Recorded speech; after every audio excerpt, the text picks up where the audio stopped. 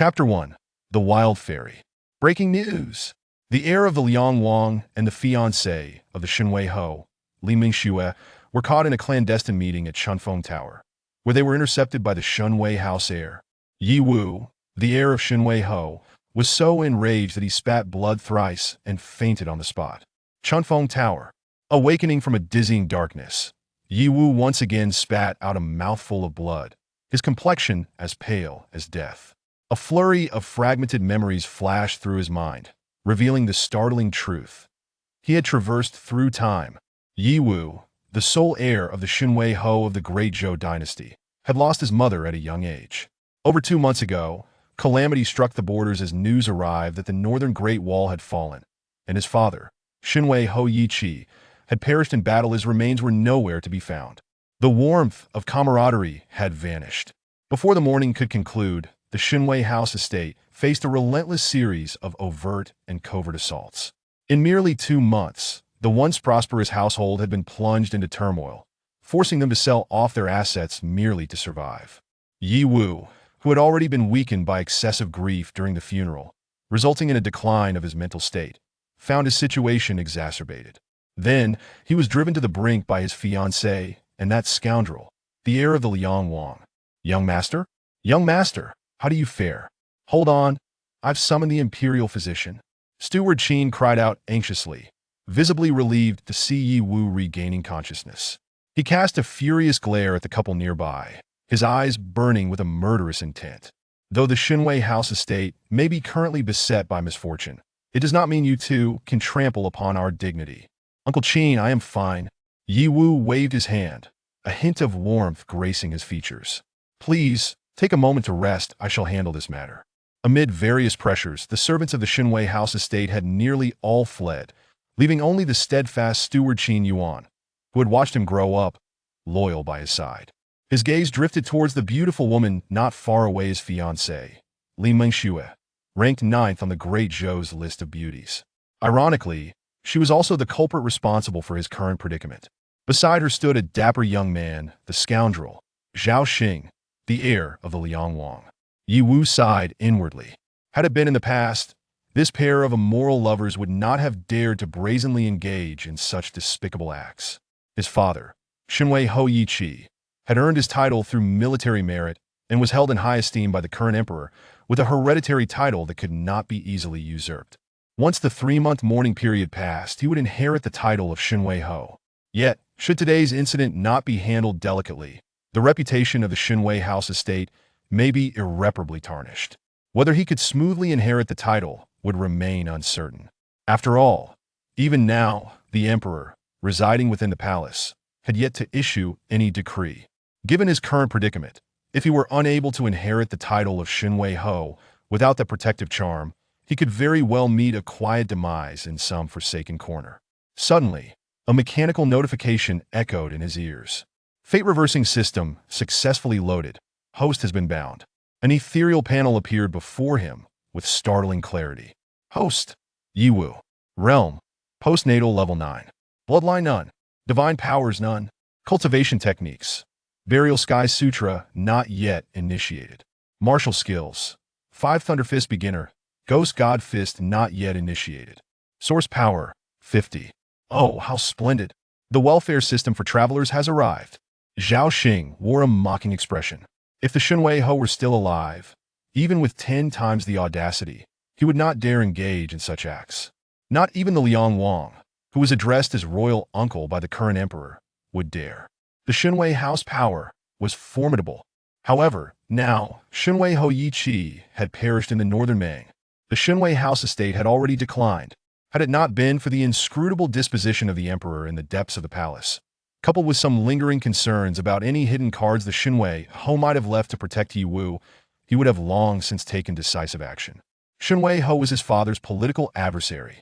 He had repeatedly thwarted his father's ambitions. Li Mingxue regarded Yi Wu with cold indifference, devoid of any emotion, and even exuded a hint of disgust. Yi Wu, since you have discovered the truth, let us lay everything bare today. Li Mingxue held her chin high, reminiscent of an imperious swan. The engagement between us is merely a drunken jest of our forebears, a verbal agreement that I, Li Mingxue, do not recognize. I, Li Mingxue, aspire to marry a martial genius, a future paragon of strength, not a martial waste like you. I am already at the 9th level of postnatal realm and will soon break through to the Qi awakening stage, while you are merely at the postnatal level. We are utterly mismatched. Your inadequacy cannot hinder my pursuit of a better partner. If you truly care for me, then release me and allow me to pursue my happiness. I may even regard you more favorably. In the future, perhaps we can still remain friends. If you continue to cling to me, it will only serve to disgust me further. What a splendid declaration from the little fairy. Yi Wu was taken aback, jolted from his contemplation of the system. He couldn't help but widen his eyes in disbelief. He had indeed traversed through time. Yet why did it suddenly feel as if he had returned to Blue Star? What on earth was happening? If his memories served him correctly, Li Mingxue's current achievements seemed to stem entirely from his support as the waste. Without him, who was Li Mingxue? Irrelevant. Yet here she stood, twisting the narrative and shifting blame, making it seem as though he had forced her into a corner, subjecting her to immense grievances. The crowd within Chunfeng Tower erupted in a frenzy. Li Mingxue was ruthless, heartless, and utterly shameless. Everyone present had witnessed how well the heir of Xinwei Ho had treated Li Mingxue throughout the vast expanse of the Great Zhou capital. He had spent lavishly to procure the innate pills for her breakthrough to the innate realm. He had gifted her the priceless Earth-level martial technique, Ice Soul technique. He had even sent people to the western extreme glacier to retrieve the Millennium Ice Soul mystical stone, all to provide Li Mingxue with a solid foundation for her innate cultivation. He had utilized the Emperor's bestowed life creation pill to treat her father, Li Shan, just to resolve the hidden dangers from his failed breakthrough to the Earth Fiend realm. Moreover, the cloud snow robe she currently wore, the hairpin adorning her head, and the earrings dangling from her erlobisel were exquisite artifacts gifted by the heir of Xinwei Ho. Each and every one of these treasures had made countless women in the capital green with envy. Furthermore, many were aware of how the Li family had risen to prominence. Without the substantial support of the Xinwei house estate, the Li family, with its humble beginnings, would have long been reduced to nothing but remnants. Yet, unexpectedly, upon allying with Zhao Xing, she had turned her back and trampled the heir of the declining Xinwei Ho into the mud. The first sort upon reaching the shore was to behead the one she loved. Bravo! Yi Wu clapped enthusiastically amidst the tumult of the crowd, laughing heartily. Chapter 2. I do not want you, I choose others below. Well said. That was truly magnificent. Everyone has the right to pursue their own happiness, and I wholeheartedly agree. Since you wish to seek your happiness, I shall grant you that. You agree? Li Mingxue exclaimed, taken aback. Zhao Xing's pupils also constricted slightly. How had Yi Wu changed so drastically? Steward Qin, standing nearby, was equally stunned. He understood well how fond his young master had been of Li Mingxue. Yet now, a gentleman's word is his bond. Let all present bear witness. The engagement between the Xinwei house estate and the Li family's Li Mingxue is hereby null and void. Yi Wu's declaration rang out with conviction. Having traversed through time, why would he wish to marry a little fairy? That would render his journey futile. Best that way. Li Mingxue scoffed coldly, turning to leave, only to be intercepted by Yi Wu. What? Are you having second thoughts? Li Mingxue glared icily at Yi Wu, her voice sharp and frigid. Yi Wu, do not make me look down on you. No, no, no. With so many witnesses present, how could I possibly retract my words? Yi Wu shook his head, speaking calmly. Since you have disavowed our previous engagement, please return all the treasures you have taken from the Xinwei house estate. After all, they were meant for my fiancée, and you are no longer that. The onlookers were left in stunned silence. No one had anticipated that the heir of Xinwei Ho would make such a bold move. Yet his words were utterly indisputable. Yi Wu, what do you mean by this? Before Li Mingxue could respond, Zhao Xing stepped forward, his anger boiling over. Even as the heir of Xinwei Ho, you should know that gifts, once given, are like water poured out. You cannot simply demand them back. You are truly embarrassing yourself. If this statement were to spread, you would undoubtedly become the subject of ridicule throughout the land. Zhao Xing, do you truly believe you have a place to speak here? Yi Wu cast a fleeting glance at Zhao Xing as soon as the words left his lips. Zhao Xing was consumed by a fit of rage. since you were so generous, why don't you repay Li Mingxue on her behalf? I shall compile the expenses and deliver them to the Liang Wang mansion. Zhaoxing was instantly rendered speechless. How could he possibly repay Li Mingxue's debts? Over the years, Yi Wu had gifted Li Mingxue an abundance of treasures, of which he had certainly heard tales. The value was staggering. Even if he were sold into servitude, he might not be able to repay such a sum.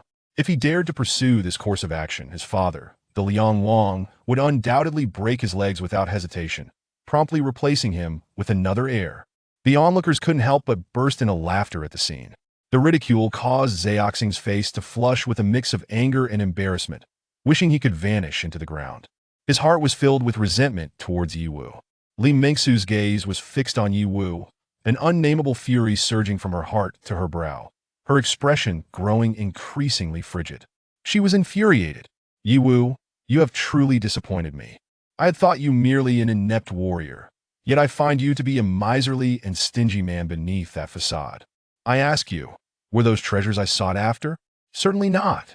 They were all gifts you presented in your pursuit of me, despite my protests against your offerings.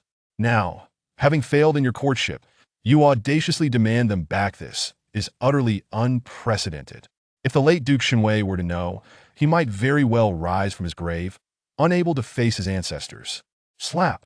As soon as Li Mingxue finished speaking, Yi Wu delivered a sudden slap across her face. Her fair visage instantly bore the mark of his hand, a bright red imprint emerging. Silence enveloped the crowd. Everyone present was left gaping in astonishment. Li Mingxue was momentarily stunned, yet she quickly regained her composure, her eyes reddening, her voice sharp. How dare you strike me? Boom! In her fury, Li Mingxue unleashed her innate energy, erupting forth with the martial prowess of the ninth layer, employing the Ice Soul Needle technique from the Ice Soul art. Without hesitation, she aimed to strike Yi Wu down. You seek death. The Ice Soul Needle was exceedingly venomous. Formed from the chilling essence of ice, once it entered the body, the icy energy would swiftly invade the meridians, wreaking havoc on the internal organs, rendering existence a torment. Many who had looked down upon Li Mingxue and sympathized with Yi Wu instinctively covered their eyes, unable to bear witness to Yi Wu's impending fate. In a confrontation between someone at the postnatal realm and an enraged opponent wielding the full force of the innate ninth layer, the outcome would undoubtedly be one of utter defeat. Zhaoxing's expression turned frosty, a glimmer of schadenfreude flickering in his eyes. Die Qinbo! In the face of this lethal strike, Yi Wu remained unperturbed, exuding an air of tranquility. Impudent! What audacity to lay a hand on my family's heir! I see your Li family is courting disaster. Before Yi Wu could utter another word, Steward Qin had already taken action, unleashing a formidable martial aura that shattered the Ice Soul Needles with a mere gesture. A wave of energy struck Li Mingxue with ferocity. Biff!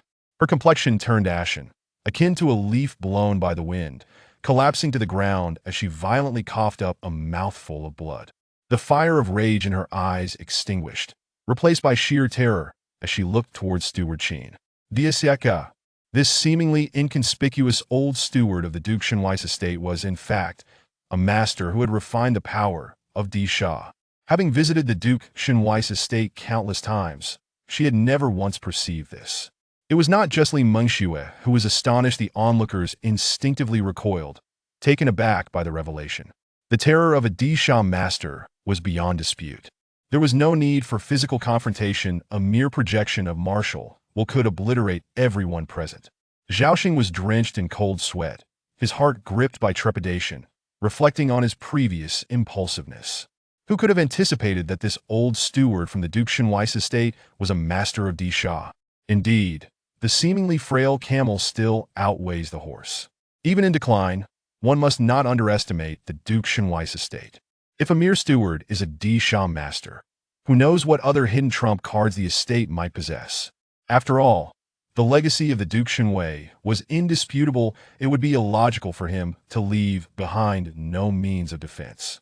Master, I have sealed her martial prowess. You may dispose of her as you wish. Steward Qin withdrew, calmly returning to Yi Wu's side. Feeling the helplessness of her sealed powers, Li Mingxue dared not confront Steward Qin, but her gaze towards Yi Wu brimmed with even greater fury and malice, wishing to devour him whole. "Thank you for your efforts, Qin Bo." Yi Wu approached Li Mingxue, kneeling beside her in a thoroughly humiliating posture, patting her cheeks.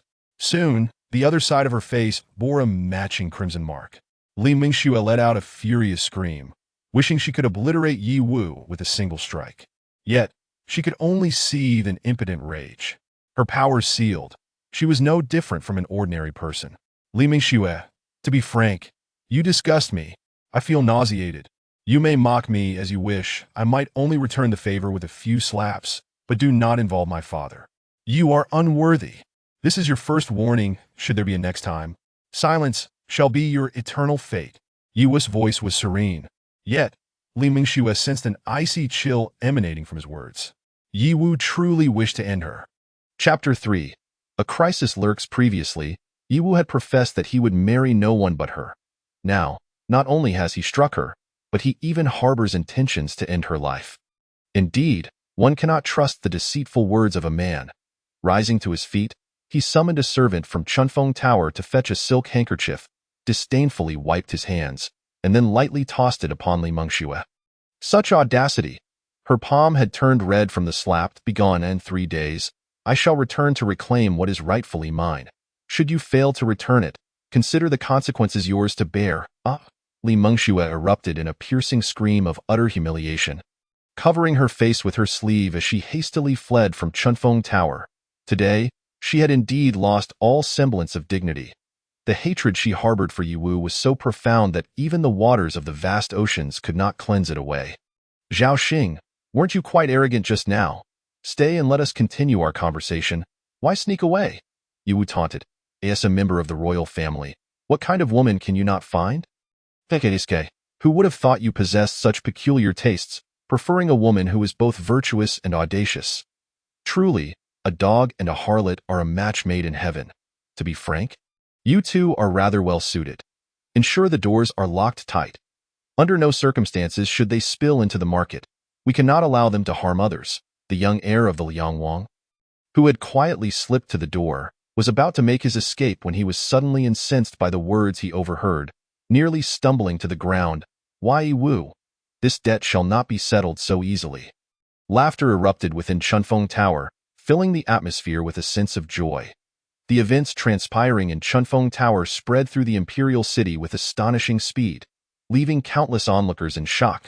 One had anticipated that the once reclusive heir of the Shenwei Marquis would suddenly become so ostentatious. Simultaneously, in the grand estates of the imperial city, several high-ranking individuals were left dumbfounded by this unexpected news, each beginning to take action. Spies were dispatched swiftly towards the Shenwei Marquis' residence, the Shenwei Marquis' estate, which had once been bustling with life. Now scarcely a soul remained. Even the doorman was gone. Upon entering, Yi Wu encountered a young man hurrying out. "Cousin?" The young man looked up, his pupils constricting in surprise. A flicker of panic evident in his eyes, though it vanished almost instantly. "Cousin, where are you rushing off to in such haste?" Yi Wu inquired. "I plan to return home for a spell, to borrow some funds from my family to help sustain the marquisate for the time being," replied the young man. This young man, named Wang Shi, was the son of Yi Wu's maternal uncle. After attending the funeral, he had returned home with his father, but chose to stay behind to assist Yi Wu. "As they were indeed cousins, I appreciate your help, cousin. Please extend my regards to uncle," Yi Wu said, his expression filled with regret. "We are family." "There is no need for such formalities," Wang Shi replied, patting Yi Wu on the shoulder. "We shall weather this storm together. I believe the Shenwei Marquis' house will rise again." Wang Shi departed swiftly. "Qin, I wish to rest now. Unless there is something of utmost importance, please do not disturb me," Yi Wu instructed as he entered his room. "Understood, young master," Qin replied, watching Yi Wu's retreating figure with a glimmer of satisfaction in his aged eyes. The young master has truly grown. The incident at Chunfeng Tower had restored a semblance of dignity to the Shenwei Marquis' household. Though they had fallen from grace, they were not to be trifled with by just anyone.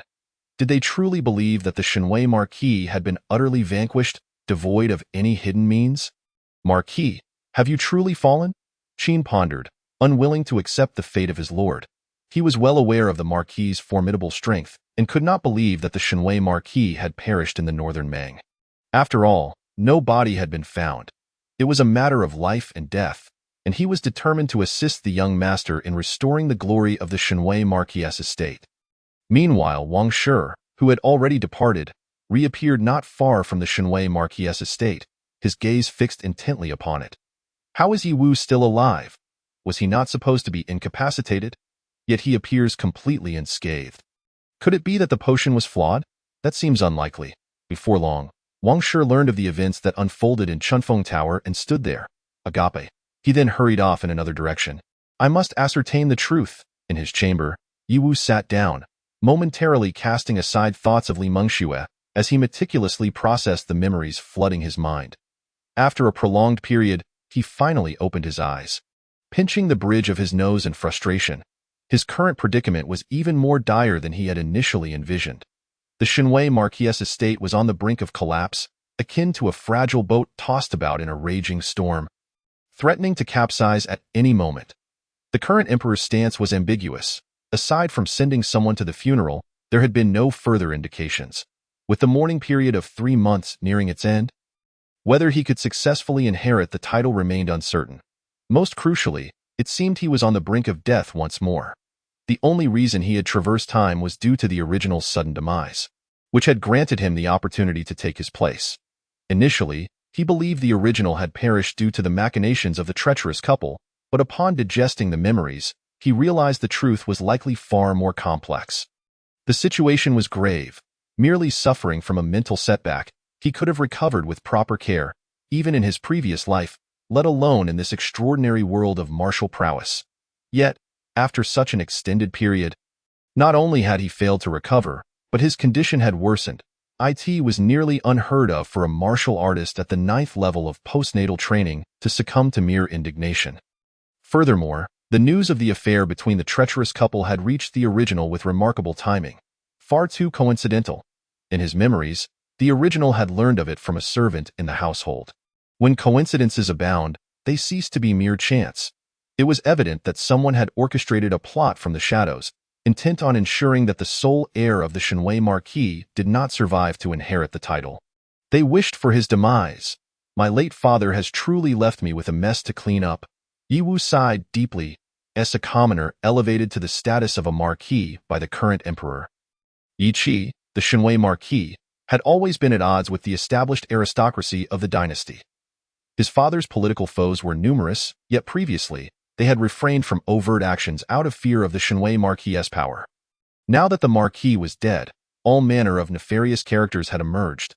The rapid deterioration of the Shenwei Marquis' estate in such a short time was no coincidence. Those lurking in the shadows played a significant role in it.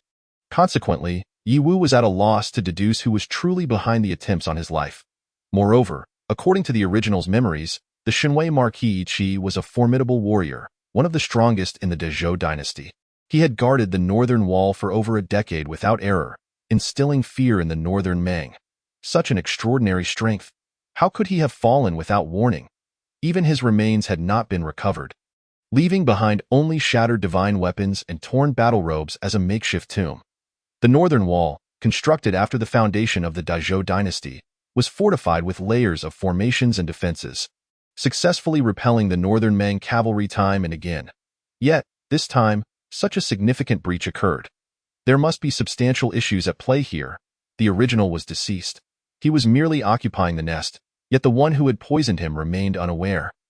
Believing their plan had failed, once they discovered the truth, they would undoubtedly seek to eliminate him once more, unwilling to remain idle as if nothing had transpired. Chapter 4. Unleashing Potential, Burying Heaven, Burying Earth, and Burying People. It has always been said that while a thief can operate for 1,000 days, one cannot guard against a thief for 1,000 days. To secure his safety, he must swiftly enhance his strength. In a world where martial prowess reigns supreme, only with sufficient might can one safeguard oneself. However, the original's martial talent was rather mediocre. Otherwise, he would not have been stuck at the 9th level of postnatal training. Unable to break through, leading to disdain from Li Mengxue. The fate-altering system. Can it truly reverse destiny? The answer lies in your hands.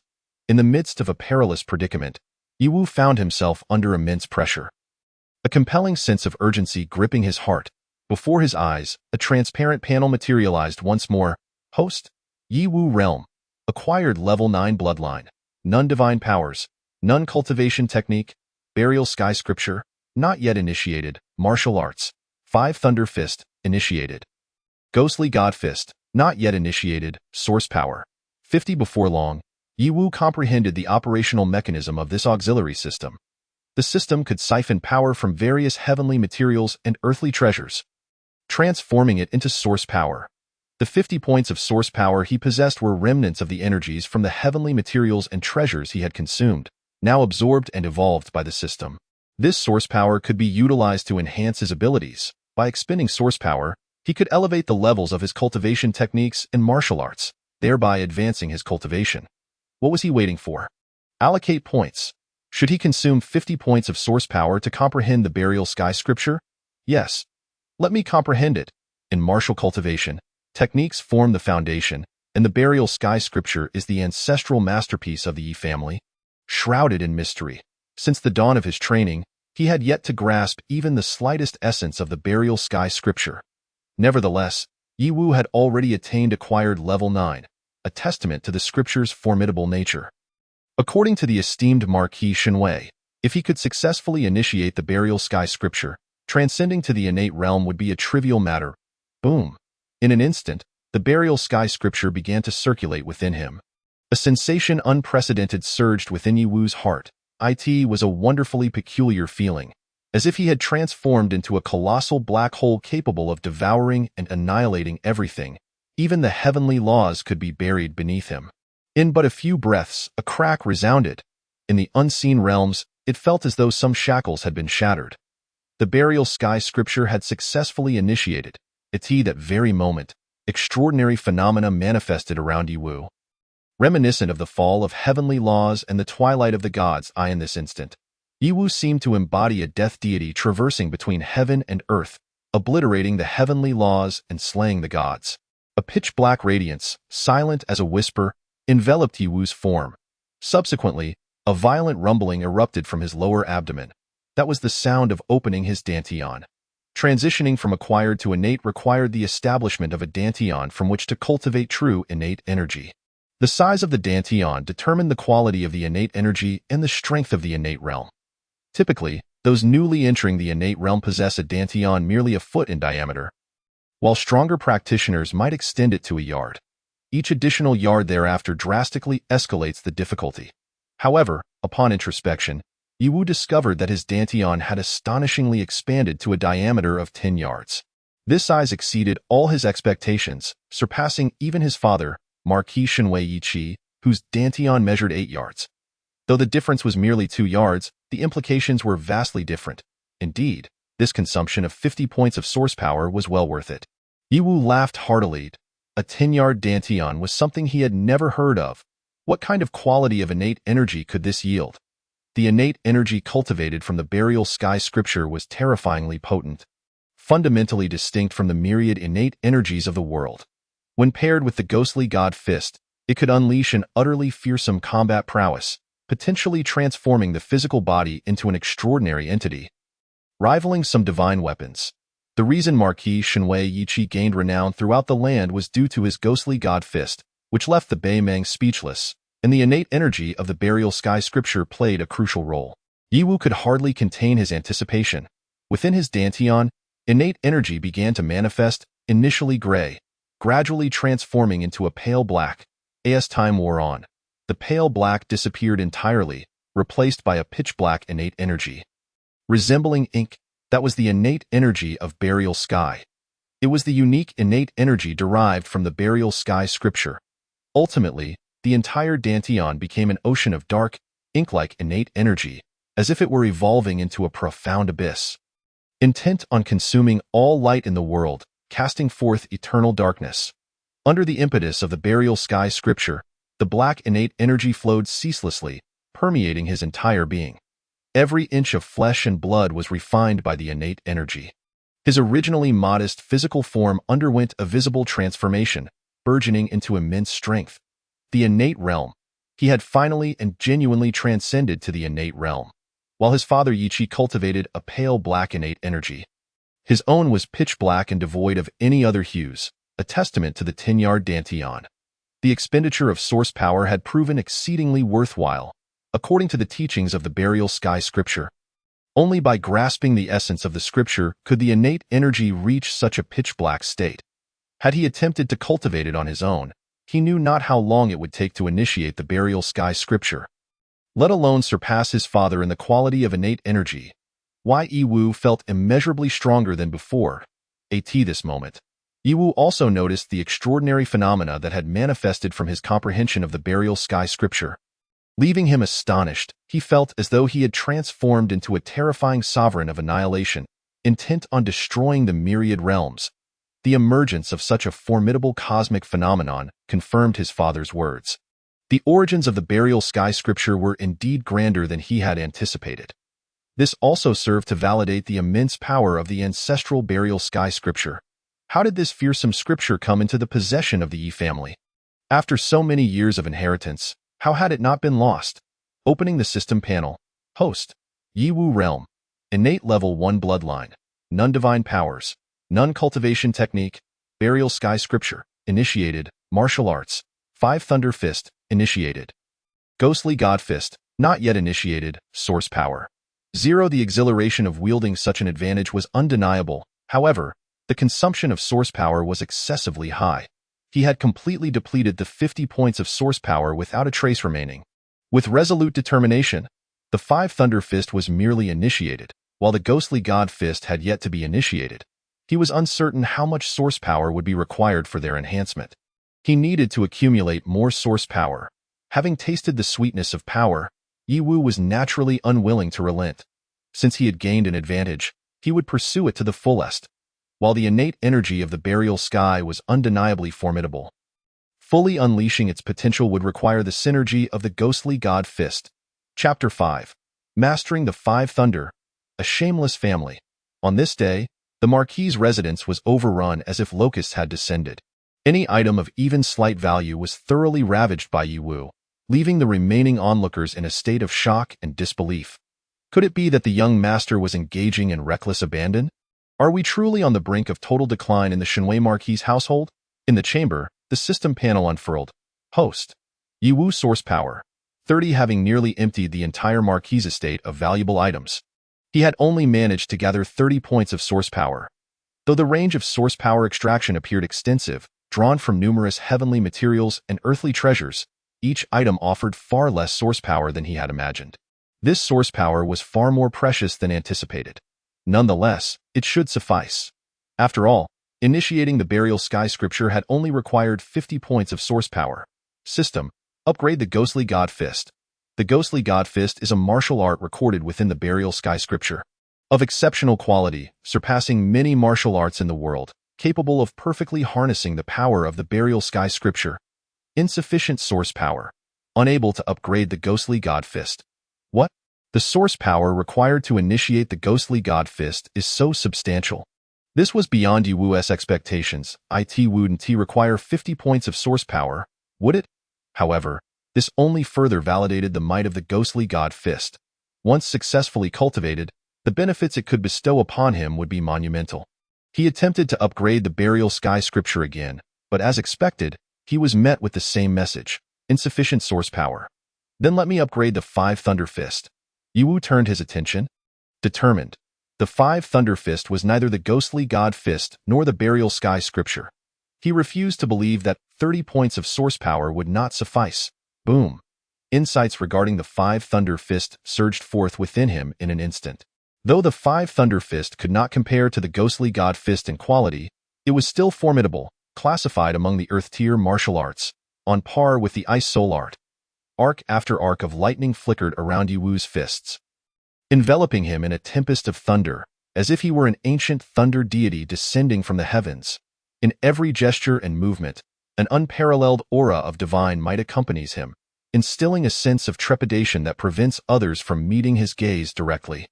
Host. Yi-Wu, realm. First layer of innate realm. Bloodline. None. Divine powers. None. Cultivation method. Burial Heaven Sutra. Entry level. Martial arts. 5 Thunder Fist. Proficient. Ghost God Fist. Not yet initiated. Source power.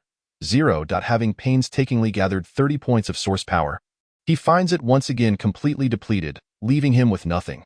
However, the gains have been monumental. Martial arts are categorized into 5 levels: entry, proficient, minor completion, major completion, and perfection, with each level exhibiting vastly different powers. The proficient level of the 5 Thunder Fist has evolved into an exceptionally formidable thunderous might, significantly enhancing his combat capability. The thrill of having an advantage.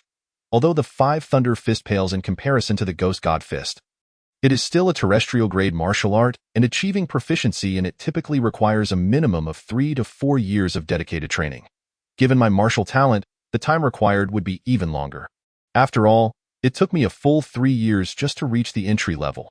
Yet now, transitioning from entry to proficiency has occurred in mere moments, as effortless as a dream. Source power, source power. It is fundamental. I must find a way to augment it, as long as there is sufficient source power. Whether in terms of realm advancement or martial arts, there will be no bottlenecks in progress. No matter what formidable beings stand in my way, with a single punch, I shall suppress and obliterate them all. But where can I procure this source power? Source power, heavenly materials, and earthly treasures. A moment of realization strikes Yi Wu. His eyes brighten as he suddenly slaps his thigh in regret. What a squanderer! The vast array of heavenly materials and earthly treasures gifted to the little fairy. If I had converted them all, how much source power would that have yielded? I must reclaim them. Every single one must return to me. Those are not merely treasures. They represent my future, my path in martial arts. Anyone who dares obstruct my quest for source power, who hinders my progress, shall become my sworn enemy. Meanwhile, at the Li residence, Li Shan has received the news, standing outside his daughter Li Ruoshue's chamber, listening to the faint sounds of weeping from within. His expression dark as a bottomless pit. Li Shan, your daughter has suffered such profound humiliation, becoming the laughingstock of the entire royal city, and yet you stand there in silence. What does that signify? Do you intend to let this matter slide? Li Mu's sharp roar pierces the air, her eyes ablaze with fury. That little wretch is a waste, but must my daughter Meng Shui also endure humiliation alongside him? People strive for ascendance, while water flows downward. This has been the way of the world since time immemorial. Why should our family share in their misfortune? Moreover, how can a fallen duke's residence dare compare itself to the Liang royal residence?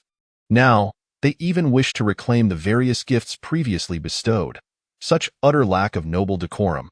I shall tear his mouth apart, forcing him to kneel and apologize to the Li family before all. You stay put. Just as Li Mu turns to confront Yi Wu at the duke's residence, she is sternly halted by Li Shan. What kind of wretched display is this, weeping and shouting like a shrew? Have you no dignity as the matriarch of this family? Li Shan inhales deeply, his voice firm, reminding her not to forget that the old steward of the duke's residence is a master of the earthly fiend realm. While I too have broken into the earthly fiend realm with the aid of a life creation pill, my foundation remains unstable. I may not be his match. Then what shall we do? Li Mu feels as if a bucket of cold water has been poured over her, suddenly sobering her thoughts, her eyes filled with reluctance. Are we really going to let this go? It cannot end like this. However, we must devise a careful strategy. That old dog Qin Yuan has remained silent, yet he has evidently entered the earthly fiend realm. It seems to be the handiwork of that duke, meant to protect that little wretch Yi Wu. Li Shan paces thoughtfully, a glimmer of cunning flashing in his eyes. With Yi Qi's death and his only son a martial arts failure, the decline of the duke's residence is a foregone conclusion. Even the one within the palace cannot reverse this downward spiral. No one wishes to see the duke's residence rise again. The duke was once arrogant and overbearing. Now his demise has brought about retribution. Just wait. This little wretch has stirred up such a commotion. He will surely face even more severe oppression. If he survives the next 3 days, we can discuss the matter of confronting him. Li Shan's analysis of the situation is astute, clearly recognizing the stakes involved. Comfort Meng Shui. Whatever means she employs, we must ensure our ties with the Liang royal heir remain intact. The duke's residence is no longer reliable. If our Li family wishes to establish a true foothold in the royal city and even rise, we must have a solid backing. The Liang royal family is a genuine imperial lineage. We must seize this opportunity. Rest assured, I shall have a good talk with Ming Xu. Alimu nods, knowing that the Liang royal heir is quite infatuated with their Ming Shui. Now that the engagement with that little wretch has been dissolved, there is no need for her to hide any longer. Chapter 6. Fabricating Evidence. Early the next morning, Yi Wu is practicing the ghost god fist in his small courtyard. The dark burial heaven true energy envelopes his body, presenting him as an ancient and powerful specter. Although he has only just begun the burial heaven sutra, the practice of the ghost god fist has already granted him some insights. He is attempting to see if he can initiate the ghost god fist without relying on additional points. Steward Qin gently pushes open the courtyard door and steps inside. After a moment of surprise, his mouth drops open, an expression of incredulity blooming on his face. Young master, you have broken through to the innate realm? The aura of innate true energy is unmistakable. He has witnessed it on the Duke countless times. In a fit of rage, I fortuitously broke through. Why? Yi Wu retracts his innate aura. Steward Qin, is there something you need? Congratulations, young master. Steward Qin snaps back to reality, repeatedly expressing his heartfelt joy for Yi Wu. With the first layer of the innate realm achieved, everything will be remarkably different. Younger Uncle Pingyang and his son have arrived. They are currently in the reception hall, stating they have urgent matters to discuss with you. Do you wish to meet with them? Pingyang. Yi Wu recalls the name from the fragments of memory and nods slightly. Pingyang, Song Kaisheng, like his father the Duke, has attained his title through military merit, belonging to the ranks of common nobility, and the two families share a relatively good relationship.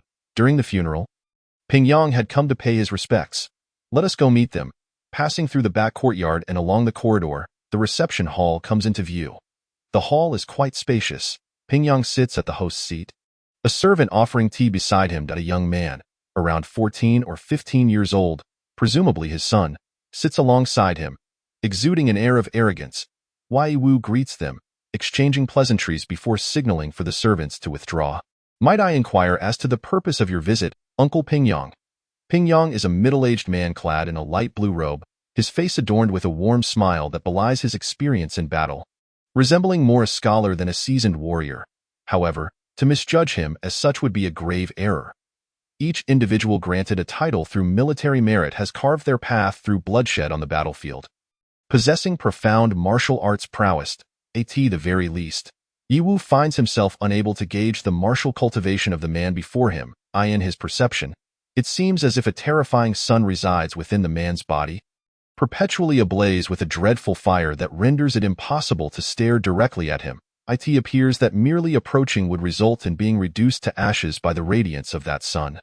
Rumor has it that the martial arts technique practiced by Pingyang is the ancestral art of the great sun-burning heaven technique, wielding the terrifying might of 9 suns. When mastered to a profound level, one can even transform into a blazing sun. Indeed, this seems to be true. Yi Wu cannot help but draw in a sharp breath, overwhelmed by astonishment, fragments of the original body's memories flooding his mind. Unfortunately, it is said that the great sun-burning heaven technique is incomplete due to the decline of the Pingyang family, resulting in significant limitations to Pingyang's martial cultivation and subpar performance on the battlefield.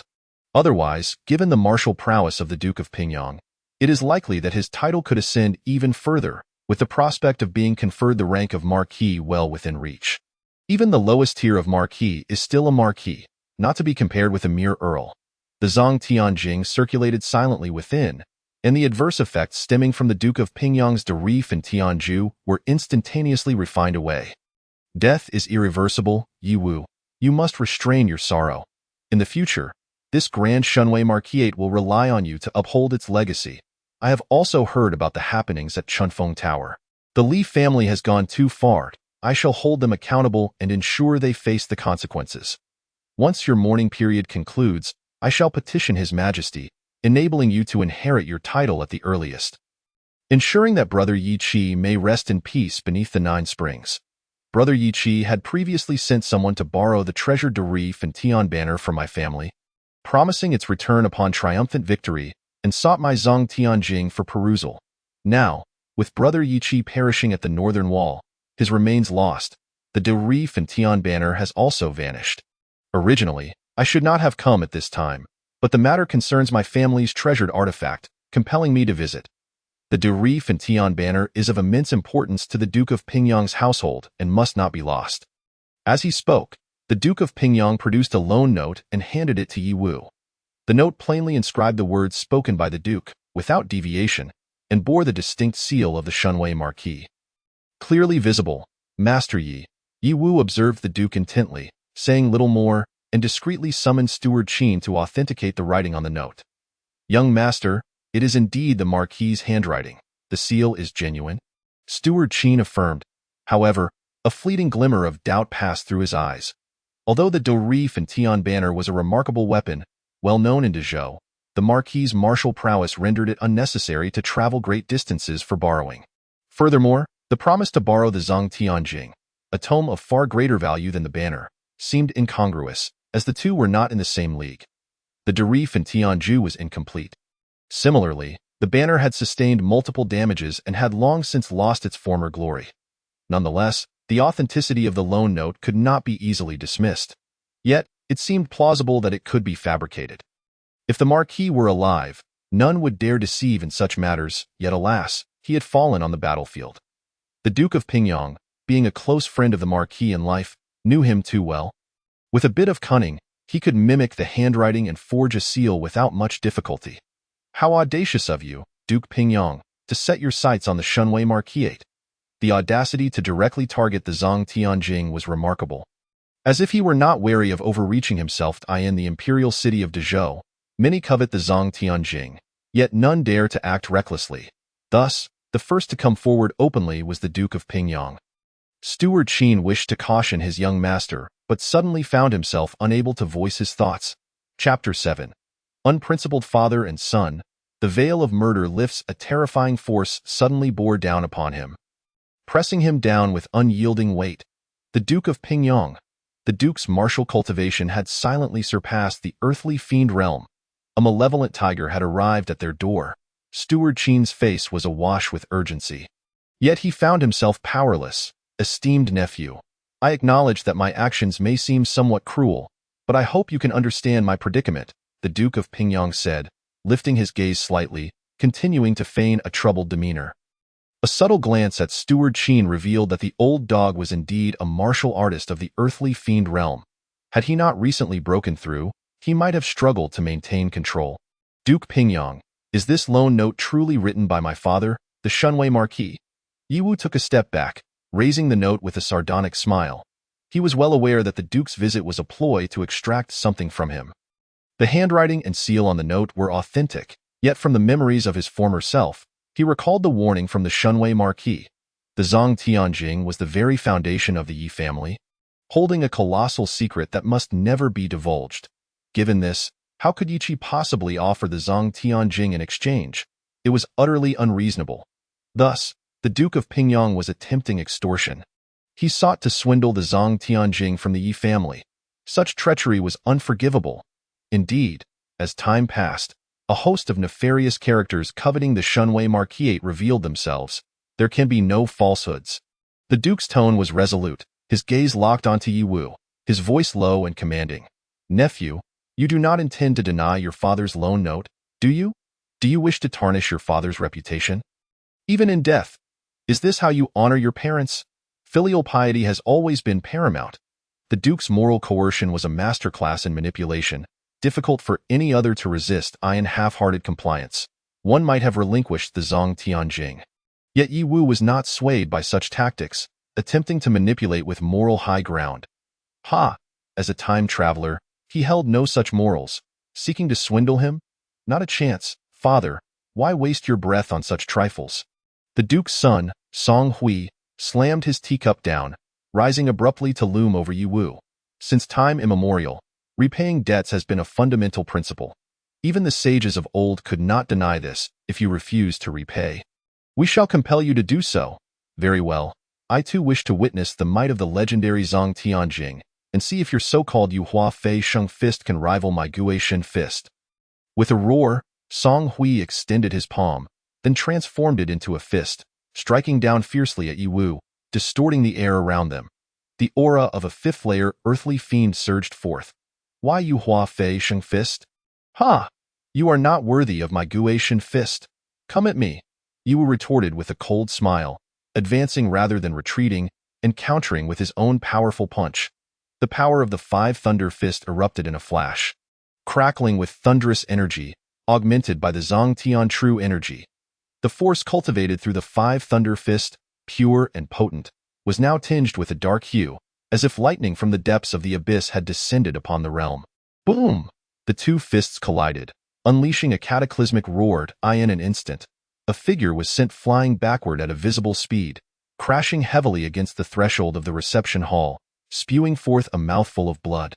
"Ah, my hand!" Song Hui shrieked in agony.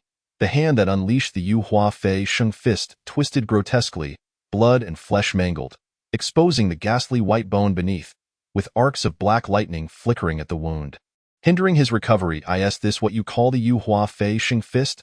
Hardly impressive. A mere blow. Yiwu retracted his fist, standing unfazed, his expression one of disdain.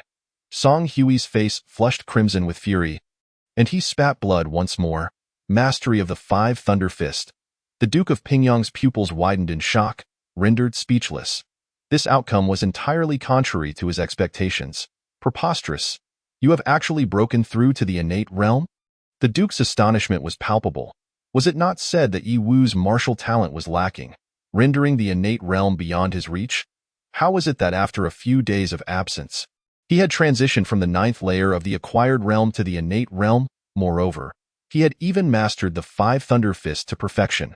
With his first layer innate martial cultivation, he effortlessly defeated an opponent of the fifth layer right before the Duke's eyes.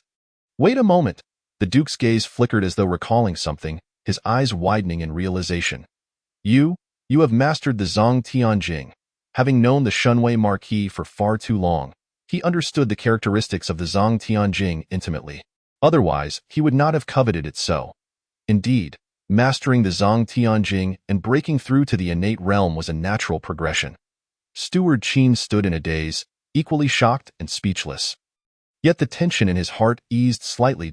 Tio have just broken through and possessed such terrifying combat prowess, defeating an opponent above him with apparent ease, without a hint of struggle.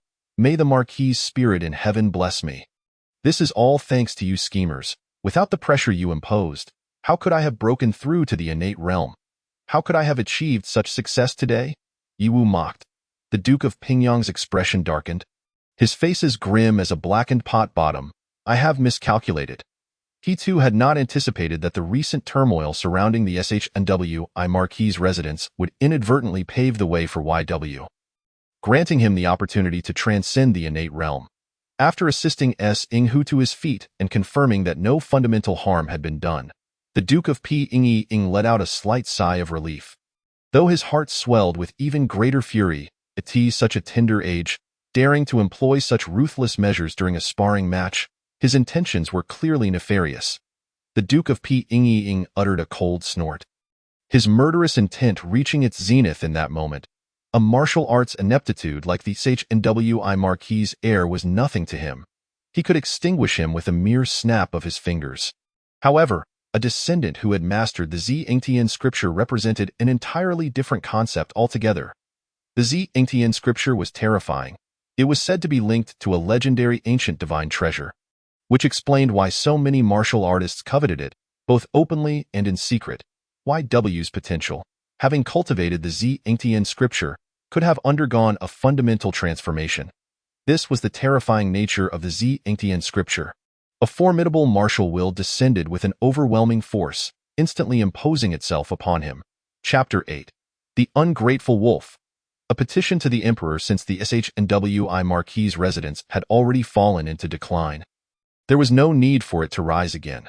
The Great Zhu dynasty had no further need for another SHNWI Marquis. YW immediately felt an immense pressure, as if his heart were being seared by a blazing sun. Gritting his teeth, he fervently rotated the Zhengtian scripture in an effort to resist the Duke of Pying's martial will. His heart roared. How dare you, Duke of Pying, disregard martial ethics and attack the young, only to confront the elder? This old dog didn't even bother to put on a show. He simply resorted to violence. There was no hope of assistance from Steward Qin, who was evidently already under the Duke's suppression, unable to safeguard himself, let alone come to his aid. Suddenly, A flash of light surged from YW's chest. The terrifying intent of a punch erupted violently, akin to an ancient and domineering specter transcending time and space to unleash a cataclysmic blow that threatened to shatter the very fabric of the world. The Duke of Pying let out a muffled grunt. Staggering back several paces, a flicker of horror flashing in his eyes as he fixed his gaze on the jade pendant around YW's neck, his expression darkening. The jade pendant, imbued with the martial will of the ghostly fist. The Duke had not anticipated that HNWI Marquis, YQ, had left YW such a means of defense. The martial will of the ghostly fist was both eerie and domineering, a manifestation of terror reminiscent of a ghastly specter emerging from the depths of the underworld. His own martial will, the great sun incinerating heaven, was utterly outmatched. The disparity in the quality of these two martial wills was fundamentally immense, which was precisely why he coveted the Zhengtian scripture, hoping to harness its power to compensate for his martial deficiencies and elevate his own strength. Unless he dared to go all out without reservations, he stood little chance of breaking through the ghostly fist's martial will, but the commotion that would ensue could be monumental. The one in the depths of the palace was surely watching. The oppressive martial will that had weighed upon his heart suddenly crumbled, and YW exhaled heavily, taking a significant step back. The SHNWI Marquis, his benefactor, had indeed not disappointed him, leaving behind a valuable treasure. No wonder he had been advised to safeguard this jade pendant, for it was imperative not to lose it. Without it, he might have truly faced ruin just moments ago. Excellent, excellent. The Duke of Pying had truly opened his eyes. He had initially believed the Duke to be a friend of his father's, but he had turned out to be nothing more than a despicable scoundrel. His father had been astute throughout his life, yet it seemed he had ultimately misjudged this wretch, mistakenly considering him a friend. His father had only passed away a few days ago, and this shameless man had the audacity to come and bully an orphan like him. With a forged IOU, he sought to seize the treasured techniques of the SHNWI Marquis' residence. What audacity! What ambition! What unmitigated shamelessness!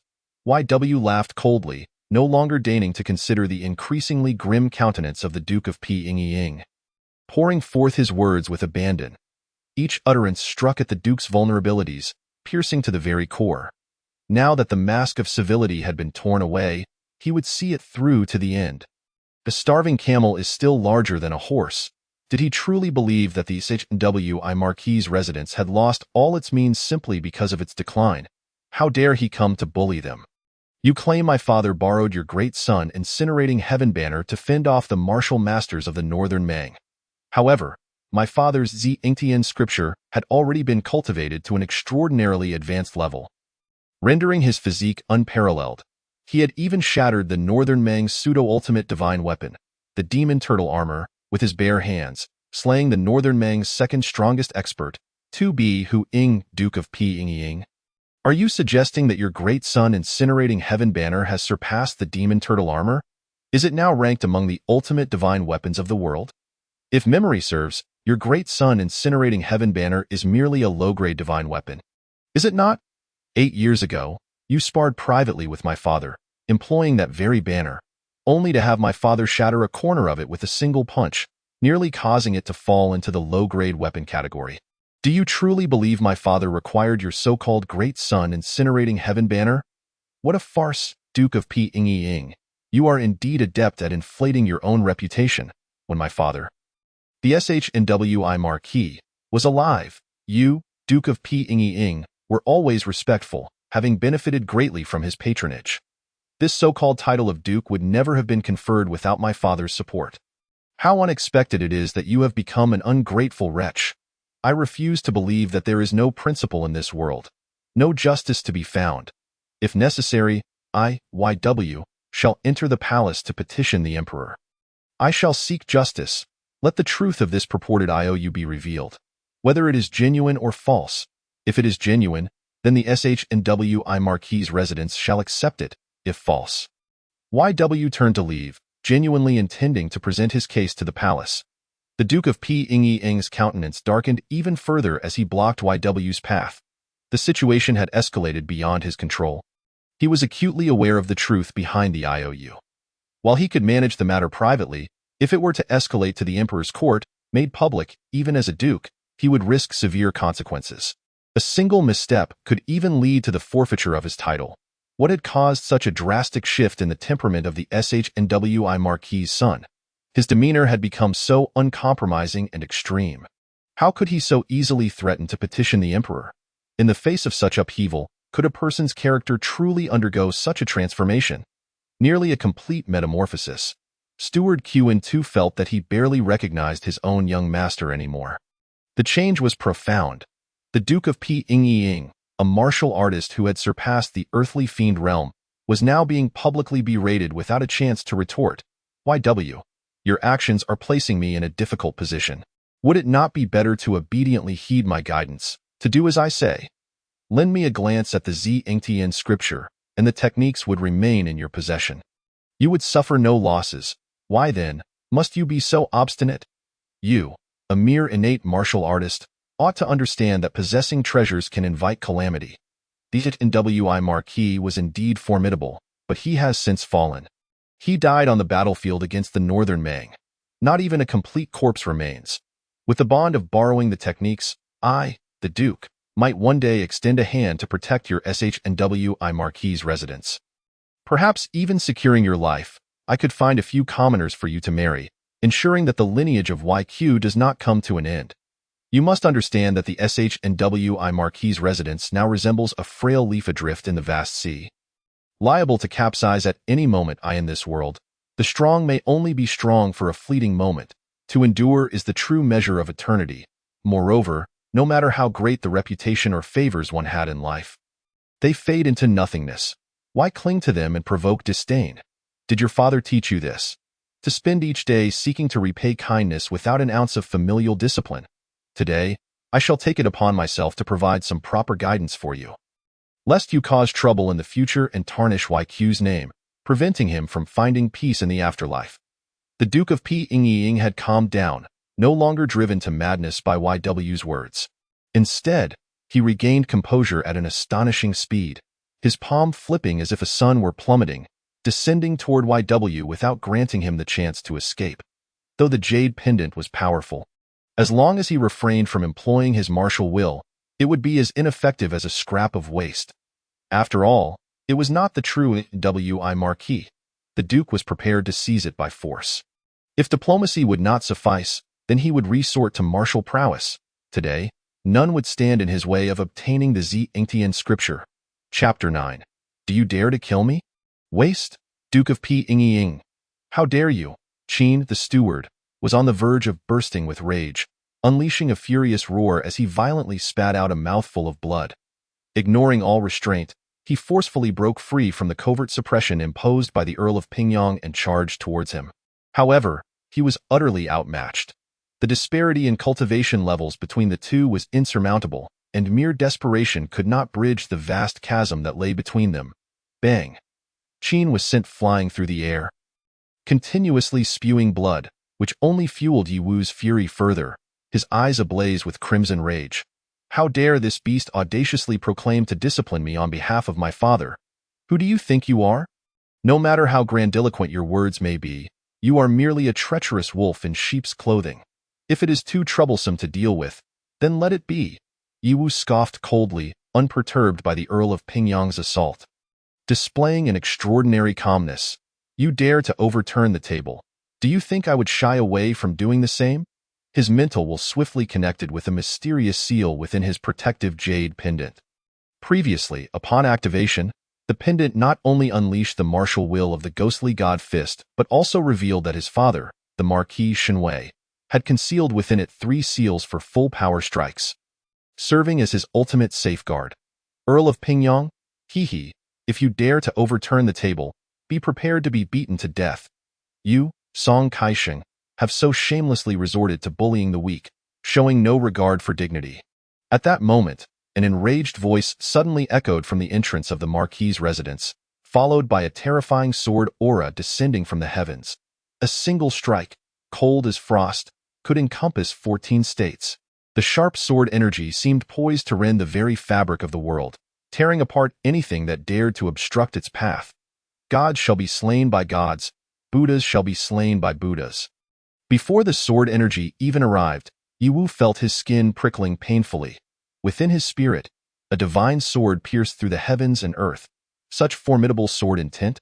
The heaven-piercing sword aura, the sword duke? Qin, the steward, was momentarily stunned, then overwhelmed with ecstasy. Young master, the sword duke has arrived. We are saved. The sword duke? The Earl of Pingyong, who had previously worn an expression of absolute confidence, was now forced to alter his tactics. Momentarily abandoning his pursuit of Yiwu to counter the descending sword energy, shattering it. The sword duke, Sun Bowu, a count personally nurtured by Marquis Shenwei, with a closer relationship to him. Mastering the heaven-piercing sword technique, he had cultivated a formidable reputation on the Northern Meng battlefield, instilling fear in many Northern Meng experts. Sun Bowu, do you think you can stop me? The Earl of Pingyong coldly declared, continuously shattering the sword duke's incoming sword energy. His demeanor icy, as the vast sunlight bore down upon him, aiming to suppress the sword duke. Hee, how could you know I cannot defeat you if we have not fought? The sword duke, Sun Bowu, approached with his heaven-piercing sword, its tip directly aimed at the Earl of Pingyong, his stance dismissive of the Earl. Instead, a palpable killing intent radiated from him. You are merely a novice in the celestial realm. How much stronger could you possibly be than me? Yiwu was right. My brother Yiqi truly was blind, as was I. Think I failed to see that you, Song Kaisheng, were such a brazen, treacherous wolf. Had I known this earlier, I would have let you perish on the Northern Meng battlefield instead of saving you at the behest of Marquis Shenwei. Now, we would be rid of one more calamity. As he approached, he overheard the exchange between Yiwu and the Earl of Pingyong, igniting a deep-seated fury within him. Without Marquis Shenwei, there would be no Earl of Pingyong today. Yet, the Earl was ungrateful. And instead of showing gratitude, he sought to strike while the iron was hot. Qin, the steward, take Yiwu and retreat far away. Swish! The sword duke struck again. The heaven-piercing sword energy surged upwards, seemingly transforming into a realm of sword energy.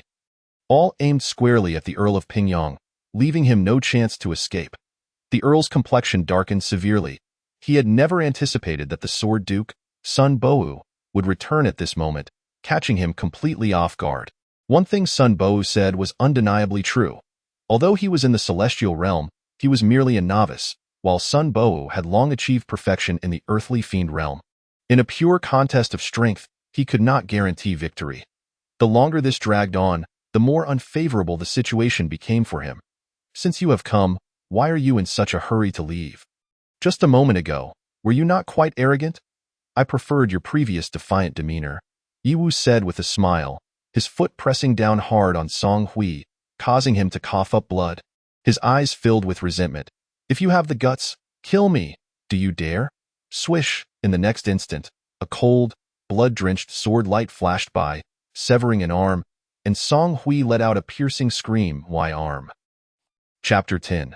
The Death-Substituting Golden Talisman. Song Hui clutched at the place where his arm had been severed, his expression twisted, blood oozing uncontrollably between his fingers. Why Yiwu?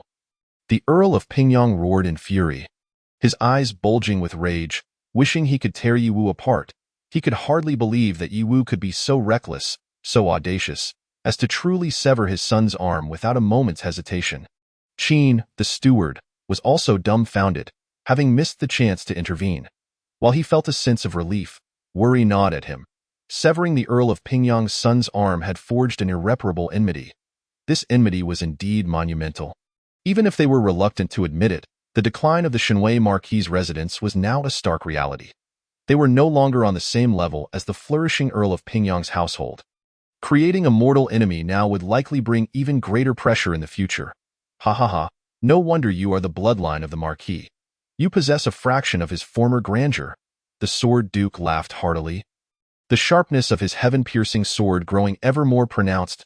Why Yiwu? This treacherous wolf is under my protection. Do as you wish without worry. Even if you slay that little beast, I, the sword duke, will shoulder the consequences for you. Outside the Marquis' residence, spies from various families were left dumbfounded, shocked by the unfolding events. One had expected that two counts, who should have been aligned with the Marquis Shenwei's residence, would come to blows within it. What is going on? Qin, the steward, immediately sheltered Yi Wu, retreating from the battlefield between the two. Although the Earl of Pingyang was a celestial expert, the Sword Duke had already achieved perfection in the earthly fiend realm. Wielding the formidable heaven-piercing sword technique, which had once garnered the Marquis's high hopes, he might just be able to withstand the Earl of Pingyang. The Sword Duke. Yi Wu slightly narrowed his eyes. No longer in a hurry to employ the Marquis Xinwei's hidden cards, the arrival of the Sword Duke was equally unexpected, leaving him astonished. At this moment, was there truly someone willing to stand by the side of the Marquis Xinwei's residence? Was it a sincere gesture, or merely an act? Yi Wu's gaze immediately fell upon Song Hui, causing Song Hui's heart to skip a beat with foreboding. What do you intend to do? Sensing danger, Song Hui turned and fled towards the exit without hesitation, but was swiftly brought down by Yi Wu's punch. Yi Wu. The Earl of Pingyang happened to witness this scene, and a surge of fiery energy shot forth. Earl of Pingyang, are you still capable of distraction while battling me? The Sword Duke brandished his heaven-piercing sword, unleashing waves of sword energy that intercepted the Earl's attack, leaving the Earl both furious and helpless. The combat prowess of the earthly fiend realm Sword Duke exceeded his expectations. It seemed he was not far from reaching the celestial realm. With his current strength, it was nearly impossible to subdue the Sword Duke in a short span. The longer this dragged on, the more unfavorable the situation became for him. Since you have come, why leave in such haste? Just now, were you not quite arrogant? I preferred your previous defiant demeanor. Yi Wu smiled, pressing down hard on Song Hui, who coughed up blood once more, his eyes filled with malice. If you have the ability, kill me. Do you dare? Swish! In the next moment, a chilling, blood-stained sword light flickered, severing an arm. And Song Hui let out a heart-wrenching scream. Why arm? Chapter 10. The Death-Substituting Golden Talisman. Song Hui clutched his severed arm, a twisted expression on his face, blood seeping through his fingers uncontrollably. Yi Wu. The Earl of Pingyang roared in fury, his eyes bulging with rage, wishing he could rend Yi Wu to pieces. He could hardly fathom that Yi Wu could be so reckless, so audacious, as to truly sever his son's arm without a moment's hesitation. Qin, the steward, was also left aghast, having missed the opportunity to intervene. While he felt a sense of relief, dread consumed him. Severing the Earl of Pingyang's son's arm had forged an irreparable enmity. This enmity was indeed monumental. Even if they were reluctant to admit it, the decline of the Xinwei Marquis's residence was now a stark reality. They were no longer on the same level as the flourishing Earl of Pingyang's household. Creating a mortal enemy now would likely bring even greater pressure in the future. Ha ha ha, no wonder you are the bloodline of the Marquis. You possess a fraction of his former grandeur. The Sword Duke laughed heartily, the sharpness of his heaven-piercing sword growing ever more pronounced. Yi Wu. This treacherous wolf is under my protection. Do as you wish without worry. Even if you slay that little beast, I, the Sword Duke, will shoulder the consequences for you. Outside the Marquis's residence, spies from various families were left dumbfounded, shocked by the unfolding events. One had expected that two counts, who should have been aligned with the Marquis Xinwei's residence, would come to blows within it. What is going on? Qin, the steward, immediately sheltered Yi Wu, retreating from the battlefield between the two. Although the Earl of Pingyang was a celestial expert, the Sword Duke had already achieved perfection in the earthly fiend realm. Wielding the formidable heaven-piercing sword technique, which had once garnered the Marquis's high hopes, he might just be able to withstand the Earl of Pingyang. The Sword Duke. Yi Wu slightly narrowed his eyes. No longer in a hurry to employ the Marquis Xinwei's hidden cards, the arrival of the Sword Duke was equally unexpected, leaving him astonished. At this moment, was there truly someone willing to stand by the side of the Marquis Xinwei's residence? Was it a sincere gesture, or merely an act? Yi Wu's gaze immediately fell upon Song Hui, causing Song Hui's heart to skip a beat with foreboding. What do you intend to do? Sensing danger, Song Hui turned and fled towards the exit without hesitation, but was swiftly brought down by Yi Wu's punch. Yi Wu. The Earl of Pingyang happened to witness this scene, and a surge of fiery energy shot forth. Earl of Pingyang, are you still capable of distraction while battling me? The Sword Duke brandished his heaven-piercing sword, unleashing waves of sword energy that intercepted the Earl's attack, leaving the Earl both furious and helpless. The combat prowess of the earthly fiend realm Sword Duke exceeded his expectations. It seemed he was not far from reaching the celestial realm. With his current strength, it was nearly impossible to subdue the Sword Duke in a short span. The longer this dragged on, the more unfavorable the situation became for him. Since you have come, why leave in such haste? Just now, were you not quite arrogant? I preferred your previous defiant demeanor, Yiwu smiled. Pressing down hard on Song Hui, who coughed up blood once more, his eyes filled with malice. If you have the ability, kill me, do you dare? Swish, in the next moment, a chilling, blood-stained sword light flickered, severing an arm. And Song Hui let out a heart-wrenching scream. Why arm? Song Hui gritted his teeth, his eyes, once filled with resentment, now transformed into a visage of sheer terror. He felt the chilling intent to kill emanating from Yiwu. It was evident that Yiwu truly intended to end his life, and it was far more than mere threats.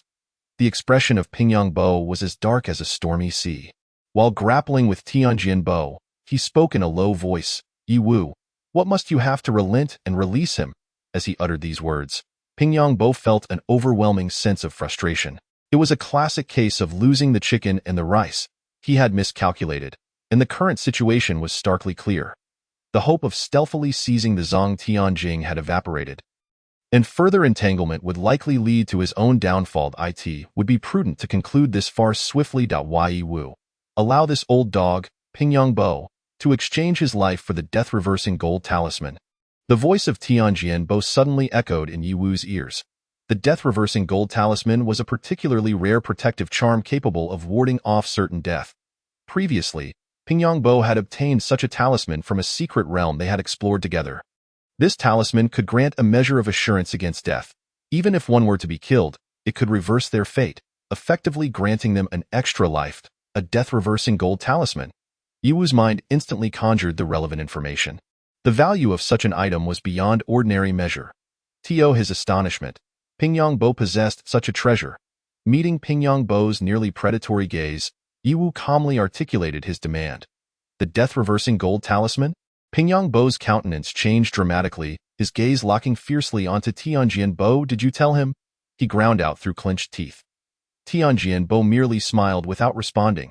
Impossible. Pingyang Bo categorically rejected the proposal, leaving no room for negotiation. Offer something else.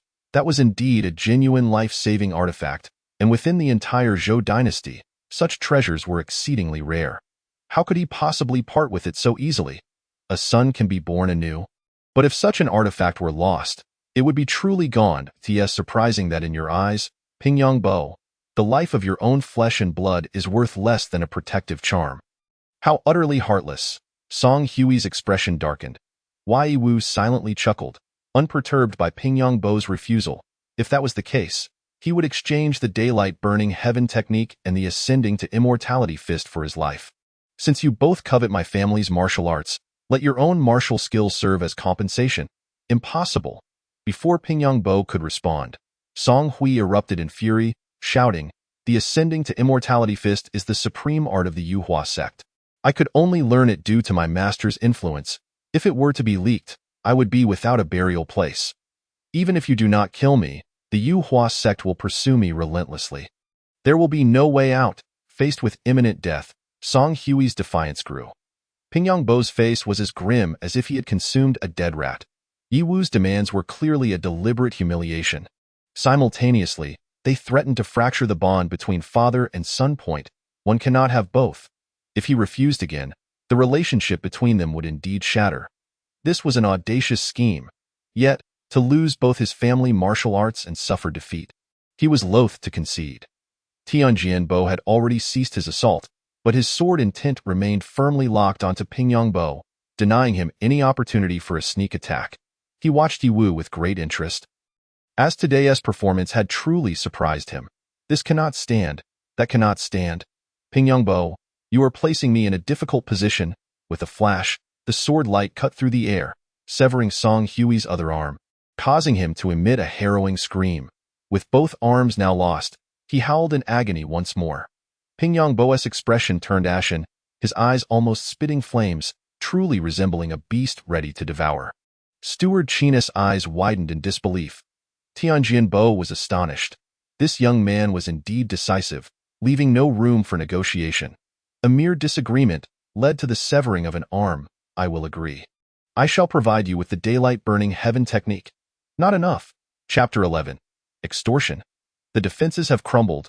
Pingyongbo roared in fury, yet Yiwu remained calm, directing the blade towards Song Hui's throat, slicing the skin. I, too, am willing to part with the ascending to immortality fist. Faced with genuine peril, Song Hui could no longer afford to hesitate. Survive this crisis first, then deal with the consequences, still insufficient. Yiwu shook his head. Pingyongbo's eyes widened in fury, the energy of the daylight-burning heaven roaring forth, as if he could manifest a true sun, distorting the surrounding air under the searing pressure. Do not push your luck, Tianjianbo hastily advised Yiwu in secret. Securing the daylight-burning heaven technique and the ascending to immortality fist was already a significant achievement. Demanding more could provoke Pingyongbo to retaliate. However, Song Hui had a point. It would be wise not to take the ascending to immortality fist, as the Yuhua sect was indeed formidable. The current predicament of the godly might Marquis' residence was tenuous. Attracting the ire of the Yuhua sect would undoubtedly spell greater trouble. Wei Yiwu understood this logic, yet he countered, I have already drawn their attention. Even if I forego the ascending to immortality fist today, will the Yuhua sect not pursue me in the future? Tianjianbo was left speechless. Outside sects have always been protective of their own. Once news of Yiwu's treatment of Song Hui spread, the Yuhua sect would undoubtedly take action. Moreover, he recalled the Zhang Tianjing that the godly might Marquis' residence had inherited. Many powerful figures, not just within the Zhou dynasty, coveted the Zhang Tianjing, and numerous external sects were equally eager for it. Pushing your luck? Ha! Is this not what you two have been doing all along? I am merely mirroring your actions, and suddenly, the defenses have crumbled? Pingyongbo's countenance darkened, akin to an impending storm. Wei Yiwu continued to demand exorbitantly, listing various elixirs and rare materials. Xianyang Dan, Shangshang Zhao Hua Dan, Huarlin Chao, Xiantianjin Dan, and Shi Sui Lingyi, among others, all in a sweeping request for quantities in the hundreds. These will suffice. Each one 100 portions, and I shall spare his life. Pingyongbo, surely you cannot be so reluctant? As Pingyongbo teetered on the edge of losing his composure, Yiwu finally ceased his demands, leaving Tianjianbo and Steward Qin in a state of shock. They knew Yiwu would seize this opportunity to make grand demands. But this was beyond all expectations. Song Hui remained silent, yet internally, he felt utterly despondent, helplessly watching his father. The total value of the treasures Yiwu sought far exceeded his own worth. The two martial arts techniques, combined with Xianyang Dan and Xiantianjin Dan, were already more than enough. Pingyongbo's tone was frigid, yet within that calmness lay an inexhaustible killing intent. Should he disagree, the consequences would be dire. Before he could finish his threat, Yiwu shouted in agreement, Deal. Pingyongbo's expression froze in disbelief. I have Xianyang Dan and Xiantianjin Dan here. Song Hui hastily proclaimed, fearing Yiwu might retract his agreement. The next moment, Yiwu reached into Song Hui's bosom, retrieving a heavy storage pouch. Indeed, the items are within the storage. Before Song Hui could finish, Yiwu boldly shoved the pouch, which rightfully belonged to him, into his own attire without a hint of hesitation. You, what about you? You are now my captive. This is my rightful spoils of war, Yiwu asserted with conviction. Song Hui stood dumbfounded, then, in a fit of rage, his face flushed crimson as he could no longer contain himself, spewing a mouthful of blood and collapsing to the ground, unconscious from the fury. Pingyongbo's expression grew even colder. Had it not been for Tianjianbo's watchful gaze, he would have nearly succumbed to his murderous impulse. This was sheer humiliation. After a brief interval, the people from Pingyongbo's residence delivered the Xianyang Dan and Xiantianjin Dan. The manuals for the daylight-burning heaven technique and the ascending to immortality fist also fell into Yiwu's hands. The transaction concluded, Yiwu bid farewell to the father and son duo with a smile. Safe travels, and do come again for a friendly exchange. He even thoughtfully handed over Song Hui's severed arms. As innate martial artists, our vitality is robust.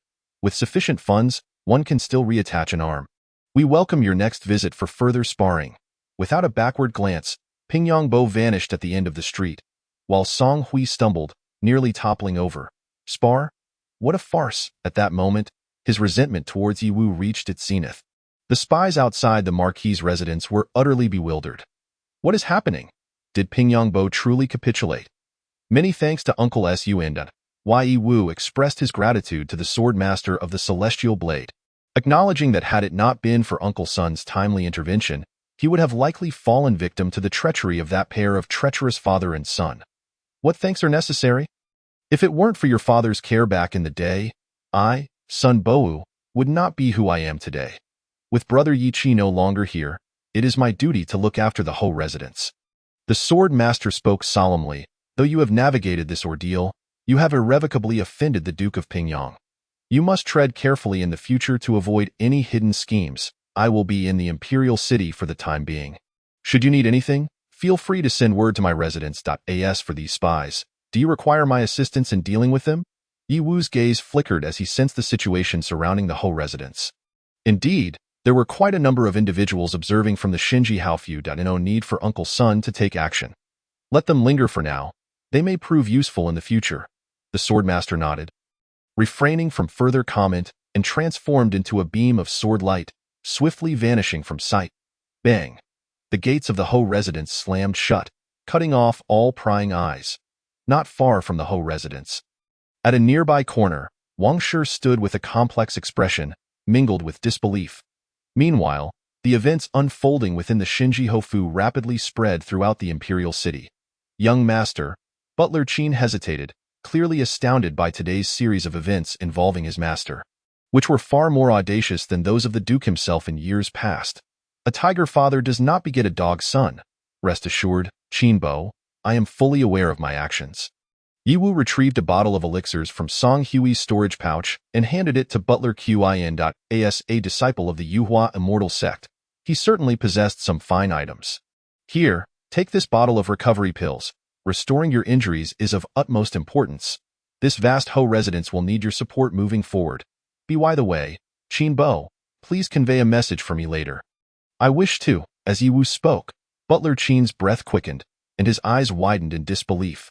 Young Master, if you proceed with that, it will surely result in significant offense. The risks are too great. Qinbo, simply follow my instructions, and no matter how high the risks, they cannot compare to the current predicament. The more debts one has, the less one fears. Butler Qin was left speechless. Chapter 12. A Noble Benefactor? The wealth-dispensing youth, in the room, after shutting the door, Yi Wu eagerly began to assess his recent gains. The Feathered Ascension Fist and the Great Sun Incineration Technique. Both are truly remarkable techniques. On the system panel, Host, Yi Wu Techniques, Feathered Ascension Fist, not yet initiated, Great Sun Incineration Technique, not yet initiated. The system's approval confirmed the authenticity of these techniques, which was why Yi Wu was unconcerned that the Duke of Pingyong and Song Hui would deceive him with false teachings. If the system had not approved, then they would indeed be counterfeit. He pondered how much these two techniques could fetch in the market. Yi Wu's gaze flickered as he produced the Xianyang pills and the innate pills. The former came in 3 vials containing 9 pills, while the latter had only 1 vial containing 3 pills. The value of the innate pills was beyond question. They could safely assist in breaking through to the innate realm and continuously purify innate qi, enhancing its quality to approach a true state of reversing innate limitations.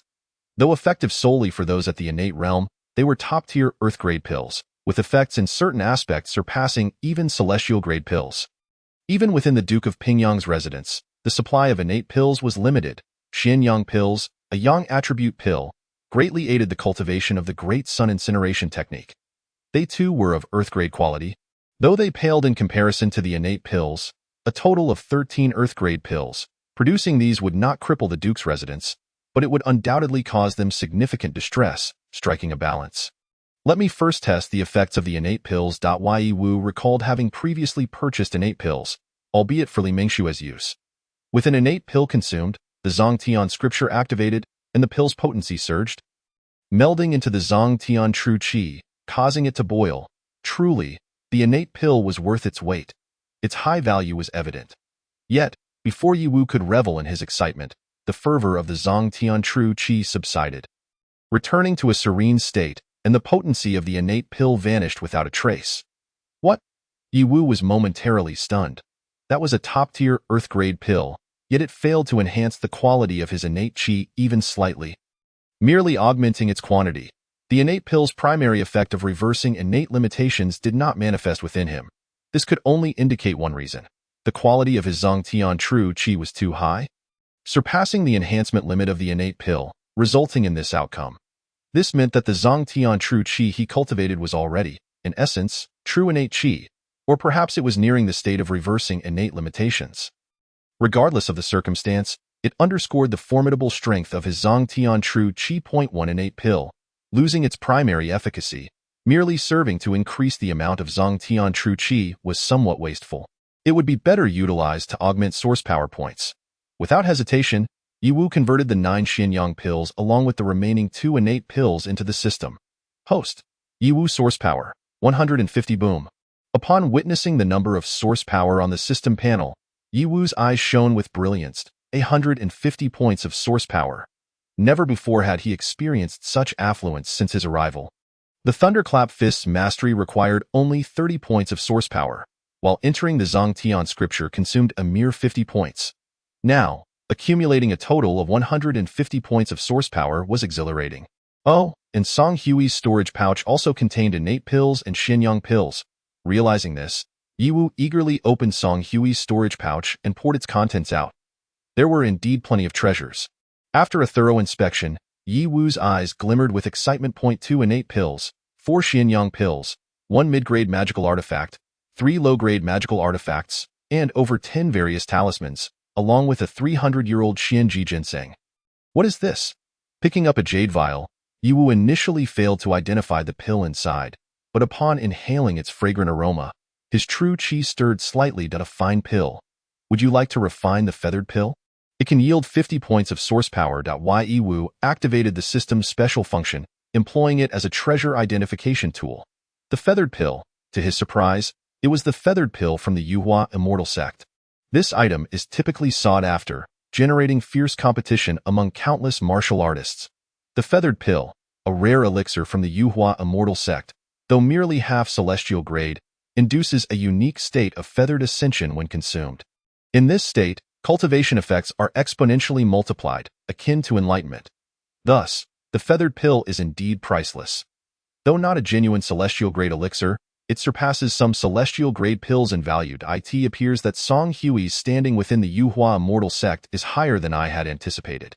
As he managed to procure such a special elixir, unfortunately, it now belongs to him. After tallying his recent acquisitions, Yiwu resolutely decided to convert these precious materials into source power. The feathered pill is indeed valuable, but its effects pale in comparison to the worth of converting it into source power. Host. Yiwu source power. 400A full 400 points of source power. Upon seeing this figure on the system panel, Yiwu was immediately elated. One cannot gain wealth without taking risks. The ancients did not deceive me. The Duke of Pingyang and his son are truly good people, my noble benefactors. They are the guiding light of my life.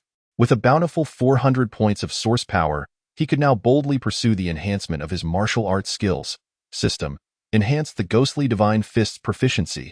Enhance it vigorously. Swish, swish, swish. The source power points on the system panel swiftly dwindled before his eyes. Terrifying will erupted abruptly from Yiwu's body, continuously evolving. Ultimately, an ancient ghostly deity materialized behind him. The ghostly divine fist has been initiated.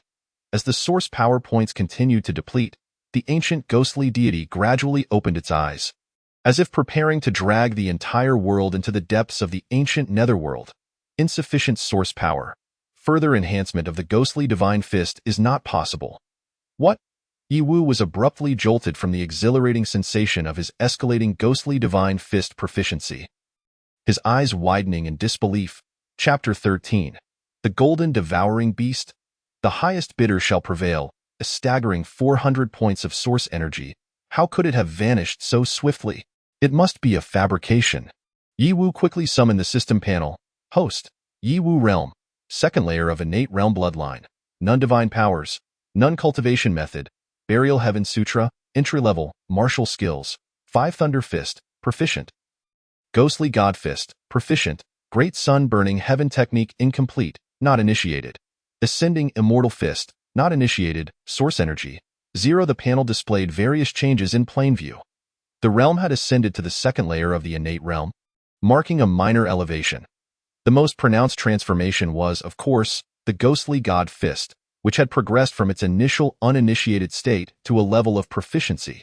It consumed an entire 400 points of source energy from entry to mastery. What a voracious beast! Yi Wu's eyes widened in disbelief. The intra-level of the Burial Heaven Sutra required merely 50 points of source energy. The Five Thunder Fist advanced from entry to proficiency, consuming only 30 points in total. Together, these two martial arts consumed a mere 80 points of source energy. Yet now, a single ghostly god fist had devoured 400 points, 5 times the consumption, yet yielding only a 2-tier elevation. The expenditure was excessive. Simultaneously, Yi Wu suddenly realized that the quality of the ancestral Burial Heaven Sutra might far exceed his expectations. Even the martial skills recorded within it were extraordinarily remarkable. Was it a heavenly tier martial art? Or perhaps something beyond? The Five Thunder Fist, being an earth tier martial skill, required only 30 points for its advancement from entry to proficiency. It seemed substantial, but in comparison to the ghostly god fist, it was but a mere fraction. An insurmountable disparity, however. Despite the immense cost, the benefits were equally monumental. Yi Wu felt his strength had surged beyond a mere doubling compared to before. He had entered an entirely different realm. The power of the ghostly god fist was far more terrifying than anticipated. If such a colossal amount of source energy was needed for the ghostly god fist, how much would be required for the very essence of the Burial Heaven Sutra? It was likely to be a staggering astronomical figure, further proving the might of the Burial Heaven Sutra. Source energy, still merely source energy. He had thought that accumulating 400 points would suffice for a while, only to discover it was utterly inadequate, too meager. When the time for its usage arrived, he lamented its scarcity. A storm was brewing. Although this incident had led the Pingyang Earl and his son to suffer a significant loss while he gained a substantial advantage, it also ensnared him in a more perilous storm. Within the imperial city, various sects were fixated on the Burial Heaven Sutra, and they would likely become even more frenzied as a result. Yi Wu's gaze grew somber. He must do everything in his power to elevate his martial prowess swiftly. If that is the case, he could only expedite the completion of that task. Once successful, he would undoubtedly have the opportunity to reap a considerable harvest of source energy. At the Pingyang Earl's residence, the Earl sought out a high-priced elixir capable of reattaching limbs, successfully restoring Song Hui's severed arms. "Father, we cannot let this matter rest." Song Hui gritted his teeth, the resentment in his eyes so deep that it could not be cleansed even with the waters of the four seas. It was the first time he had ever endured such a humiliating defeat. Unless Yi Wu was eliminated, his heart would remain unassuaged. Humph! The Pingyang Earl snorted, his own murderous intent evident. The quicker that wretched beast jumped, the sooner he would meet his end. That little mongrel was merely flailing in his death throes. Even if he mastered the Burial Heaven Sutra, what of it? He was not Yi Qi, innate, merely an ant. In times like these, the more one stood out, the more one would incite jealousy. Just wait. It wouldn't be long before someone could no longer restrain themselves. "Father, is the Burial Heaven Sutra truly that fearsome?" Song Hui suddenly inquired. Although he had just entered the innate realm, he had immersed himself in its depths for years, yet he was utterly powerless in the face of Yi Wu. This was a humiliation for Song Hui. But it also opened his eyes to the chasm that lay between him and Yi Wu. The proficiency level of the Five Thunder Fist was indeed formidable, yet the power of the entry-level Ascending Immortal Fist was even more terrifying. In a mere contest of fist strength, under the Ascending Immortal Fist, the Five Thunder Fist was mere chaff, utterly insignificant. The fundamental difference lay in the Burial Heaven True Qi that Yi Wu wielded. This was the root cause of their imbalance in strength. "Ah, the Burial Heaven Sutra," sighed the Pingyang Earl. "The reason the Marquis of Divine Might could rise so swiftly is twofold. His martial talent is exceptional and, of course, due to the Burial Heaven Sutra. Our great sun-burning heaven technique, even in its prime, would not be worthy to carry the shoes of the Burial Heaven Sutra. The Ascending Immortal Fist is already sufficiently powerful, being a true heavenly tier martial skill. Yet even so, it was utterly crushed by the Earth tier Five Thunder Fist when enhanced by the Burial Heaven True Qi. Even the Ascending Immortal Sutra of the Ascending Immortal Sect pales in comparison to the Burial Heaven Sutra. Yi Qi is truly an extraordinary individual. Song Hui's eyes widened in disbelief, his expression one of utter incredulity. How can this be? In this world, nothing is impossible. It is far larger than you can fathom. And the secrets it holds are beyond your comprehension. The Pingyang Earl's gaze grew distant as he stood atop a high tower, peering toward the direction of the Marquis of Divine Might's residence. Murmuring to himself, no matter what, the Burial Heaven Sutra must be acquired. The incomplete Great Sun Burning Heaven technique, with his current martial cultivation, could not be completed. Breaking through the celestial barrier was already a limit. Any further progress seemed nearly impossible. Thus, he sought the Burial Heaven Sutra from the Marquis of Divine Might, hoping to shatter the confines of his martial cultivation and glimpse a higher realm. But alas, he had failed. The value of the Burial Heaven Sutra was too immense, entwined with the legendary divine vault and ancient secrets of gods and demons. Yi Qi possessed the strength to safeguard it. But Yi Wu lacked such capability. At the Li residence, upon learning of the Pingyang Earl's misfortune, Li Shan felt utterly unsettled. Innate. How could that wastrel Yi Wu, after so many years of ineptitude, suddenly master the Burial Heaven Sutra? How could he have achieved this? With the Burial Heaven Sutra, he had entered the innate realm and defeated the Pingyang Earl's heir, severing Song Hui's arms. This alone was sufficient proof that Yi Wu was no mere waste. He possessed the potential of the Marquis of Divine Might. This rendered the Li family somewhat blind to the treasures before them. Moreover, that swordmaster of the celestial sword had unhesitatingly sided with the Marquis of Divine Might, single-handedly confronting the Pingyang Earl. This was enough to demonstrate that the Marquis of Divine Might had not yet truly fallen. There remained hope for a resurgence. Is Uncle Li having second thoughts? Chapter 14. Auctioning Techniques in the Depths of the Palace. A sudden arrival. The scion of the Liang King, Zhao Xing, approached, accompanied by Li Mengxue, as they sat together on a bench in the garden. Their laughter and banter suggested a return to a previous intimacy. Li Shan's expression shifted instantly as he quickly interjected, "What are you saying, young master?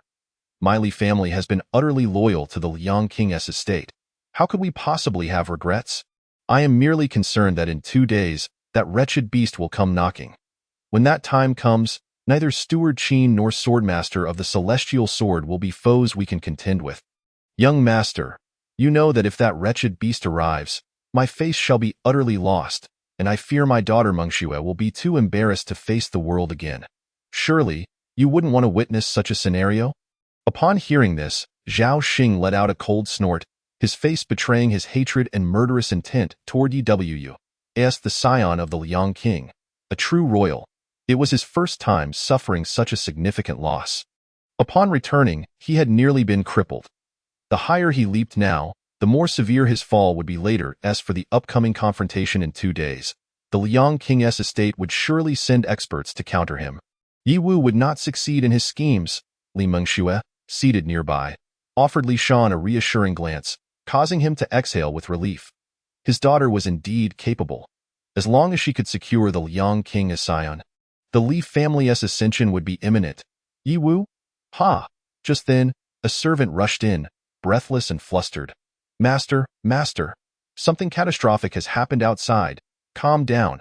Have you no sense of decorum? Do you not see the Liang King as scion is present? Li Shan admonished, his heart sinking.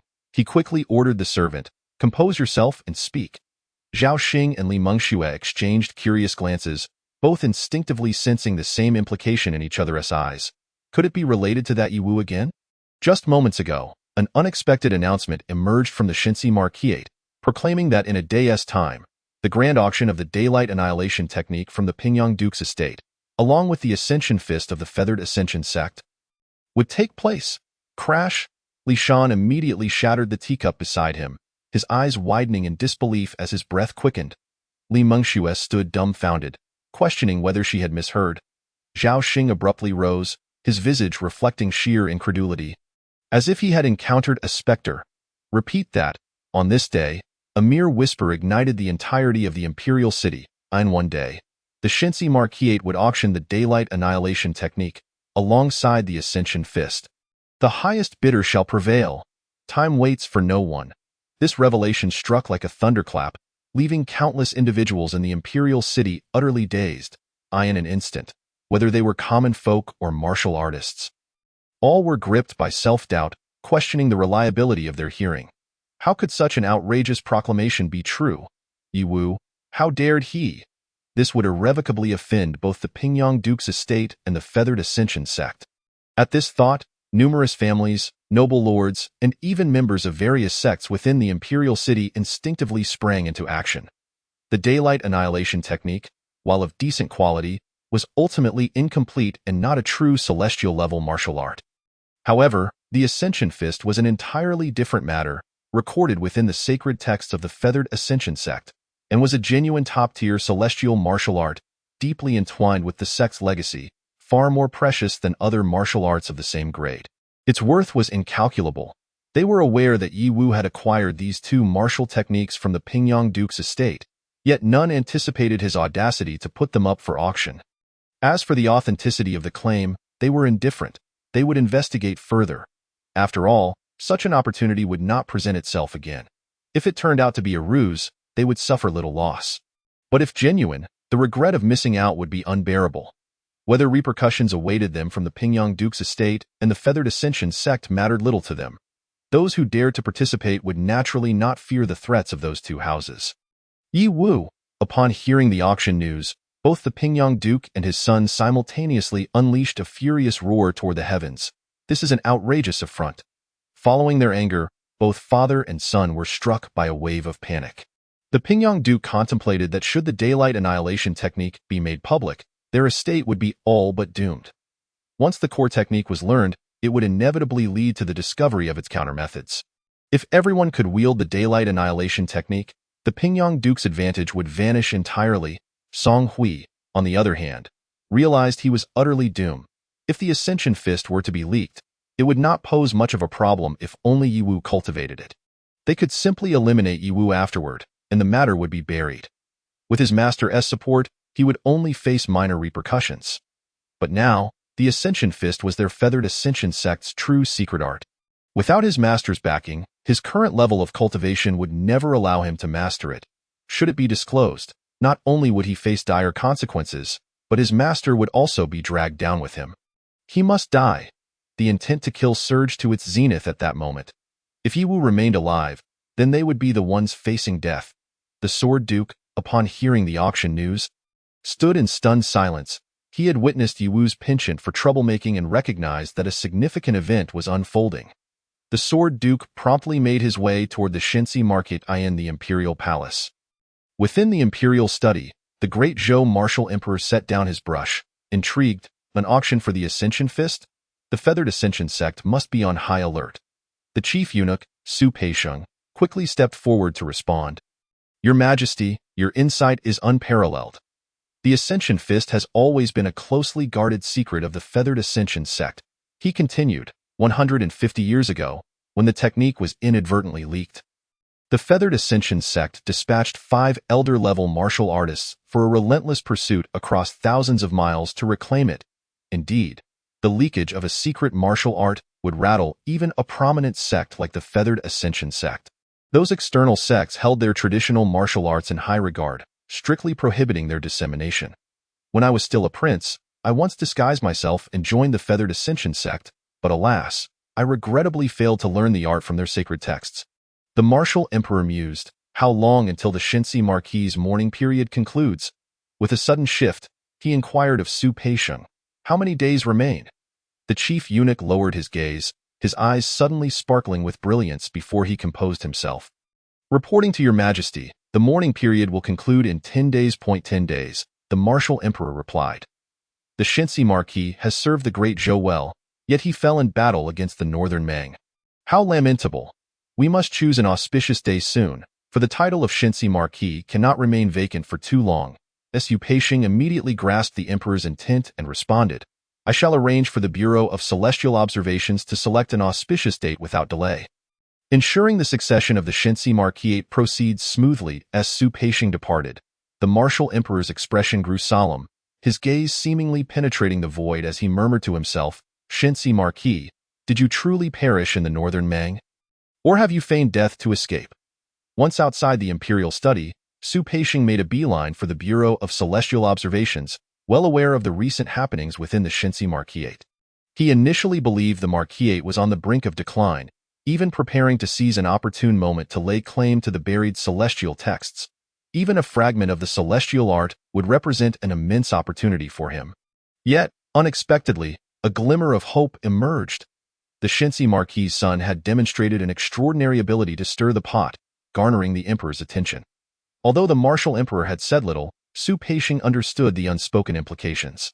Yi Wu, the Shinsi Marquis's son, must not encounter any mishap during this auction. The interplay between Yi Wu, the Shinsi Marquis, the Ascension Fist, the Pingyang Duke's estate, and various noble families and external sects promised to become increasingly riveting.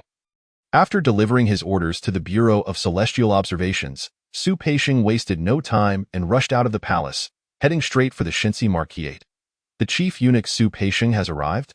At the Shinsi Marquisate, upon hearing the report from the servants, the Sword Duke sprang to his feet in surprise, his eyes wide with astonishment. Quick, invite him in. After a brief moment of shock, Yi Wu too regained his composure. Su Peixing was no ordinary eunuch. He was the emperor's esteemed companion, having served even before the martial emperor's ascension, holding a position of significant stature. Su Peixing's sudden arrival was indeed unexpected. Never mind. I shall personally welcome him, Yi Wu declared, swiftly making his way to the entrance, eager to discern the purpose of the chief eunuch's visit. Congratulations, young master, on your breakthrough to the innate realm. As soon as Su Peixing arrived, he took the initiative to congratulate Yi Wu, presenting him with a gift box. The spies stationed outside the estate were left utterly dumbfounded upon witnessing this scene, their breaths hitching in shock. The chief eunuch, a figure of such high standing, had come in person to bestow a gift. This carried significant implications worth pondering. Was this the emperor's intention, or merely Su Peixing's personal gesture? The meaning behind these actions was worlds apart. In no time, the news spread rapidly in all directions, leaving many in a state of stunned silence. Your Majesty, what does this mean? Congratulations, young master. His Majesty has instructed the Bureau of Celestial Observations to commence calculations. And once the Shinsi Marquis's mourning period ends, you shall inherit the title of Shinsi Marquis. Su Peixing delivered this monumental news as he entered. What? Yi Wu halted abruptly, taken aback by this unexpected revelation. The sudden shift in the emperor's stance caught him off guard. This left not only Yi Wu but also the Sword Duke bewildered. Su Gonggong. Does His Majesty mean? The Sword Duke instinctively inquired but was interrupted by Yi Wu. I express my deepest gratitude for His Majesty's graciousness. After bowing in reverence towards the royal palace, Yi Wu produced a jade slip and presented it to Su Peixing. Master Su, he began, I have recently acquired a new martial art. Yet there remain many aspects I do not comprehend. My father once remarked upon your profound expertise and unique insights into various martial disciplines. I humbly request your guidance. Is it truly the case that the Marquis of Divine might have said such? Su Peixing paused, momentarily taken aback, before breaking into a brilliant smile as he accepted the jade slip from Yi Wu. Of course. I shall take it home, study it thoroughly, and provide you with my annotations once I have grasped its essence. However, I must attend to matters in the palace and serve His Majesty, so I cannot linger any longer. The Grand Eunuch, Su Peixing, arrived swiftly and departed just as quickly, leaving without even sipping his tea. What riddle are you two playing at? What does it mean to seek guidance in martial arts? The Sword Elder furrowed his brow, completely perplexed by the situation, feeling as though he were a fool. Uncle Son, Yi Wu inquired, why is it that Master Su chose this moment to deliver such news, arriving precisely when I announced the public auction of the Ascendance Fist and the Sunfire Destruction Technique?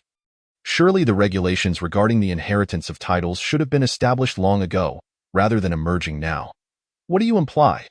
In my youth, I heard a rumor that our current emperor, when he was still a prince, had once pledged himself to the Ascendance sect. However, due to various reasons, he was unable to learn the Ascendance scriptures. Yi Wu spoke softly, then asked, Uncle Son, what is the nature of the relationship between our Dezhou and the various external sects? It appears harmonious, yet in truth, it is merely superficial. Beneath the surface, fierce conflicts rage. The Sword Elder's spirit ignited as he delved into his area of expertise. The sects are as steadfast as iron, while dynasties flow like water. Some external sects have existed for millennia, their longevity far surpassing that of any dynasty. Before our Dezhou, certain dynasties were completely dominated by external sects, rendering them mere vassals. It was only through our Dezhou's founding ancestor, who swept across the land and subdued the external sects, that the foundation of our imperial dynasty was established. This compelled those sects to bow in submission, albeit only in appearance. The Sword Elder perceived the situation with remarkable clarity. Every external sect yearns to topple our Dezhou and restore the previous order where sects held sway over the world. However, under the might of our Dezhou, they are forced to lower their heads. He continued, for instance, the Ascendant sect was once the state religion during a previous dynasty. When our Dezhou's founding ancestor overthrew that dynasty, the Ascendant sect repeatedly conspired in the shadows, attempting to, as the Sword Elder spoke, he suddenly halted, his eyes widening in realization. Chapter 16. The divine will is unfathomable. The imperial way ascends. The Sword Elder understood why Su Peixing had suddenly brought forth the emperor's intentions at this moment. The Ascendant's fist was pivotal.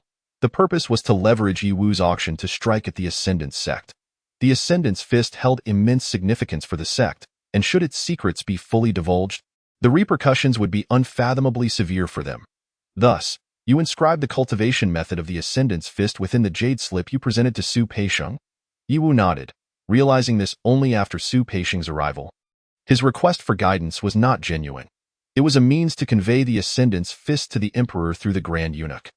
Once the critical elements were understood, the Sword Elder exhaled deeply. Filled with elation, you have inadvertently accomplished a tremendous favor, catching the emperor's attention. This auction will proceed with much greater stability. Those obscure and sinister tactics will dare not surface again. Once you inherit your title, your circumstances will substantially improve, no longer resembling your current plight. In this matter, the martial emperor's stance is of utmost importance. The Sword Elder sincerely rejoiced for Yi Wu, as did Steward Qin beside him. At this moment, Yi Wu had opened the gift box presented by the Grand Eunuch, revealing 2 jade vials within. Upon inspection, one contained 3 innate pills, while the other held a single royal ascendance pill, a treasure of the imperial court. Such largesse from Master Su! The Sword Elder leaned closer, unable to suppress his astonishment at the contents of the gift box. The innate pills, although valuable and obtainable with wealth, paled in comparison to the royal ascendance pill, which was nearly impossible to acquire even with riches. Only the Dezhou imperial family knew the method of its refinement, which required the essence of imperial dragon qi. The supply of royal ascendance pills produced annually from the palace was exceedingly limited. The rarity of the royal ascendance pill lay in its ability to assist earthly fiend realm martial artists in comprehending the celestial gang realm, significantly enhancing their chances of breakthrough. This specific auxiliary pill was far superior in efficacy compared to the ascendance pill. Thus, the royal ascendance pill was in high demand, as the heir to the Marquis of Divine Might. Yi Wu's mind raced with knowledge regarding the royal ascendance pill, grasping its immense value. Is it true that refining the royal ascendance pill can yield 100 points of source power? What? Yi Wu's eyes widened in disbelief, his breath quickening at the revelation. To extract 100 points of source power was extraordinary. The ascendance pill, while precious and classified as a semi-heavenly grade pill, could only provide 50 points of source power. Yet the royal ascendance pill offered double that, truly deserving of its name. Yi Wu marveled internally, then handed the vial containing the royal ascendance pill to the eager Sword Elder.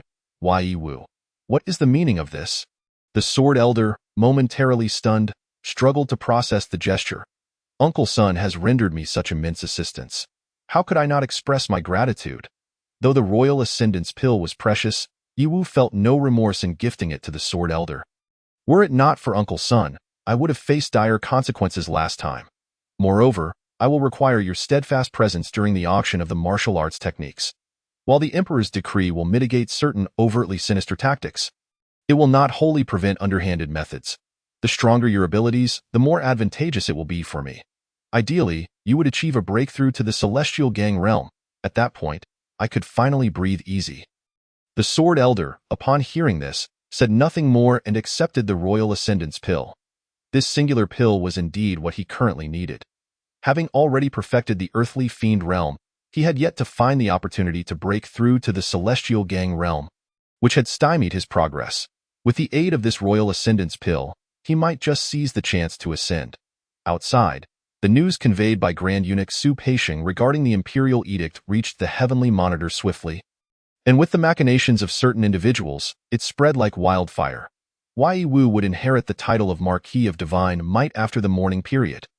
The news, though not grand, caused the expressions of those with ulterior motives to darken considerably. A dilemma. They had presumed that the heir of the Marquis of Divine Might was a hopeless case, and with the emperor's prolonged silence, they expected matters would drag on indefinitely. However, they did not anticipate such a significant surprise at this crucial juncture. The Duke of Pingyang shattered his favorite teapot in frustration. The heir of Prince Liang appeared visibly troubled, while Li Mengxue was left speechless. Within the palace, the martial emperor promptly received the ascendant's fist from Su Peisheng. The Grand Eunuch recounted the dialogue between him and Yi Wu with utmost sincerity, omitting no details nor embellishing the tale. This little Marquis of Divine Might? The martial emperor mused, studying the ascendant's fist. A soft chuckle escaping his lips. Marquis Qi is quite unlike me. I never expected he would sire such a clever son, able to discern my intentions so accurately. It is no wonder he has stirred such a tempest within the royal city of late. The Ascension Fist. Su Peisheng lowered his head, yet within his heart, tumultuous waves surged. The attitude of the martial emperor was unprecedented, signifying that the minor noble, Yi Wu, had truly caught the emperor's edict, as long as Yi Wu was not utterly incapable. The resurgence of the Divine Might Marquis was a foregone conclusion. Indeed, what fortuitous luck! Reflecting on Yi Wu's earlier performance in the Divine Might Marquis, Su Peisheng resolutely decided that he must cultivate a good rapport with Yi Wu and ensure not to offend him lightly. Disguised as the Duke of Pingyang, he emerged quietly from a narrow alley in a slum, his eyes harboring a chilling intent to kill. Auctioning my family's martial arts? Ha! You should survive until tomorrow first. As night fell, the exterior of the Divine Might Marquis was eerily silent, with even the lights extinguished, leaving no trace of illumination. Yi Wu unhesitatingly infused 3 innate pills into the system, acquiring 80 points of source power. The initiation of the Burial Heaven scripture consumed merely 50 points, and with 80 points of source power, mastering the Ascension Fist should pose no problem. As the source power dwindled, the system interface transformed accordingly. Host. Yi Wu Martial Art, Ascension Fist, Initiation, Source Power. 40. An exceptionally unique aura erupted from Yi Wu. Akin to an immortal undergoing ascension, astonishingly, it only required 40 points of source power, significantly lower than anticipated. Indeed, only the Burial Heaven scripture and the Demon God Fist possessed such peculiarities. Yi Wu then endeavored to extrapolate the subsequent stages of the Ascension Fist. Aspiring to elevate it to the proficient level, following his initiation, he could naturally sense the formidable power of the Ascension Fist. It was indeed a celestial-grade martial art, capable of significantly enhancing his combat prowess. Although merely at the initiation stage, its might eclipsed that of the proficient-level Thunder Fist. At that moment, Yi Wu's brow furrowed slightly as a peculiar stinging sensation surged through his consciousness, instilling an acute sense of danger. Something was amiss. The Burial Heaven True Qi instinctively activated, forming a solid layer of black Qi defense around his body. Assassination intent? Someone sought to take his life. Chapter 17. Blood Robe Tower, Midnight Shadows. Merely auctioning 2 martial arts, and already someone cannot remain composed. Yi Wu attempted to identify the assassin, but found the individual concealed remarkably well, leaving no trace. This was no ordinary assassination. It was the work of a professional killer. Suddenly, a frigid beam of sword light sliced through the darkness, cold and sharp. The stinging sensation at his brow reached its zenith. Boom. Yi Wu remained unfazed, unleashing the Thunder Fist, Ascension Fist, and Demon God Fist in succession. Thunder roared, immortals ascended, and demons descended. Terrifying forces erupted from Yi Wu's fists, yet they proved utterly ineffectual. Under that icy, dark sword light, all was effortlessly shattered. Not a match. The disparity between them was insurmountable, akin to 2 disparate realms. This assassin's cultivation was at least at the enlightenment stage, perhaps even higher. Earthly fiend martial artist? The piercing sword light bypassed martial arts defenses, striking Yi Wu directly, all transpiring in the blink of an eye. Crack! The defensive layer formed by the Burial Heaven True Qi could not withstand the onslaught, shattering completely. Minute sword wounds marred his skin, blood seeping forth. The murderous intent of the sword light was palpable. As Yiwu faced imminent peril, swish in that instant, a terrifying sword aura suddenly cleaved through the air, obliterating all attacks, then vanished into the darkness, accompanied by a pained groan. The Sword Duke has arrived. What audacity! How dare one attempt to assassinate the future Marquis of the Great Zhou? You shall die. The Sword Duke's fury ignited, unleashing a fearsome sword aura that demonstrated immense lethality. Fortunately, he had heeded Yiwu's advice and stayed at the Divine Might Marquisate. Otherwise, Yiwu might have indeed succumbed to this assassination attempt. Why Yiwu's intuition proved correct. Someone truly dared to commit such a grave transgression at this critical moment. The hidden assassin sensed the impending crisis and prepared to flee. Yet the enraged Sword Duke would not allow him to escape. Steward Qin also arrived, but did not pursue the assassin. Instead, he cautiously protected Yiwu. Young master, your wounds? No worries, it's nothing serious, just minor injuries that will heal swiftly. Observing his injuries, Yiwu remained unconcerned. The force behind the assassination was formidable. Had it been anyone else, they would have likely perished beneath that sword light. However, his burial heaven True Chi's defense was exceedingly remarkable. Though the sword light shattered the barrier, it failed to inflict any fatal harm. Most of the damage was absorbed by the burial heaven True Chi. The quality of this burial heaven True Chi? I fear, I have still underestimated. I have yet to fully unlock its complete potential. Normal innate True Chi does not possess such terrifying defensive capabilities. It feels as though I am under a cheat. He retrieved a healing elixir and consumed it, beginning to meditate and recover. Shortly after, the Sword Duke returned, dragging a black-clad figure, battered and broken. We have extracted information. He is an assassin from the Blood Robe Tower. Moreover, he is a silver-ranked assassin, a top-tier Enlightenment stage practitioner, on the verge of comprehending the forces of heaven and earth, just a step away from accessing earthly fiend power. With a serious expression, the Sword Duke revealed the assassin's origins. Earlier today, someone placed a bounty at the Blood Robe Tower, offering 3 low-grade Earth tier pills and 10 top-grade human tier pills, along with a mid-tier magical artifact. For your life. What? A silver-ranked assassin? Steward Qin exclaimed, his anger surging. What a ruthless heart! Such a bounty could suffice to eliminate an earthly fiend martial artist. Yet now it was used to target an innate martial artist. Killing a chicken with a butcher's knife. This also reveals the killer's unwavering resolve.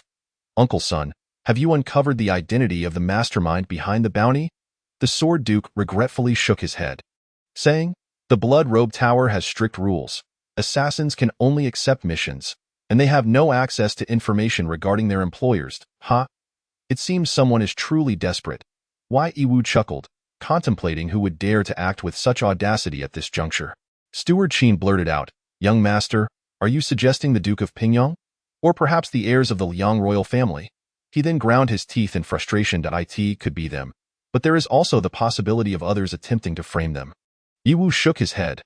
There are too many wolves lurking around the Divine Might Marquisate. He had not forgotten how he met his untimely demise in his previous life.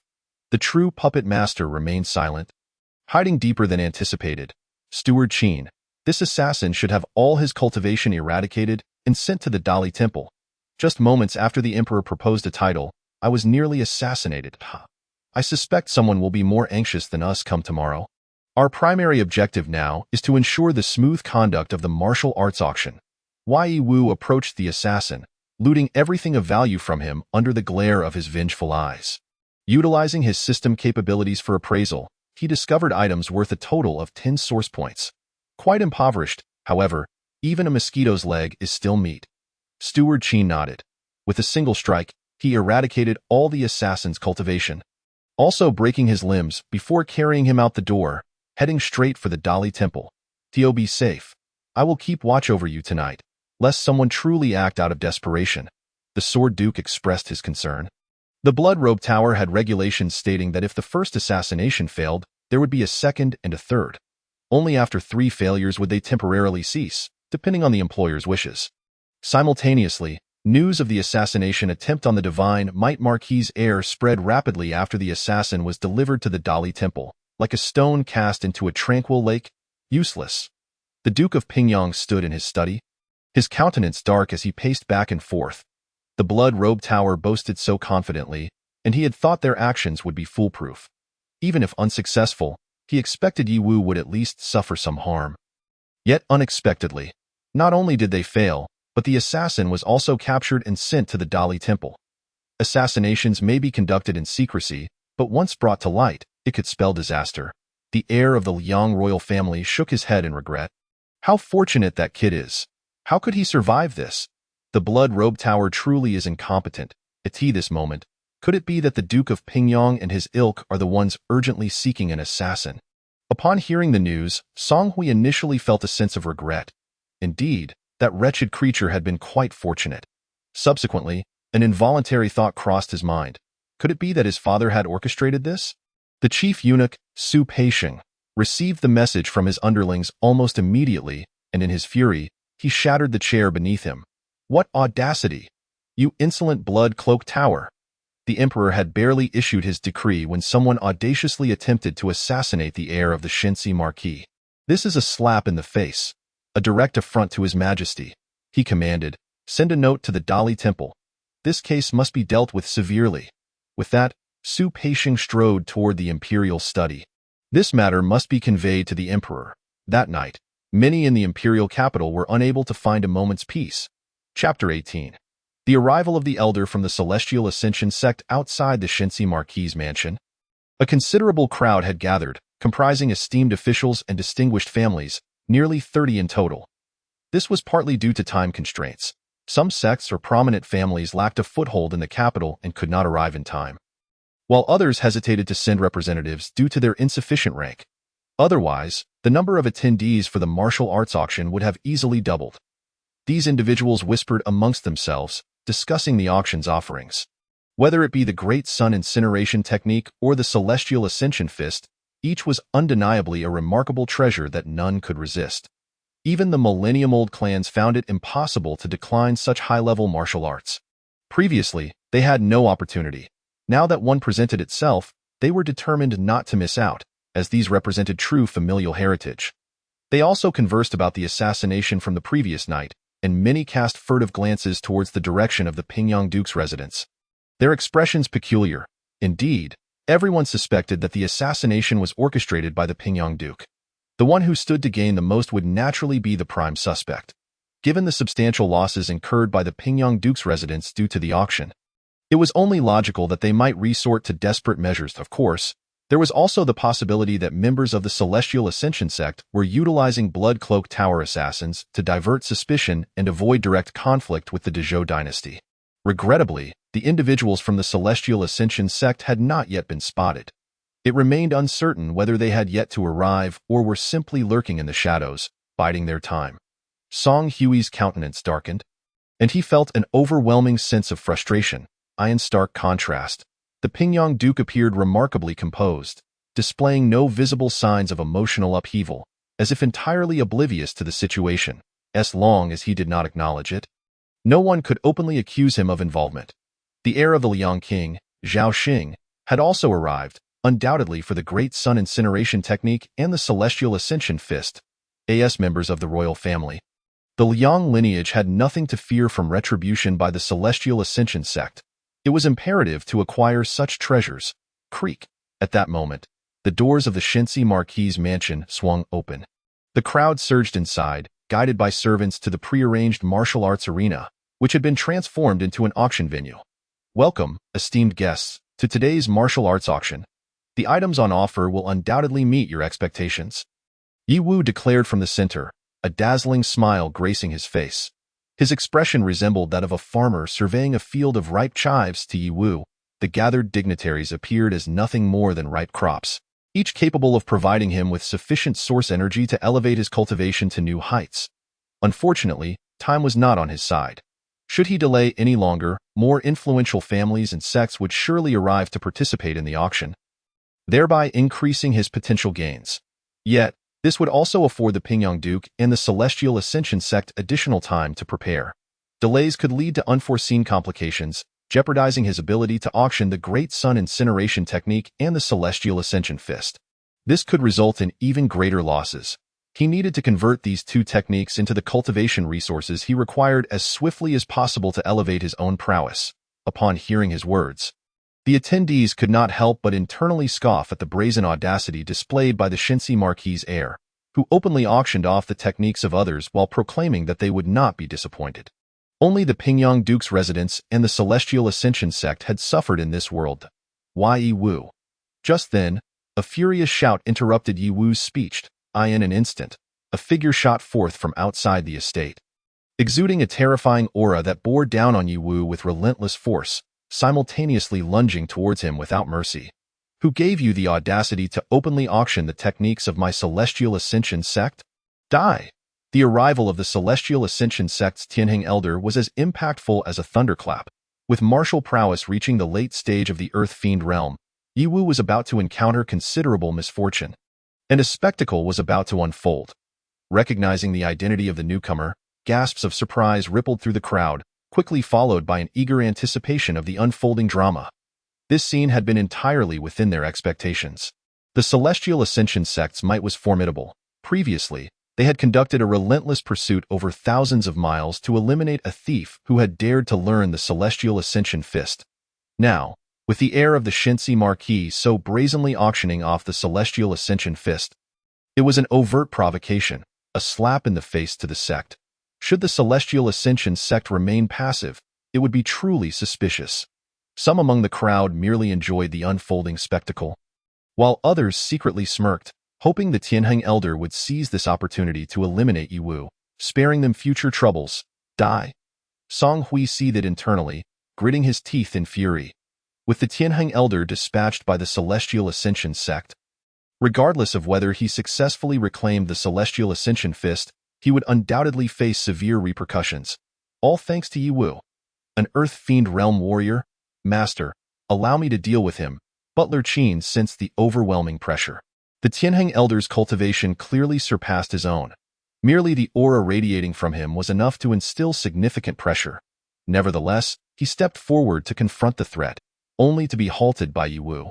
He is merely an elder from the Celestial Ascension sect. He cannot stir up much trouble. Yi Wu scoffed dismissively. Yi Wu was not at all surprised by the appearance of the Celestial Ascension sect. If they had not shown up to prevent the auction of the Celestial Ascension fist from proceeding, allowing it to fall into the hands of others, that would have indeed been peculiar. The Celestial Ascension sect? In my Dezhou imperial capital, to openly assassinate the heir of a marquis, a future noble of Dezhou. I see that the Celestial Ascension sect is truly seeking their own destruction. Swish! As soon as Yi Wu's words fell, a black arrow suddenly shot forth with lightning speed, its swiftness so acute that even Earth Fiend realm warriors could not react in time to clearly perceive it. The Break Fiend arrow? The Tianheng Elder exclaimed in shock, his expression shifting dramatically. He was mere feet from Yi Wu, poised to seize him, yet he could not advance another inch. He was compelled to retreat. Gritting his teeth in frustration to evade the arrow, the Break Fiend arrow was a specially crafted projectile of the Dezhou dynasty, forged with unique Earth Fiend energy, boasting immense lethality capable of piercing through the true energy defenses of Earth Fiend realm warriors. It was a genuine weapon of war. The Dezhou dynasty's ability to unify the realm and suppress numerous external sects owed much to the effectiveness of the Break Fiend arrow. To assassinate the future Shinsi Marquis of Dezhou, such audacity warrants execution. The Dali Temple's envoy had arrived, led by a young official whose gaze radiated a chilling murderous intent. Last night, the steward of the Shinsi Marquis' residence had personally delivered assassins from the Bloodcloak Tower, followed closely by a message from the chief eunuch, Su Peisheng. Before they could even breathe a sigh of relief, they received a vehement reprimand from the emperor. The entire Dali Temple had spent the previous night in a state of anxiety, unable to find a moment's rest. Today, they had come prepared to oversee the situation, just in case. Yet, unexpectedly, members of the Celestial Ascension sect had come to disrupt the proceedings, and a high-ranking elder no less. In broad daylight, without a hint of remorse, he sought to strike down Yi Wu. They could not allow this. The young official from the Dali Temple felt the flames of righteous fury ignite within them. And in an instant, a volley of Break Fiend arrows was unleashed, filling the air with an ominous energy that enveloped the Tianheng Elder, igniting an overwhelming sense of impending doom within him. The Dali Temple's enforcers were truly intent on publicly executing him. You dare. I am an elder of the Celestial Ascension sect. In the face of a life-and-death crisis, Elder Tianheng could no longer maintain his previous composure, and his imposing aura inevitably diminished. He sought an escape route, but was firmly ensnared by the young official from the Dali Temple, who had secured all avenues of retreat.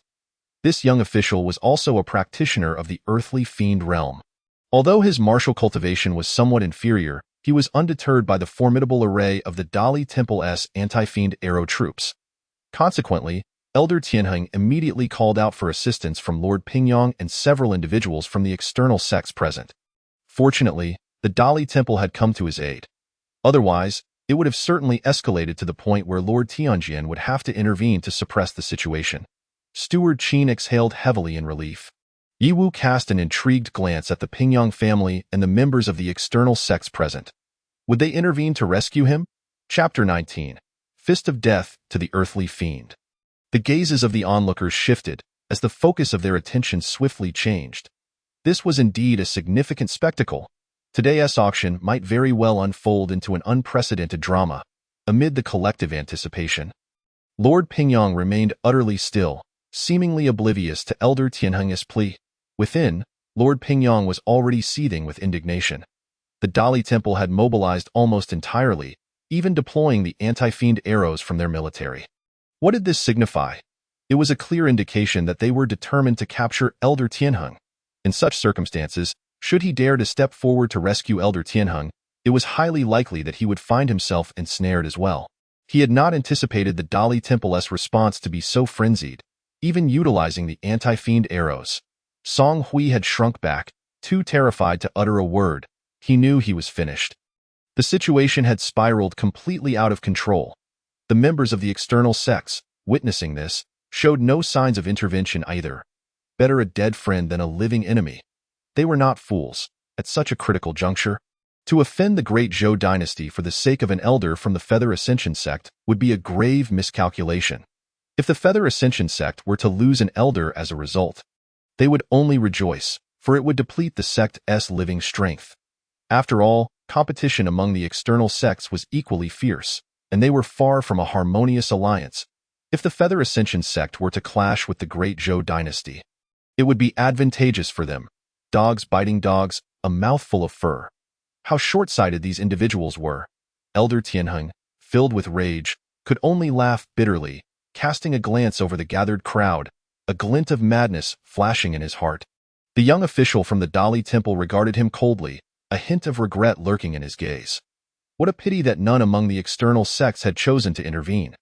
Otherwise, he could have captured a few more and earned merit in the process. He was acutely aware that His Majesty had long harbored intentions to take action against the external sects, but had yet to find a suitable opportunity. If he could eliminate a few more, it would undoubtedly win His Majesty's favor.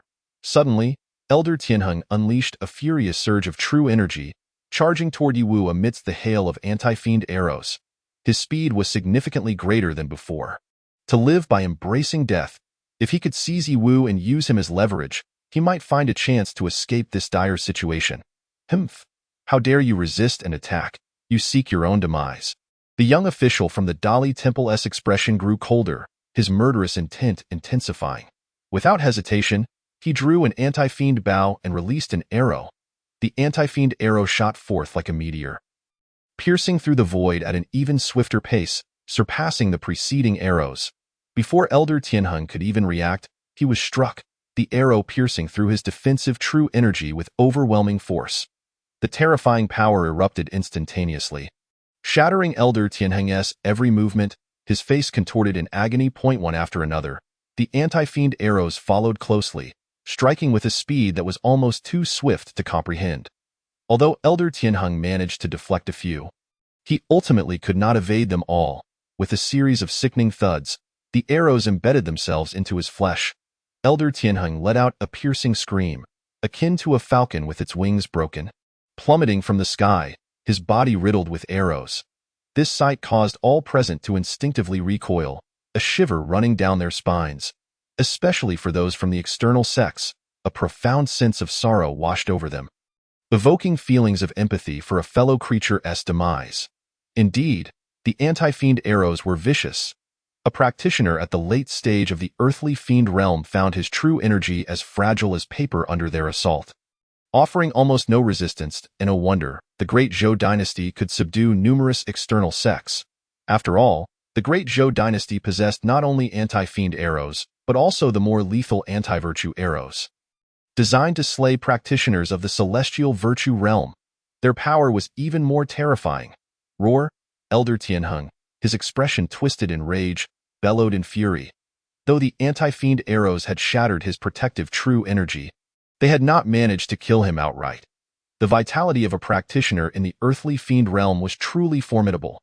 This granted Elder Tianheng an opportunity, his icy gaze fixated on Yiwu. Laden with a deadly aura, he charged forth at a practitioner at the late stage of the earthly fiend realm, albeit severely injured, still possessed lethal capabilities. Steward Qin, allow me. Just as Steward Qin was about to intervene, Yiwu suddenly spoke up, stepping forward, a glint of madness in his eyes that surpassed even that of Elder Tianheng. Earthly fiend realm? Ha! Today, I shall publicly slay an earthly fiend. Had he been facing a fully powered earthly fiend practitioner, even one at the initial stage, Yiwu would not have dared to speak so boldly. Yet, alas, Elder Tianheng was not at his peak. He was gravely wounded, his aura so weak that even the assassin from the Blood Cloak Tower who had attempted to kill him last night was more formidable. Boom! At that moment, Yiwu surged forward, unleashing a torrent of attacks. 5 Thunder Fist, Feather Ascension Fist. All his offensive techniques erupted simultaneously, harnessing the 5 Thunder, Immortal Daylight Feather Ascension, with the infusion of the Zhongtian True Energy. The might of the 5 Thunder Fist and Feather Ascension Fist converged. It was as if an immortal was bathed in lightning, ascending to the heavens. The terrifying, unstoppable force eclipsed Elder Tianheng's speed. Arriving ahead of him, you seek death? Elder Tianheng laughed bitterly, his fury boiling over. The two assaults collided in an instant. Bang! Yiwu's strike predictably shattered, but Elder Tianheng's attack was equally nullified. Failing to inflict harm upon Yiwu Dian the next moment, it was as if a terrifying specter had shattered the gates of hell, descending upon the mortal realm. The Ghostly Deity Fist. Mastery-level Ghostly Deity Fist. Elder Tianheng felt as though struck by lightning, his expression freezing in shock. All his attacks, all his defenses, crumbled before the Ghostly Deity Fist, proving utterly ineffective. His body flew back uncontrollably like a cannonball, crashing heavily into the ground of the martial arts arena. Silence. At that moment, the entire arena fell into a hushed stillness. The sound of a pin drop could be heard. The expressions on everyone's faces morphed into one of shared astonishment. Stunned disbelief. A practitioner at the second layer of the innate realm had nearly slain a practitioner of the earthly fiend realm with just 2 fists. Even if grievously wounded, he was still an earthly fiend. Not some common rabble. The Feather Ascension Fist. He had mastered the Feather Ascension Fist and the Ghostly Deity Fist. After a prolonged silence, someone suddenly gasped in realization, jolting the crowd back to life, igniting a wave of commotion. They were acutely aware of when Yiwu had acquired the Feather Ascension Fist in just a day or two. He had grasped such an enigmatic and profound celestial martial art, such aptitude. They could not help but recall the myriad rumors surrounding Yiwu. If such astonishing talent could be deemed a martial arts waste, then what were they? Rubbish. Or even less than rubbish. The defenses had been shattered. The face of the Liang Wang's heir turned pale. Lord Pingyang clenched his fists tightly. Li Shan, lurking in the shadows, wore an equally grim expression. An elder from the Feather Ascension sect? Ha! Merely a waste. Yiwu chuckled coldly as he decisively crippled Elder Tianheng's martial arts cultivation with a swift kick, casually seizing his storage pouch. The speed at which he acted left the onlookers utterly stunned. Unable to react in time, the young official from the Dali Temple gaped in astonishment. Why was this act of plundering spoils executed with greater proficiency than their own? Song Hui, unable to contain himself, clenched his fists. This scene was too familiar. Remarkable, truly, an elder of the Feather Ascension sect possesses numerous valuable items. Erasing the spiritual imprint on the storage pouch, Yiwu opened it and immediately gasped in astonishment. Overwhelmed with exhilaration, He roughly estimated that the treasures within the pouch could yield at least 1,000 points of source power, and perhaps even more instant wealth. Thank you, esteemed members of the Yuhua Immortal Sect, for your benevolence. If such fortunate events occur again in the future, do not hesitate to seek me out. I shall accompany you until the very end. Yi Wu sincerely expressed his gratitude. Previously, Song Hui had gifted him several hundred points of source power, aiding his cultivation. Now, an elder from the Yuhua Immortal Sect had traveled countless miles to bestow upon him such a substantial fortune. It would be remiss not to acknowledge their kindness. You have gone too far. The Yuhua Immortal Sect will not let this transgression go unpunished.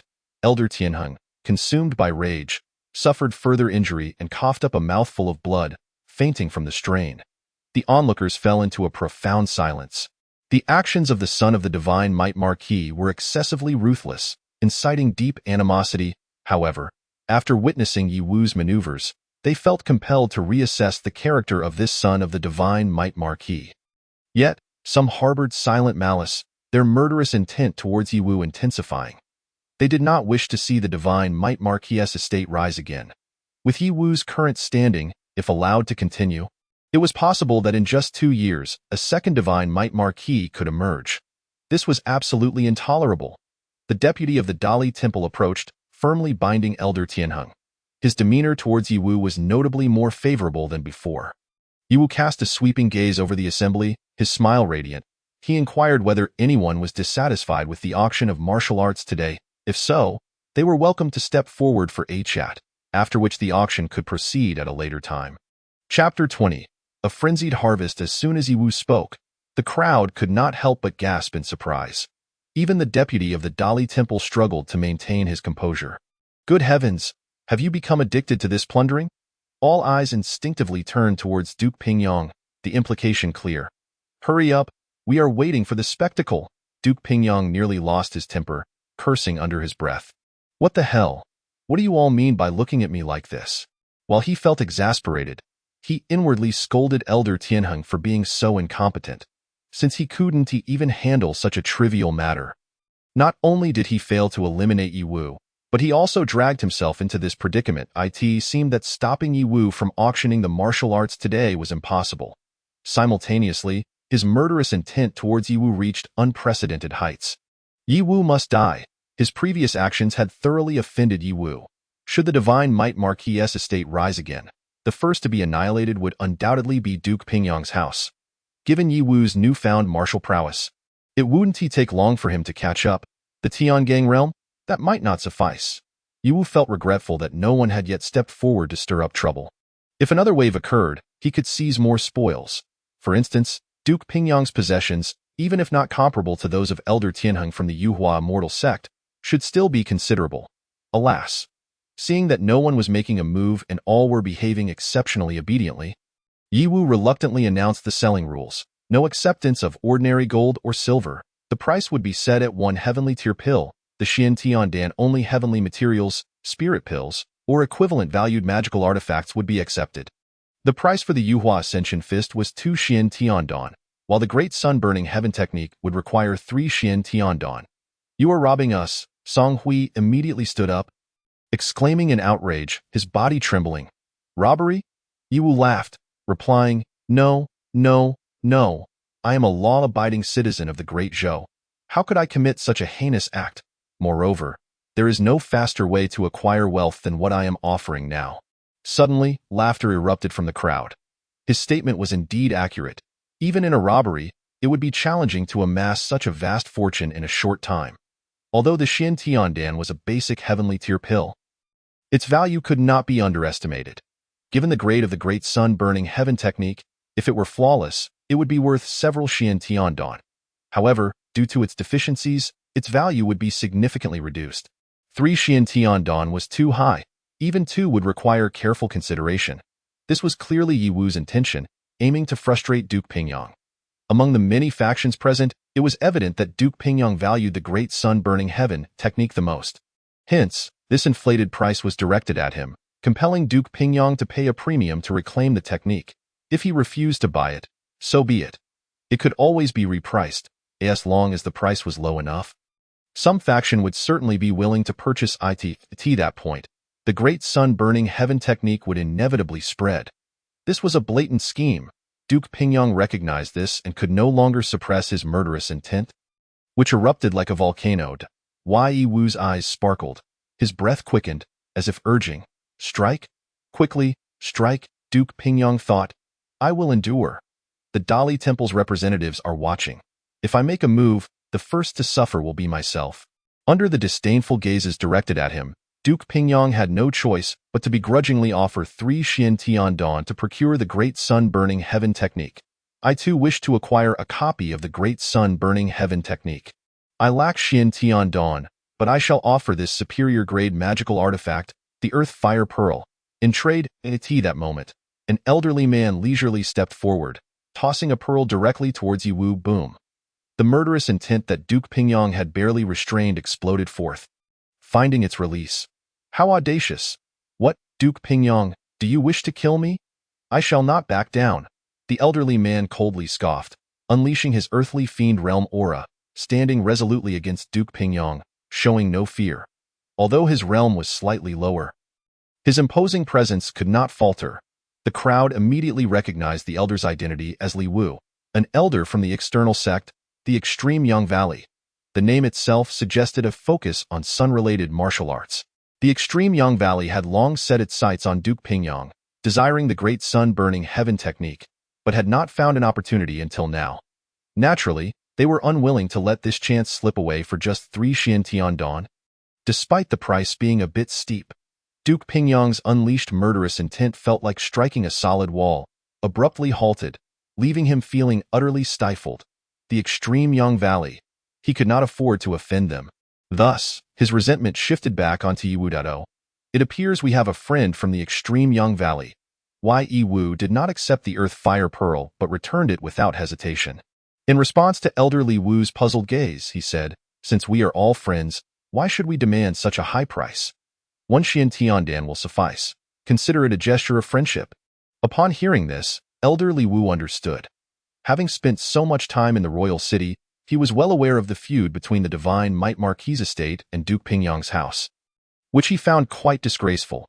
He had always been a person who valued loyalty and vengeance, and Yi Wu's actions immediately resonated with him. In this life, if one cannot take joy in vengeance, what is the purpose of practicing martial arts or cultivating the Tao? "Haha, I, Li Wu, shall consider you a friend. Just for an Earth Fire Pearl, it is hardly worth much. Take it." Without hesitation, Li Wu pushed the Earth Fire Pearl back towards Yi Wu, urging him to accept it. Yi Wu, "You are shameless." Duke Pingyong, infuriated, spat out a mouthful of blood, his finger trembling as he pointed at Yi Wu. He had witnessed shamelessness before, but never to such an extent. "Shameless?" Yi Wu looked at Duke Pingyong and burst into laughter, dismissively saying, "Can I be more shameless than you, Duke Pingyong, the ungrateful wretch?" The price has now changed. Only 1 innate pill is required to take home the heavenly tier martial art, the Great Sun-Burning Heaven Technique. Those wishing to purchase should act swiftly. Miss this opportunity, and there may not be a second chance. Boom. The entire venue erupted in chaos. Regardless of whether they hail from noble families or prominent sects, everyone was unable to contain their excitement, their eyes gleaming with anticipation. The 3 Xiantian pills were exceedingly precious, purchase decisions only made by sects like Jiang Valley, who had a dire need for the Grand Sun Incineration Technique. Even then, one had to deliberate carefully. However, when the price was adjusted to that of an innate pill, the situation transformed entirely. A single Earth-grade pill, which could be exchanged for a martial art capable of cultivating to the celestial warrior realm, even if imperfect, would be a staggering clearance sale. Whoever refrained from buying would be a fool.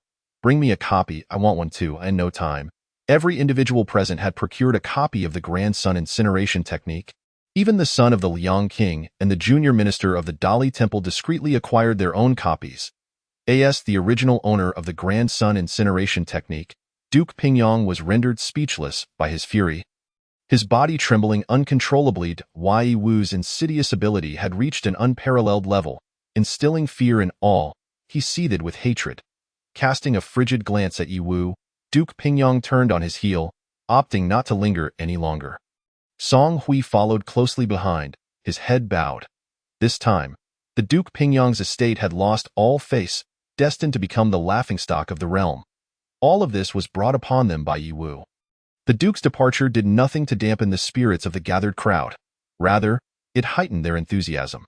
The sale of the feathered Ascension Fist proceeded more smoothly than anticipated, with nearly everyone acquiring a copy.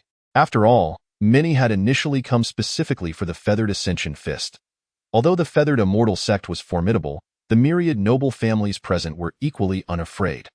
Moreover, laws do not penalize the masses. If the feathered immortal sect possessed the capability, they should eliminate all attending noble families.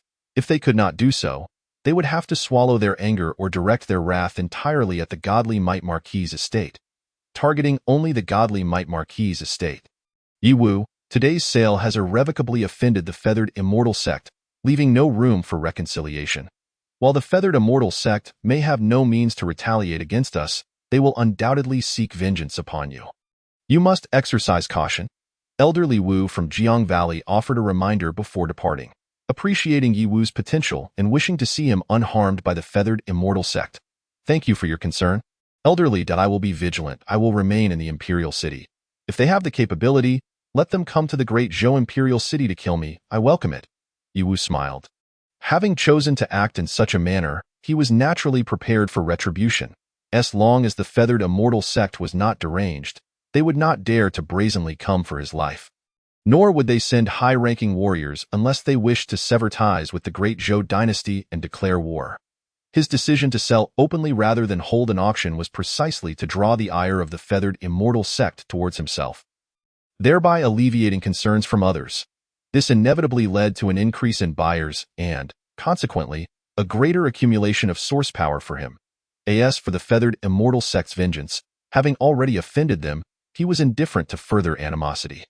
Li Wu was taken aback but soon chuckled. Indeed, the great Zhou Imperial City, as the foremost place of virtue, had Yi Wu, the son of the godly Might Marquis, as a recent focal point of attention. The feathered immortal sect would not dare to act openly against him. Just then, a sharp ray of light suddenly shot forth, silently aimed at the back of Yi Wu's head. Chapter 21. The Second Assassination. I seek enlightenment. Be cautious. Li Wu's expression changed dramatically, attempting to intervene, but it was too late. Yi Wu felt the chilling aura of death approaching, yet he too found himself unable to evade it. An assassin from the blood-robed tower, however, he remained remarkably composed, exuding calmness. Steward Qin's eyes widened in horror. The speed of the ray of light was astonishing, and the timing impeccable. No one had anticipated that the blood-robed tower would strike again so swiftly. The son of the Liang King, Zhao Xing, gazed with excitement and coldness, fervently cursing Yi Wu in his heart, praying for the success of this assassination. The pressure Yi Wu had placed upon him had become increasingly unbearable. Only through Yi Wu's demise could he find peace. Get lost. At this critical juncture, a sword aura surged forth, shattering the ray of light in advance, a fragment of the blood-robed tower. I have long awaited your attempt. The sword sage had been lurking in the shadows, not revealing himself until now to prevent such a situation from arising. The heaven-shattering sword technique unleashed a brilliant sword aura, forming a protective lotus of blades around Yi Wu. The sword light surged forth, targeting a certain point in the void, enveloping the space with a terrifying momentum. Has the sword sage broken through to the celestial warrior realm? The junior minister of the Dali Temple, who had yet to depart, suddenly turned pale, disbelief etched across his features. He knew well how long the sword sage had been stuck at the perfected earth stage. What could have caused such a sudden breakthrough? Could it possibly be related to Yi Wu? The junior minister's mind was struck by this thought. Unbeknownst to him, this speculation was indeed accurate. Leveraging the potency of the ascending dragon pill, the sword sage had successfully grasped the mysteries of the celestial warrior realm, achieving a breakthrough and becoming a formidable master. In the next moment, the sword sage returned, holding a bloody head aloft. He had initially intended to capture the assassin alive, but the foe proved too adept. Employing various assassination and evasion techniques, nearly escaping in the end, he had no choice but to deliver a lethal blow. Here are some of his belongings. Take them. The junior minister of the Dali Temple was astonished to discover that this was a gold-ranked assassin of the Earth stage. Now dead. Thank you, Uncle Sunday, receiving the spoils from the gold-ranked assassin of the blood-robed tower. Yi Wu was elated. A gold-ranked assassin truly possessed considerable wealth, far exceeding that of the silver-ranked assassin from the previous night. The treasures on his person could yield approximately 50 to 60 points of source power. While it may not seem like much, it was still substantial. The myriad events occurring today within the godly Might Marquis estate swiftly spread following the conclusion of the auction, leaving countless onlookers astounded and deeply impressed. Upon learning of the second failed assassination by the Blood-Robe Tower, Duke Pingyang isolated himself in his study, the atmosphere thick with a terrifying killing intent. Outside the door, Song Hui trembled uncontrollably, his legs nearly buckling beneath him. The Li family Elishan returned home in a daze, while Li Mengxue appeared equally stunned. The Imperial Palace. The junior minister of the Dali Temple stood within the imperial study, reporting the events that had transpired at the godly Might Marquis estate that day. The chief eunuch, Su Peisheng, was rendered speechless by shock. Was this truly the godly Might Marquis' son he remembered? The martial emperor remained silent for a long while before bursting into laughter. What a Yi Wu! What a son of the godly Might Marquis! What a future godly Might Marquis for our great Zhou! Somewhere within the imperial city, the situation had begun to spiral beyond control. Yi Wu must be eliminated. The godly Might Marquis' estate could never rise again. The burial sky scripture. The onset of all these changes began with Yi Wu mastering the burial sky scripture. Its origins lay there. We must devise a plan to acquire the burial sky scripture without further delay. The longer we procrastinate, the more unfavorable it becomes for us in the future. We may even unwittingly give rise to another godly Might Marquis. Within the godly Might Marquis' estate, in his room, Yi Wu began excitedly tallying today's gains. The Grand Sun Incineration Technique and the Feathered Ascension Fist had collectively sold for 43 Xintian pills. 1 high-grade magical artifact, the Earth Fire Pearl, and 35 innate pills. From the Elder Tianheng of the Feathered Immortal Sect, he obtained a storage bag valued at approximately equal to 10 Xintian pills, along with the spoils from a gold-ranked assassin of the Blood-Robe Tower.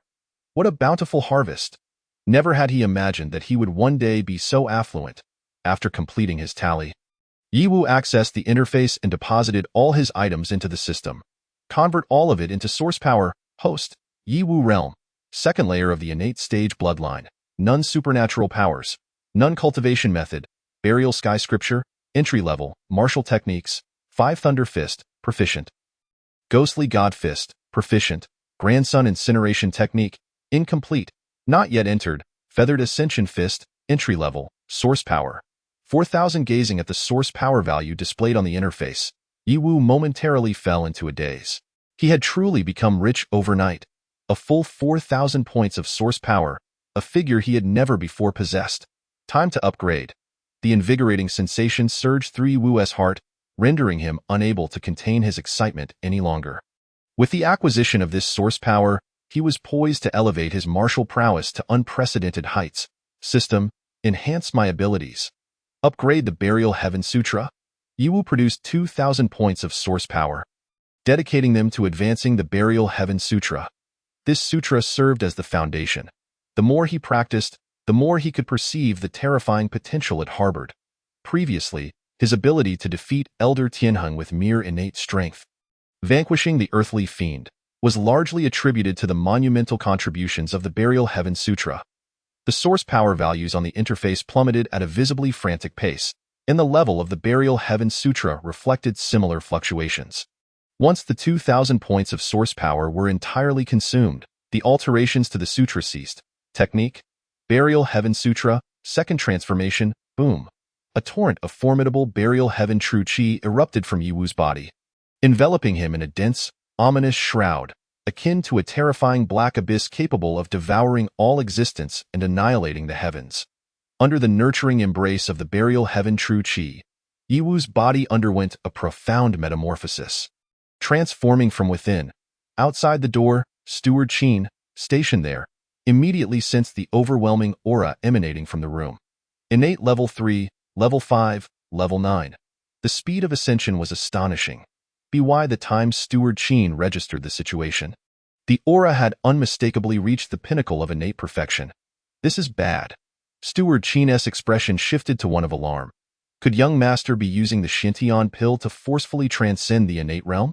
Utilizing celestial-grade medicinal pills to aid one's cultivation indeed expedited the process, yet it would destabilize the foundation, leading to severe repercussions that could potentially hinder future breakthroughs to higher realms. Furthermore, the potency of the celestial-grade pills exceeded the limits that innate warriors could bear, posing a risk of catastrophic explosion. Steward Qin, in a state of agitation, prepared to force open the door to prevent Yiwu from consuming any more celestial-grade pills. However, in the next moment, an even more terrifying aura surged from within the room, halting Steward Qin in his tracks. Was this truly an aura characteristic of the innate realm? Though Steward Qin was a veritable master of the earthly fiend realm, the innate aura radiating from Yiwu instilled within him a profound sense of dread. As if a colossal beast capable of devouring the heavens and earth lay in wait, fixating its gaze upon him. Steward Qin was bewildered. This aura bore no semblance of instability. Rather, it was unshakably solid. In the following instant, he discerned that the aura within the room continued to ascend relentlessly. Enlightenment. Steward Qin found himself momentarily stunned, grappling with the astonishing ease of this realm's breakthrough. Hadn't even the Marquis achieved his innate breakthrough with such swiftness in his time? Chapter 22. Seizing the Opportunity, Enlightenment.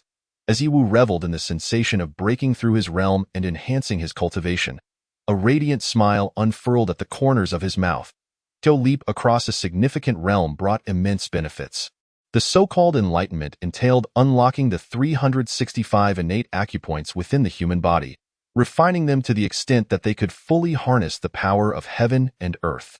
Thus, each acupoint deepened the connection with the universe, granting access to more formidable celestial forces. Only upon opening all 365 acupoints could one hope to perceive the heavens and accept the earthly fiend's power.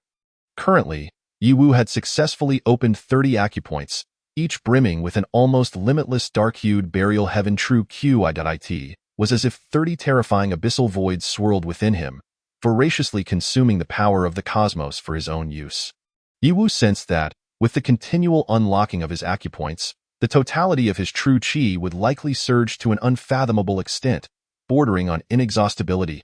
However, the consumption of source power was equally staggering. The 2,000 points of source power had merely elevated the Burial Heaven Sutra to its second transformation, with the third transformation still seemingly far off. Though the prospect of acquiring 4,000 points of source power appeared considerable, the reality of its consumption rendered it insufficient. With 2,000 points remaining, Yiwu allocated half into the 5 Thunder Fist, instantly igniting a fervent surge in his understanding of the technique. In no time, the mastery of the 5 Thunder Fist escalated from proficiency to perfection. The perfected 5 Thunder Fist, in stark contrast to its proficient state, represented an entirely different paradigm. The latter merely allowed for the summoning of lightning for personal use, whilst the former unleashed torrents of robust lightning bolts, manifesting a fearsome storm of electric confinement, a cataclysmic spectacle. No wonder it was classified as an Earth-tier martial art. While it may not rival the Celestial-tier techniques, its perfected form still unleashed appalling might, genuinely harnessing the complete power of heaven and earth. Advancing through the smaller tiers of Earth-tier martial arts was notoriously challenging, yet upon success, the resultant combat enhancement was equally formidable. Yiwu felt as if he had transformed into a bolt of lightning, freely traversing the tempestuous realm of thunder, wielding the terrifying power of the heavens. With the 5 Thunder Fist perfected, he turned his attention to the ghostly Divine Fist. The remaining 1,000 points of source power were wholly devoted to enhancing the ghostly Divine Fist. His comprehension of the ghostly Divine Fist surged, gradually revealing its terrifying essence. No wonder his father, Marquis Shenwei, could dominate the world with just this technique. The allocation of 1,000 points of source power only elevated the ghostly Divine Fist by a minor tier. Yet the enhancement in combat effectiveness far surpassed that of the perfected 5 Thunder Fist. The disparity between the two was immense. Even Celestial-tier martial arts should not confer such overwhelming benefits. Beyond Celestial-tier, perhaps such a possibility indeed existed. The raw power of the ghostly Divine Fist was already formidable. One could only imagine the potential of the Burial Heaven Sutra. With 2,000 points of source power barely upgrading the Burial Heaven Sutra to its second transformation, the subsequent transformations would undoubtedly require a staggering amount of source power. Yiwu pondered the extent to which his father, Marquis Shenwei, had cultivated both the Burial Heaven Sutra and the ghostly divine fist. With this thought, Yiwu immediately connected his consciousness to the protective jade pendant housing the mark of the ghostly divine fist, meticulously sensing its might. After a prolonged moment, Yiwu's expression shifted to one of astonishment as he withdrew his consciousness from the pendant. His minor-level ghostly divine fist paled in comparison to the formidable mark within the protective jade, akin to an infant standing before a fully grown man. An insurmountable chasm separated them. This signified that Marquis Shenwei Yiqi had achieved at least a major level of mastery in the ghostly divine fist, if not perfection. Given that the ghostly divine fist was a martial art beyond celestial tier, it inherently possessed unfathomable power. Should it reach major mastery or perfection, combined with the formidable Burial Heaven Sutra, the resultant might would undoubtedly be even more terrifying. In such circumstances, how had his seemingly unassailable father met his demise? Strikingly, even remnants of his corpse had not been recovered. Did such inconceivable beings truly exist in Beiming? If Beiming harbored such unparalleled powers, they should have long since breached the northern Great Wall and surged into the heart of the Great Zhou, rather than the current scenario where, despite appearances, the northern Great Wall was swiftly reinforced against the onslaught of Beiming. Yiwu began to suspect that Marquis Shenwei Yiqi might not have perished at all, but rather faked his death to achieve some ulterior objective. The root of this entire enigma lay within the Burial Heaven Sutra. However, this was merely a conjecture of his, and the truth could only be discerned in the days to come. Opening the system panel. Host. Yiwu Realm. First layer of Enlightenment Bloodline. None Divine Ability. None Cultivation Method. Burial Heaven Scripture. Second Transformation. Martial Skills. 5 Thunder Fist. Perfection.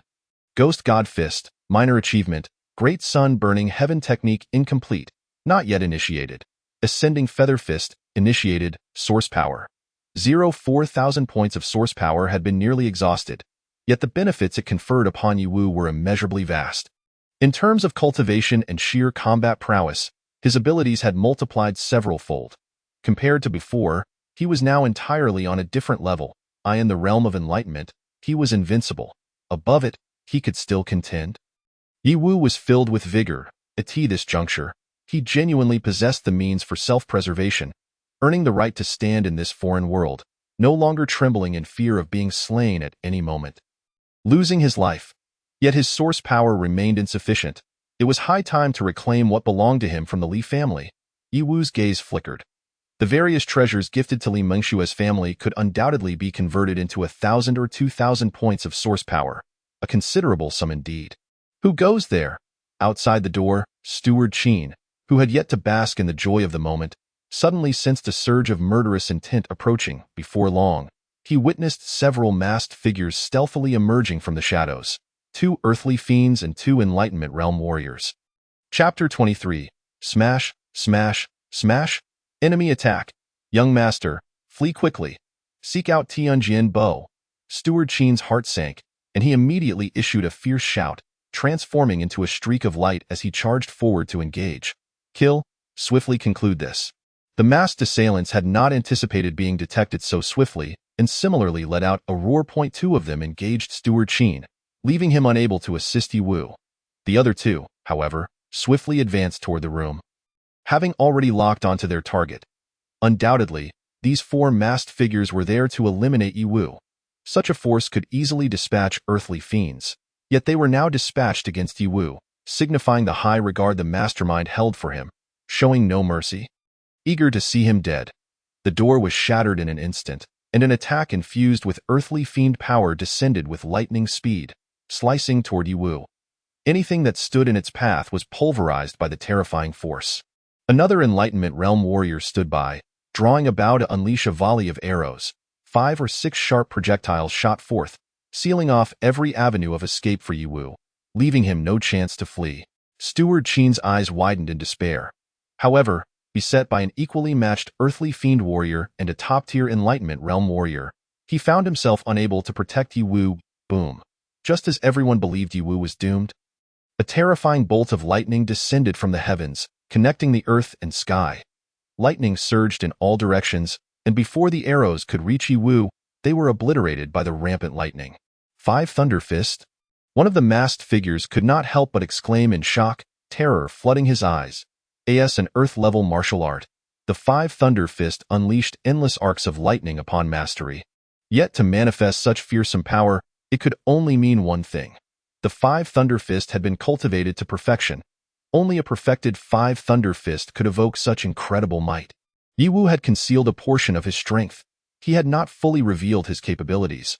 But how could a young man achieve such mastery over a martial skill of the Earth level at such a tender age? It was utterly inconceivable. All of Yi Wu's earlier displays of weakness were merely a ruse to feign vulnerability. You insignificant pests, perish, perfect, I shall use you for my sacrificial offering. In that moment, Yi Wu faced the assassins far beyond his realm with no hint of panic.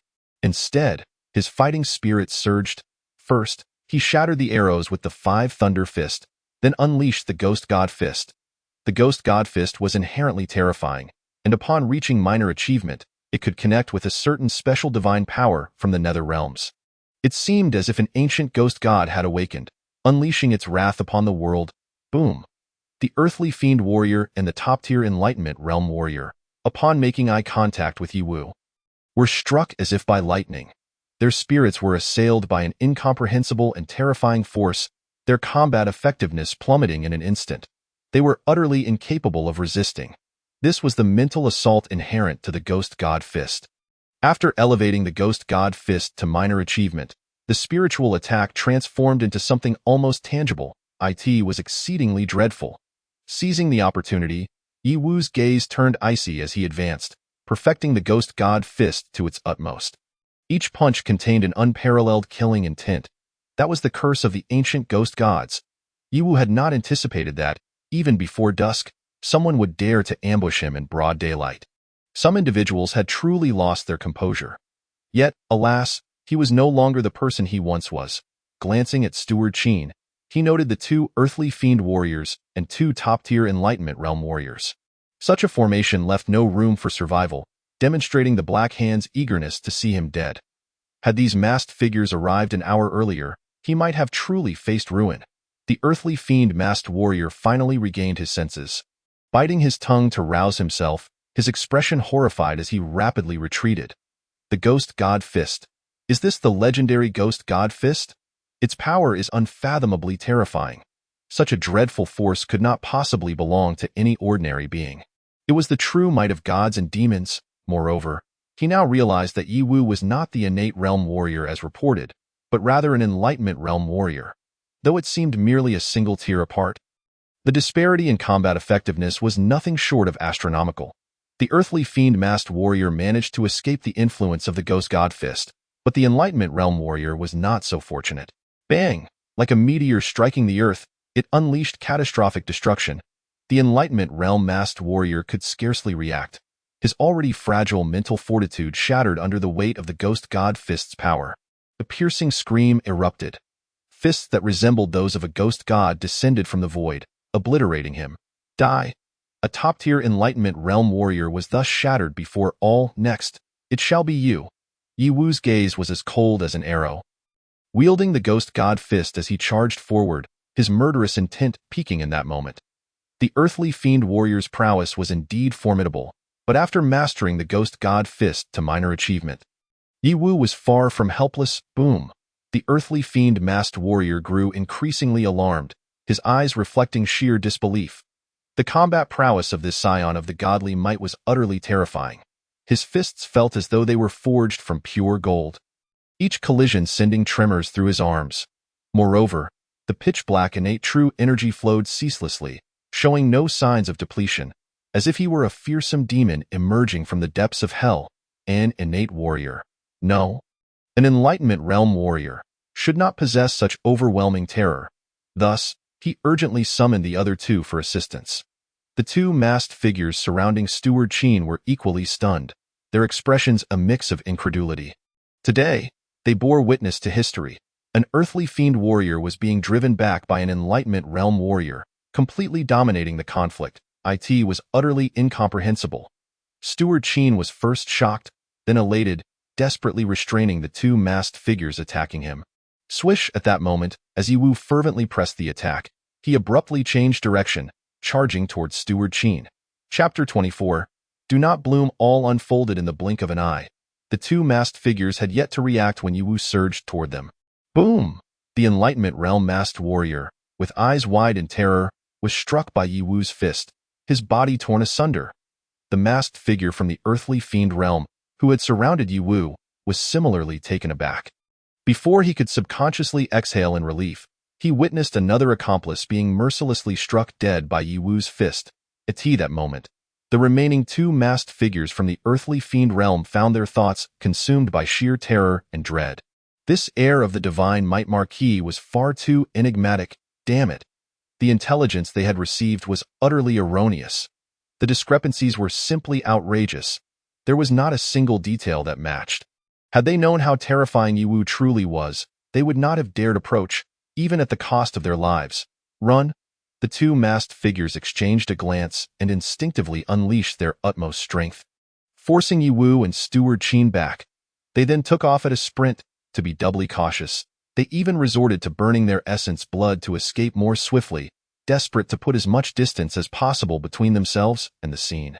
If they lingered any longer, the likelihood of meeting the same fate as their two fallen comrades was exceedingly high, death at the hands of the divine might Marquis' estate. Who could have imagined that the scion of the divine might Marquis, once rumored to be a martial arts failure, could be so terrifying, dominating the earthly fiend realm, crushing top-tier enlightened realm warriors. Such feats were beyond the capabilities of an ordinary martial artist, utterly defying the heavens. Steward Qin instinctively made to pursue, but Yiwu halted him. Steward Qin, do not chase. A cornered enemy is the most dangerous. It was not that Yiwu was unwilling to pursue. Although his prowess in combat was astounding, he was not particularly swift, though exhaust his essence blood for the sake of chasing those few individuals would be most unwise. However, he was not entirely idle. After all, one could not escape the monastery while the monks still roamed. Let the bullets fly for a moment. Perhaps unexpected gains would arise. Steward Qin came to a stop, his gaze fixed intently upon Yiwu, his voice trembling as he spoke. If the Marquis is watching from above, he would undoubtedly be immensely gratified by this sight. He had not anticipated that after Yiwu's powerful breakthrough in martial arts cultivation, he would display such astonishing combat prowess. He felt that had it truly come to a life-and-death struggle, he too would have faced a significant chance of being slain by Yiwu. Truly, the Marquis is watching from above. With Yiwu's current display of abilities, it would not be long before the divine might Marquis estate would once again bask in its former glory. Steward Qin, go report the incident. Gazing at the scattered remains upon the ground, Yiwu's expression was frigid. Theo have stirred such a commotion in broad daylight. He was eager to discover which individuals could not contain themselves. Yiwu was acutely aware that, following his displays, those harboring enmity towards the divine might Marquis estate would surely be unable to sit idly by, especially the shadowy figures responsible for his predecessor's demise, who would undoubtedly reveal themselves at the first opportunity, intent on eradicating him. Yet, he pondered, which faction was behind this assassination. To mobilize two earthly fiend realm warriors, along with two top-tier enlightened realm assassins, was no trivial matter. Such a feat could not be accomplished without a substantial power backing it. Moreover, those coveting his family's Zhang Tianjing would also not idly watch as he rose to prominence. Damn it! Just as Steward Qin departed, Wang Shi hurriedly returned, his expression turning to one of shock at the sight of blood and dismembered corpses strewn about. A chill seeped up from his feet to his very core. Yiwu, what has transpired here? The scene before him was far too shocking. Wai Yiwu recounted the events that had unfolded, leaving Wang Shi utterly astounded. What on earth? In just a day or two? How has Yiwu's strength undergone such a seismic transformation? He has slain enlightened realm warriors and sent earthly fiend warriors fleeing. As he contemplated the task he had come to accomplish, Wang Shi felt an involuntary chill creep through him. Before he could recover from his astonishment, personnel from the Dali Temple arrived, led by the same young official from before. Upon witnessing the carnage, although he had prepared himself mentally, he was still profoundly shaken, his expression complex. Rest assured, young master, these villains have been so brazen. The Dali Temple will certainly provide you with an explanation, the young official declared. He could easily envision the emperor's furious response upon receiving this news. Surely, he would be infuriated. The information was swiftly relayed back from the divine Might Marquis estate, causing a stir of shock and uproar. In the Liangwang estate, Zhao Xing sprang to his feet, astonished by the news delivered by his subordinate. What? What did you say? Enlightened realm? Wasn't Yi Wu just breaking through the innate realm? How has he suddenly achieved enlightenment? Not only that, but reports also emerged of him having slain 2 top-tier enlightened realm assassins. The news had been verified by the Dali Temple. He could scarcely fathom how Yi Wu had accomplished such feats. The Ghost God Fist and the Zong Tianjing, I understand now. Only the legendary Zong Tianjing could enable Yi Wu, once deemed a waste, to exhibit such incredible capabilities. Zhao Xing's expression darkened. As a member of the royal family, he had access to more comprehensive intelligence. Yi Wu's inheritance of the divine Might Marquis title was a foregone conclusion, impossible to obstruct. Coupled with Yi Wu's recent displays, the resurgence of the divine Might Marquis estate was inevitable, a tide that could not be halted by just a few individuals. Unless, of course, Yi Wu were to fall midway. Yet even then, with earthly fiend warriors fleeing in panic, the difficulty of eliminating Yi Wu had escalated tremendously. Li Mengxue had locked herself in her chamber, tossing various items about in a fit of frustration. Enlightened. How could Yi Wu have achieved enlightenment? Gritting her teeth, her heart seethed with resentment. Previously, she had claimed that Yi Wu was unworthy of her, yet he was on the verge of achieving enlightenment. Now, he had outpaced her, accomplishing this feat first, and had even killed 2 top-tier enlightened realm warriors with a mere flick of his wrist. Her. This was an indelible humiliation, rendering her the true laughingstock of the royal city. I see it now. All of this is Yi Wu's deliberate masquerade. He is intentionally provoking me to facilitate the annulment of our engagement. It must be so. With this realization, Li Mengxue was overcome with regret. Although the Liangwang heir was not without merit. If the divine Might Marquis estate truly rose again, and Yi Wu exhibited such terrifying martial talent, the comparison between them would be rendered meaningless. This cannot simply be allowed to pass. Li Mengxue pushed open her door and strode out. She intended to confront Yi Wu. An annulment? That was utterly out of the question. She was determined to marry into the divine Might Marquis estate. Chapter 25. Hooking the real big fish Yi Wu. Why the urgency in summoning me, shrouded in such mystery? Under the cover of night, the Sword Duke stealthily evaded all spies outside the Marquis' estate, entering the divine Might Marquis estate without a sound. After refining his heavenly gang technique, the Sword Duke's abilities had undergone a tremendous transformation. His sword evasion technique had reached an unparalleled level, making it impossible for the spies outside the estate to detect his presence. I believe I have hooked a big fish and wish to request Uncle Sun's assistance to stand guard. Just in case, I wouldn't want to inadvertently hook a whale and end up dragging myself down into the depths. Yi Wu said.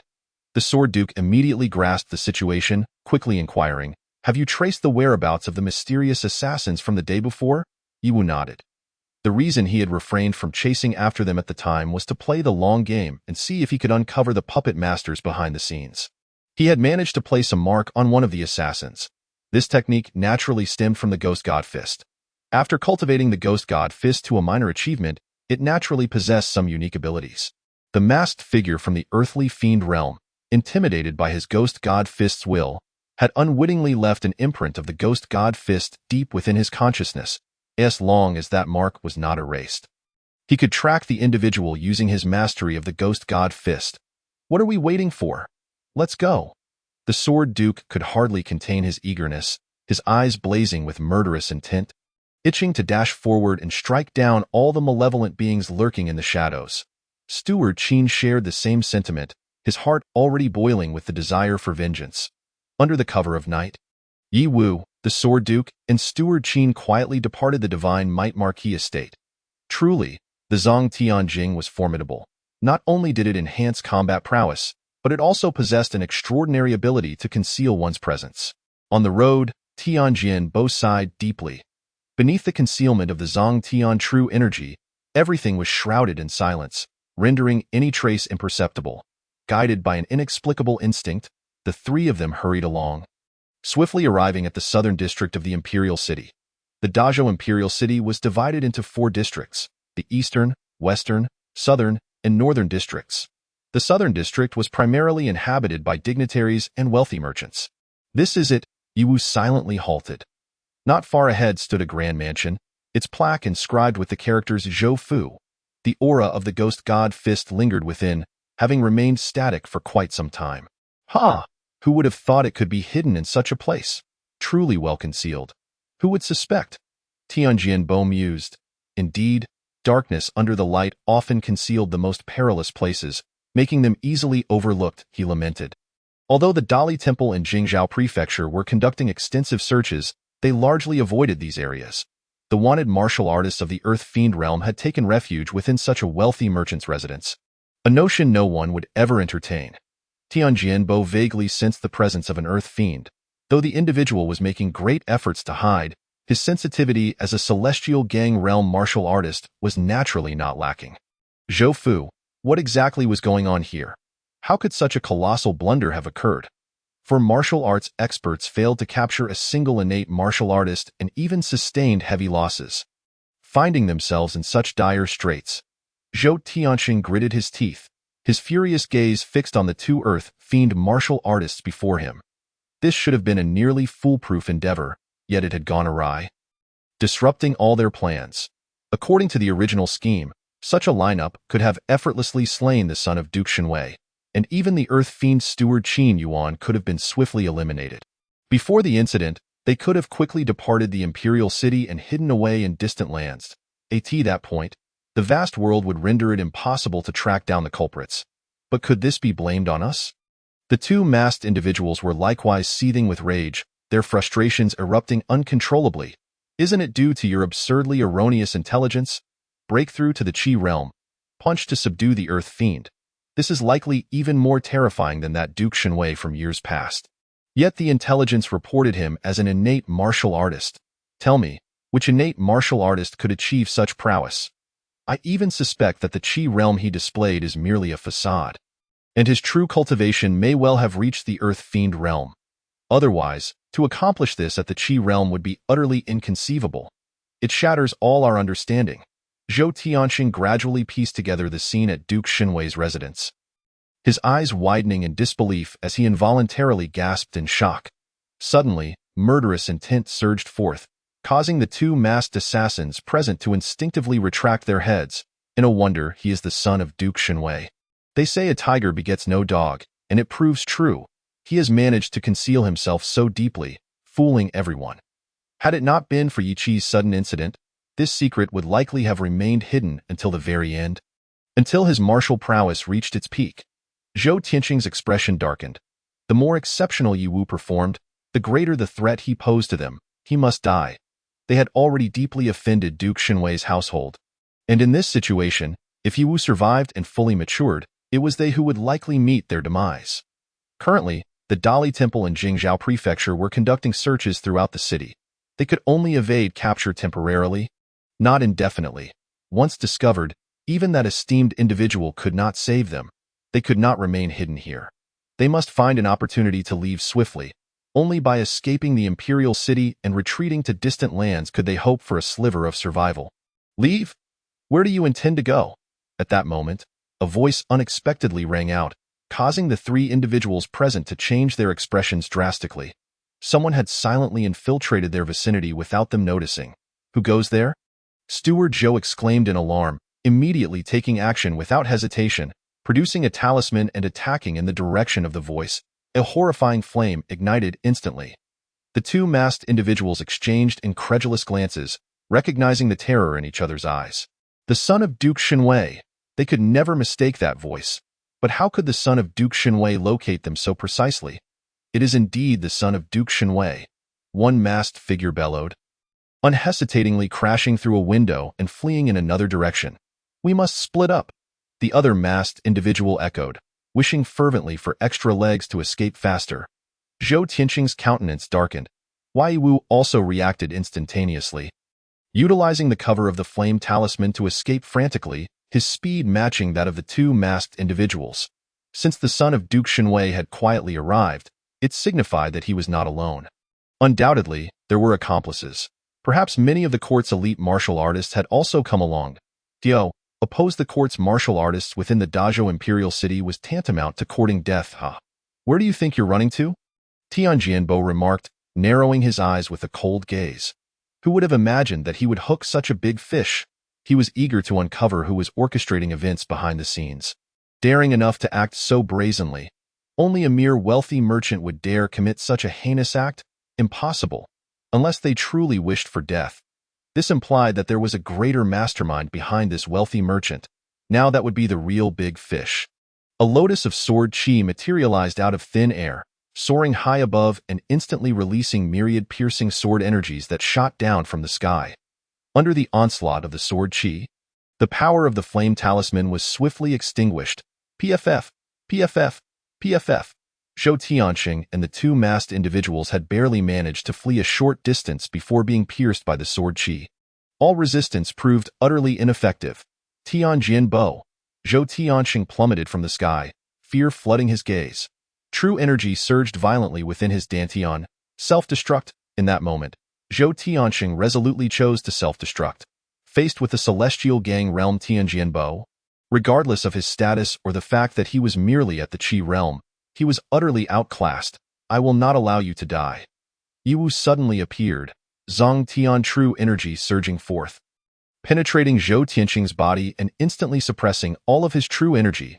As a fellow Qi realm martial artist, Zhou Tianxing's so-called true energy was utterly insignificant in the presence of Zhang Tian true energy. Zhou Tianxing could no longer hold on, and in his despair, an overwhelming sense of unreality washed over him. Earlier, when the two had recounted their experiences, he had been somewhat skeptical, but now, through personal experience, he felt the profound terror of it. The true energy was as dark as ink, resembling the power of a dark demon, seemingly containing the boundless might of the universe, ceaselessly flowing, once it invaded. His own true energy was like a chick facing the nine heavens golden pong, without any means of resistance, obediently submitting and being suppressed, sealing away all his true energy cultivation. The two Earth Fiend martial artists were also swiftly subdued by Tianjianbo. Their martial arts prowess sealed, leaving them no opportunity for self-destruction. Then, Yiwu began to take action, searching everywhere to gather all valuable treasures recognized by the system, stuffing them into his storage bag. One does not know the price of firewood until one becomes the head of the household. The need for source power was indeed abundant. Quietly assessing with the system, he discovered that these treasures could convert into 300 to 400 points of source power. Not a small sum. With the cover of the storage bag, Yiwu had no reservations, converting all the looted treasures into source power through the system. With provisions at hand, one remains untroubled. Tianjianbo and Steward Qin both turned their heads away, pretending not to witness this scene. It was simply too embarrassing. The esteemed son of Duke Shenwei appeared to be behaving like a country bumpkin who had never seen the world.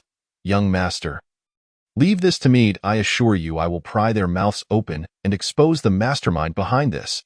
Steward Qin's gaze turned icy as he seized Zhou Tianxing and the others, preparing to interrogate them. But just then, 3 arrows suddenly pierced through the darkness, aimed directly at Zhou Tianxing and his companions. The speed was astonishing, leaving onlookers dumbfounded. What audacity! The sword master Tianjian bellowed in fury, unleashing a torrent of sword energy that shattered the 3 arrows into fragments. Steward Qin, acting swiftly, seized the 3 individuals and hurried them into the safety of the house. These 3 could not perish just yet. Yiwu's gaze turned frigid, realizing that the puppeteer behind this scheme was alarmingly swift in their response, intent on silencing them permanently. You stay here and guard. I shall return shortly. I am keen to unveil the true nature of this insidious foe. Transforming into a beam of sword light, Tianjian burst through the darkness, pursuing the direction from whence the arrows had come. Having been bullied right beneath their noses, Tianjian could not simply swallow this bitter pill of indignation. Before long, the stillness of the night was shattered by the sounds of a fierce battle erupting in the shadows. Tianjian was entangled. This revelation caused Yiwu's expression to darken. For someone to ensnare Tianjian implied that the hidden assailant was likely a formidable master of the celestial realm as well. They hurried into the house, seeking to evade all prying eyes to prevent another ambush. Yiwu amplified his perceptive abilities to the utmost, fully aware that even he would face significant peril if struck by those arrows. This encounter was not merely a chance to ensnare a big fish, but could potentially lure out a leviathan. As they stepped inside, barely able to catch their breath, the lights in the room extinguished simultaneously, plunging them into silence. A chilling sensation surged from their feet to their heads, causing them both to shudder involuntarily.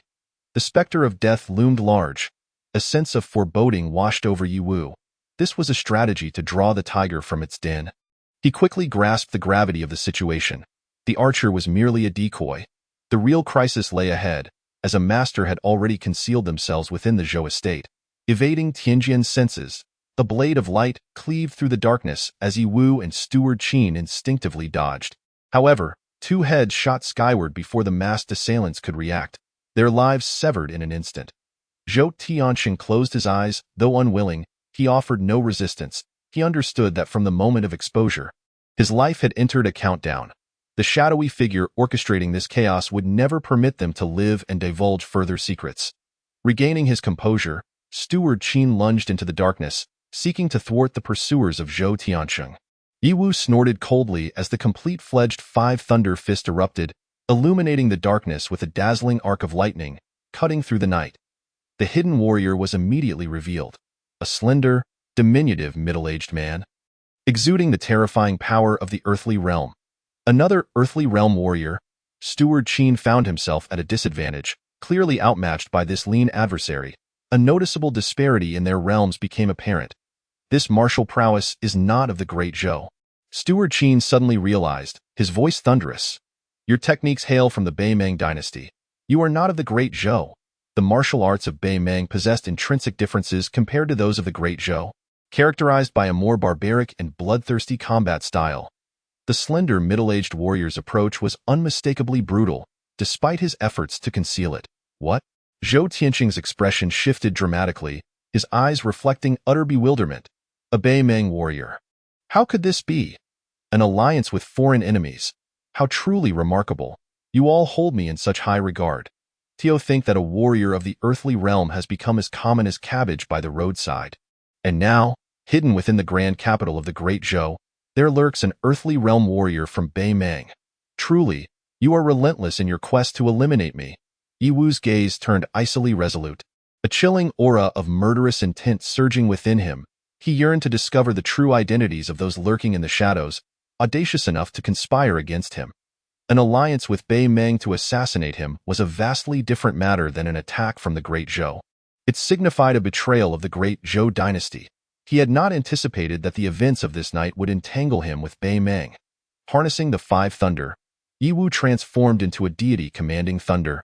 Elevating the Five Thunder Fist to its pinnacle, bolts of lightning cascaded from the heavens, relentlessly striking the slender middle-aged warrior, intertwining in Yiwu's hands to form an immense net of thunder. Ensnaring him, the earthly realm warrior was indeed formidable, yet Yiwu was not to be underestimated. While it might be challenging to slay an earthly realm warrior alone, restraining one was far more feasible. Moreover, the ghostly god fist emerged, its unique properties serving to disrupt the slender Beimang warrior. The effects were immediate.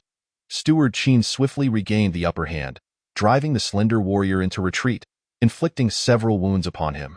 The Beimang warrior's expression turned icy, a terrifying malice brewing in his depths.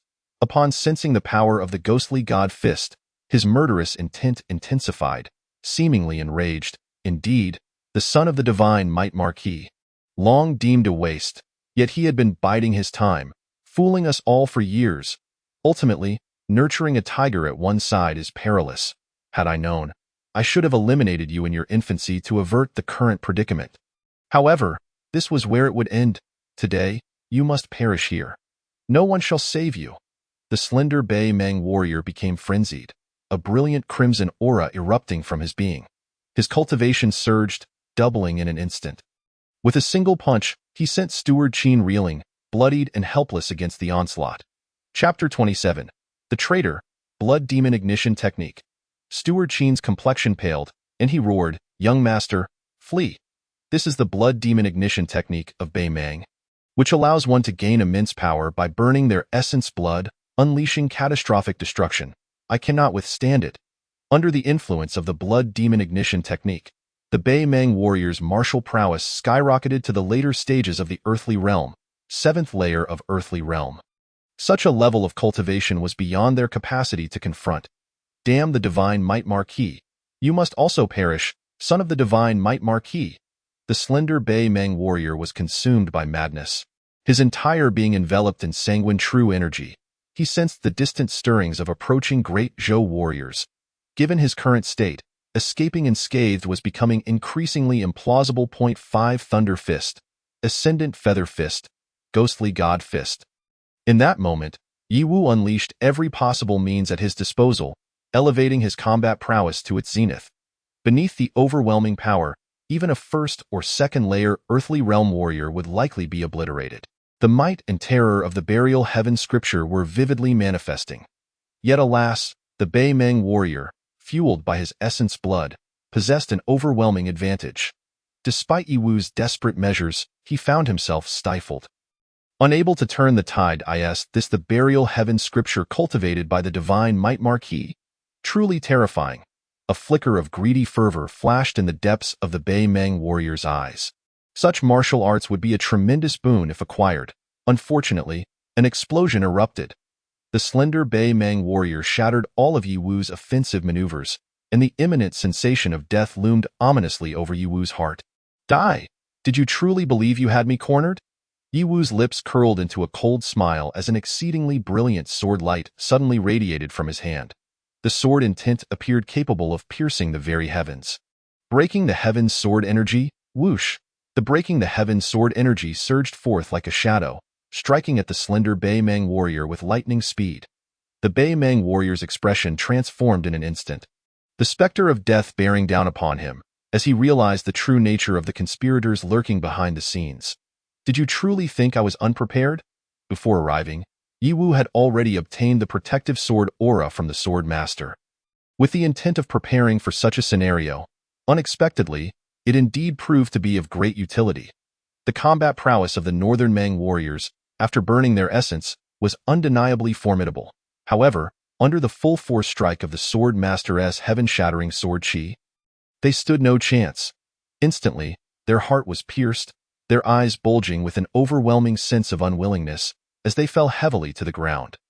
Although the vitality of the Earth Fiend Realm warriors was remarkably robust, once their heart was extinguished and their soul obliterated by the heaven-shattering sword chi, even the mightiest vitality was but an illusion. Fate had played its hand. In the end, a single miscalculation prevented the elimination of this son of the divine might Marquis. Regrettably, the opportunity to capture a live witness and unravel further secrets slipped away. Yi Wu let out a deep sigh, his gaze naturally falling upon Zhou Tiansheng, causing the latter to shiver intensely. As if caught in a dream, dead. He was actually dead, yet an involuntary sense of relief blossomed within him. He had managed to preserve his own life. I am willing to disclose everything. I am ready to forsake darkness for light. Zhou Tiansheng cried out in response to Yi Wu's murderous glare.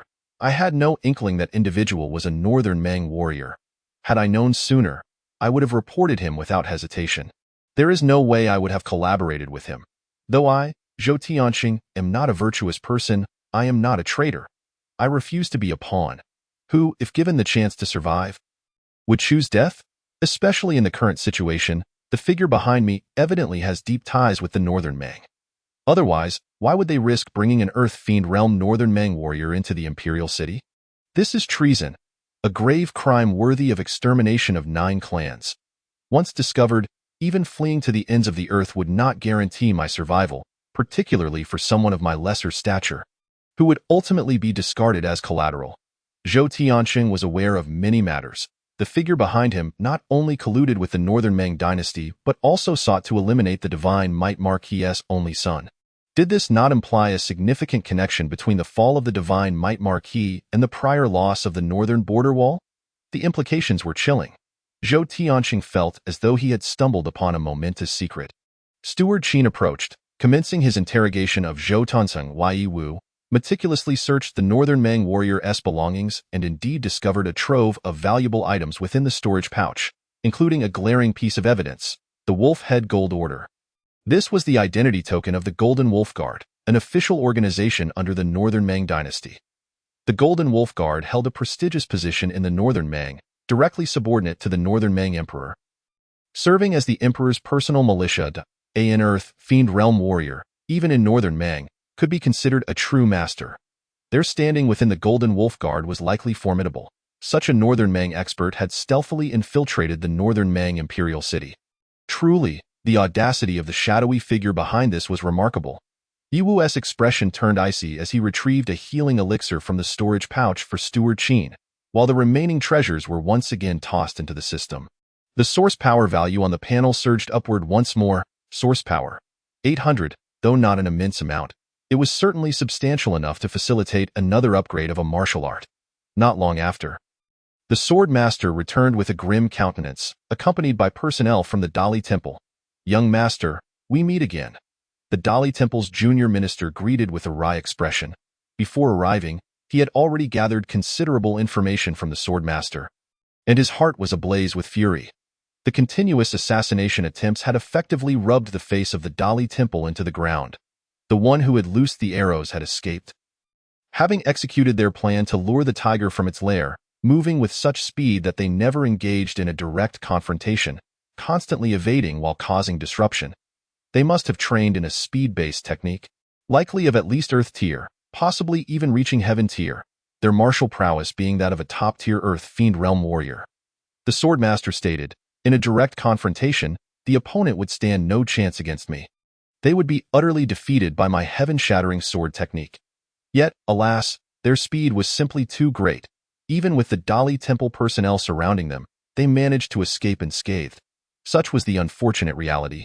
Yiwu recounted the events that had transpired here, while also sharing his suspicions. "I suspect that the sudden loss of the northern border wall and my father's death at the hands of the northern Mang are closely related to that shadowy figure. If an Earth Fiend Realm northern Mang Golden Wolf Guard warrior could infiltrate the imperial city without a sound, what else were they capable of, and what were they afraid to do?" The Sword Master erupted in fury, a terrifying killing intent exploding forth. Good. I never imagined that within my great Zhou imperial city, there lurked such a traitor." The junior minister of the Dali Temple and others could not help but inhale sharply. A wave of unspoken dread surging from their feet to their heads. A grave situation was unfolding. They had initially believed this to be merely retaliation from enemies of the divine Might Marquis, thus rationalizing the attempts on Yiwu's life. However, once the involvement of the Northern Mang dynasty and even the Golden Wolf Guard was introduced, the nature of the matter shifted entirely. "This must be reported to the Emperor," the junior minister of the Dali Temple declared. Given the involvement of their formidable foe, the Northern Mang, this matter was beyond the jurisdiction of a mere junior minister. Even his superior, the Dali Temple's chief, would likely feel the weight of such a situation. The severity of the issue had surpassed their capacity to manage. Chapter 28. To eliminate future troubles, young master, we have extracted the information. Steward Qin approached, relaying everything Zhou Tianxing knew. Minister of War Su Qing. Yiwu was taken aback. He had not anticipated that the so-called shadowy figure would be the Minister of War. One of the 6 ministries. The War Ministry wielded immense power, and the authority of a Minister of War was boundless, far beyond what an ordinary individual could contend with. Such a figure operating in the shadows could indeed stir up such a significant commotion. Does the divine Might Marquis' estate have a grudge against him? What could compel him to risk such treasonous actions?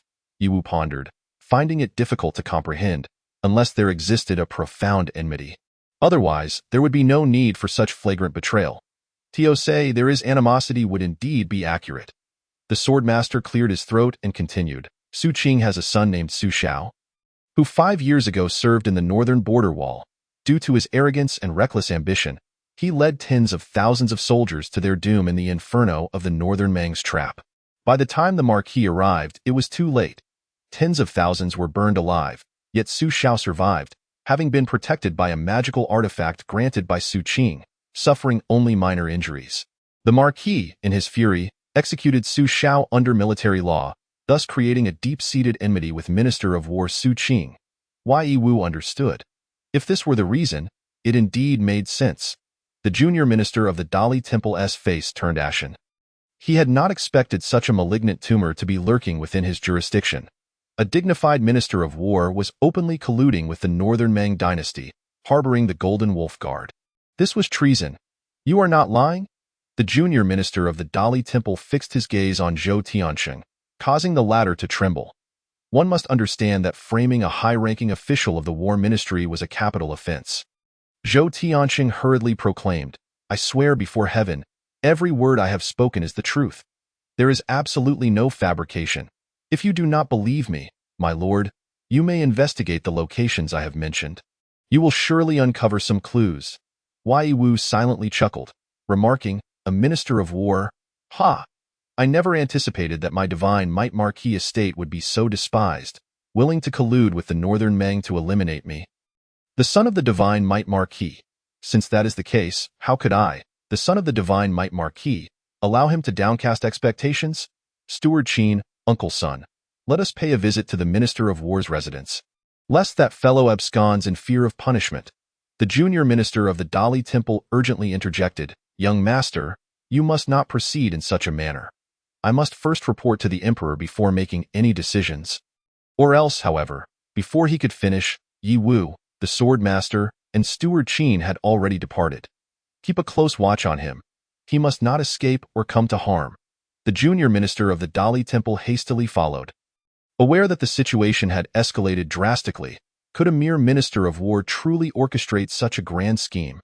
In the residence of the minister of war, within the confines of his study, Su Qing found himself in a state of restless agitation upon learning that the assassin dispatched to eliminate Yi Wu had failed. An ominous premonition brewed within him, its intensity undeniable. Despite his fervent attempts to salvage the situation, he was acutely aware that the more he exerted himself, the more traces he would inevitably leave behind, complicating any subsequent attempts to erase the evidence and heightening the risk of exposure. Yet, with matters having escalated to this point, he could only strive to mitigate the fallout, taking each step as it came. Before long, a figure materialized seemingly out of thin air, their face etched with an unmistakable pallor. Had the Sword Duke been present, he would have recognized this apparition as the very individual who had previously launched a covert attack. "Bai Yuan, what news do you bring?" Su Qing exclaimed, springing to his feet in a surge of urgency. "Sir, the attempt has failed. We could not silence him. The northern Meng warrior has been slain, but Zhou Tiansheng remains alive," Bai Yuan replied. "What?"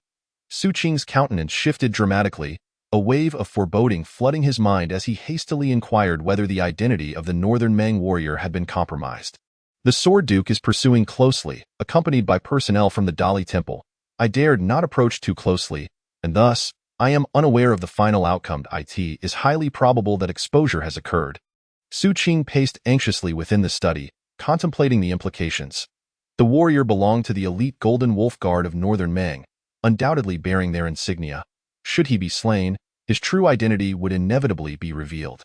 Under normal circumstances, Zhou Tiansheng would not dare to betray him, but given the current predicament, there was a significant risk he might divulge Su Qing's involvement. Curse it, in the end, we could not eliminate that wretched spawn and avenge my son. Su Qing's expression twisted into one of rage and frustration. Although the formidable Lord Yiqi was deceased, his son yet lived, compelling Su Qing to devise schemes against the Yi family following the death of Lord Yi. Yiqi had slain his son, Su Xiao, and so he sought to extinguish the life of Yi Wu in retaliation. An eye for an eye. Upon uncovering that Yi Wu's prior displays of incompetence were mere facades, Su Qing resolutely resolved to orchestrate Yi Wu's assassination. Regrettably, he had underestimated Yi Wu. Two warriors of the earthly fiend realm and two top-tier enlightenment realm cultivators had ultimately come up short. This was the full extent of the elite forces he could mobilize. It was no simple matter to secure such a cadre of top-tier fighters. They were not merely cabbages to be plucked at will. Given his status, it was already a remarkable feat to assemble such a force. The Northern Meng warriors, after all, were unreliable, more prone to failure than success. Su Qing's resentment simmered. He had never intended to deploy the Golden Wolf Guard warrior. Knowing that exposure would have dire consequences, yet he could not prevent the rogue's independent actions. A Northern Meng earthly fiend warrior acting autonomously with the intent to kill the sole heir of the formidable Lord Yi was beyond his control. After a thorough assessment of his precarious situation, Su Qing decisively resolved to flee. "You must take me away immediately. Before our exposure, we must hastily exit the imperial city and devise a new plan," he declared, turning without hesitation toward the door. However, just as his hand grazed the doorknob, his body stiffened involuntarily, a look of agony and disbelief washing over his face. A blade had pierced through his heart, emerging grotesquely from his chest. "Do not blame me, Sir Su. You must understand my motivations," Bai Yuan said coolly, methodically twisting the hilt of the dagger, unperturbed. As Su Qing coughed blood, his expression shifted from incredulous rage to a profound realization of acceptance. The Minister of War? Ha! I always knew that in the eyes of those individuals, I was merely a pawn to be discarded at will. With a final closing of his eyes, the Minister of War. Su Qing drew his last breath as Bai Yuan withdrew the blade. The lifeless body collapsed to the ground. Bai Yuan shook his head in regret. He had not wished to resort to violence, but orders from above mandated that should circumstances become untenable, Su Qing was to be eliminated to avert future complications and avoid leaving any trace that could lead back to them. Scanning the study, Bai Yuan's gaze fell upon a particular compartment.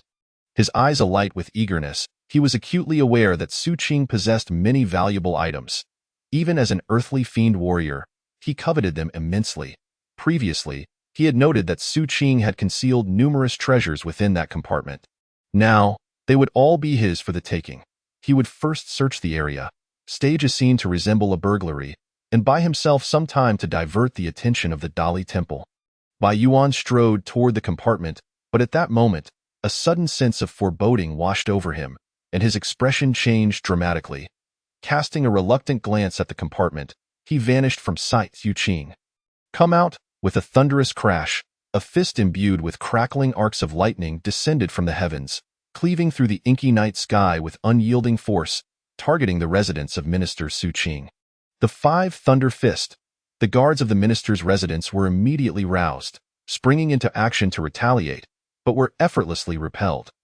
The fury of Yi Wu, manifested in the ultimate form of the 5 Thunder Fist, was far beyond what these guards could withstand. Minister Su Qing has colluded with Northern Meng, intent on overthrowing the Great Zhou. Are you all complicit in his treachery? Yi Wu bellowed, his voice reverberating through the night, causing the guards' faces to pale in shock, instinctively halting their movements. Even nearby officials and other residences awoke, rushing out in alarm to discern the commotion. The voice of the Sword Duke echoed simultaneously, corroborating Yi Wu's claims. In a district primarily inhabited by officials, the gravity of the situation became apparent. The revelation that a minister of war had conspired with Northern Meng to betray the Great Zhou was one that, if true, could shake the very foundations of their realm. Yi Wu and Steward Qin had already dived down, seizing a guard and demanding to know Su Qing's whereabouts before hastening to the study. The door to the study stood ajar, yet upon their swift entry, they halted abruptly, their eyes fixated on the figure sprawled on the floor. The air was thick with the scent of blood. Chapter 29. The Crisis of the Fallen Dynasty. The stench of blood. To their senses, the figure on the ground was unmistakably a corpse, devoid of any signs of life. Extending their perception, they found no trace of vitality within the study. It was eerily silent. "Young master, allow me to investigate," Steward Qin offered, stepping cautiously forward to turn over the lifeless body, his eyes widening in shock. "It is Minister Su Qing." He had been fatally stabbed from behind. His heart crushed in a single blow, a lingering expression of disbelief etched upon his face. Clearly, Su Qing had been caught completely off guard, unaware that an assassin lurked behind him. The assailant must have been someone Su Qing trusted. Otherwise, he would have been on guard. "I suspect the perpetrator is likely the true mastermind behind this plot, someone who orchestrated Su Qing's demise. Otherwise, given Su Qing's status as an Enlightenment realm warrior, he would have put up some semblance of resistance, even with a pierced heart." Steward Qin quickly assessed the scene, reconstructing the events of the incident as if he had witnessed them firsthand. Yi Wu was not surprised. He had anticipated this outcome upon seeing the corpse. Someone had reached them first, eliminating Minister Su Qing and severing this lead. This indicated that those involved in this affair extended beyond Su Qing alone. There were greater forces at play. This matter had grown increasingly intriguing, and Yi Wu was keen to discover just how many high-ranking officials from the Great Zhou were entangled in this web. Seeking the life of the lone heir to the formidable Lord Shenwei. At this moment, Lord Tianjian had also arrived. Upon witnessing the scene before him, he was instantly consumed by a furious rage. It was utterly outrageous. Regardless of the circumstances, Su Qing was a deputy minister of the War Department, a figure of true significance within the Dezhou Empire. Yet, He had met an inexplicable death within the confines of his own home. What did this signify? Lord Tianjian was acutely aware of the implications. Simultaneously, he understood that with the unexpected demise of Deputy Minister Su Qing, this incident would undoubtedly escalate, stirring up even greater turmoil. Some of the bolder guards in the residence did not flee at the first opportunity. Instead, they quietly gathered around. Upon seeing their master's lifeless body, they were immediately struck with shock and horror. The news of the deputy minister's murder spread like wildfire throughout the estate, and soon, it was disseminated beyond its walls. Butler Qin was meticulously inspecting the scene, while Yi Wu had entered the study. The room was in disarray, resembling a place that had been ransacked, evoking the impression of a burglary. It was evident that these signs had been deliberately fabricated to obscure the truth. The reason behind this was all too apparent. Suddenly, the inky black energy of Zhang Tian surged forth, enveloping the entire study. Before long, Yi Wu discovered a hidden compartment. However, before he could open it, he was thwarted by a miniature explosive formation. Something valuable. Yi Wu's eyes brightened. Indeed, as a prominent deputy minister, Su Qing, who had clandestinely colluded with Bei Meng, would undoubtedly possess something of worth. With Su Qing's demise, his assets rightfully belonged to him, serving as a form of compensation. As the formation encountered the Zhang Tian energy, it seemed to trigger a peculiar mechanism, activating with a barely perceptible aura of destruction, causing Yi Wu's expression to shift. Wait, that's a self-detonating formation. It's dangerous. Lord Tianjian also sensed Yi Wu's movements and noticed the hidden compartment. Upon realizing that Yi Wu had activated the miniature explosive array, he let out a horrified shout. A terrifying sword aura immediately followed, morphing into a lotus of sword energy, attempting to shield Yi Wu within its embrace. However, it was a moment too late. Boom! The miniature array trembled, unleashing a devastating force that engulfed Yi Wu entirely. In that instant, the Zhang Tian energy transformed to its zenith, firmly encasing Yi Wu as if wrapped in a black cocoon. After receiving the warning, Butler Qin swiftly kicked Su Qing's body aside and bolted out like a leopard. The sword aura lotus erupted repeatedly, while Lord Tianjian unleashed his celestial might, forcefully suppressing the explosive power of the formation, thereby diminishing its catastrophic effects. Coughing, as the dust settled and the defenses of Zhang Tian were shattered, Yi Wu emerged, covered in grime, coughing incessantly and cursing vehemently Su Qing. How dare you set such a deadly trap? Even in death, you refuse to rest in peace, nearly causing my downfall. Yi Wu was filled with trepidation. Had it not been for the formidable strength of his Zhang Tian technique and the rigorous refinement of his body after reaching the enlightenment stage, he would have sustained serious injuries from the array's detonation. Despite being merely a miniature array, the destructive power it unleashed was alarmingly at the level of the earthly fiend realm. Caught off guard, even a warrior of that caliber could have been grievously injured. Seeing that Yi Wu, despite being covered in dirt, bore no other injuries, Lord Tianjian breathed a slight sigh of relief, inwardly marveling. The Zhang Tian technique is indeed formidable. The explosion of such an array failed to inflict any harm on Yi Wu, underscoring the terrifying defensive capabilities of the energy cultivated through it. Even the most elite celestial martial arts cannot yield such exceptional results. Alas, the treasures are all gone, utterly obliterated. Yi Wu lamented, realizing the magnitude of their loss. Where the hidden compartment had once been, now, not only was the compartment itself gone, but the entire study lay in ruins, reduced to rubble by the recent explosion, leaving nothing behind. Lord Tianjian furrowed his brow and remarked, "Something feels amiss." Although the power of that miniature explosive array was formidable, if there had truly been any treasures here, they would not have been annihilated to the point of leaving no fragments behind. It seems more like a deliberately laid trap, aimed at diverting attention. The real treasures are likely not located here. Yi Wu's eyes lit up with realization. Uncle Sun, let us hasten our search. A deputy minister would surely have hidden a substantial amount of treasures, potentially leading us to a remarkable surprise. Lord Tianjian nodded in agreement. Su Qing had orchestrated such a deceitful trap to conceal the true hidden compartment. The deputy minister of justice hurried over. Having already heard the rumors, upon seeing the broken body on the ground, he nearly fainted from shock. It's over. Deputy Minister Su Qing is truly dead. I have arrived too late. Following closely was Fan Wenxi. the Deputy Minister of Justice. After receiving the news from his junior, he realized the gravity of the situation. In the end, despite their haste, they had not arrived in time. After Butler Chin explained the situation, both Fan Wensi and the Deputy Minister of Justice instinctively exhaled in relief, thinking, as long as he wasn't killed by the son of the Divine Might Marquis, it is a relief. However, they quickly grasped the larger implications. What nonsense! The fact that he wasn't killed by the son of the Divine Might Marquis means the situation is even more dire.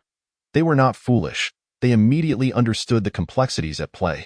Behind Deputy Minister Su Qing lurked an even more formidable puppet master, orchestrating these events from the shadows. His murder was merely a means to sever ties and facilitate a clean escape. This was a matter of silencing witnesses. It implied that within the Dezhou Empire, there were individuals of even greater power clandestinely colluding with Bei Meng. This was the true crisis. Meanwhile, Lord Tianjin and Yi Wu, combining their efforts, discovered a deeply hidden underground chamber beneath the ruins of the former study. It was an astonishing depth of a full yard below ground. Without careful searching, one would never have suspected its existence. Showcasing Su Qing's meticulous caution, upon locating the entrance, Lord Tianjin descended first. After confirming it was safe, Yi Wu followed suit. Treasure. All manner of treasures. Upon entering, Yi Wu was immediately dazzled by the various heavenly materials and earthly treasures within the underground chamber. He hastily activated the system's appraisal capability, and the panel immediately displayed a flurry of data. A plethora of elixirs, magical artifacts, and spiritual herbs amounted to a staggering total of 1,000 points of source energy. This astonishing figure filled Yi Wu with excitement. Deputy Minister Su Qing was indeed a good man.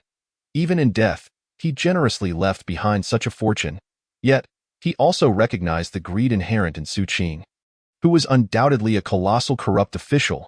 1,000 points of source energy. The wealth required to amass such a sum was astronomical. No amount of a deputy minister's salary could ever accumulate enough to acquire these treasures. Even over 2 lifetimes, Yi Wu swiftly collected all the treasures into his spatial storage bag. They were their hard-earned spoils. It was best to secure them first. They could divide the loot later upon returning. Otherwise, when the officials from the Ministry of Justice arrived and witnessed them taking these items, it would surely reflect poorly on them. Lord Tianjin did not impede Yi Wu's actions. Casually, he opened a wooden box. Upon seeing the contents, his expression changed instantly, his eyes widening in shock. Noticing the shift in Lord Tianjin's demeanor, Yi Wu hurried over, peering inside, equally astonished by what lay within the box. Inside were not mere trinkets, but a thick stack of letters. The contents were explosively significant, containing both evidence of Su Qing's bribery and correspondence with Bei Meng, even mentioning strategies against the Divine Might Marquis estate. Everything meticulously documented. Goodness! They all deserve to perish. Extracting the letter that detailed the schemes against the esteemed H&W Ihofu, Yi Wu's gaze turned icy, with murderous intent coalescing into something almost tangible. The letter meticulously outlined the strategies aimed at the downfall of their noble house, culminating in the clandestine assassination of the sole heir to the SH&WI title. Previously, the decline of the SH&WI Hofu could be traced back to the machinations of the Minister of War, Su Qing. The presence of the warriors from the Northern Mang Jinlang Guard here was no coincidence. They sought to eliminate him and seize his soul fragment, intending to return it to the Northern Mang royal court. Their aim was to use the bloodline connection from his soul fragment to ascertain whether his adoptive father, SH&WI Ho, had truly perished. The Northern Mang side remained uncertain whether Yi Qi, the SH&WI Ho, had genuinely fallen in battle or had faked his death to go into hiding. This entire plan had been progressing smoothly until an unforeseen complication arose. He had crossed over, usurping the identity of the genuine Yi Wu and disrupting all of Su Qing's schemes, rendering their elaborate preparations futile. The swordmaster Tianjin was equally incensed. The ease of Su Qing's demise felt like a windfall for him. Otherwise, he would have ensured that Su Qing suffered a fate worse than death, a torment beyond imagination. Alas, all they had were these fragments of evidence, and the true mastermind behind Su Qing remained elusive. With a sigh, the swordmaster acknowledged the caution exhibited by this individual. Had there been even the slightest trace, they might have had the opportunity to unravel the true puppeteer behind the curtain. Yi Wu nodded slightly, regretting the inability to uncover the perpetrator responsible for his predecessor's demise. The contents of these letters indicated that the death of his former self was not orchestrated by Su Qing, but rather by another party altogether. "Uncle Son, has my father truly fallen?" Yi Wu inquired suddenly. His earlier suspicions were now reinforced by this evidence, leading him to believe that perhaps his adoptive father had not perished in battle after all. Swordmaster Tianjian shook his head, replying, "I cannot say for certain once infiltrated that battlefield, but it has since been sealed by the Northern Mang, guarded by top-tier experts. I could only observe from a distance, too wary to approach. However, given the current indications, it seems likely that the SHNWI Ho has not genuinely fallen. This uncertainty has kept certain individuals hesitant, preventing them from going too far." Yi Wu acknowledged this reasoning. Had there not been such ambiguity, his current predicament would likely be vastly different. At this moment, officials from the Dali Temple descended and, upon seeing the content of the letters, were struck as though by lightning. The evidence within was explosively significant, each piece potentially leading to execution. "Lord Fan, I entrust this evidence to you. I believe the Dali Temple will not let the SHNWI Hofu down," Yi Wu stated as he handed over the wooden box, his tone calm and measured. Fan Wenxi, the Dali Temple's minister, accepted the evidence-laden box, caught in a quandary of emotions. It was a veritable hot potato. Should the contents be exposed, it would not only send shockwaves through the bureaucracy, but could potentially shake the very foundations of the entire Great Zhou dynasty. As the bearer of this explosive information, he would undoubtedly attract ire and animosity, perhaps even risking his life in the process. Nevertheless, Fan Wenxi ultimately resolved to take on this responsibility.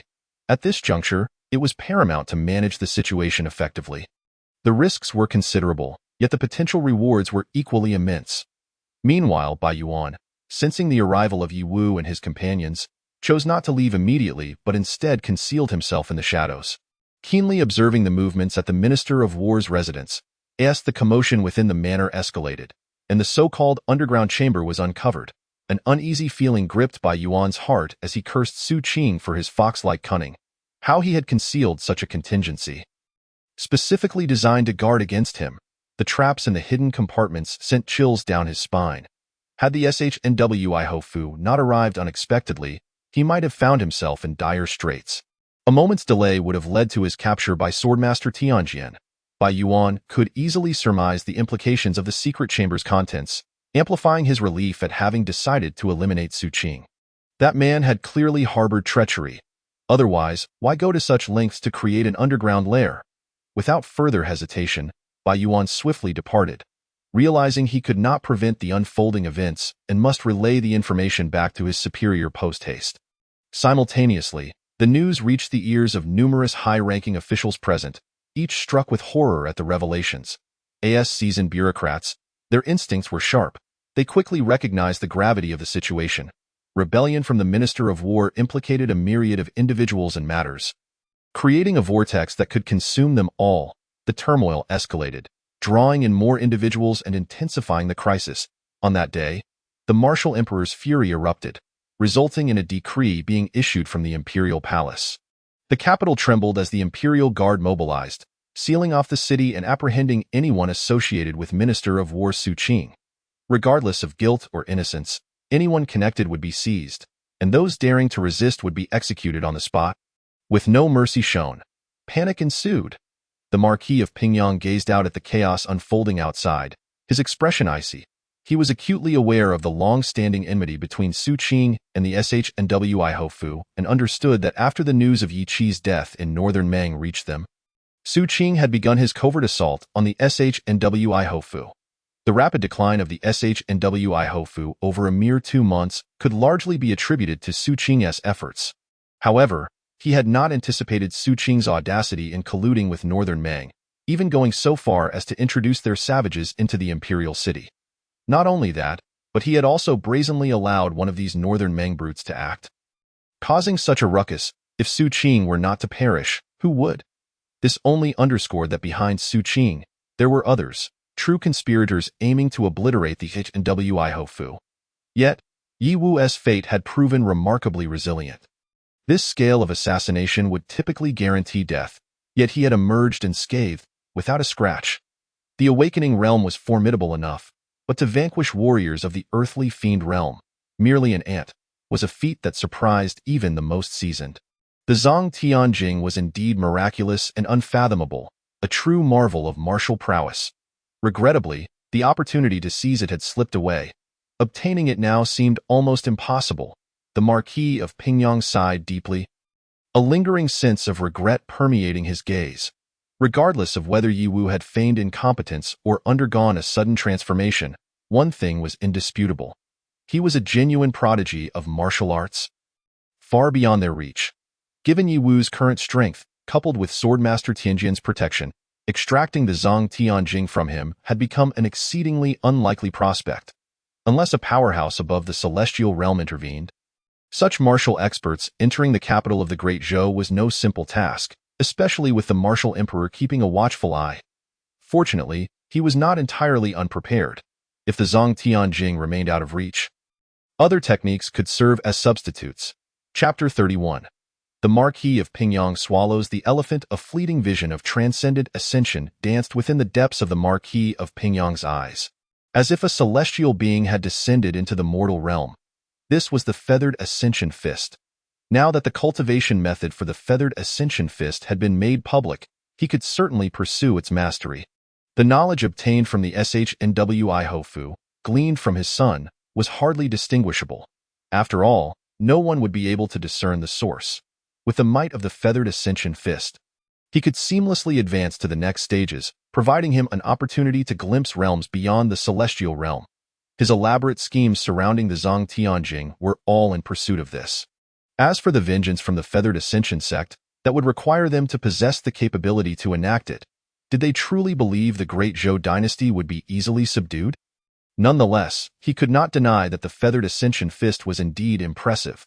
After training, he felt his own realm slightly loosening, indicating a chance to push toward a higher minor realm, even in its complete form.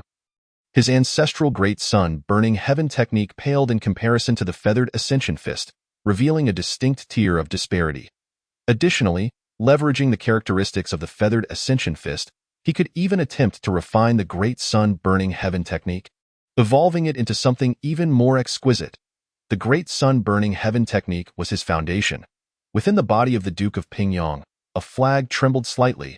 This was none other than the ancestral divine weapon of the Pingyang Duke's residence, the Great Sun Burning Heaven flag. As the Duke refined and extrapolated the subsequent techniques of the Great Sun Burning Heaven art, the vibrations of the flag became increasingly pronounced, its spiritual essence seemingly aflame with excitement. Should the Great Sun Burning Heaven art reach completion, then the inferior divine weapon, the Great Sun Burning Heaven flag, which bore this art, would naturally evolve and enhance its own rank. The most significant distinction between divine weapons and magical implements lies in the former's nearly complete sentience, along with an inherent desire and drive to elevate its own rank. Father, we have received word from the Yuhua immortal sect.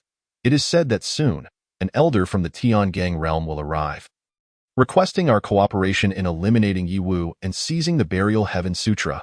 Should we succeed, I could be absolved of the grave sin of leaking the Yuhua Ascension Fist. Song Hui approached, speaking in hushed tones. Ever since the leak of the Yuhua Ascension Fist, he had been on edge, eagerly awaiting news from the Yuhua Immortal Sect. Absolution? Ha! Do they truly believe that the Yuhua Immortal Sect still holds the might of the past? That they can intimidate the entire realm? Those days are long gone. Go expect us, the Duke of Pingyang's residence, to assist them in seizing the Burial Heaven Sutra? The Duke of Pingyang scoffed silently. Recognizing the true intent of the Yuhua Immortal Sect, they sought to use his residence as a shield, their appetite indeed insatiable, unafraid of losing their own teeth in the process. Did they really think that the Tiangang realm could act with impunity within the imperial city of Dezhou? Father, what shall we do? After all, it is the Yuhua Immortal Sect. If we refuse, the consequences may be dire. Song Hui still felt trepidation. The reputation of the Yuhua Immortal Sect was immense, having spent so many years within their ranks. He was acutely aware of their power, which could not be compared to that of the Dezhou dynasty. If they decided to annihilate the Duke of Pingyang's residence, it would be as effortless as eating and drinking. We cannot outright refuse. We must devise a strategy, the Duke of Pingyang mused, momentarily falling into silence. He had to concede that, before the Yuhua immortal sect, his residence was akin to an ant, with no capability for resistance. The two parties were not even on the same tier. The disparity was too stark. It was only through the backing of the Dezhou dynasty that he could engage in dialogue with the Yuhua immortal sect on equal footing. At that moment, a wild thought suddenly flickered in the Duke's mind, causing his eyes to gradually brighten. If direct confrontation is not feasible, then let us stir the waters first and fish in troubled waters. Perhaps we may seize a grand opportunity. Song Hui stood aghast, his body trembling, not from excitement, but sheer terror. Isn't this a tad too risky? After all, it is the Yuhua immortal sect.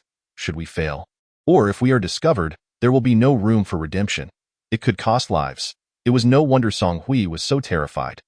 According to the Duke's plan, he intended to orchestrate a situation where the approaching Tiangang elder from the Yuhua immortal sect would be embroiled in conflict with the Dezhou dynasty, thereby ensnaring the elder in a trap. Once the elder sustained significant damage, they would then strike decisively to capture him, thus reeling in a substantial prize. Capturing an elder from a top-tier sect in the Tiangang realm would undoubtedly lead to immense wealth and fortune. However, failure would yield equally severe repercussions. Song Hui's expression shifted repeatedly, and finally, with a fierce clench of his teeth, he resolved to proceed. At worst, he would meet his demise. After all, having leaked the Yuhua Ascension Fist, he knew the Yuhua immortal sect would not spare him. Even with his master's protection, the best he could hope for was to be stripped of his cultivation and expelled from the sect. Since that is the case, I might as well gamble for something grand. Within the Liangwang residence, Zhao Xing sighed and shook his head, lamenting the stroke of luck that Yi Wu seemed to possess. In such circumstances he remained unscathed, while the Minister of War, Su Qing, and that northern Mang barbarian were utterly useless, failing to handle even this minor affair and causing such a significant blunder. Why is fate so unjust? Favoring that Yi Wu to such an extent, granting him such remarkable achievements? Before Zhao Xing could contemplate his next move, his father, the Liangwang, arrived, sternly advising him to avoid trouble and not to provoke the illustrious son of the divine might Marquis Yi Wu, lest he attract unwanted trouble and become embroiled in this major incident. Currently, Yi Wu was akin to a massive powder keg, primed to explode at any moment. One misstep could scatter the onlookers in chaos. Furthermore, he cautioned against getting too close to that Li Mengxue. After all, she was merely a woman, relying solely on the support of the divine might Marquis' estate to achieve her limited success. Fundamentally, she remained a waste. She is merely a plaything. However, she shall never cross the threshold of my Liangwang residence. Do not even think about it. Even if I were to agree, your mother would never consent. Yes, father, I understand.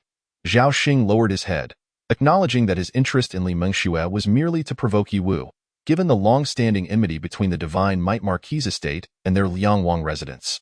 Though Zhao Xing was genuinely fearful of his father's stern demeanor and dared not voice any dissent, he was not oblivious to Li Mengxue's ulterior motives. She was simply a toad wishing to eat swan meat, naively believing she could win his favor as she had with the previous EWU.IT was but a daydream. He was well aware of Yi Wu's fate and recognized that Li Mengxue and her family were nothing but leeches. Such a woman was unworthy of entering his Liangwang residence.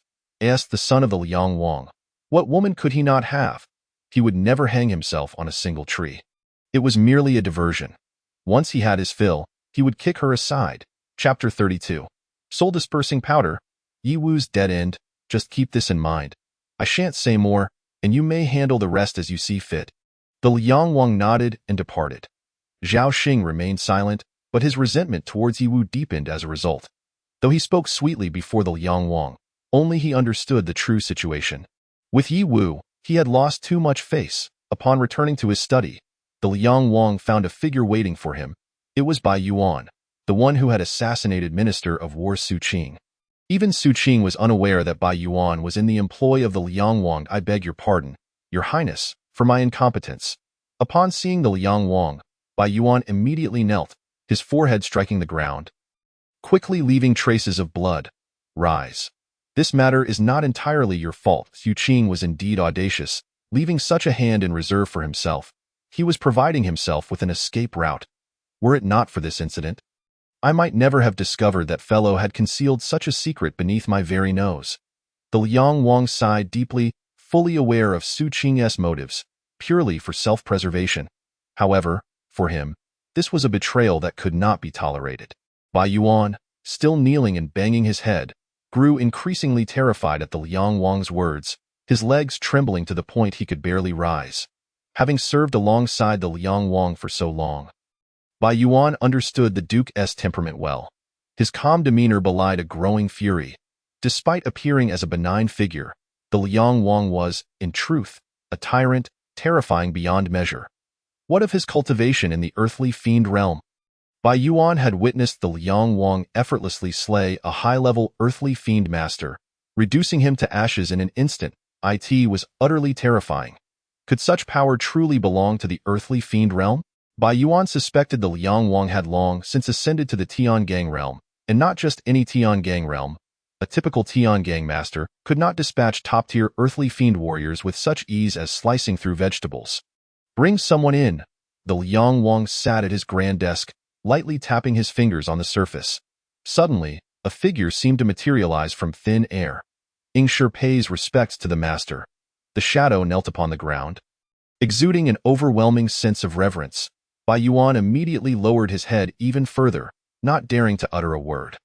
This was a member of the shadow guards under the Liang King, reputed to have mastered an exceptionally unique martial art, allowing their body to become ethereal to a certain extent, enabling them to blend into the darkness and completely conceal their presence. More elusive than a corpse, they moved with a ghostly stealth. Even a warrior of the earthly fiend realm would face certain death if targeted by such a shadow guard. A slip of paper soared from the desk, landing in Ingshi's hand, upon which several names were inscribed. Had others been present, they would have recognized the names as belonging to high-ranking officials of the current regime. Go forth and eliminate these potential threats. We must not allow my esteemed martial emperor nephew to catch even a whiff of evidence that could implicate me. That would spell disaster. Understood. Ingshi cast a glance at the names on the paper, and in the next moment, flames erupted from the slip, reducing it to ashes, while Ingshi simultaneously vanished without a trace. After receiving his instructions, Bai Yuan quietly exited the study, only releasing a heavy sigh once he was far from that imposing presence. The Liang King's power was formidable. He could not help but harbor suspicions that the Liang King's true realm might have already surpassed the heavenly Gang realm, ascending to another echelon entirely. Shen Wei Ho, Yi Wu, he murmured, and the Liang King silently chuckled, a brutal killing intent simmering deep within his eyes, starkly contrasting with his outward demeanor, resembling a true demon that had descended upon the world. The revelation of the Ministry of War's Deputy Minister Su Qing entailed far-reaching consequences, compelling the Liang King to make the heart-wrenching decision to eliminate key officials who could potentially implicate him, thereby averting future calamities. These officials were individuals he had painstakingly cultivated and allied with over the years, and the cost of their loss weighed heavily on his heart. Even the Liang King felt a pang of regret as he made this decision. Yet, he understood all too well that his martial emperor nephew possessed methods that were, if not superior, at least on par with his own. Should he grasp even a hint of weakness, the repercussions would be far graver. You father and son truly excel at surprising me, repeatedly thwarting my plans. One has feigned death and now hides in an unknown location, while the other has drawn such trouble upon me. Very well, I shall indulge you in this game. Martial arts prodigies? Ha! My greatest delight lies in slaying martial arts prodigies. The Liang King's cruel smile was as frigid as ice, and he immediately summoned another shadow guard. Tossing a small black vial into his hands, this is dissipation powder. Instruct Wang Shi to ensure Yi Wu consumes it by any means necessary. Should he succeed, the Wang family will reclaim their glory in the imperial city without issue. But should he fail again, my patience will run thin. The shadow guard accepted the vial, affirming his understanding before vanishing. The Liang King's eyes flickered. He had wondered why his previous attempt had failed. But with Yi Wu's recent actions, the reason became clear.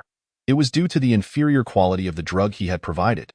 If Yi Wu had indeed been in the aperture realm and had merely pretended to be in the postnatal realm, then the medicine he had supplied would naturally have been ineffective, making the failure understandable. However, this dissipation powder was a special poison of heavenly rank, colorless and tasteless, capable of silently eroding the 7 souls of the human body, leading to irreversible decay.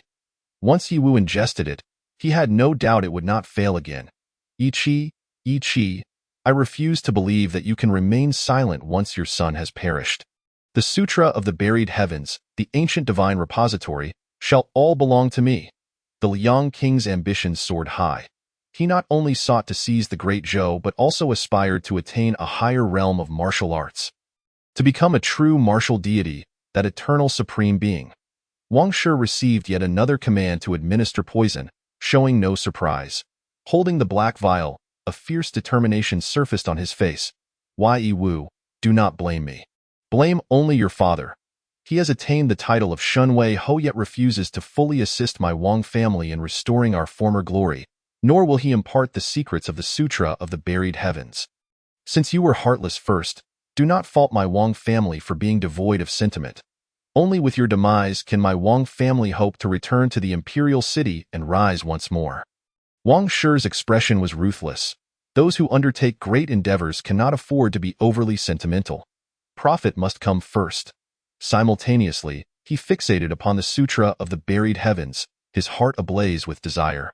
If he could also cultivate the Sutra, could he not become a formidable martial arts prodigy as well, akin to Shunwei Ho? In the imperial city, chaos brewed, with undercurrents swirling. Yet, the orchestrator of it all, Yi Wu, returned home in tranquility, observing the tempest unfold. The greater the commotion, the better.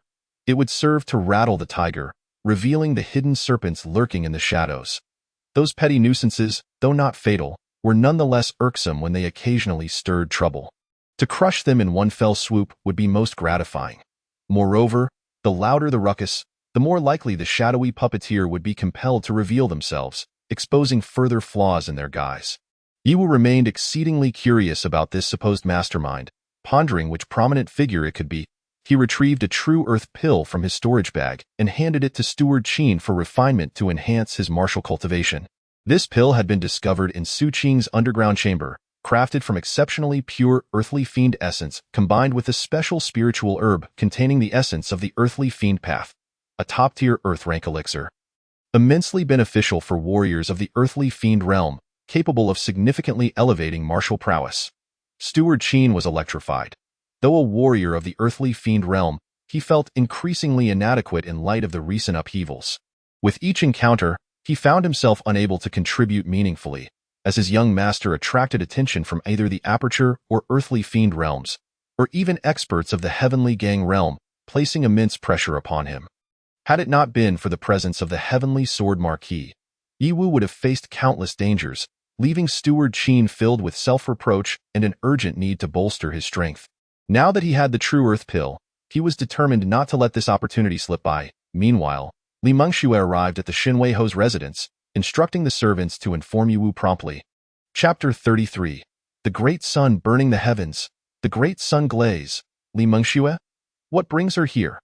Upon hearing the report from the servant, Yi Wu's eyes lit up, and he hurriedly inquired, did she bring anything with her?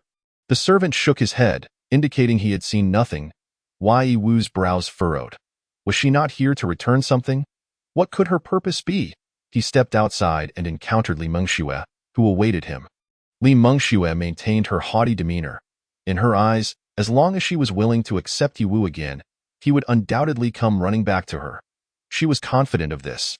As for Yi Wu's previous declaration of breaking off their engagement, she perceived it merely as a moment of frustration, an emotional outburst born of unfulfilled desire. Seeing Yi Wu approach with excitement, her resolve strengthened. Although she was prepared to accept him once more, he would need to demonstrate his worth first. She intended to punish Yi Wu for his previous disrespect. Men are inherently fickle. The easier something is to acquire, the less they cherish it. Only by keeping them on a string, compelling them to invest in emotional costs, will they truly learn the value of appreciation. As Yi Wu stepped out and confirmed the servant's report, he found that indeed, Li Mengxue was empty-handed. Could it be that she had concealed something within her storage bag? Li Mengxue, have you come to return something? If so, please present it. You may leave afterward. Yi Wu's words left Li Mengxue momentarily stunned, her expression faltering as she struggled to regain composure. What did you say? You truly expect me to return something? You genuinely wish to break off our engagement." Her voice rang shrill, betraying her surprise. But then an idea seemed to dawn upon her, and she raised her head defiantly. "As if bestowing a favor, I understand. You are merely attempting to capture my attention in this manner. I can only say, your approach is exceedingly immature and lacks sophistication. However, considering that you still harbor feelings for me, I shall overlook your rudeness. Moreover, all the actions I undertook were merely a test for you, intended to invigorate and inspire you towards achievement. You see, has it not succeeded now?" As she spoke, Li Mengxue was about to enter the door. Treating herself as if she were not an outsider, exuding an air of self-satisfaction. At this moment, Yi Wu was left utterly bewildered, casting a doubtful gaze towards the attendant at the doorway, questioning whether his ears had deceived him. "Did I mishear?" The attendant shook his head, replying in an extraordinarily peculiar tone. "Young master, you did not mishear. It is exactly as you have heard." The attendant felt he had stumbled upon a monumental revelation today. In this world, there truly existed individuals who could be so unabashedly ignorant, which was an eye-opening experience for him. He was well aware of Li Mingxue's past actions, and now she had the audacity to reverse right and wrong. Uttering words that were utterly unbelievable, he had never before encountered someone so shameless. Today had indeed expanded his horizons. Outside the Xintiangong mansion, spies from various families had long since surrounded the premises, and Li Mingxue's remarks had similarly astonished these spies, leaving them questioning their very existence. Could such words truly be uttered by a rational being? How had they previously overlooked that the stunning beauty ranked 9th on the beauty list? Li Mengxue was such a person. She was the epitome of a green tea princess combined with a white lotus. Surely, the heir of the Xintiangong would not genuinely fall for such tricks. In the expectant gazes of the crowd, Yi Wu delivered a resounding slap, sending Li Mengxue flying, showing no leniency towards this so-called beauty ranked 9th on the beauty list. Presently, Li Mengxue was far from Yi Wu's match, lacking any means of defense. "Li Mengxue, do you take me for a fool? Or are you the fool here? Get lost. Remember, everything you owe to the Xintiangong must be returned in full, not a single fraction less. Try withholding even a cent, and I shall see if I can sell you to Finkelud. A beauty ranked 9th on the Dazhou beauty list should fetch a handsome price." Finkelud was no ordinary establishment. It was a high-class brothel frequented by dignitaries and members of prominent families. Casting a glance at the dumbfounded and incredulous Li Mengxue, Yi Wu turned and entered the mansion, instructing the attendant to promptly close the doors, for he found it all quite distasteful. "If this woman dares to return, simply throw her out, though not let her sully my eyes." "Yes, young master," the attendant shouted, also casting a disdainful look at Li Mengxue, as he slammed the mansion doors shut. This abrupt action shattered Li Mengxue's composure, pulling her from her daze. "Ah, Yi Wu!" Li Mengxue erupted in a shrill cry, pounding on the mansion doors, unable to maintain her previous facade. It was only at this moment that she truly comprehended the reality of Yi Wu's earlier actions. They were all genuine and not as she had imagined. Yet this was not what shattered her the most. The most devastating point was that her pride and her beauty had utterly lost its effect in front of Yi Wu, which was the hardest pill for Li Mengxue to swallow. Alas, an ignorant person is indeed an ignorant person. How absurd to think she could take advantage without giving anything in return. Yi Wu could surmise Li Mengxue's behavior. She believed that by turning back, he would rush over like a lovesick puppy to curry favor with her. It was truly naive of her to think the world revolved around her whims. Merely a laughingstock, he intended to enhance his cultivation further, then visit the Li family to reclaim all that the Xintiangong had previously given. That was all source energy. Upon returning to his room, Yi Wu opened the system panel and glanced at the source energy value displayed. Source energy. 1700 points of source energy, exceeding his expectations, should allow him to elevate his cultivation to a new level. After some deliberation, Yi Wu decided against upgrading the Zhangtianjing and the Guotian Fist, as the source energy required for further advancement in these two martial arts had surpassed what he currently possessed. The high rank of these martial arts could sometimes become a burden, as the consumption required was indeed substantial. Yi Wu sighed and shook his head. Had it been any ordinary martial art, 1,700 points of source energy would have already been sufficient to elevate it to perfection several times over. Since the Zhangtianjing series was unfeasible, he would opt to upgrade the Yuhua Feixing Fist and the Dai Wentianju.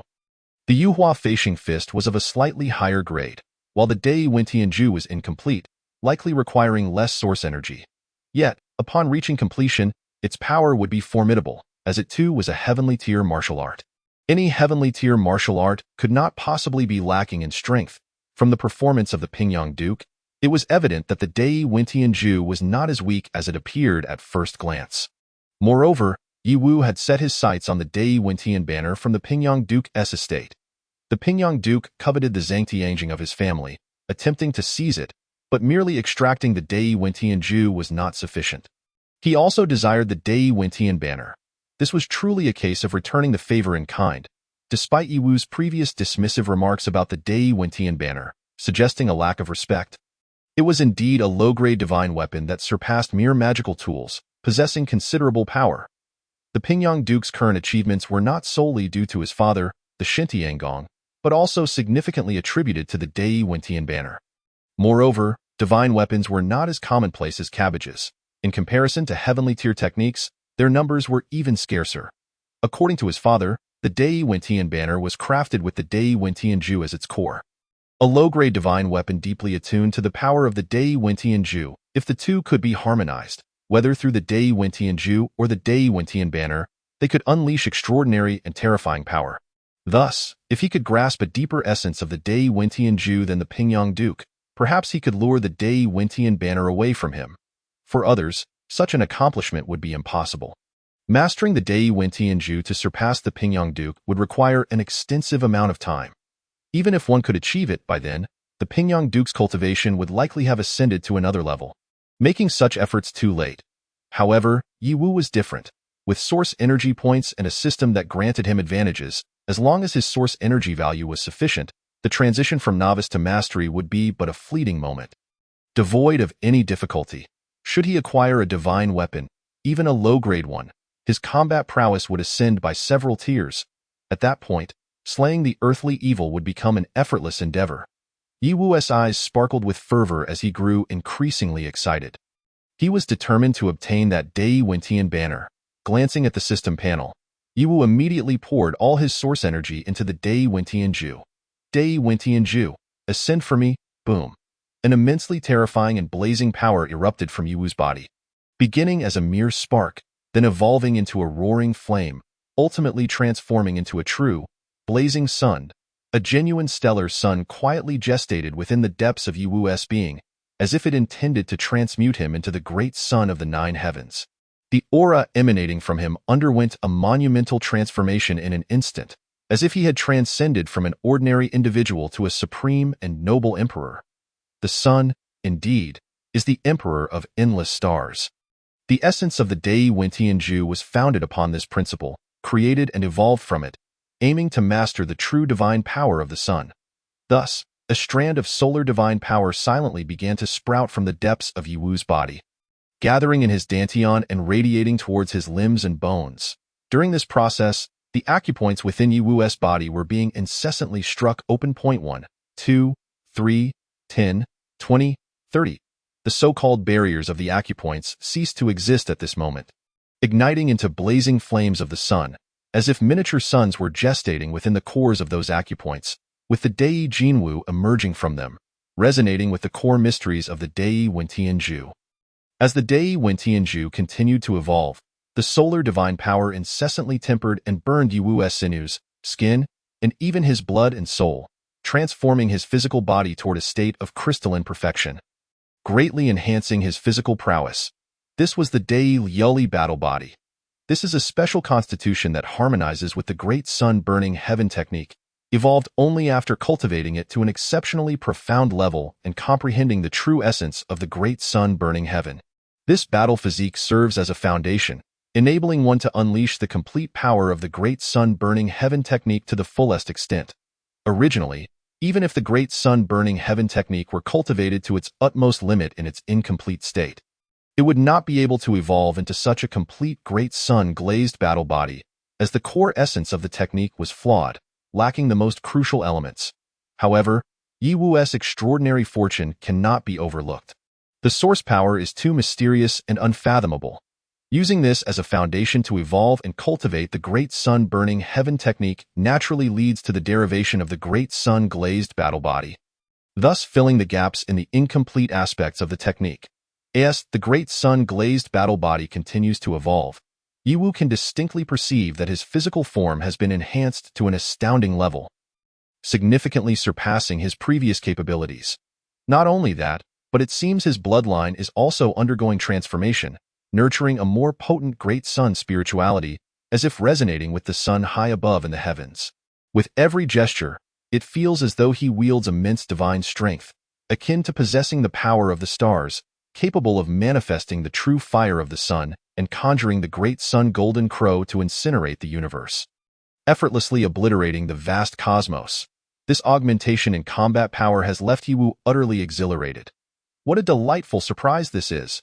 He never anticipated that the Great Sun Burning Heaven technique could possess such an extraordinary effect, capable of evolving into such a unique battle constitution. Only upon reaching this stage of cultivation can one truly grasp the immense power of the Great Sun Burning Heaven technique, which is indeed far more complex than it appears. Initially, he merely sought to enhance his combat capabilities, yet he stumbled upon an immense boon, reaping benefits beyond imagination. At present, he is not merely awakening the bloodline of the Great Sun Glazed Battle Body.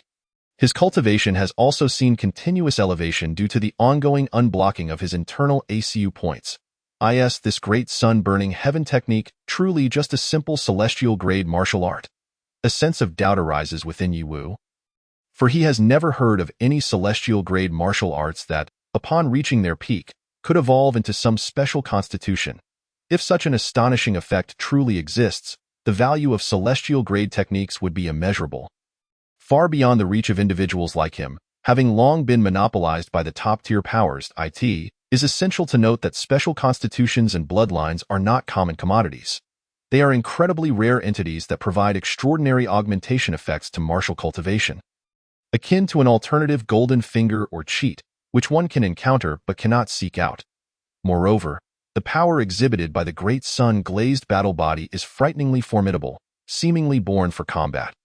And when used as a foundation to evolve the Great Sun Burning Heaven technique, it could even enhance its potency by 2- or 3-fold. And this is merely the beginning. As the Great Sun Glazed Battle Body reaches even deeper levels of development, the combat power it can confer will become even more terrifying.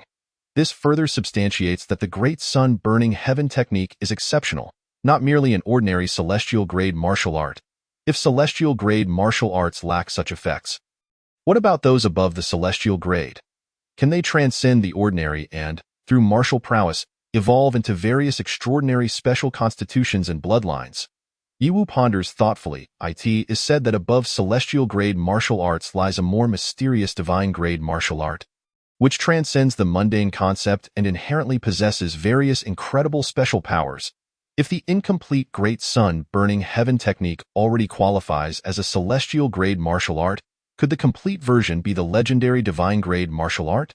From the current manifestations, there may indeed be such a possibility, for the severity of its incompleteness has led to a significant drop in rank, merely maintaining the celestial-grade status. After all, if it were truly just an ordinary celestial-grade martial art, the source power, no matter how unfathomable, could not possibly conjure the Great Sun Glazed Battle Body from thin air. Only if the Great Sun Burning Heaven technique itself possesses this capability can the system utilize the characteristics of source power to mend its deficiencies and bring it to fruition. What about the Burial Heaven Sutra? Is it also a divine-grade martial art? Yiwu suddenly recalls that the mysterious attributes of the Burial Heaven Sutra far exceed those of the Great Sun Burning Heaven technique. If it truly is a divine-grade martial art, it would likely be among the finest even within that category. Unfortunately, the system does not provide any grading for martial arts, as the source power on the panel is depleted. The transformation of the Great Sun Glazed Battle Body also reaches its conclusion, and the opening of his internal acupoints gradually comes to a halt, unable to continue. He opens the panel. Host. Yiwu Realm. 5th layer of acupoint opening bloodline. Great Sun Glazed Battle Body, awakened, divine ability, Nun technique.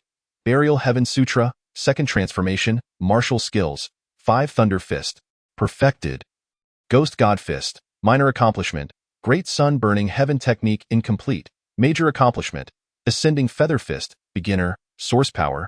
0. The data on the panel has undergone significant changes, with his martial cultivation directly elevated by 4 small realms to the 5th layer of acupoint opening. Upon sensing it, he finds that precisely 100 acupoints have been opened, not one more, not one less. Each opened acupoint harbors terrifying energy, resonating with the true qi in his dantian, the totality of which far exceeds the energy contained within the acupoints of a typical acupoint opening realm warrior. In the bloodline section, a new entry for the Great Sun glazed battle body appears, marked as awakened, alongside an option to expand it. Upon clicking, a detailed description reveals that the awakening degree of the bloodline traits can be accelerated through the expenditure of source power, allowing the Great Sun glazed battle body to develop to its perfected state. Another goal-devouring beast. The development of a special constitution perhaps poses an even greater challenge than the cultivation of martial arts. The required source power will undoubtedly be far more substantial. Source power, it all comes back to source power. Yiwu silently reflects. The source of power has severely restricted his potential for growth. Yet acquiring sufficient source power in a short time frame is no trivial matter, presenting considerable difficulty. After all, even a celestial grade pill can only provide a source power value in the 2 to 3 digit range. It may seem like a lot, but when it comes to actual usage, the amount provided by a single celestial grade pill is merely a drop in the bucket. It must be approached gradually. At that moment, a notification suddenly appears beside the section detailing the Great Sun Burning Heaven technique, displaying a message. You can consume double the source power to complete the martial art's deficiencies and evolve it to a perfected state. Yiwu is momentarily taken aback, and his gaze instantly brightens with fervor. He did not expect the system to possess such a function. If he could complete the Great Sun Burning Heaven technique and elevate it to a perfected level, the benefits would be even greater. Furthermore, he could truly ascertain whether his conjecture is correct, whether the Great Sun Burning Heaven technique is indeed a divine-grade martial art. However, it all comes back to source power. Yiwu sighs deeply. Double the source power is no small sum.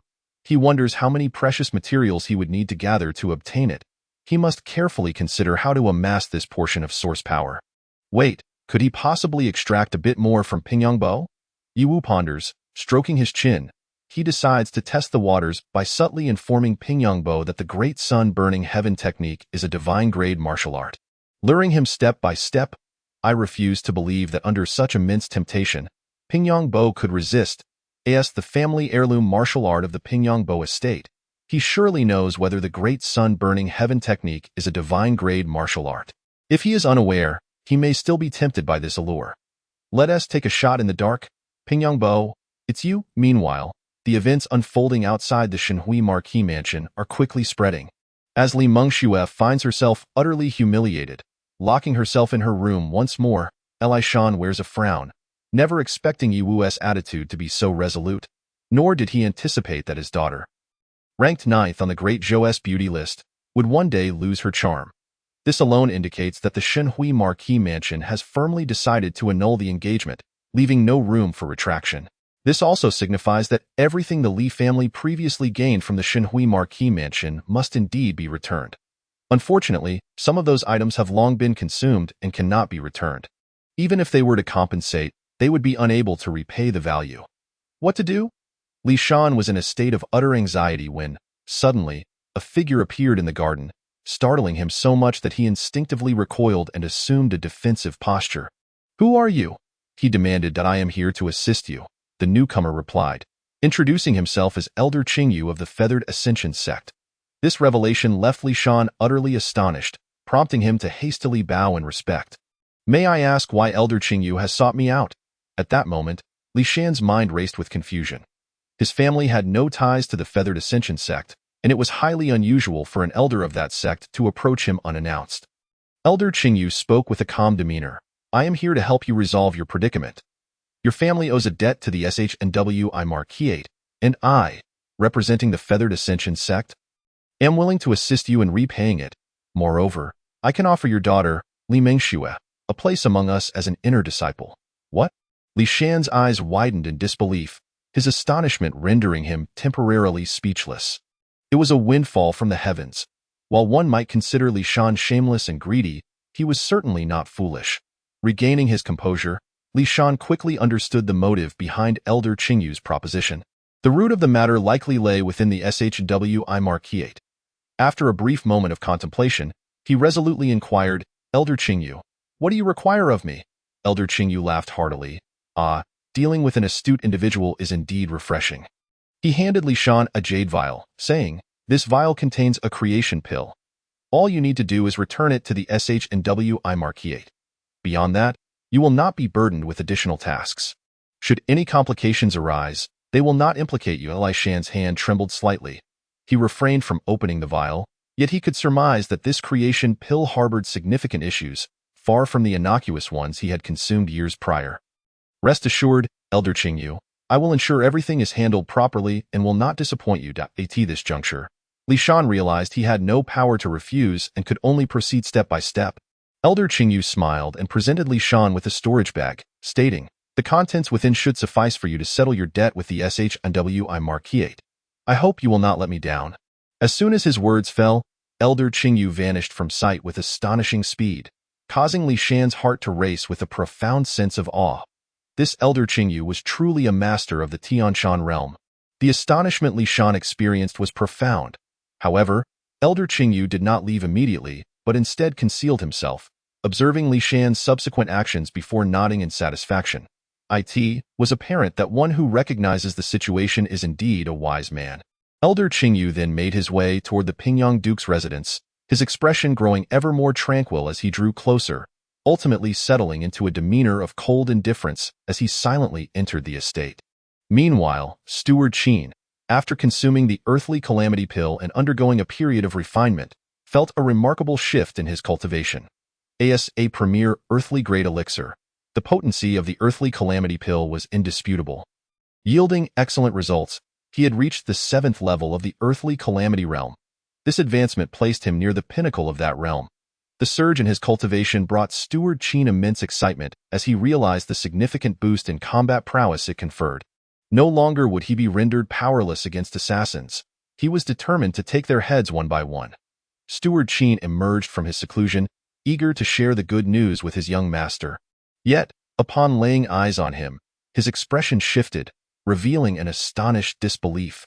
"Young master, is that the great sun incineration technique you possess?" From the moment he first saw Yi Wu, Steward Qin felt an overwhelming pressure, akin to being engulfed in a boundless inferno, scorched by the blazing sun. The sensation mirrored his previous encounter with the Pingyang Duke, Song Kaisheng, but it felt even more intense. "Indeed, I've gained insights into the great sun incineration technique and have perfected it." Yi Wu replied with a smile, "By the way, Steward Qin, you've been by my father's side for so long. You must be quite familiar with the Pingyang Duke. How much do you know about this great sun incineration technique?" The great sun incineration technique? Upon learning that Yi Wu had mastered it and elevated his cultivation, Steward Qin felt a wave of joy. The Marquis once mentioned that the technique is incomplete due to the absence of its most crucial latter half. If it were whole, its rank would surpass many martial arts in existence and could potentially complete the Great Sun Battle Banner, elevating the Pingyang Duke's estate to unprecedented heights. Is that so? Are you suggesting that the Great Sun incineration technique might have flaws? Yi Wu nodded, articulating his suspicions, which prompted a knowing acknowledgement from Steward Qin. Indeed, that is a distinct possibility. After all, the Great Sun Battle Banner was crafted based on the Great Sun incineration technique. If the latter were merely an ordinary heavenly-grade martial art, it would be impossible to forge such a banner. Regrettably, even if the Great Sun incineration technique were classified as divine-level martial arts, it remained incomplete and nearly devoid of hope for restoration unless one could transcend the Tianshan realm and ignite divine flames. Steward Qin held little faith in the Pingyang Duke's ability to achieve such a feat, as breaking through the Tianshan realm was an immense challenge, let alone igniting divine flames. It was akin to scaling the heavens. The Pingyang Duke had nearly reached the Tianshan realm, which was likely his limit. Any further advancement seemed improbable without discovering other fortuitous opportunities to transcend the restrictions of the Great Sun incineration technique. Yi Wu silently nodded, acknowledging the logic in this reasoning, which only solidified his belief that the Great Sun incineration technique was indeed divine-level martial arts. Now that he had come to this conclusion, it seemed manageable. With this thought in mind, Yiwu shared his intentions, leaving Steward Qin momentarily stunned before bursting with excitement. "Young master, are you serious? To restore a martial art, especially one missing its crucial components, to divine level is an unfathomable feat. Even the SHNWI Marquis cannot accomplish this.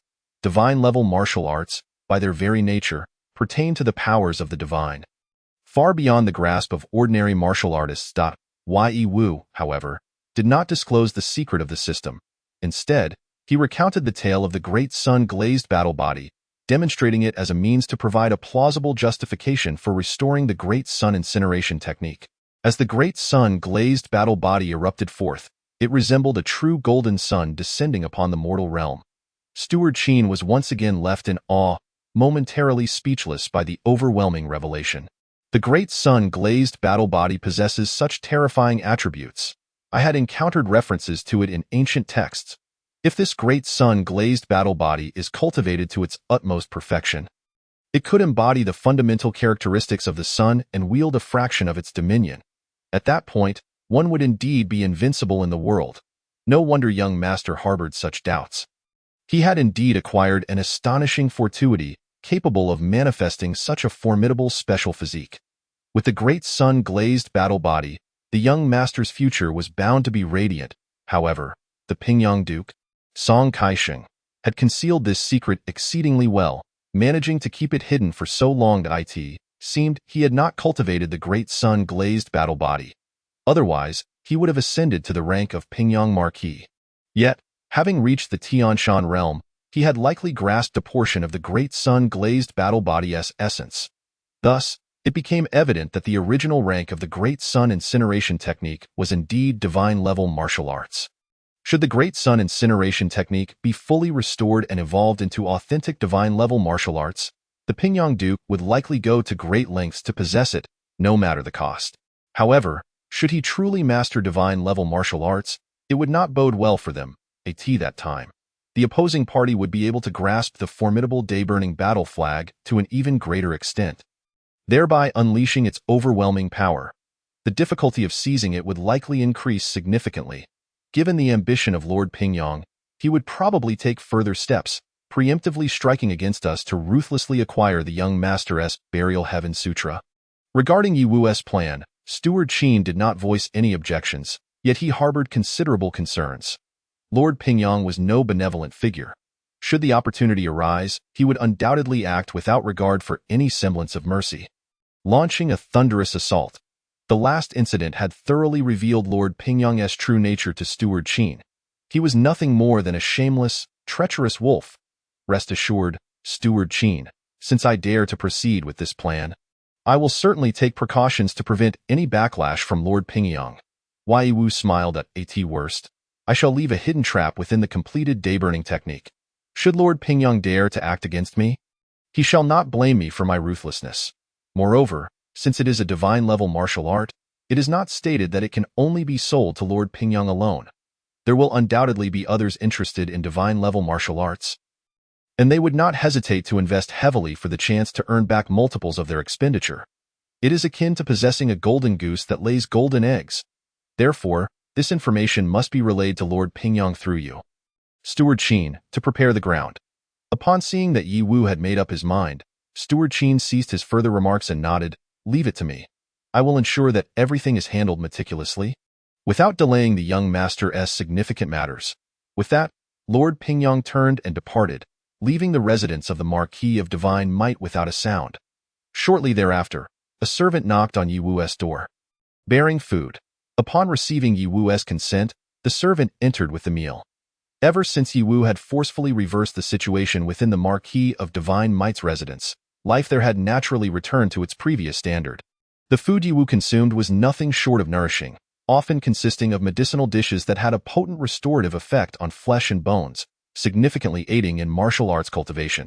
However, after consuming 2 bites, Yi Wu's complexion gradually changed. An intangible sense of weakness began to spread throughout his body. Chapter 35. Changes in the system. An insider, poison. Yi Wu's expression shifted instantly as he understood what had transpired. The day-burning technique roared furiously, with golden crows soaring from his acupoints, unleashing true solar flames that raged within him. Yet, the feeling of weakness did not dissipate. Instead, it continued to spread relentlessly. This weakness originated from his physical constitution. Soon, Yiwu realized that the essence of this weakness stemmed from the 7 souls of the human body, which were slowly being eroded. Although the rate of erosion was slight, it was indeed occurring. This was a poison specifically targeting the 7 souls. It did not harm any other aspect. Its focus was singular and precise, resulting in an exceptionally fierce toxicity with terrifying destructive potential. Such cruelty. From the initial experience, Yiwu had already discerned the insidious nature of this poison. Colorless and tasteless, it exclusively targeted the human 7 souls, undetectable beforehand, and once recognized, it would be far too late.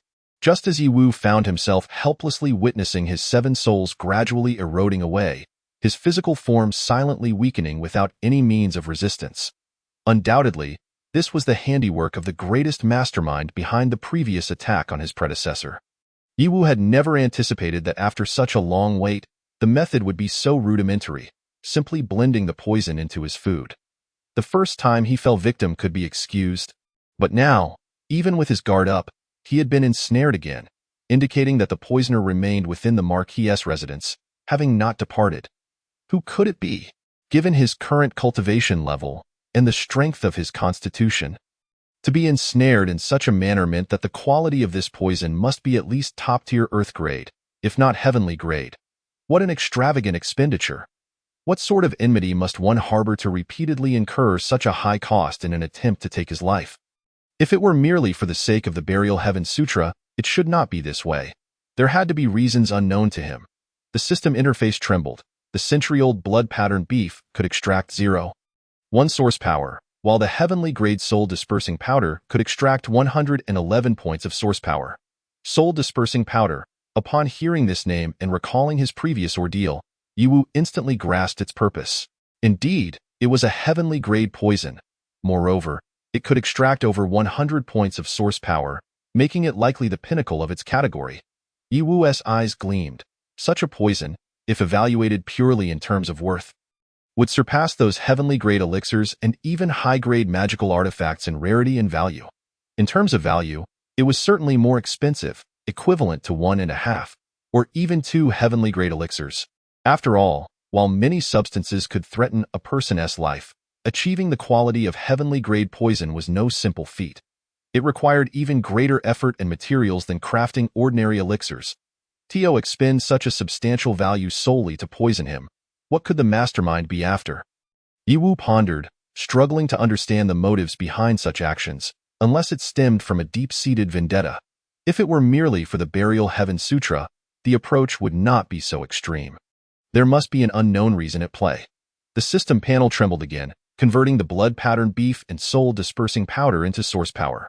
Wait, could the portion of soul dispersing powder ingested also be converted by the system?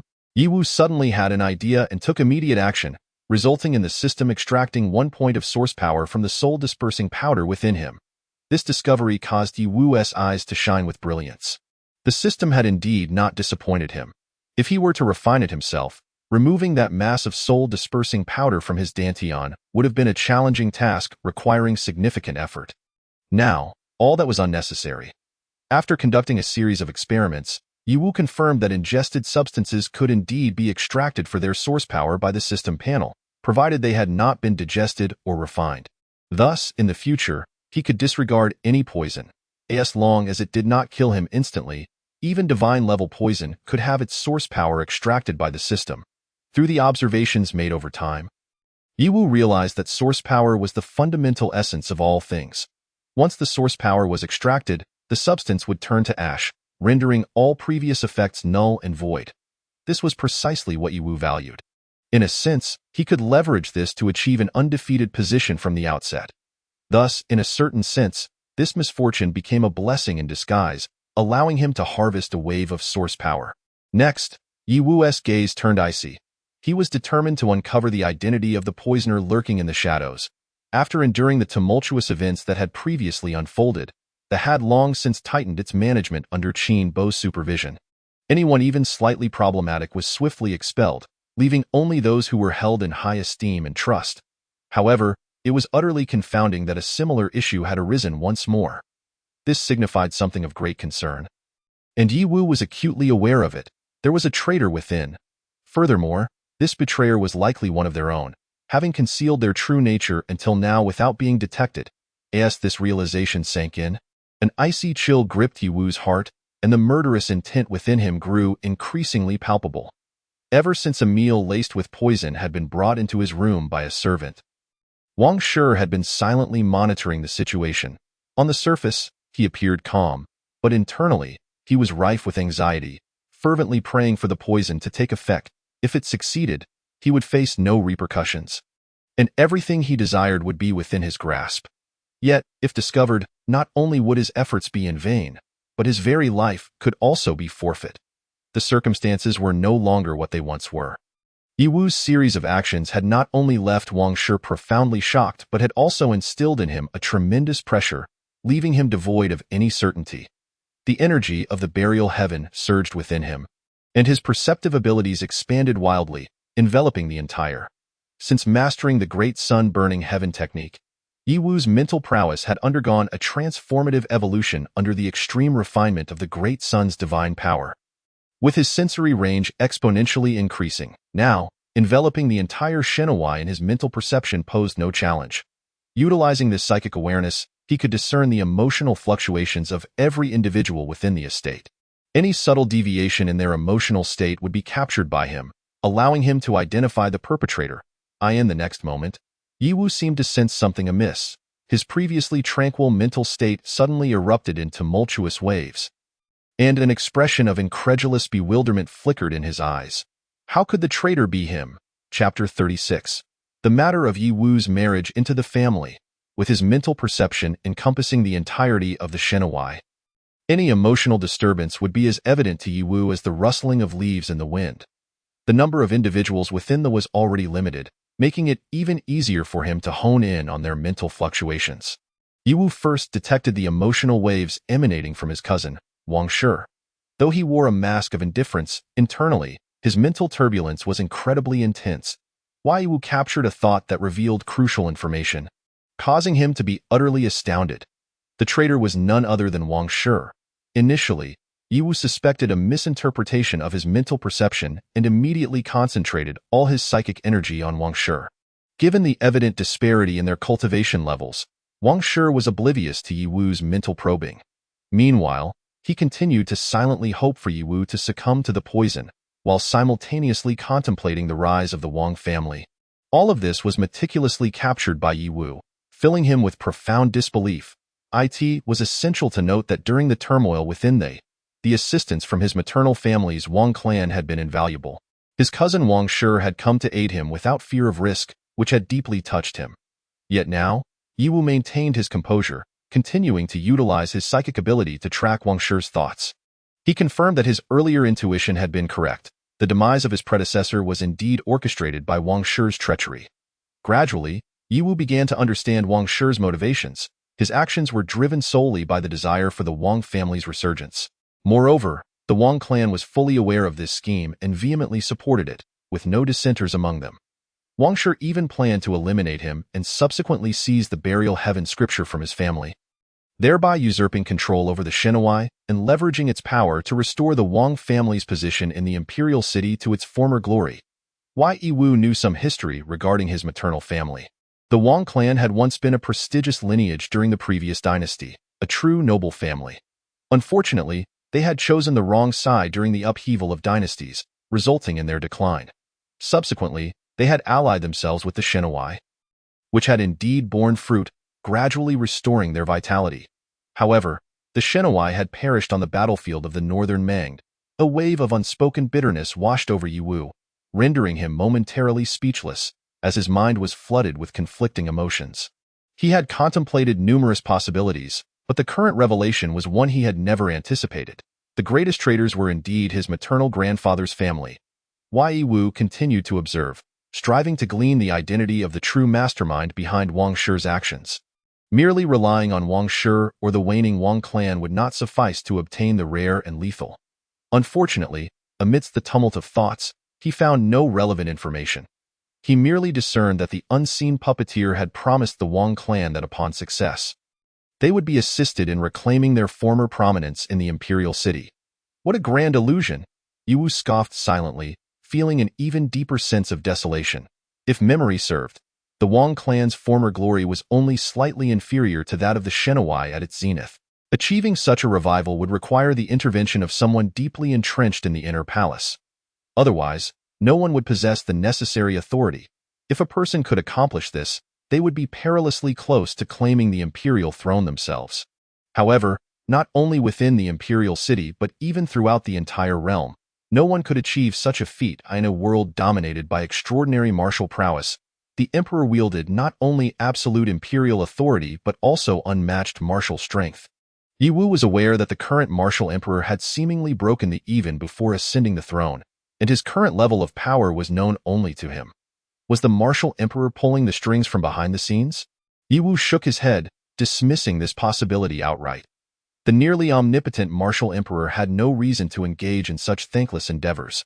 Thus, this grand illusion was merely a mirage, if Yiwu could see through it. How could the Wang clan remain oblivious? It was inconceivable. Yet, they had chosen to believe it, even going to great lengths to act upon it multiple times. Why Yiwu understood the implications of this. Either the Wang clan was utterly foolish, having lost their minds in pursuit of their resurgence, or the puppeteer behind the scenes genuinely possessed such capabilities, or at the very least, could convince the Wang clan that they would attain such power in the near future. In the vast expanse of the Zhou dynasty, few possessed such strength. Names of individuals with significant power sprang to mind for Yiwu, each one a figure of considerable influence. Wang Shi, in a state of anxious prayer, suddenly sensed something amiss. He abruptly looked up to find Yiwu standing silently before him, his gaze piercing and icy. This startled Wang Shi, causing him to stumble and fall to the ground. "Why, you still recognize me as your cousin?" Yiwu stated with an expressionless countenance. Wang Shi seemed to recall something, and an ominous premonition surged within him. "I don't know, cousin. What do you mean by that?" He feigned calmness while secretly observing Yiwu. Upon confirming that Yiwu showed no signs of having been poisoned, his heart sank deeper into despair. Why hasn't he succumbed to the poison? Yiwu immediately caught the essence of Wang Shi's thought, extinguishing the last flicker of hope within him. As he uttered the words, Wang Shi slumped to the ground, utterly drained of strength, sinking into complete despair. Though he had long prepared himself for the possibility of being discovered, he had not anticipated such a swift revelation, leaving him no time to react.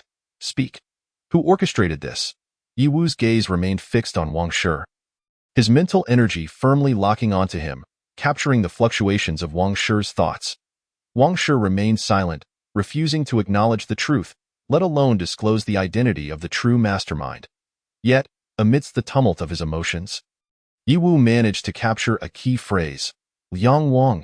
In that instant, it felt as though a bucket of icy water had been poured over Yiwu, rendering him even colder.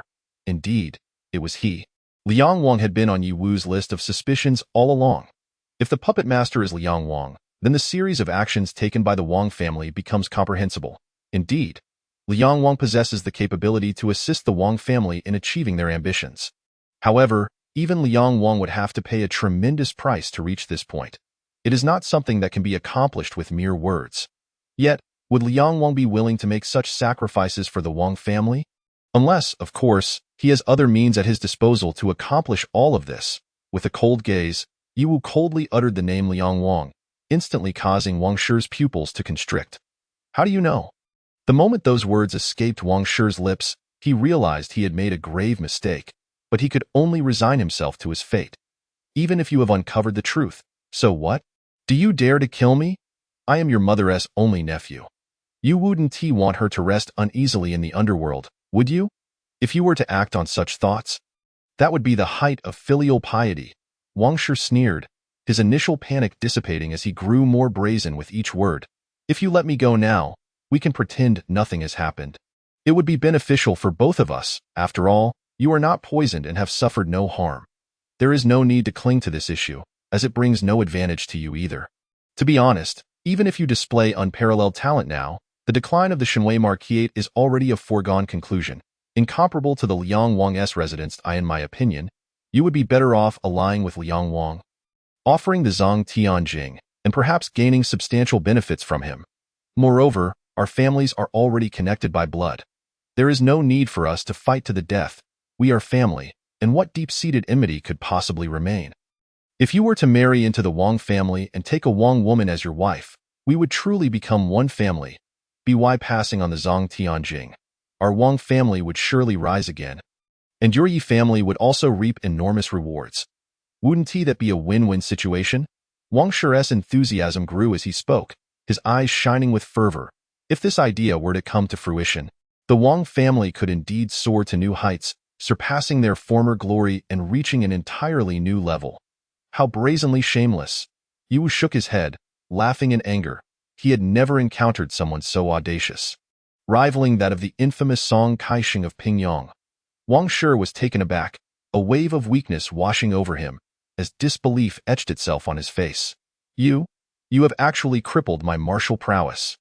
Wang Shi never anticipated that Yi Wu could be so ruthless. To have his martial arts abolished felt more devastating than death itself. In a fit of rage, Wang Shi unleashed a torrent of curses, completely breaking down as Yi Wu pierced his heart with a blast of solar true energy, incinerating it to ashes in an instant. Even in death, Wang Shi could not fathom that Yi Wu truly dared to kill him. Had he been his former self, he might have hesitated upon discovering such a truth, but Yi Wu was no longer that person. As a transmigrant, he was not bound by so-called morals. A killer must be prepared to be killed. Not only Wang Shi but the entire Wang family would have to pay a grievous price for their actions. Suddenly, applause erupted, and a figure materialized before Yi Wu, a voice echoing softly, "What a splendid performance! Truly worthy of the bloodline of Shenwei Marquis, decisively ruthless. Even against kin, he is capable of such merciless actions." The newcomer's aura was elusive. Yi Wu had not sensed their presence at all, making their sudden appearance unsettling. This caused Yi Wu's expression to change, and he instinctively retreated, yet he could not escape the newcomer's gaze. The sense of deadly danger surged within him, sending chills down his spine. This unexpected figure was a martial artist at the Tiangang level. Yi Wu quickly recognized the faint aura that had leaked. He had sensed it in both the Pingyang Marquis and the Tianjin Marquis, making it unmistakable. A stranger of such caliber intruding upon the Shenwei Marquis was evidently not here for a friendly visit. "May I ask your identity?" Yi Wu inquired cautiously. "Your arrival without an invitation seems rather inappropriate." He stated solemnly, "I am the elder of the Yu Huaxian men, Qing Yu." The elder smiled. "Young man, do not harbor such hostility. The conflicts between you and the Yu Huaxian men are not truly insurmountable. The previous skirmishes were merely youthful squabbles. Why must we escalate our relations to such a degree? Having crippled the martial prowess of your Yu Huaxian Min's Tianheng elder and imprisoning him in the Dali Temple, not to mention exposing the Zhang Tian fist, these grievances are considerable. Can we really just let them go?" Yi Wu questioned. Elder Qingyu nodded. "The matter of Tianheng elder is between our Yu Huaxian men and the great Zhou dynasty, and it does not significantly concern you. As for the exposure of the Zhang Tian fist, that falls onto the shoulders of Song Hui, the son of the Pingyang Marquis, and cannot be solely attributed to you." Yi Wu was astonished.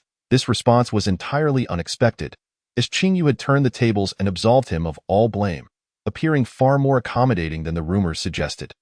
Elder Qingyu continued, "Your enmity with the Liangwang residents has reached an irreconcilable state and is now a deep-seated vendetta, with no possibility for resolution.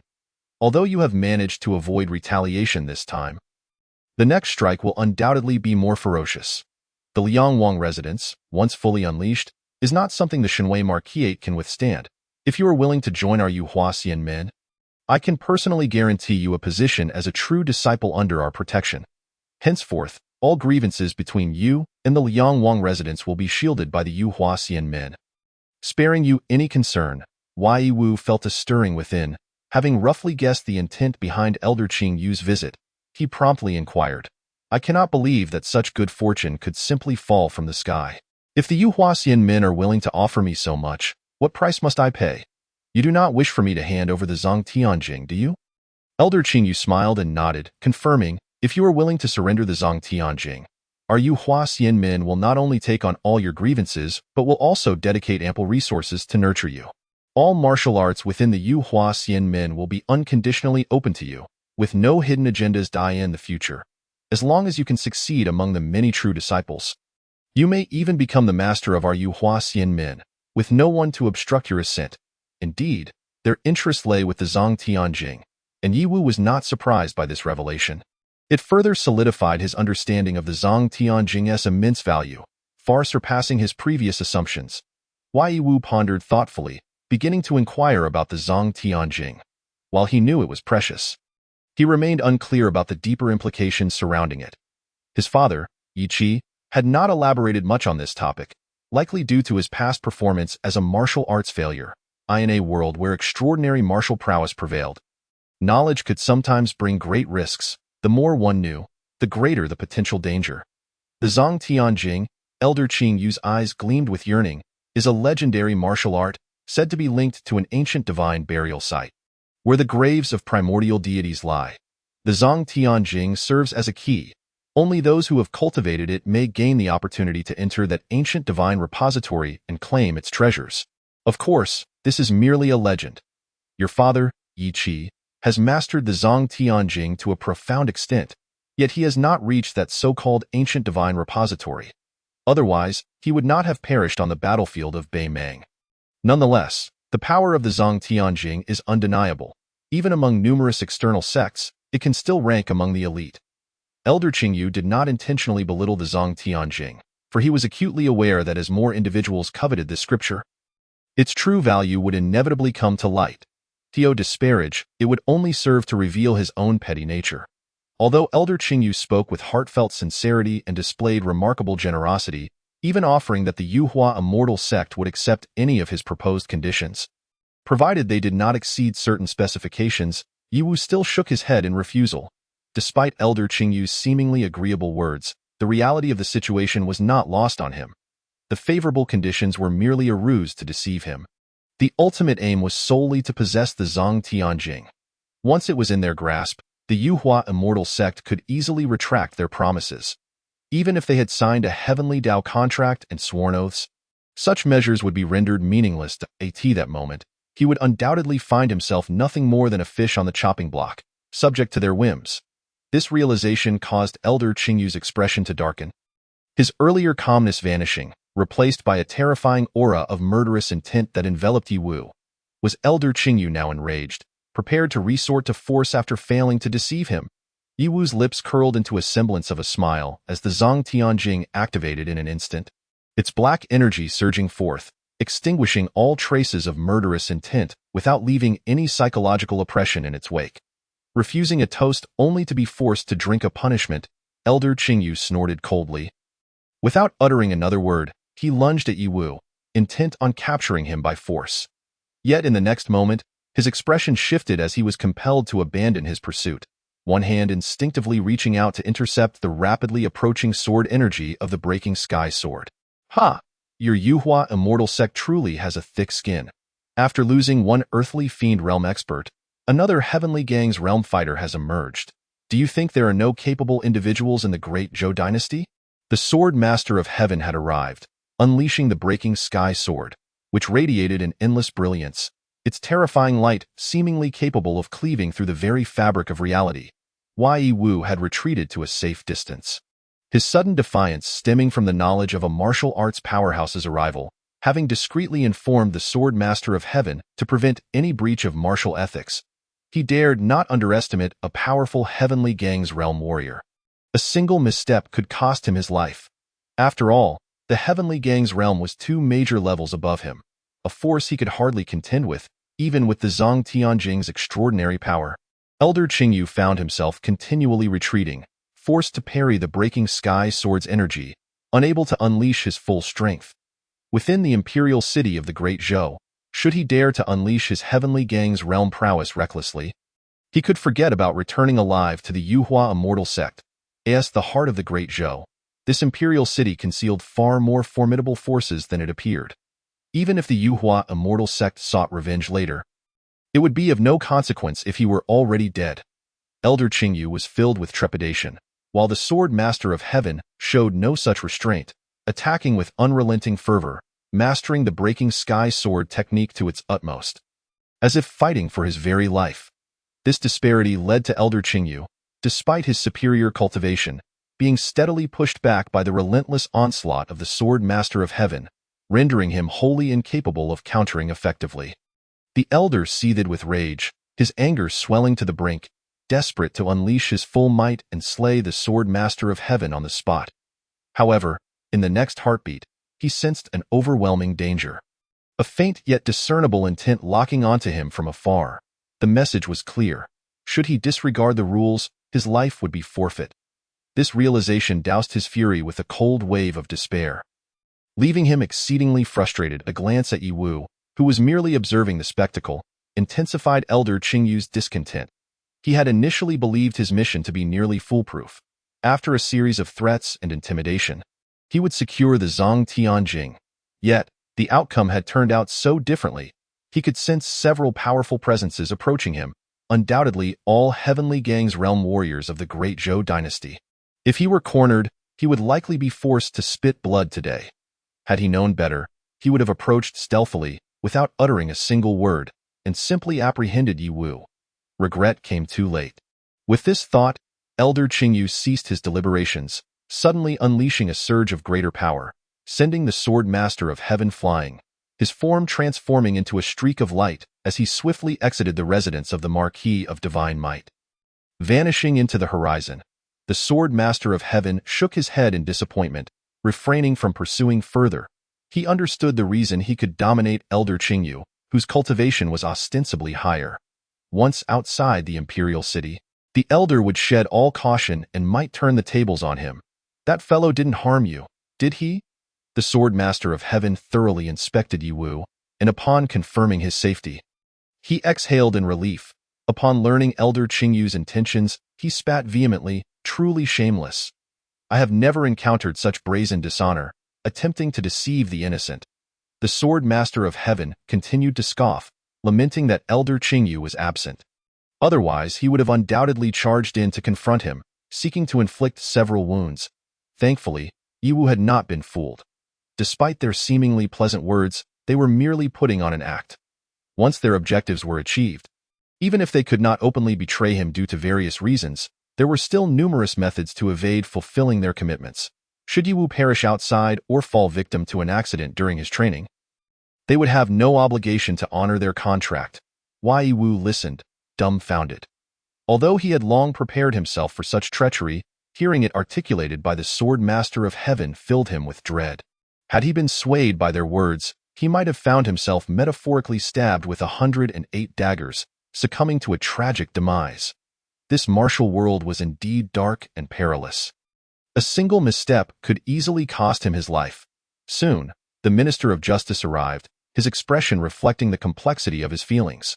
The Great Zhou imperial city seldom witnessed major incidents throughout the year. Yet recently, significant events had unfolded one after another, all linked to the Marquis of Divine Might Sion, Yi Wu, and all involving formidable earthly fiend and even Heavenly Gang's realm warriors. This left him utterly speechless, almost compelled to resign in frustration. It had become nearly impossible to carry out his duties. Upon understanding the sequence of events, the Minister of Justice immediately stated that they would hold the Yuhua Immortal Sect accountable. He was genuinely irate.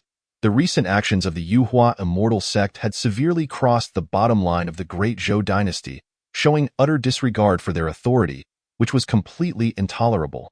Especially at this crucial moment, following the exposure of the Minister of War's collusion with the North Mang, the Yuhua Immortal Sect's interference was tantamount to a direct affront.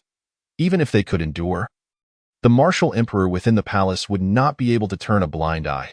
The Minister of Justice could easily envision the fury that would ensue once this matter was reported. Then, his gaze fell upon the corpse lying on the ground, and he instantly recognized the identity of the deceased. One of the Marquis of Divine Might's maternal relatives, now lifeless within the Marquis's residence. The Sword Master of Heaven had also taken note of this. Initially, he suspected Elder Qingyu of being the culprit, but it now appeared otherwise. His probing gaze turned toward Yi Wu, who, without concealment, recounted the poisoning incident involving Wang Shi. Even presenting a trace of the soul-dissolving powder he had purposely retained as evidence, as for the mastermind behind the scenes, Prince Liang. he refrained from disclosing this information. It was not due to a lack of trust in the Minister of Justice or the Sword Master of Heaven, but rather because, without conclusive evidence, such claims would bear no weight and could easily become a weapon for Prince Liang to wield against him. This was a thankless task Yiwu would not undertake. What audacity! Upon hearing these words, the Sword Elder's expression transformed into one of disbelief.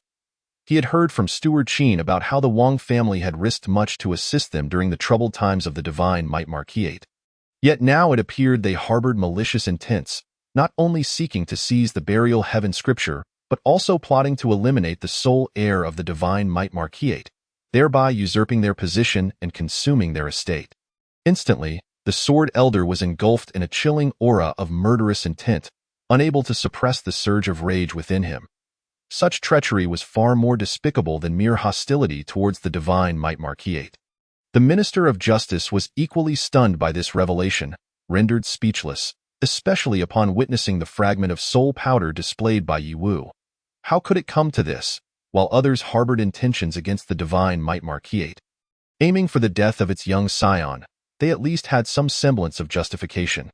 Yet, the Wang family's actions were utterly heartless and devoid of any conscience. The Minister of Justice departed, taking with him Wang Shi's corpse and the remaining soul powder, determined to dispatch individuals to apprehend the culprits from the Wang clan and to report this matter to higher authorities.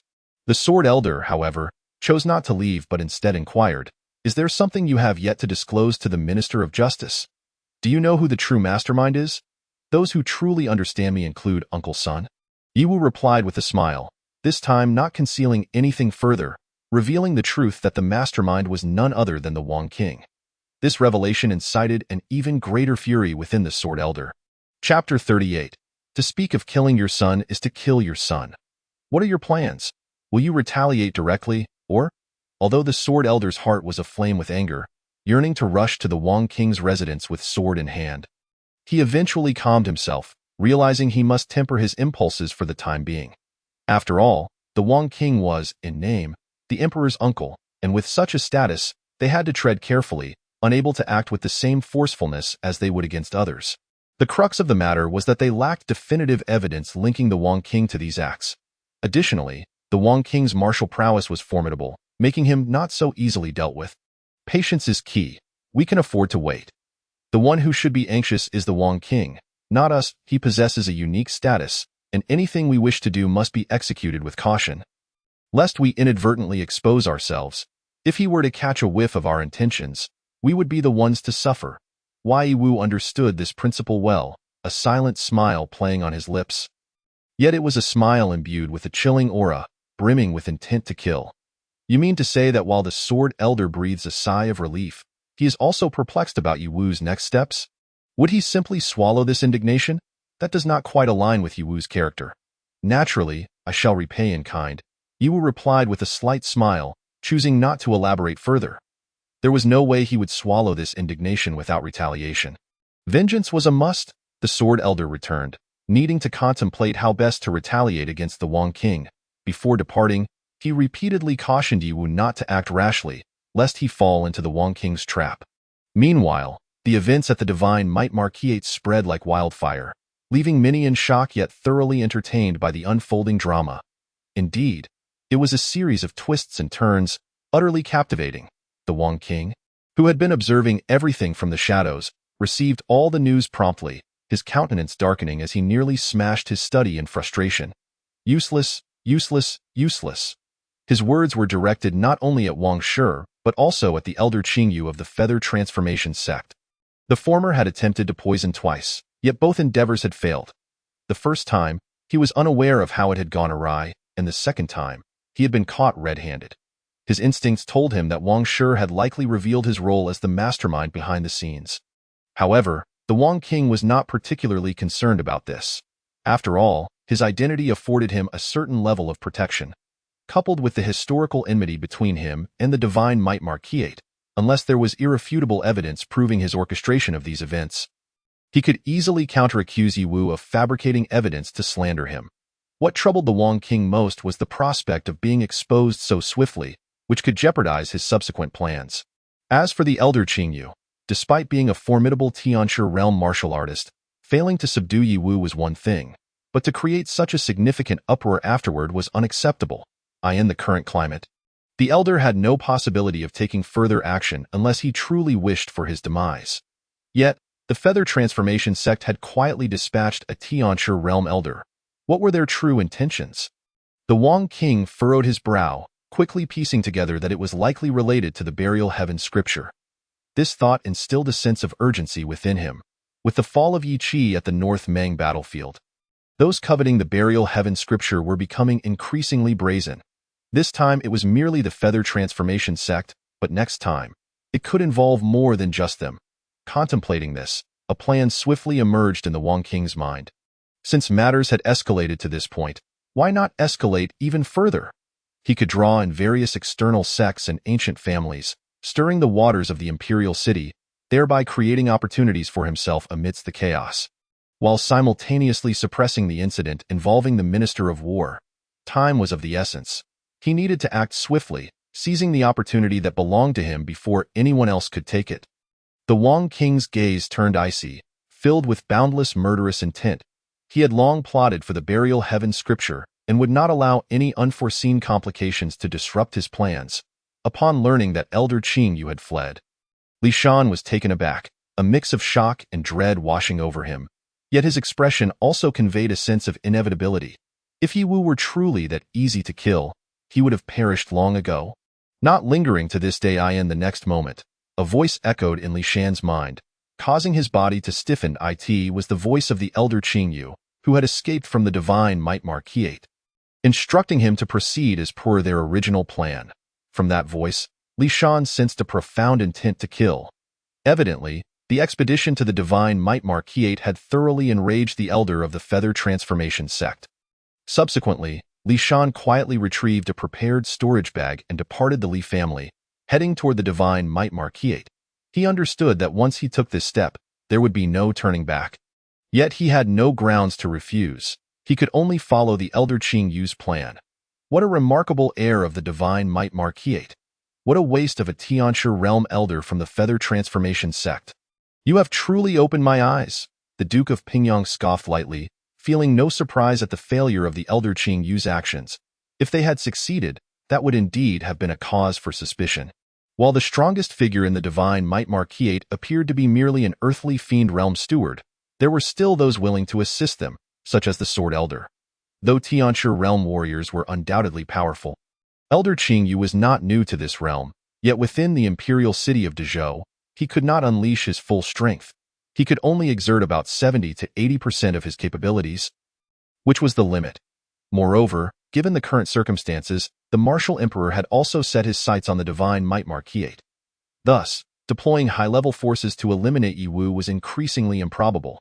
Nevertheless, the Duke of Pingyang quickly cast these thoughts aside, his mind drifting to a note he had recently received. The note contained little information, merely stating that the great sun-burning heaven art could be perfected, completing its previous deficiencies, when fully realized. It could evolve into a divine-level martial art above the heavenly tier. To lend credibility, it also mentioned that upon reaching a profound level, the great sun-burning heaven art could spontaneously evolve into a special physique known as the Great Sun-Glazed Battle Body. If others were to come across this message, they might dismiss it, but the Duke of Pingyang was different. He understood very well that the complete Great Sun-Burning Heaven art was indeed a divine-level martial art. Due to the decline of his family's fortunes, the Great Sun-Burning Heaven technique has suffered significant losses, which has relegated it to the ranks of earthly martial arts, rendering him incapable of fully cultivating the complete Great Sun-Glazed Battle Body. By a stroke of fortune, he has managed to grasp merely 1% of the characteristics of the Great Sun-Glazed Battle Body. Nevertheless, even with these substantial deficiencies, his combat prowess surpasses that of other practitioners at the same tier of the Celestial Gang realm. Just imagine the sheer terror of the power that a complete Great Sun-Glazed Battle Body could unleash. Moreover, inscribed upon that piece of paper was a faint yet genuine aura of the Great Sun-Glazed Battle Body, representing the complete battle body traits, vastly more potent than the flawed version he has cultivated. This caused the Great Sun-Burning Heaven battle flag within him to tremble faintly, awakening the dormant spirit within it. These evidences were sufficient to affirm the truth of the claims made by the shadowy figure behind the scenes. They indeed possessed the capability to restore the great sun-burning heaven technique. Naturally, the first person that Pingyongbo thought of was Yiwu. After all, apart from his own Pingyongbo residence, Yiwu was the first to have cultivated the great sun-burning heaven technique. However, this thought flitted through his mind only briefly before being dismissed. Although Yiwu is remarkably gifted and has mastered martial arts beyond the celestial tier, the prospect of him being able to restore the great sun-burning heaven technique and elevate it to divine-level martial arts is utterly impossible. Only those who have transcended him, broken through the celestial gang, and ignited the divine fire could possibly achieve such a feat. Beyond this, there are no other possibilities, if such a divine fire wielder exists. Who could it be? Pingyongbo's expression shifted as he silently contemplated, running through the list of potential powerful figures in his mind, yet ultimately failing to ascertain who it might be, thanks to Yiwu. The great sun-burning heaven technique has nearly flourished everywhere. Anyone not intimidated by Pingyongbo's influence seems to possess a copy. Those marginally less daring are likely also practicing it in secret. Under such circumstances, deducing the identity of the mastermind behind the scenes is evidently an impossible endeavor, which only deepened Pingyongbo's resentment. After retrieving the note and silently reviewing its contents once more, it spontaneously turned to ash. The information on the note not only relayed the previous details, but also urged him to prepare ample rare materials, regardless of their quality. As long as the treasures are sufficient, they could aid him in restoring the great sun-burning heaven technique. However, the total value of those materials, even if he were to sell the entirety of the Pingyongbo residence, would still fall short. Yet, a sudden thought flickered through Pingyongbo's mind. Perhaps he could indeed gather the rare materials mentioned in the note. Once the great sun-burning heaven technique is restored and transformed into true divine-level martial arts, the benefits for him would be unimaginable. His long-stagnant cultivation could ascend to greater heights, potentially breaking through the celestial gang and igniting the divine fire. Pingyongbo decided to take a gamble. Meanwhile, having just left Qingyu Elder, Li Shan was compelled to flee in rage once more, for a celestial gang realm warrior from the Great Zhou was pursuing him. After discreetly transmitting the message, Steward Qin swiftly returned to the Marquis's residence, only to learn of the events that transpired in his absence. In disbelief and fury, he could hardly fathom that Wang Shi and the Wang family possessed such nefarious ambitions. Their hearts are worthy of condemnation. How could they commit such acts? How dare they? In his anger, Steward Qin found himself at a loss for words. There was no need to concern himself with such trivialities. They were merely a pack of lowly scavengers. Wei Wu waved his hand dismissively. Although he too felt a flicker of anger, he ultimately did not take it to heart. In his eyes, the Wang family were merely a swarm of ants. The Dali Temple has already begun apprehending individuals. Go to the Wang family and bring back everything they possess, even the most ordinary low-grade pills. This is the Wang family's compensation to me. Yiwu commanded. Steward Qin naturally did not refuse, replying fiercely, "Rest assured, young master, I won't leave them with even a blade of grass." Thereafter, Steward Qin recounted the happenings at the Pingyongbo residence, uncertainly asking, "Young master, do you truly believe that our actions will ensnare Pingyongbo? Have no fear. Such a significant bait lies right before us. I refuse to believe that Sun Caishen can resist." To instill trust in Pingyongbo, he deliberately showcased the formidable power of the great sun-burning heaven technique at its pinnacle, inscribing a trace of the great sun-glazed battle body's characteristics.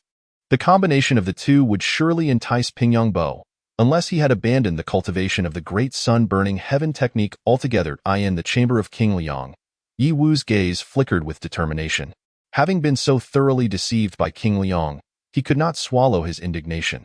A plan took shape in his mind, to repay the treachery in kind by eliminating Zhao Xing, the heir of King Liang. Since King Liang sought his life, he would allow King Liang to experience the anguish of losing a child. Chapter 39. The Spirit Substituting Gu. Parasitic Yiwu. With the plan set, Yiwu prepared to act swiftly.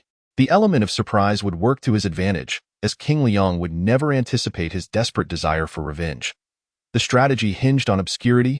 This way, he could even potentially clear his own name, ensuring that suspicion would not immediately fall upon him. Before Yiwu could leave, a servant approached to report that Li Shan had arrived, seeking an urgent audience. What brings Li Shan here at this moment?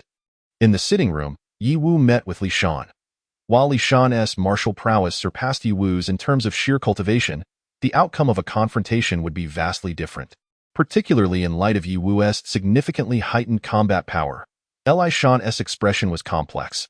It was impossible for him to harbor no regret at all, however, regardless of his feelings of remorse. It was now futile, he said little, producing a storage bag and handing it to Yi Wu. This is a gift returned by our Li family. You may inspect it. Some items have been used, but I have replaced them with treasures of equal value, if not more. After delivering his message, Li Shan turned to leave, showing no inclination to linger for further discussion. Watching Li Shan's hasty departure, Yi Wu opened the storage bag and was indeed astonished. The array of rare materials within nearly blinded him. Upon utilizing the system for identification, a flurry of data appeared on the panel, ultimately tallying a remarkable 3,300 points of source power, second only to his previous earnings from selling 2 celestial-tier martial arts. Good heavens, this former identity was remarkably generous, bestowing such a bounty.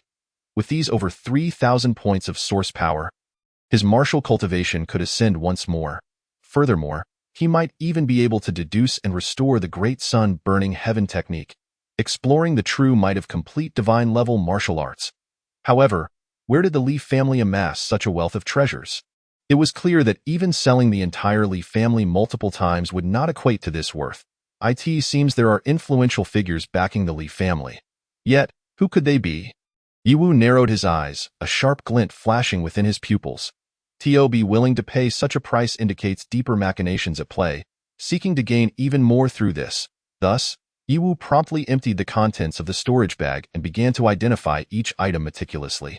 His gaze ultimately settled upon a jade vial containing the life-transforming pill, uncorking it and pouring out its contents. The life-transforming pill could yield 120 points of source power. The spirit-substituting goo could yield 130 points of source power. Surprisingly, merely one life-transforming pill resulted in 2 distinct names appearing on the system panel.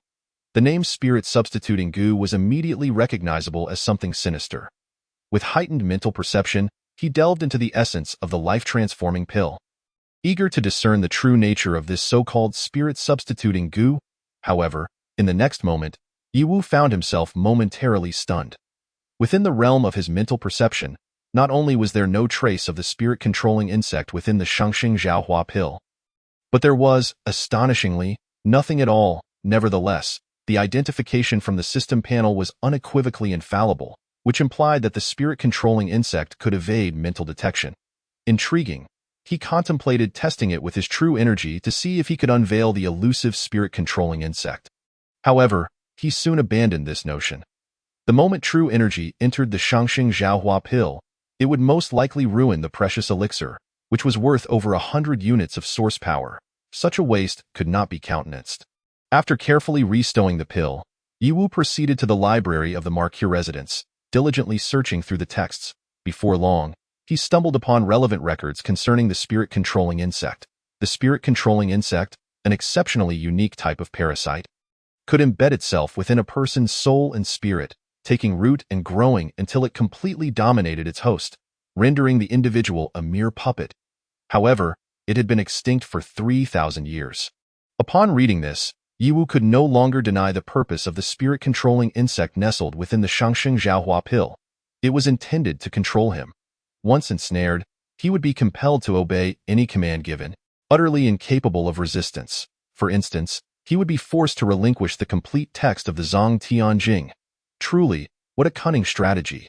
The audacity to orchestrate such a scheme was remarkable. Yet, this plan was not one that a common individual could conceive.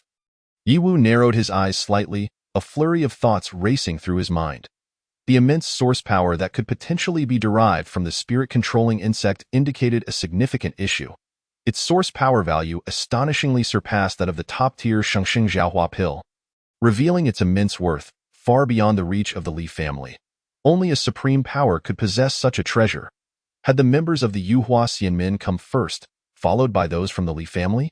Such a coincidence seemed improbable.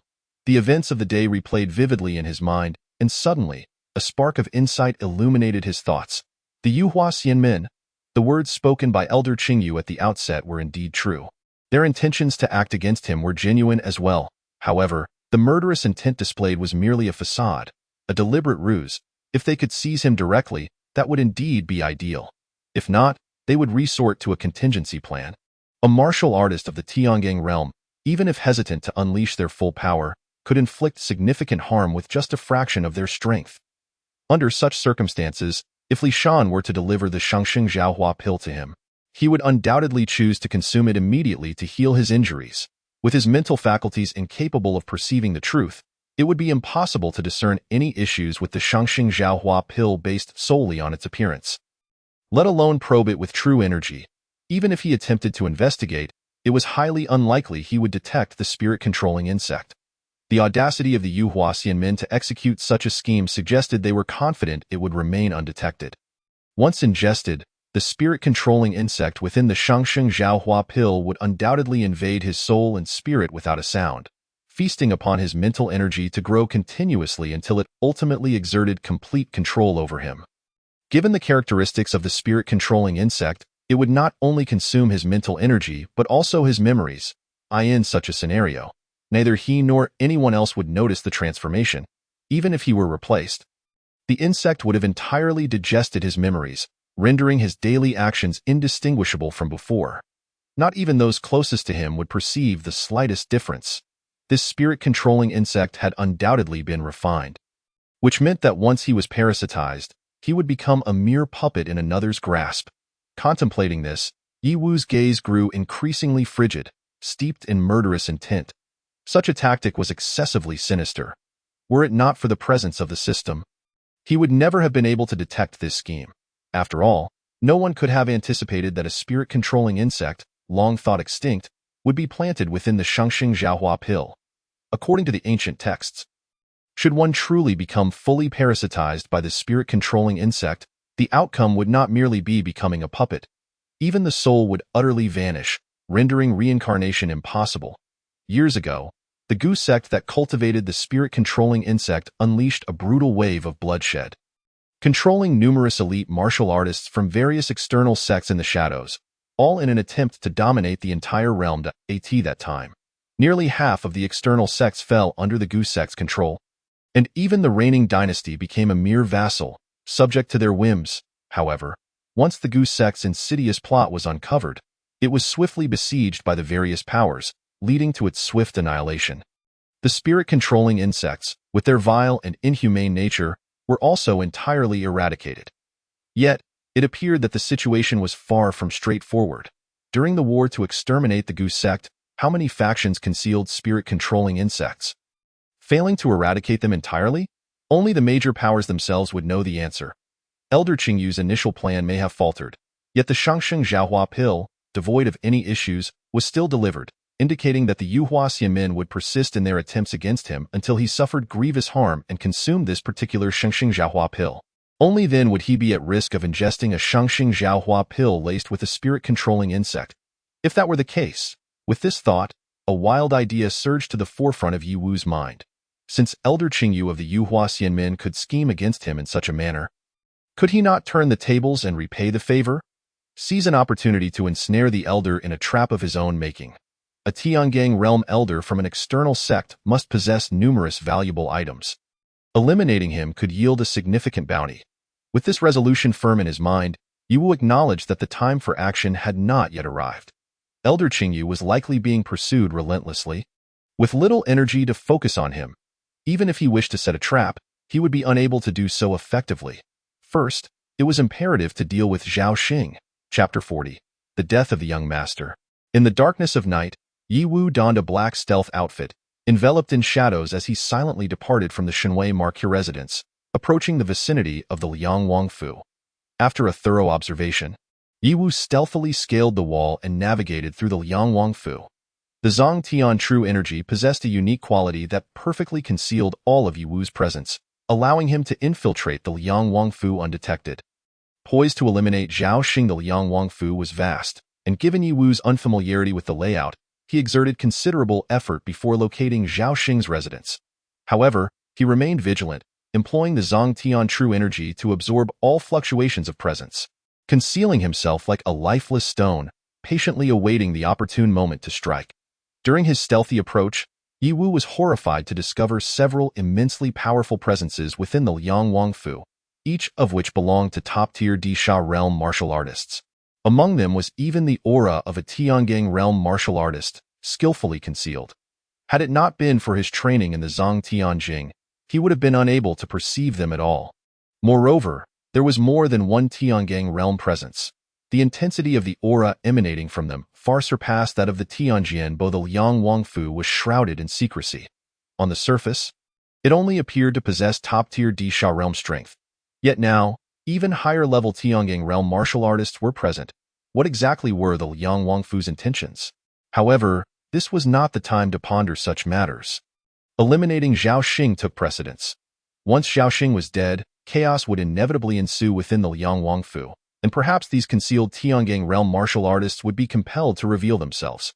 Following a warning from his father and the recent unpredictable shifts in the situation, Zhao Xing had been holed up within the Liang Wangfu, not daring to step outside. He was consumed by fervent training within the confines of his home. Naturally, the Liang Wangfu was not lacking in resources for cultivation. And as the scion of the Liang family, Zhao Xing had access to even more. Perhaps spurred by Yi Wu's provocation, Zhao Xing had indeed made a breakthrough, forcefully advancing to the 9th layer of the innate realm. Yi Wu, Yi Wu, I must truly express my gratitude to you. Had it not been for your provocation, I would never have been able to reach the perfected innate realm in such a short time. While uttering gratitude towards Yi Wu, Zhao Xing's expression was nonetheless suffused with an endless aura of murderous intent. However, Zhao Xing was acutely aware that given the terrifying combat prowess exhibited by Yi Wu, his own innate 9th-level realm was utterly insignificant. Moreover, Yi Wu was an adept at the enlightenment realm, a full tier above his own capabilities. What of enlightenment? Sooner or later, I, Zhao Xing, shall slay you. Who do you intend to slay? Speaking ill of others behind their backs is hardly commendable. A faint voice suddenly resonated within the room, causing Zhao Xing's countenance to change instantly. Who? With a thunderous roar, Zhao Xing reacted with remarkable swiftness, unleashing all his cultivation. Without hesitation, he retrieved a golden bell from his storage pouch, infusing it with his entire vital energy. That was a superior-grade magical artifact. The bell expanded instantaneously, growing to twice the size of a temple's bronze bell, radiating an extraordinary golden light that enveloped Zhao Xing within its protective embrace. Simultaneously, a terrifying chime echoed forth, sending waves of sound rippling towards the source of the voice. Anyone capable of silently infiltrating his chamber could not possibly be an ordinary individual. Their martial prowess undoubtedly surpassed his own, as he could never hope to contend with them. Thus, he resolved to first shield himself with the artifact and use the sound as a means to alert the others in the Liang royal residence, ensuring they would arrive post-haste. Yet, a pitch-black vital energy surged forth, preempting Zhao Xing's deployment of the bell-shaped artifact, manifesting as an enormous field of energy that enveloped the entire interior of the room. However, from the outside, there was no indication of any disturbance within. Zhao Xing's complexion paled upon realizing that, despite the bell waves emanating, they had failed to exert any effect, all being absorbed by the dark vital energy. Even silencing the sound entirely then, he witnessed the encroaching black vital energy enveloping his golden bell, causing a sudden pain in his mind. The mark he had inscribed within the golden bell was forcibly erased. This was a characteristic of the burial heaven vital energy, capable of obliterating everything. Absorbing the bell waves and erasing imprints was merely its most basic ability. With a mere gesture, Yi Wu seized the golden bell, forcibly claiming it for himself, a superior-grade magical artifact, yet another source of power acquired. Zhao Xing's expression shifted dramatically as he prepared to activate his protective talisman, but it was already too late. The burial heaven vital energy pierced through Zhao Xing's brow, extinguishing all of his mental resolve. Having made the decision to strike, Yi Wu showed no inclination for mercy. With a sweep of his energy, Zhao Xing's storage pouch fell into his grasp. Without a glance, he deposited everything, including the golden bell, into the system, converting it into source power. Converting everything into source power felt more secure, for he was uncertain whether Zhao Xing's possessions contained any hidden schemes from Liang Wang. Should he be tracked down due to this, he would be left in utter despair. Wherever the burial heaven vital energy traversed, all traces and auras were meticulously erased, leaving no remnants behind. This was the peculiar nature of the burial heaven vital energy, obliterating everything, leaving no trace in the wake of its deliberate action. This was precisely why Yi Wu dared to undertake such audacious actions. If he had not concealed his presence, even if he managed to kill Zhao Xing, he would likely be discovered himself, and that would be a grave miscalculation. Having completed all of this in barely a breath's time, Yi Wu once more departed swiftly and silently, his speed surpassing that of his arrival. The death of the Liang Wang's heir could not remain concealed. It would likely come to the Liang Wang's attention swiftly. Simultaneously, within his study, the Liang Wang experienced a sudden pang of unease, an inexplicable premonition surfacing within him. Then, a jolt, akin to a severed bloodline, surged forth, causing the Liang Wang's eyes to widen in shock. The Liang Wang's prowess was not as simple as it appeared. His instinctual perception was far keener, as his mental resolve radiated outward, enveloping the entire Liang royal residence. It was in this instant that he discerned the situation concerning Zhao Xing Boom. A terrifying aura erupted from the Liang Wang. But shortly thereafter, that dreadful energy receded. With a stormy expression, the Liang Wang shot forth like an arrow released from its bow towards the courtyard where Zhao Xing resided. Simultaneously, numerous experts within the Liang royal residence were roused. Hastening towards the source of the disturbance at this juncture, these experts were all aware of the reason behind the Liang Wang's intense fury. The Liang Wang's heir, Zhao Xing, had been silently slain beneath their very noses within the Liang royal residence. This was a grave matter indeed.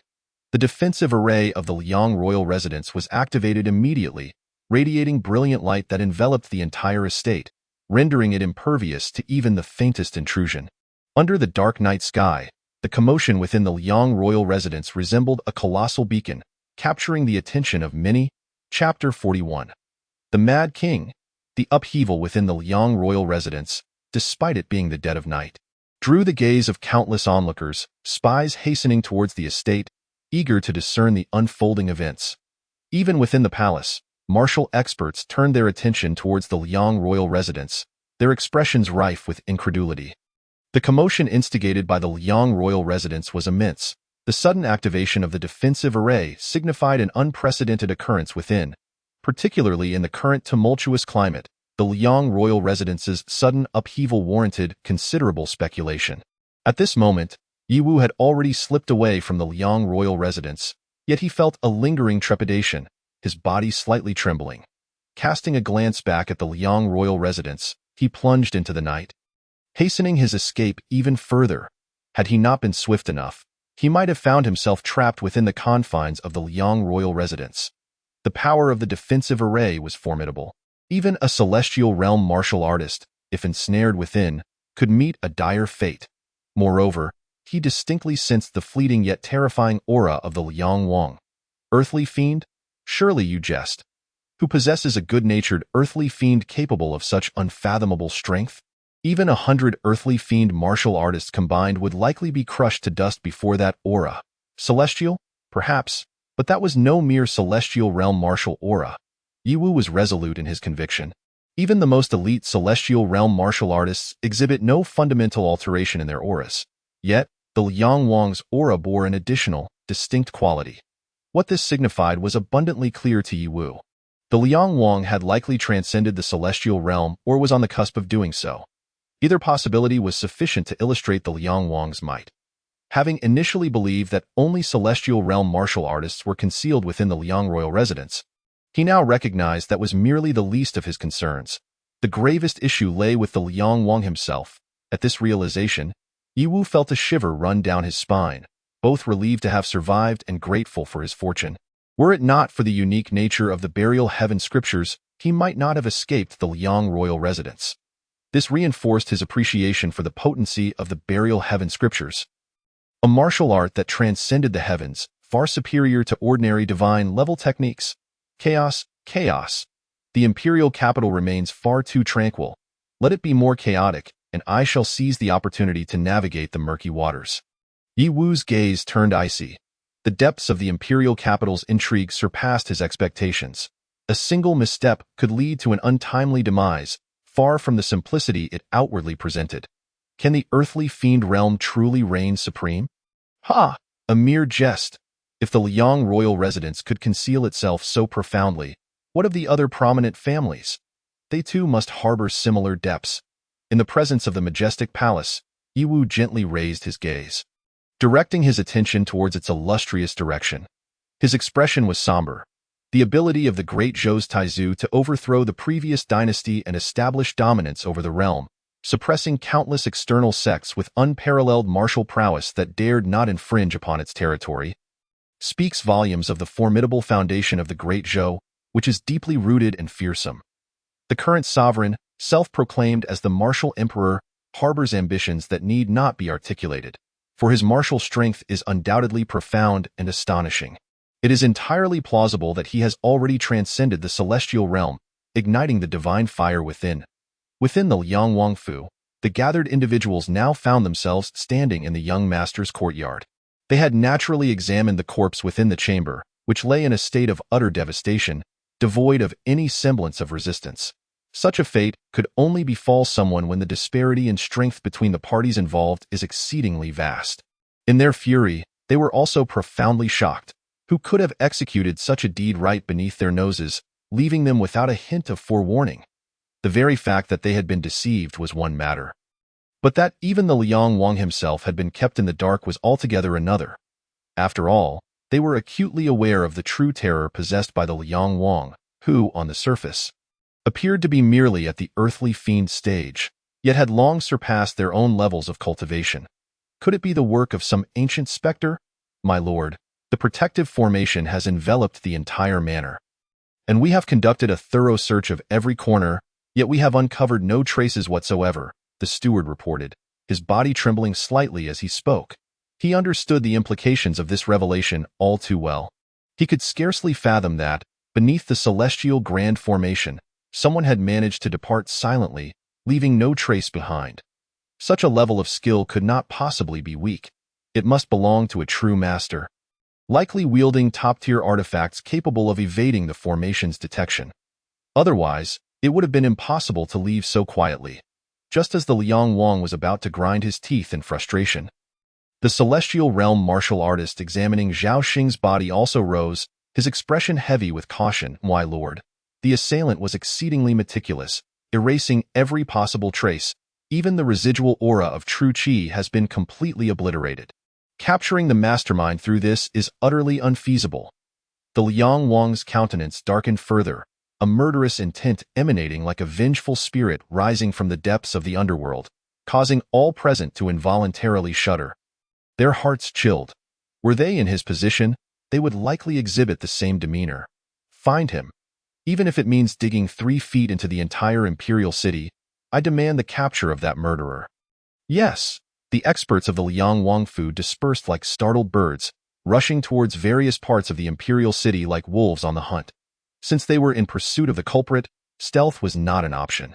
They needed to create a commotion, forcing the assailant into a state of panic, thus increasing their chances of discovery.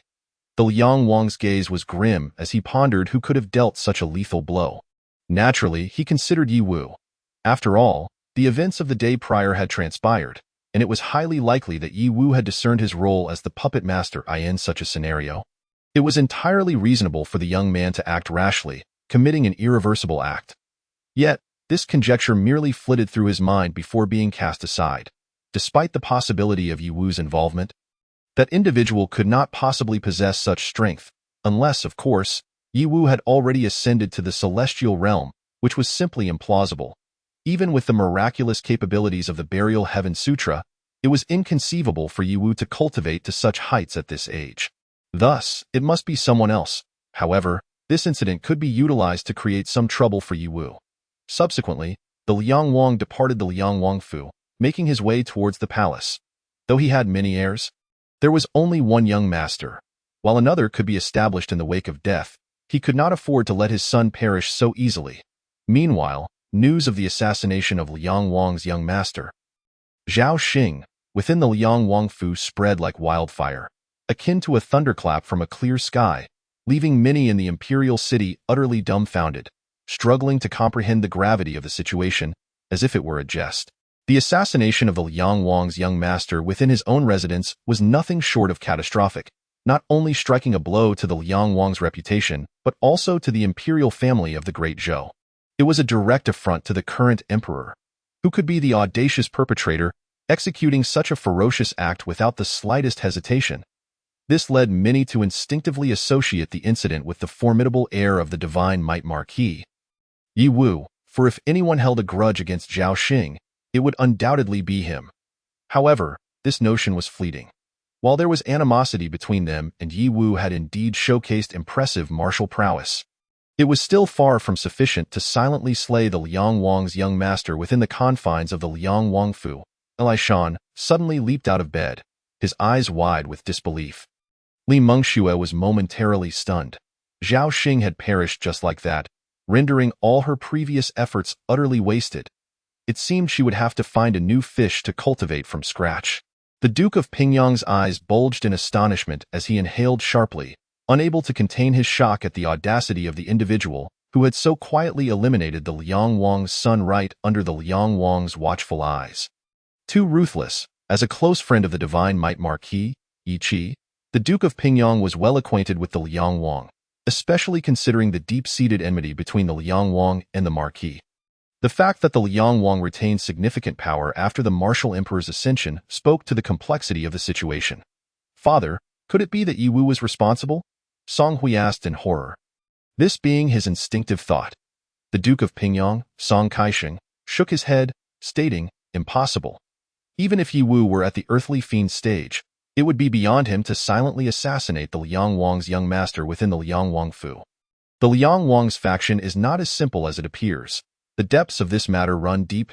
As he spoke, the Duke of Pingyang cast a stern glance at Song Hui, warning him to refrain from venturing outside in the coming days to avoid any unforeseen complications. A nagging sense of foreboding stirred within him, an instinct telling him that turbulence was imminent in the imperial city of the Great Zhou. The martial emperor was promptly informed of the news, his brush dropping from his hand in disbelief, nearly convinced that he had misheard. The chief eunuch, Su Peisheng, had to cautiously repeat the information, having initially thought he had misunderstood, before the martial emperor could respond. Another eunuch announced that the Liang Wang sought an audience in the imperial study. The martial emperor inhaled deeply and ordered the Liang Wang to be brought in. Simultaneously, a blaze of fury simmered within him. Although he maintained a wariness of the Liang Wang faction and had contemplated taking action multiple times, they were, after all, part of the royal lineage of the Great Zhou. He could kill. Yet, others could not simply take lives at will. The uproar outside had reached a fever pitch, yet Yi Wu, now returned to his residence, paid little heed to the turmoil. Instead, he opened his system panel, his gaze immediately fixed upon the source power value. Source power, 6,000. Previously, his source power value stood at 3,300 points. Later, after the Wang family was raided by Steward Qin, he received a generous 1,000 points of source power. This clearly indicated the decline of the Wang family, elucidating why they had been so easily outmaneuvered by the Liang Wang. Otherwise, given the Wang family's substantial legacy from the previous dynasty, how could they have merely converted 1,000 points of source power after the raid? It was far too meager. Theo put things into perspective. Just the young master of the Liang Wang had provided him with as much as 1,700 points of source power. Truly, the Liang Wang's son was replete with valuable resources, yielding an impressive conversion of 1,700 points. Yi Wu was elated. His current source power value had reached a new peak, exceeding his prior maximum accumulation by over 2,000 points. Indeed, fortune favors the bold. Without unexpected windfalls, one cannot prosper. And this was merely the Liang Wang's young master. Should he have the opportunity to eliminate that old dog of a Liang Wang, the rewards could potentially double. Yi Wu's gaze sparkled with ambition as he recalled the treasures he had witnessed within the Liang Wangfu. There were undoubtedly many valuable items. Unfortunately, obtaining them would not be a simple endeavor. This upheaval was not insignificant. He resolved to devote some time to cultivation at home before seeking to enhance his strength further. With a staggering 6,000 points of source energy, it should be more than sufficient to elevate his martial prowess to new heights. Before Yi Wu could even catch his breath, Master Tianjin arrived, thoroughly inspecting Yi Wu from head to toe. Only after confirming that everything was in order did he let out a heavy sigh of relief. You scared me to death. I thought Zhao Xing had fallen victim to your hand. Upon hearing this news, Master Tianjian's first thought was that this heinous act was perpetrated by Yi Wu. Otherwise, he would not have rushed over so swiftly, fearing the worst. After all, Yi Wu's earlier words during the day were truly alarming. Given that King Liang had already broken the rules, it was somewhat understandable for Yi Wu, overcome by youthful fervor, to retaliate. How could I possibly commit such an act? Yi Wu calmly shook his head, distancing himself from the incident, and then, with a hint of schadenfreude, remarked, perhaps it was some reclusive expert who could not tolerate the actions of the Liang royal family, and thus took it upon themselves to eliminate Zhao Xing. Master Tianjian nodded in contemplation. Perhaps that was indeed a possibility, though he remained unaware that this so-called expert stood right before him. Bang, bang, bang. Suddenly, the door of the was violently pounded upon, as if someone were desperate to gain entry. The servant assigned to the door, upon opening it, was unceremoniously kicked inside, spewing blood as he crashed heavily to the ground. Who dares? The commotion awakened all the servants within the, who rushed forward in unison, but before they could react, they all met a similar fate. In an instant, the courtyard was filled with cries of despair from the injured. Several formidable martial artists charged in like wolves, their presence overwhelming. Impudence. Steward Qin was the first to spring into action. Fury surged within him upon witnessing the scene. Instantly, he unleashed his power at the Earth Fiend level, attacking without hesitation. However, in the next moment, all his assaults were effortlessly shattered. A force far more potent retaliated, hurtling towards Steward Qin, causing his countenance to change dramatically. Earth Fiend level 6. Who are you? This is they. You dare to act so recklessly? Steward Qin's gaze was fixed intently on the three martial artists, shouting in anger while desperately countering.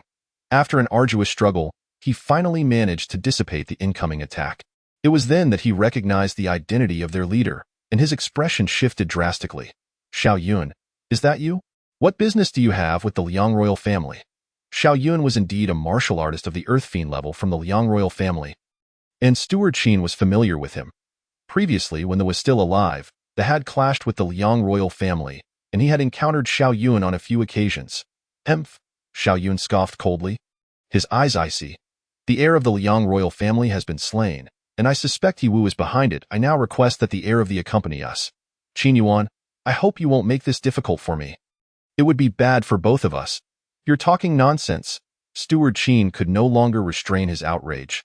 He had never anticipated that the Liang royal family could be so shameless as to publicly frame a future marquis.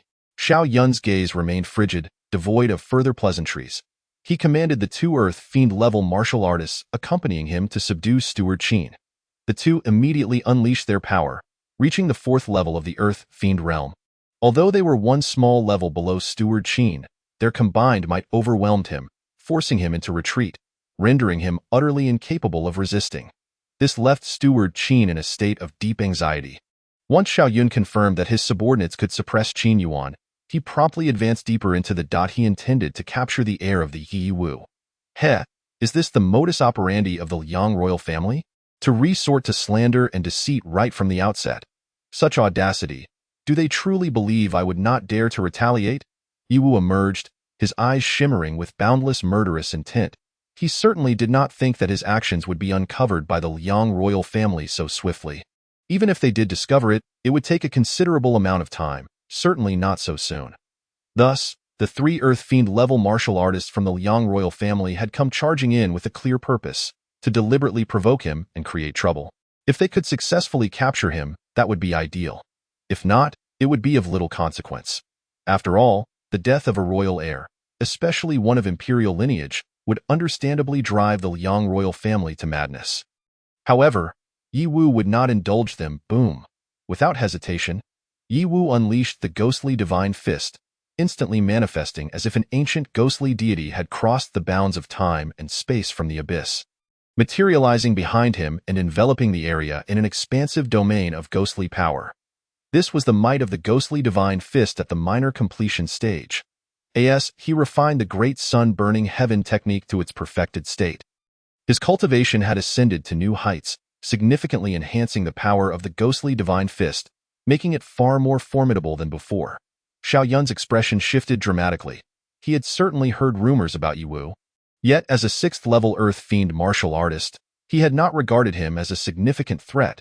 It was precisely because of this underestimation that he had volunteered for this task, believing that capturing the heir of the would earn him great merit. But this time, as the Earth Fiend level began to condense martial will, communicating with heaven and earth, Xiao Yun's mental resolve was immediately affected under the shadow of the ghostly divine fist. What should have been a robust martial will showed signs of crumbling. This was not due to the weakness of Xiao Yun's martial will. On the contrary, it was because the ghostly intent accompanying the ghostly divine fist was overwhelmingly powerful, far surpassing that of an ordinary martial will. Even at the sixth level of the Earth Fiend realm, Xiao Yun ultimately managed to shake off the influence of the ghostly divine fist. But it was too late. He was struck fiercely by Yi Wu's ghostly divine fist. The Zhong Tian true energy surged into Xiao Yun like a relentless parasite, wildly burrowing into his body, radiating through his limbs and bones, beginning its corrosive assault. Xiao Yun's face paled in an instant, each nerve in his body screaming in agony, shattering his composure. He immediately summoned his true energy to counteract the invasion. But to no avail. His true energy, upon encountering the pitch-black energy, crumbled like a mouse before a cat, unable to withstand the onslaught, and was subsequently devoured by the Zhong Tian true energy. No. Xiao Yun let out a wretched scream. His true energy descending into chaos, blood spurting from his mouth as he was sent flying backward. His gaze toward Yi Wu was filled with incredulity and horror. He had never imagined that he, a sixth-level Earth Fiend martial artist, would be unable to withstand a single strike from an opening spirit realm martial artist, suffering severe injuries instead. What a disgrace! Master Tianjian shook his head in disbelief. Under normal circumstances, Xiao Yun would not have sustained such a grievous injury. At most, he would have failed to capture Yi Wu and would not have been defeated. However, that fool had underestimated Yi Wu from the outset. Allowing Yi Wu to seize the opportunity, Tio dared to face the ghostly divine fist head-on and let the Zhong Tian true energy infiltrate his body was indeed reckless. Even they, as Celestial Gang's martial artists, would not dare to undertake such a risk. The corrosive nature of the Zhong Tian true energy was terrifying beyond measure, a fact that could be confirmed by the strong warriors from Beimang, who bore first-hand experience. Even now, there were Celestial Gang and Earth Fiend level martial artists suffering from the invasive torment of the Zhong Tian true energy. We were dispatched to investigate. Yi Wu, how dare you? Do you not fear the wrath of the martial emperor? Xiao Yun felt the intense murderous intent emanating from Yi Wu, this air of the truly intended to kill him. This realization filled Xiao Yun with regret deep within. Had he known, he would not have accepted this assignment. Had he known, he would not have been so careless from the start. But in this world, hindsight is a costly commodity, and there is no remedy for regret. Yi Wu narrowed his eyes slightly, immediately channeling his full strength. Then, centered on the ghostly divine fist, he struck out. Chapter 43. The Mask is Torn. Little demon, wicked man. Despite Xiao Yun exerting every effort to defend himself, recklessly burning his blood essence to gain immense battle power, it was ultimately too late, with his true energy severely compromised by the Zhong Tian true energy. No amount of burning his inner universe could alter the course of defeat. He was obliterated by Yi Wu's ghostly divine fist, meeting a gruesome end. The swordmaster let out a sigh, refraining from intervening in Yi Wu's actions. However, the shock in his heart could not be suppressed. After all, he was facing a cultivator of the sixth layer of the earthly fiend realm, not just some commoner. Even in the esteemed Great Zhou Imperial City, the number of such formidable warriors was scarce. Yet, astonishingly, Yi Wu, with his mere fifth layer of the enlightened realm cultivation, had obliterated him. If it had not been witnessed firsthand, no one would have believed such a feat. This alone unveiled the bizarre and terrifying nature of the burial heaven scripture. Was Yi Qi, in his time at the enlightened realm, equally ruthless? This thought suddenly flashed through the swordmaster's mind, only to be extinguished almost instantly. Though the Marquis of Divine might have possessed considerable combat prowess in his day, he had never reached such a terrifying level. If he had been that powerful, he would not have perished on the northern Mang battlefield. Yi Wu had indeed surpassed his predecessor. The two earthly fiend realm warriors besieging Steward Qin were immediately struck with panic.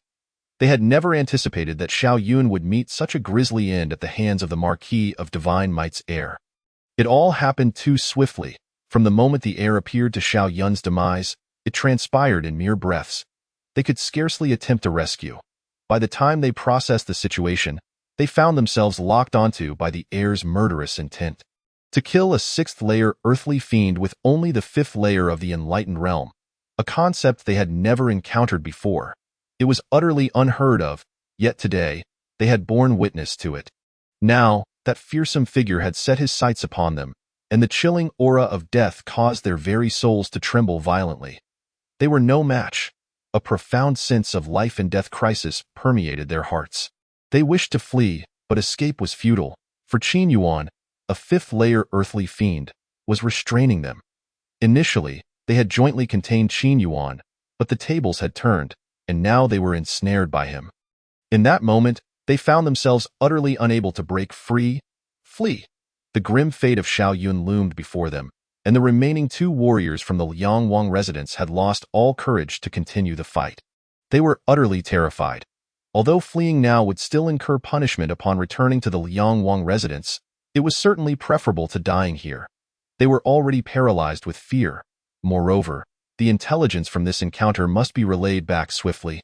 The heir of the Marquis of Divine Might, Yi Wu, had demonstrated such overwhelming strength that it surpassed all they could comprehend.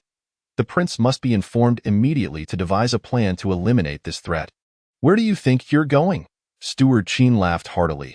Initially, he had been quite concerned, but upon witnessing his young master slay Xiao Yun with a single punch, that worry transformed into disbelief and exhilaration. Yi Wu's combat prowess was undoubtedly commendable, truly worthy of the bloodline of the Marquis, radiating the same aura as his esteemed forebear. What of the Liangwang residents? Those who dared to offend the Marquis of Divine Might were courting their own demise. The Marquis had once personally slain even the earthly fiend realm warriors of the Liangwang residence. Otherwise, such a deep-seated enmity would not have arisen between the two factions. This compelled the two fourth-layer earthly fiend warriors to ignite their own lifeblood to gain the strength to escape. The Swordmaster refrained from intervening, wishing instead to observe Yi Wu's limits. Could he also annihilate the remaining two earthly fiend warriors? Humph. You think you can come and go as you please? Do you take the Marquis of Divine Might's residence for a mere playground? Yi Wu's gaze turned frigid, his murderous intent boiling like an erupting volcano. This night, every single one of the three earthly fiend warriors sent by the Liangwang residence would not leave alive. With a series of ferocious strikes of the ghostly divine fist, akin to ancient demons rampaging in the depths of hell, the fate of the two earthly fiend warriors, ensnared by Steward Qin's influence, was inevitable. They were all slain on the spot. As for Yi Wu, he sustained only minor injuries, quickly mending under the nurturing essence of the burial heaven Qi. "You have exceeded my expectations," the Swordmaster inquired, his inner astonishment evident. "I hadn't anticipated that you could master the ghostly divine fist to such an extent. You must have achieved a minor success." Yi Wu nodded in agreement, refraining from refuting. Through the battle that claimed the lives of three earthly fiend warriors, he had gained a clearer understanding of his true combat strength. He then commenced the search of the bodies, retrieving all the storage pouches from the three Liangwang warriors. Upon inspection, he exclaimed, "Ah, there are indeed quite a few valuable items here." After evaluating with the system panel, he found it could yield 500 points of source power. While it may not seem like a large sum, it was still significant. After all, these three individuals were merely earthly fiends, and the resources they collected were primarily used to advance their own cultivation. That so much remained was already quite remarkable. After rummaging through the three storage pouches, Yi Wu also discovered several vials of earthly fiend true elixirs, which he naturally handed over to Steward Qin. Was essential to prioritize the needs of one's own people. Steward Qin accepted without hesitation, recognizing that these vials of elixirs were timely. He understood that his current strength was insufficient, and that he must swiftly elevate his cultivation level to face the impending crises. After all, their actions had thoroughly offended the Liangwang residents, and once they realized it, they would surely retaliate without reservation. "What do you plan to do with these three corpses?" the Swordmaster inquired. Yi Wu let out a silent, cold laugh and replied, "Naturally, I shall return the favor in kind. The Liangwang residence dares to use this pretext to trouble me. I will retaliate. Point one heir has perished. Now let them lose 3 earthly fiend warriors as well. Steward Qin, I will need you to make a trip to the Dali Temple to deliver these 3 corpses. Claim that intruders attempted to assassinate me at the Marquis of Divine Might's residence and were slain on the spot. The spies outside the residence can testify for us. I refuse to believe they would dare to send more people after this. If they do, it would be even better. We shall eliminate them all. I am eager to see how many earthly fiend warriors the Liangwang residents can so recklessly squander. Both Steward Qin and the Swordmaster were left speechless, yet they couldn't help but raise their thumbs in admiration. They had never considered such an approach, but the outcome promised to be quite effective. Upon hearing this, the Liangwang residents would likely be infuriated to the point of spitting blood. Very well. I shall head to the Dali Temple immediately, Steward Qin declared fiercely. The Liangwang residents' actions were a blatant affront to the dignity of the Marquis of Divine Might's residence. As the old steward, he could not swallow this humiliation. The Swordmaster expressed concern. By doing this, you will have completely severed ties with the Liangwang residents. They may very well retaliate with ruthless intent, which could spell trouble for you. It is wise to prepare in advance to avoid being caught off guard and suffering a significant loss. I do not strike unless provoked. If provoked, I will annihilate them without mercy.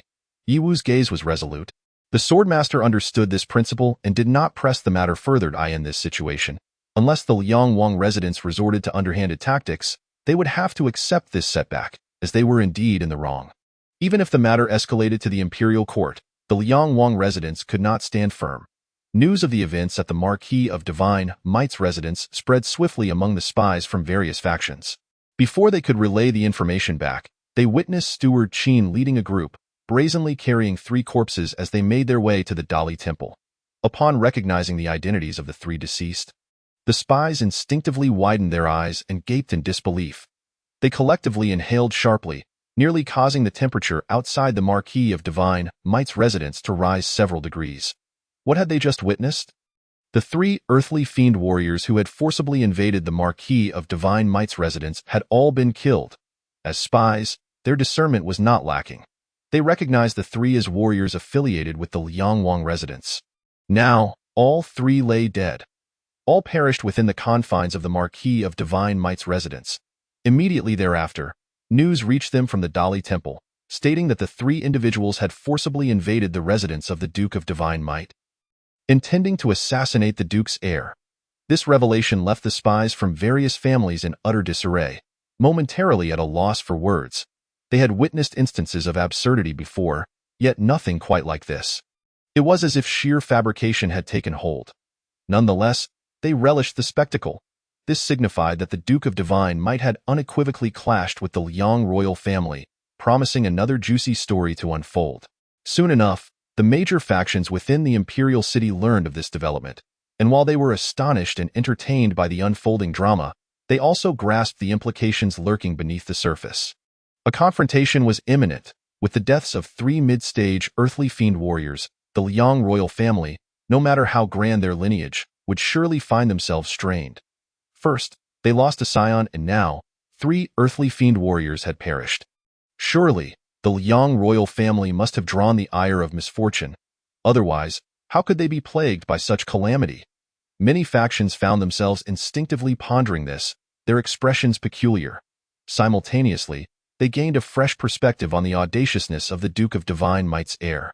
They had encountered their fair share of madness, yet this level of recklessness was unprecedented. Moreover, had Yi Wu's combat prowess truly surged to the point of being able to slay a 6th-tier earthly fiend warrior? While astonishment washed over them, a cloud of doubt lingered, prompting them to instruct their spies to investigate further to uncover the truth. This included the Earl of Pingyang and the esteemed Elder Qingyu of the Feathered Ascension sect. The Earl, while astonished, did not exhibit overwhelming emotional turmoil. He had long comprehended the formidable nature of the Burial Sky Sutra, which was precisely why he had sought to seize it. Alas, his efforts had fallen short. Meanwhile, Elder Qingyu, who was evading the pursuit of the great Zhou dynasty, found his resolve to acquire the Burial Sky Sutra strengthened upon hearing this news. The source of Yi Wu's remarkable strength was fundamentally tied to that very sutra. Undoubtedly, the individual most troubled by this turn of events was the chief of the Dali Temple, who wished to resign from his position forthwith. The phrase "when deities clash, mere mortals suffer" aptly described his current predicament. Day after day, he wondered what calamities awaited him. Although he was aware of the underlying truth, he found himself unable to render a judgment. Neither the Duke of Divine Might nor the Liang royal family were entities he could afford to offend as a mere chief of the Dali Temple. Hence, without hesitation, he reported this matter upwards, leaving the emperor to grapple with the ramifications. The Liang royal, having just returned from the palace, was informed of this news at once, his countenance darkening with fury, nearly appending the table in his rage. The loss of 3 mid-stage earthly fiend warriors was a grievous blow, and even with the Liang royal family's vast resources, his heart ached at the enormity of the loss. The Duke of Divine Might, Yi Wu, a terrifying aura of vengeance surged within the Liang royal, having already suffered setbacks at the hands of Yi Qi, and now, enduring further humiliation through his son. It felt akin to being slapped resoundingly by both father and son, leaving him with a stinging ache. What a formidable heir the Duke of Divine Might has. Ha! Yi Qi, I never anticipated you would have such capable successors. Surprising me with this monumental twist, I shall relish the opportunity to engage with you both, to see whether you defeat me or if I send you both to the netherworld. Though the desire to eliminate Yi Wu burned within him, the Liang royal understood that the timing was not propitious. At least, he could no longer act openly. If the 3 individuals within his estate could successfully capture Yi Wu, even if it were later revealed that his son's demise was unrelated, he could merely offer an apology. However, they were unable to capture him, thus depriving him of the pretext for a second attempt. Such a failure would not only compromise his face, but would also complicate matters with the emperor, leading to considerable trouble. That it seemed he had no choice but to resort to covert means. Yi Wu's rapid growth posed a significant threat. If left unchecked, he might soon reach a point of no return. This time, the gains were substantial. The influx of source energy was sufficient to elevate his cultivation to an entirely new level. However, he wondered just how far he could ascend in his room, after bidding farewell to the Sword Sovereign. Yi Wu was brimming with excitement as he opened the system panel, the glaring figure of 6,500 points of source energy igniting his enthusiasm. System, first complete the Great Sun Burning Heaven technique and elevate it to perfection. Let me witness the true might of divine-level martial arts. Chapter 44. The Burial Sky and the Great Sun Golden Crow as the source energy value visibly plummeted on the system panel. In the blink of an eye, a staggering 2,000 points were consumed. Subsequently, a torrent of information regarding the Great Sun Burning Heaven technique surged into his mind, manifesting various incredible phenomena. Simultaneously, the memories associated with the Great Sun Burning Heaven technique began to transform. Not only was the subsequent content greatly enriched, but previous sections also underwent significant alterations, evolving into a more complete form. The Great Sun Burning Heaven technique has been completed to perfection, now classified as a low-grade divine-level martial art. A line of text leapt from the system panel, immediately seizing Yi Wu's attention with its crucial information. Divine-level martial arts, indeed. Just as he had initially surmised, the Great Sun Burning Heaven technique was a divine-level martial art. As a low-grade divine-level martial art, it appeared that divine-level martial arts were categorized into multiple tiers. Yi Wu squinted slightly, recognizing the immense power and terror encapsulated within it, compared to the initial heavenly-grade Great Sun Burning Heaven technique. It represented an entirely different realm of existence, delving into the realm of unimaginable forces, with its core aiming directly at the principles of solar pathways. Such a divine-level martial art would undoubtedly command an astronomical price in the market. Yi Wu began calculating in his mind, determining that he must sell it for no less than 2,000 points of source energy. Otherwise, he would incur significant losses. Indeed, earning less would equate to losing. After all, divine-level martial arts and heavenly-grade martial arts were not of the same essence. A fundamental distinction lay between them. Heavenly-grade martial arts could be sold en masse, but divine-level martial arts were a different matter entirely. Regardless of the price, there would undoubtedly be buyers. The power of divine-level martial arts was something even the most simple-minded could surmise. Rumor had it that the Feathered Ascension sect's Feathered Ascension scripture was a divine-level martial art, with the Feathered Ascension fist being a top-tier heavenly-grade martial art recorded within it.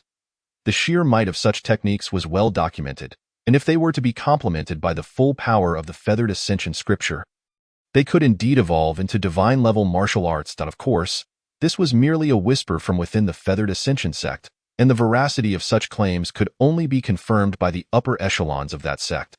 Regardless, the value of the Feathered Ascension Fist was already astonishing, far surpassing that of typical top-tier heavenly-grade martial arts. Now, should a complete divine-level martial art emerge, it would undoubtedly cause a sensation across the realm. Fetching a princely sum.as for whether this would aid his adversaries, Yi Wu did not dwell on it overly much.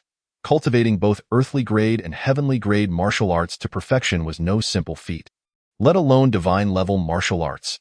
Even if it was merely a low-grade divine-level martial art, the difficulty of truly mastering it was immense. The threshold for entry had been raised significantly after the completion of the Great Sun-Burning Heaven technique. Achieving mastery was now exceedingly challenging. Yet, Yi Wu was different. He merely needed to allocate source energy points to reach perfection without any difficulty. The Great Sun-Burning Heaven technique had been perfected, but Yi Wu did not intend to cultivate it to completion immediately. Instead, he opened the Burial Sky Sutra. The Burial Sky Sutra was his foundational core. Only by elevating its tier could his cultivation level rapidly ascend and transform into a more formidable force. Although the second-tier Burial Sky Sutra was commendable, it ultimately fell short and required further enhancement. Would you like to consume 3,000 points of source energy to elevate the Burial Sky Sutra to the third tier? A prompt appeared on the panel. Yes, upgrade, boom. In that fleeting moment, the Zhong Tianjing began to operate frantically, enveloping Yi Wu in a shroud of pitch-black Zhong Tian energy, transforming him into a massive black cocoon. Within it resounded a rhythmic thumping akin to the beating of a heart. Waves of Zhong Tian energy surged forth, resembling colossal black dragons that penetrated every inch of Yi Wu's flesh, incessantly opening new acupoints. Originally, Yi Wu had successfully opened 100 acupoints, rich with solar true energy, within which the Great Sun Golden Crow resided. Yet now, with the successful mastery of the third transformation of the Zhong Tianjing, those 100 previously opened acupoints underwent a profound transformation, the Golden Crow morphing into a dark entity, exuding boundless Zhong Tian aura. Its cry echoed through the realms, as if intent on annihilating all existence. The aura was terrifying. The power derived from the Great Sun-Burning Heaven technique, under the influence of the third transformation of the Zhong Tianjing, was utterly overwhelmed and completely assimilated. Moreover, with the augmentation of Zhong Tian energy, the potency of the Great Sun-Burning Heaven technique simultaneously surged, evolving into an even more formidable force. Although Yi Wu had not deliberately cultivated the perfected Great Sun-Burning Heaven technique, his mastery at the consummate level allowed him to recalibrate it, aligning it with the divine-level pathway, imbuing his inner Great Sun-Burning Heaven true energy with characteristics befitting a divine martial art. However, even so, in terms of quality, it still paled in comparison to Zhong Tian energy. The assimilated Golden Crow of Zhong Tian immediately soared from its original acupoint, charging towards the still chaotic and unrefined acupoints. Boom! One after another, new acupoints were continuously opened under the onslaught of the third transformation of Zhong Tian energy. Soon, the count reached 300 before it finally halted. With 3,000 points of source power expended, not only had the Zhong Tianjing been cultivated to the third transformation realm, but an additional 200 entirely new acupoints had also been established, each brimming with terrifying power, as if harboring a miniature world within. Throughout this process, the perfected Great Sun-Burning Heaven technique naturally functioned in tandem, causing all 300 opened acupoints to evolve into Zhong Tian Great Sun Golden Crows. The Zhong Tianjing served as the foundation, while the Great Sun-Burning Heaven technique operated beneath it, distinct yet harmoniously intertwined. Yi Wu felt an unimaginable explosive force coursing through his body. Should he encounter the previous adversaries at the fourth and sixth realms, a mere 3 punches would suffice to obliterate them all. One man, one punch. This upgrade had imparted an immense enhancement of power to Yi Wu, fundamentally altering the essence of his strength. His realm had ascended from the 5th level of the acupoint opening stage to the 7th, achieving 2 minor advancements. Once he successfully opened the remaining 65 acupoints, the acupoint opening realm would naturally reach its zenith. The might of the third transformation of the Zhong Tianjing was indeed immense. However, the source power consumed was equally formidable. Observing the source power depletion on the system panel, Yi Wu could not help but shake his head in lament. the source power required for the second and third transformations was vastly different in magnitude. To attain the fourth transformation, even doubling the source power might not suffice. It would likely demand a staggering amount. Gazing at the system panel, with only 1,500 points of source power remaining, it was evidently insufficient for further enhancing the Zhongtian Jing. Yi Wu decided to invest it into the ghostly god fist, only to be met with the notification that the source power was inadequate for cultivating it to the perfected state. Much like the Zhongtian Jing, the ghostly god fist was also a tremendous drain on resources. Currently, the only avenues left for enhancement were the Bloodline Great Sun Liuli Battle Body, the Great Sun Burning Heaven Technique, and the Feathered Ascension Fist. Chapter 45. The Divine Tomb. Though the Feathered Ascension Fist was a heavenly grade martial art, its connection to the Feathered Ascension Sutra suggested that should he elevate it to its perfected state, he might gain the opportunity to access that divine-level martial art. Yi Wu pondered silently. The Feathered Ascension Fist indicated that if the Feathered Ascension Sutra were indeed a divine-level martial art, it would certainly surpass the Great Sun Burning Heaven Technique in rank, either mid-grade or high-grade divine martial arts. However, Yi Wu chose to invest in the Great Sun Burning Heaven Technique. Should he perfect it and then augment the Great Sun Liuli Battle Body, he would effectively reap dual benefits, significantly amplifying his combat prowess. The essence of a low-grade divine martial art, after all, could still surpass the pinnacle of heavenly-grade martial arts. Furthermore, through the Great Sun Burning Heaven Technique, there existed a chance to commune with the Great Sun Burning Heaven Battle Flag, potentially acquiring a low-grade divine weapon. Yet, Yi Wu soon discovered that the source power remained insufficient to propel the Great Sun Burning Heaven Technique to perfection. The remaining 1,500 points of source power were utterly inadequate to elevate it to the perfected stage. Following the completion of the Great Sun Burning Heaven Technique, the change in its grade necessitated a dramatically increased source power for further cultivation. Opening the system panel, Host, Yi Wu Realm, Acupoint Opening Stage, Level 7 Bloodline, Great Sun Liuli Battle Body, Awakened, Divine Ability, Nun Cultivation Method, Zhongtian Jing, Third Transformation, Martial Skills, 5 Thunder Fist, Perfected, Ghostly God Fist, Minor Success, Great Sun Burning Heaven Technique, Pseudo-Perfected, Feathered Ascension Fist, Introductory, Source Power, 1,500. The values displayed on the system panel had undergone significant alterations. However, the cultivation level of the Great Sun Burning Heaven Technique had inexplicably dropped to the pseudo-perfected stage, a considerable decline. Upon realizing this, Yi Wu nearly lost his composure, comprehending the cause. After the Great Sun Burning Heaven Technique was completed, it had evolved into a low-grade divine martial art, resulting in substantial transformations. His previous perfected state could no longer apply, leading to a drop in rank, resting between minor and perfected states. Selling the cultivation method, Yi Wu promptly resolved to gather the necessary source power to upgrade the Great Sun Burning Heaven Technique, deciding to conserve the current 1,500 points until he could amass sufficient resources. Sir, news has arrived from the Duke of Pingyang, and it's rather significant. The following morning, Butler Qin delivered a piece of good news to Yi Wu. What's the matter? That fellow managed to procure what I needed so quickly? Yi Wu's heart soared at the prospect of the resources being readily available. Butler Qin shook his head, a look of incredulity crossing his face. The Duke of Pingyang wishes to exchange an entry token to a divine tomb, and he emphasized that within that divine tomb lies a genuine divine legacy. If one passes the trial, they could obtain the legacy of that deity, with the potential to become a true god of martial arts. What? That old fellow possesses such a treasure? Yi Wu was taken aback. This was something he had not anticipated. Refuse him. Inform the Duke of Pingyang that if he genuinely desires the complete Great Sun Burning Heaven Technique, he must show some sincerity and not attempt to deceive me with trivialities. If he is not interested in the complete technique, I shall seek out the extreme Yang Valley. They are bound to be very interested. Moreover, I've changed my mind. The price shall increase by 1/3 from the original. If he continues to entertain such notions regarding the exchange for the complete Great Sun Burning Heaven Technique, the price shall double. The so-called entry token to the divine tomb, along with the purported divine legacy, may indeed be genuine. However, the dangers within that divine tomb are undoubtedly substantial. Otherwise, the Duke of Pingyang would not be offering a token for exchange, but would have consumed the divine tomb's treasures himself.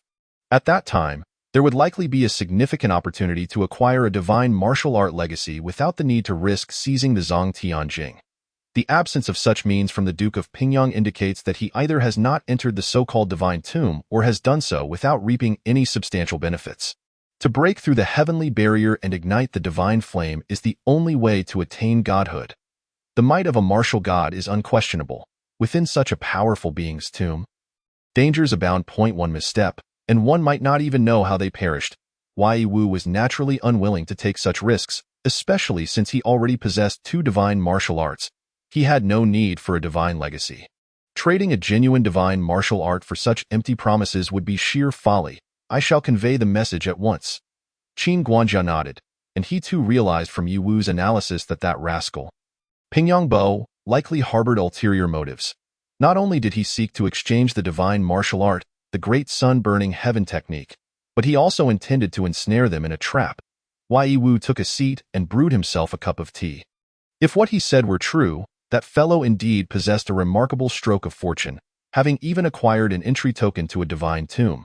His luck was truly exceptional. No wonder he had managed to cultivate to the celestial gang realm. If this were a tale from a novel, he would undoubtedly be a character of extraordinary fortune. The divine tomb surely harbored immense dangers. Otherwise, Yi Wu might have ventured in for a stroll. For it was likely filled with rare treasures. If he could transform them, he could extract a vast reservoir of source power. Alas, he could only covet from afar, for it was utterly impossible for him to risk his life for such a venture. While the divine tomb was enticing, his own life remained paramount. The fact that he could resist the allure of a divine tomb revealed his resolute heart. It was astonishing that he would even threaten him with the extreme Sun Valley. Naturally, Pingyang Bo received feedback promptly. He had initially intended to lie in wait and capture the individual covertly transmitting messages to uncover who was scheming against him. However, his efforts resulted in a fruitless endeavor. Leaving him with a deep sigh of regret, it appeared that the shadowy figure indeed possessed the complete great sun-burning heaven technique and was not merely bluffing.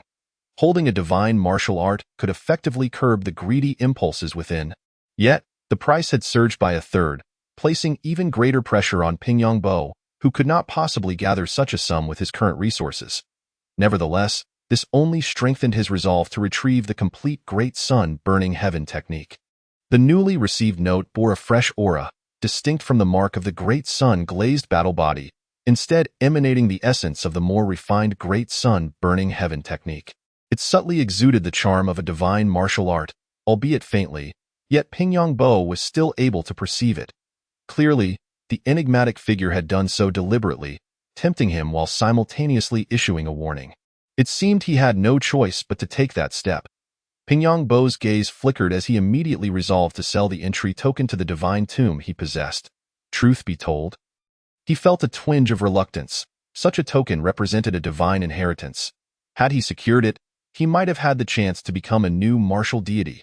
Regrettably, he had ventured into that divine tomb twice before, both times encountering terrifying dangers. Had it not been for his good fortune, he might have long lost his life within its depths. Henceforth, no matter how tempting it appeared, he dared not enter again. Soon, a shocking piece of news swept across the imperial city, capturing countless gazes and overshadowing the scandal involving Deputy Minister of War Su Qing's collusion with the Northern Ming dynasty and the assassination of the Liang prince.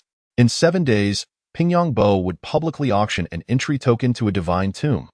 The mere mention of divine could incite frenzied excitement among the masses, particularly among martial artists who understood the true might and terror of divine-level warriors. They were true gods. Every word and action bore the weight of divine authority. With a mere thought, they could annihilate a nation, existing on a completely different plane of existence. The phrase divine tomb held profound significance, and any discerning individual understood its implications. Moreover, the entry token represented the final legacy of a martial deity, holding immeasurable value. Its mere appearance could drive countless martial artists to madness, willing to pay any price to obtain it. Consequently, ancient families and external sects were stirred into action, dispatching envoys toward the great Zhou imperial city. Faced with such a tantalizing temptation, even the most formidable factions possessing divine inheritances could not remain indifferent. It was impossible to be unmoved. For the greater the possession of divine inheritances by a faction, the more acutely they understood the terrifying nature of a complete divine inheritance. Not to mention, within that divine tomb could lie countless rare treasures left behind by the martial deity in their lifetime. The news even began to spread toward the northern Ming dynasty, prompting them to secretly send individuals to the Great Zhou imperial city. The two dynasties were already at odds, harboring deep-seated enmity. Should the Great Zhou dynasty obtain a divine inheritance or a divine artifact, it would spell trouble for the northern Ming dynasty. Thus, the world was astir. Chapter 46. A Gluttonous Feast and a Double-Edged Sword. Pingyangbo truly delivered a tremendous surprise to me. In the imperial palace, the emperor scrutinized the information laid before him on the imperial desk, a fleeting expression of intrigue crossing his face. The chief eunuch, Su Peisheng, who served nearby, trembled slightly, his eyes cast downward, not daring to utter a word. Go. And when the auction occurs, observe which martial deity's tomb it pertains to. After the catastrophic severance of divine ties, no trace of divinity had been evident for a considerable time. Who would have anticipated its emergence at this moment? It seemed that certain individuals could no longer contain themselves. Were those old-timers truly poised to return? Yes, your majesty. Su Peisheng promptly withdrew. Once outside the imperial study, he exhaled softly, summoning a young eunuch to inquire about any developments from Pingyangbo's estate. Gazing toward the palace's exterior, Su Peisheng squinted slightly, a flicker of fervent excitement igniting within his depths. The divine tomb of martial deities held the genuine legacy of martial gods. Who would have thought that Pingyangbo possessed such fortuitous treasures? Having the token for the divine tomb in hand, he had previously dared to covet the burial scriptures of the divine might. It appeared that the divine tomb was fraught with peril, and acquiring the so-called divine inheritance would likely not be an easy task. As for the other treasures within, they would probably also be difficult to obtain. One does not attain the position of chief eunuch in the imperial palace without possessing a sharp intellect. Su Peisheng immediately recognized the complexities surrounding this situation. The Liang prince's gaze was peculiar. He had not anticipated that the Pingyangbo, whom he had always regarded with disdain, would possess such a remarkable item. While he too had similar inheritances, divine artifacts were inherently precious, and no one would ever feel they had enough. If he could secure another divine inheritance, or acquire the myriad treasures within that divine tomb, it would greatly assist his forthcoming plans, potentially ensuring his success.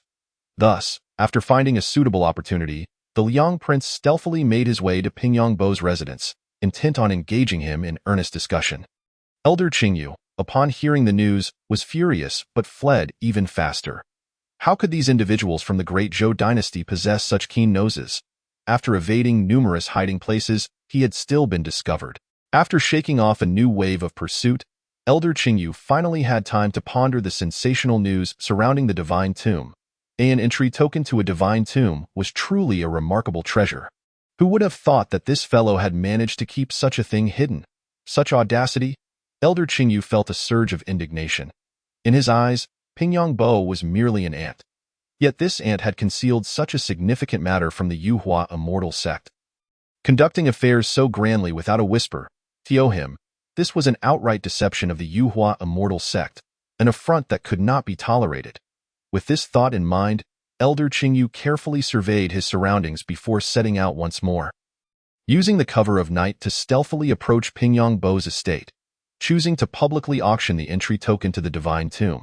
How brazen of you, Pingyangbo, to pilfer my ideas. Upon hearing the news, Yiwu's expression instantly turned peculiar. He was well aware of the underlying motives behind Pingyangbo's actions, which were merely aimed at raising funds to acquire the divine martial art, the Great Sun-Burning Heaven technique. Indeed, this was a feasible approach, capable of liquidating assets in the shortest possible time and potentially leading to immense wealth. After all, if that token were to remain in Pingyangbo's possession without being utilized, it would be squandered. It was far more prudent to exchange it for something of necessity. Matters concerning the divine are such that even a mere rumor can fetch astronomical prices, let alone a tangible token, which would undoubtedly command a price that only escalates. Sell it, and the more the better, at a premium. Yiwu chuckled slyly, reminiscent of a cunning little fox. While Pingyangbo was reaping profits, he too was harvesting from Pingyangbo's endeavors. The question now was whose sickle could cut swifter and reap more. However, this action of Ping Yongbo also hinted at the grave dangers lurking within the divine tomb. Otherwise, he would not have made such a choice. A splendid spectacle was on the horizon, but one could only speculate how many would be drawn by this token. Yi Wu dispatched someone to inquire further and discovered that the entire imperial city was in an uproar over this news. Every living soul was abuzz with talk of the divine tomb. At Ping Yongbo's residence, visitors swarmed in, with nobles and esteemed families arriving in droves, nearly overwhelming the threshold.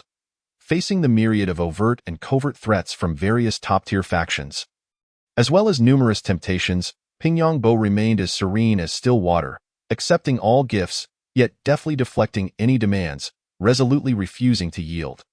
Each individual present was akin to sharks sensing blood. Were it not for his remaining strength and the fact that this was the great Zhou's imperial city, he might have been thoroughly devoured. Ping Yongbo's gaze flickered. For the first time, he recognized the presence of so many formidable figures hidden within the imperial city, each of considerable strength, painting a stark contrast to his previous understanding of the city's dynamics. The allure of the divine tomb was simply too great. Were it not for the insurmountable challenges he faced, he would not have dared to disseminate the news of the divine tomb. Although the risks were substantial, once his cultivation ascended to a higher level, he might have the opportunity to obtain the divine inheritance within. Yet, time was of the essence. He must secure the great sun burning heaven technique. Though he could not afford to complete the transaction all at once, he needed to acquire a portion first. Despite confirming the authenticity of the complete great sun burning heaven technique, Ping Yongbo still harbored reservations. Should he be deceived, he would find himself stripped bare. Caution was paramount. With this thought, Ping Yongbo swiftly made a decision to contact the shadowy figure involved and initiate a partial transaction to evaluate the authenticity. Even the introductory segment of the complete divine martial art would differ significantly from the previous incomplete version, thus enabling him to discern its veracity. Ping Yongbo was not one to act without assurance. However, prior to that, there was a pressing matter to attend to. He needed to deliver a qualification for entry to the palace. The opportunity was monumental, and relying solely on his nascent Tiangang realm martial prowess would not suffice to safeguard it. He required external assistance. Within the great Zhou imperial city, the most formidable ally was undoubtedly the martial emperor residing in the palace. "Father, I assent to this venture fraught with excessive risk?" Song Hui cautiously inquired from the side. His heart racing. In recent days, he had encountered only the most distinguished individuals, some of whom, under normal circumstances, he would never have the privilege to meet. Yet now they approached uninvited. Do not be deceived by their seemingly amiable demeanor. "I can sense an icy intent beneath," he continued, acutely aware of the murderous intent lurking within those who approached. "If we remain under the radar, wouldn't we have the chance to fully seize the divine inheritance? Why create such a commotion that places our Pingyang residents in the eye of the storm?" Song Hui could not fathom his father's reasoning. The divine tomb was far too vast for their modest Pingyang residents to contend with. It was a recipe for disaster. Ping Yongbo shook his head, opting not to elaborate further.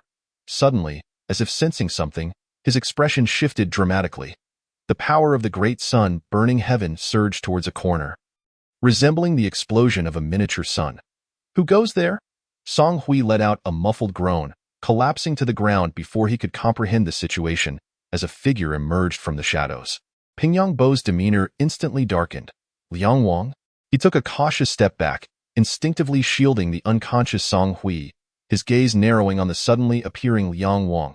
"If I am not mistaken, you have come for the divine tomb as well." Liang Wang made no attempt to conceal his intentions, stating bluntly, "I require the entry token for the divine tomb. Provide it to me, and I shall offer you ample benefits, including protection, and in due time. I can facilitate your elevation to the rank of Marquis." The temptation was indeed substantial, yet before Ping Yongbo could utter a word, another presence, equally formidable and aggressive, intruded. "Liang Wang, your desire to monopolize is rather unbecoming." Elder Qingyu had stealthily arrived, sharing the same objective and now fixated on the divine tomb. "Song Kaisheng, you must think carefully. Your son remains a disciple of my Yuhua immortal sect, and your family owes us a considerable debt. Should you further offend my sect, you know all too well the dire consequences."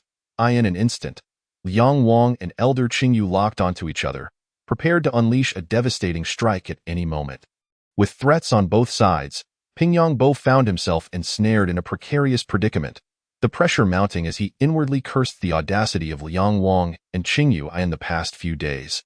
While some visitors had harbored similar intentions, they had at least adhered to basic courtesies, bringing tokens of goodwill. Yet these two had arrived empty-handed, seeking to grasp the entry token to the divine tomb without offering anything in return. He had never encountered such brazen individuals. They were truly in a league of their own. Despite his grievances, in this dire situation, Ping Yongbo found himself at a loss for how to proceed. Any action would offend one party or the other, leading to significant personal losses. Just then, another presence approached, one that Ping Yongbo recognized all too well.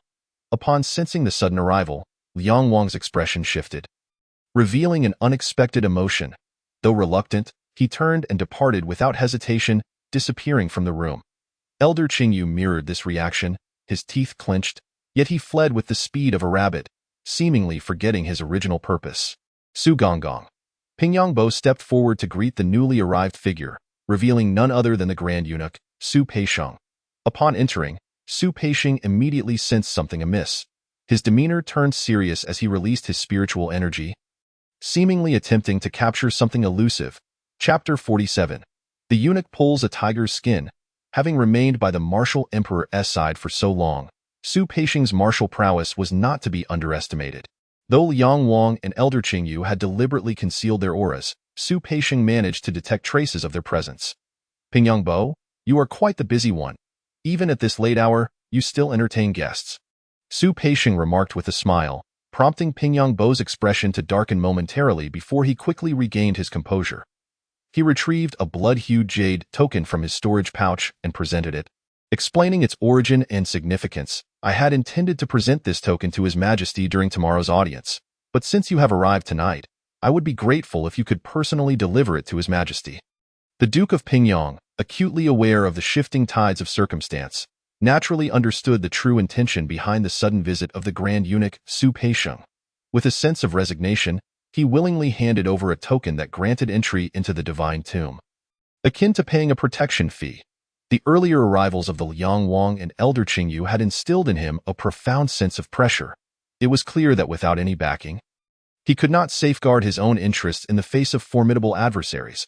However, the token he provided was not the genuine entry token to the divine tomb, but rather a derivative seal created from the original. The complete token allowed for 10 entries into the divine tomb, of which he had already utilized 2, leaving him with merely 8 opportunities. Each derivative seal effectively granted its holder a single entry. As Grand Eunuch Su Peixiong grasped the pale red jade plaque, he immediately discerned its functional mechanism, his eyes lighting up with interest. What a remarkable item! To think that a single entry could bestow 10 slots for entry. Initially, Su Peixiong believed the entry token merely permitted one individual to enter. However, it was now evident that a single seal could allow 10 individuals to pass, significantly enhancing its value and operational flexibility. Nonetheless, the qualifications for entry were considerably stringent, permitting only those martial artists below the realm of divine fire to enter. It made sense, as those capable of igniting divine fire had undoubtedly established their martial paths. In such a scenario, even with the inheritance of divine essence, altering one's martial direction would prove exceedingly difficult. A flicker of realization crossed the Duke of Pingyong's gaze, and he promptly divulged all the pertinent information he possessed regarding the divine tomb, without the slightest hint of concealment. Shortly thereafter, Grand Eunuch Su Peixiong quietly departed from the Duke's residence, and the Duke exhaled a sigh of relief as he watched the eunuch's retreating figure. All his efforts had finally borne fruit. He could now confidently auction off the remaining 7 entry tokens without fear of being exploited by others. Yet, he pondered how the Liang Wang and Elder Qing Yue would react, and whether they would return. Subsequently, the Duke summoned the steward to bring the still slumbering Song Hui back to his chamber. The Liang Wang and Elder Qing Yue, having not ventured far from the Duke's residence, witnessed the Grand Eunuch Su Peixiong exit the premises and enter the palace. Well done, Duke of Pingyong, to have thought several moves ahead. I must admit, I underestimated you, the Liang Wang scoffed before turning away, choosing not to return to the Duke's estate. The Grand Eunuch's visit had evidently yielded the desired results, and the Liang Wang was acutely aware of his nephew's temperament. The Duke had temporarily secured a significant ally. To acquire the token now, the Liang Wang would have to resort to the Duke's auction in 4 days' time. A mere Duke of Pingyang had managed to assert such a formidable deterrent, striking a blow to the Liang Wang's pride, and consequently, the Duke was now firmly etched on his blacklist. Elder Qingyu's gaze was icy. A mere novice in the celestial realm dared to disregard the Yuhua immortal sect. Such audacity was tantamount to courting death. However, the elder could only entertain such thoughts, for the Grand Eunuch Su Peixiong represented the formidable Dezhou martial emperor. Observing Su Peixiong's expression as he departed, it was evident that he had acquired what he sought. With the martial emperor's backing, Elder Qingyu felt it prudent to maintain a low profile, despite the martial emperor having once disguised himself to study within their sect. He harbored no significant fondness for the Yuhua immortal sect, as evidenced by previous events. Let us extend a courtesy for now. Once this matter concludes, the Duke of Pingyang will undoubtedly pay the price. And as for Song Hui, how dare he divulge our sect's secret martial arts? He too has sealed his fate. Yet, the entry token to the divine tomb was paramount. It must be secured. With this in mind, Elder Qingyu sent a message back to the Yuhua immortal sect, requesting an abundance of rare materials and the dispatch of a top-tier celestial realm elder. His gaze drifted towards the Liang Wang's residence, narrowing slightly with a hint of suspicion. The Liang Wang seemed somewhat amiss. His cultivation level appeared more complex than it outwardly suggested. After a prolonged wait, upon seeing the Liang Wang and Elder Qingyu reappear, the Duke of Pingyang knew his scheme had succeeded. He had preserved the token. After a moment's contemplation, he discreetly changed his attire and silently exited his estate, making his way to a secluded alley. There, he entered an unoccupied dwelling and did not emerge again. Meanwhile, within the residence of Marquis Shenwei, Steward Qin felt a sudden jolt, retrieving a piece of jade from his storage pouch, upon which a clear message appeared. The Duke of Pingyang had evidently transmitted information with remarkable speed. After reading the contents, Steward Qin promptly sought out Yi Wu, presenting the jade while succinctly summarizing the situation. The dwelling the Duke had entered was a communication outpost he had deliberately established, equipped with a simple information relay formation. Should he wish to contact Qin, he could do so through this formation, designed to be simple enough that even top-tier experts would struggle to pinpoint his location. Ensuring his safety, truly the old fox, exceedingly cautious, unwilling to suffer even the slightest loss, Yi Wu remarked with a smile. Recognizing the Duke's intentions, it appeared that over the past 3 days, the Duke had indeed acquired numerous valuable items, emboldening him in negotiations. Young master, should we acquiesce to their terms? Steward Qin inquired. Reply that we agree to his conditions, but the price must increase by another 10%, Yi Wu replied, grinning. To have a harvest without effort would be an affront to the Duke of Pingyang. Steward Qin was momentarily taken aback. A further 10% increase would elevate the price astronomically. Yet, it was a fortuitous circumstance, as the cost would not be borne by the Shenwei Marquis, allowing them to remain unconcerned. Thus, Steward Qin conveyed the message through the jade. Unbelievable! In the secluded alley, the Duke of Pingyang stared incredulously at the words materializing within the communication formation.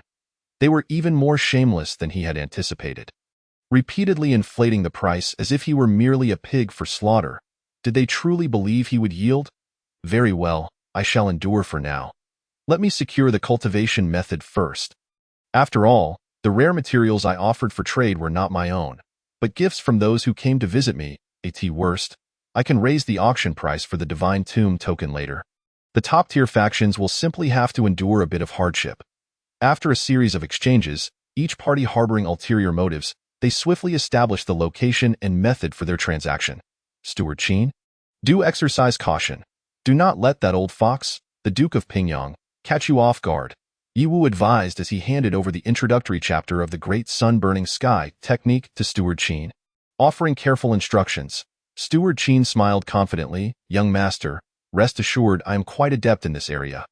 While I may not rival your martial talent, I possess my own unique skills, a secret technique handed down by the Marquis himself. Even in the northern Mang battlefield, I could navigate undetected, I assure you. There will be no issues. Await my good news. With that, Steward Qin swiftly left the Marquis, disappearing into the night without a trace. Chapter 48. The bewildered sun true fire in the dark of night. The Duke of Pingyang, who had been relentlessly pursuing, suddenly halted, his fingers flicking as if deciphering some arcane technique. Eventually, he came to a grim stop. Troubled by the identity of the old rogue capable of executing such incredible concealment methods, at this moment, the Duke had indeed completed his transaction, acquiring precisely what he desired. However, he did not remain idle. Rather, he sought to seize this opportunity to unveil the shadowy figure pulling the strings behind the scenes. Yet, despite employing myriad strategies, his efforts proved futile, as the methods of the unseen adversary were evidently more sophisticated. Eluding his perception in an astonishing manner, vanishing without a trace. Gazing at the item in his possession, Lord Pingyong ultimately surrendered to his frustration, recognizing that if the individual remained elusive, there was little purpose in continuing the pursuit. At present, it was prudent not to escalate tensions. Upon returning to his estate, Lord Pingyong immediately retreated to his secluded training chamber, activating all barriers and defensive formations. He retrieved a sheet of paper from his storage pouch. In an instant, the great sun-burning heaven technique he practiced began to resonate, responding harmoniously with the technique inscribed on that sheet. Even the dormant inferior divine weapon, the great sun-burning heaven battle banner, within him stirred, as if awakening from slumber. Lord Pingyong's eyes sparkled with fervor, nearly igniting with an inner flame. Indeed, it was the complete version of the great sun-burning heaven technique. The introductory content alone revealed significant differences from his current practice. Appearing far more refined, as he meticulously contemplated the foundational principles inscribed on the paper, he naturally commenced his cultivation, adjusting his own practice of the great sun-burning heaven technique. This adjustment process was not without its challenges.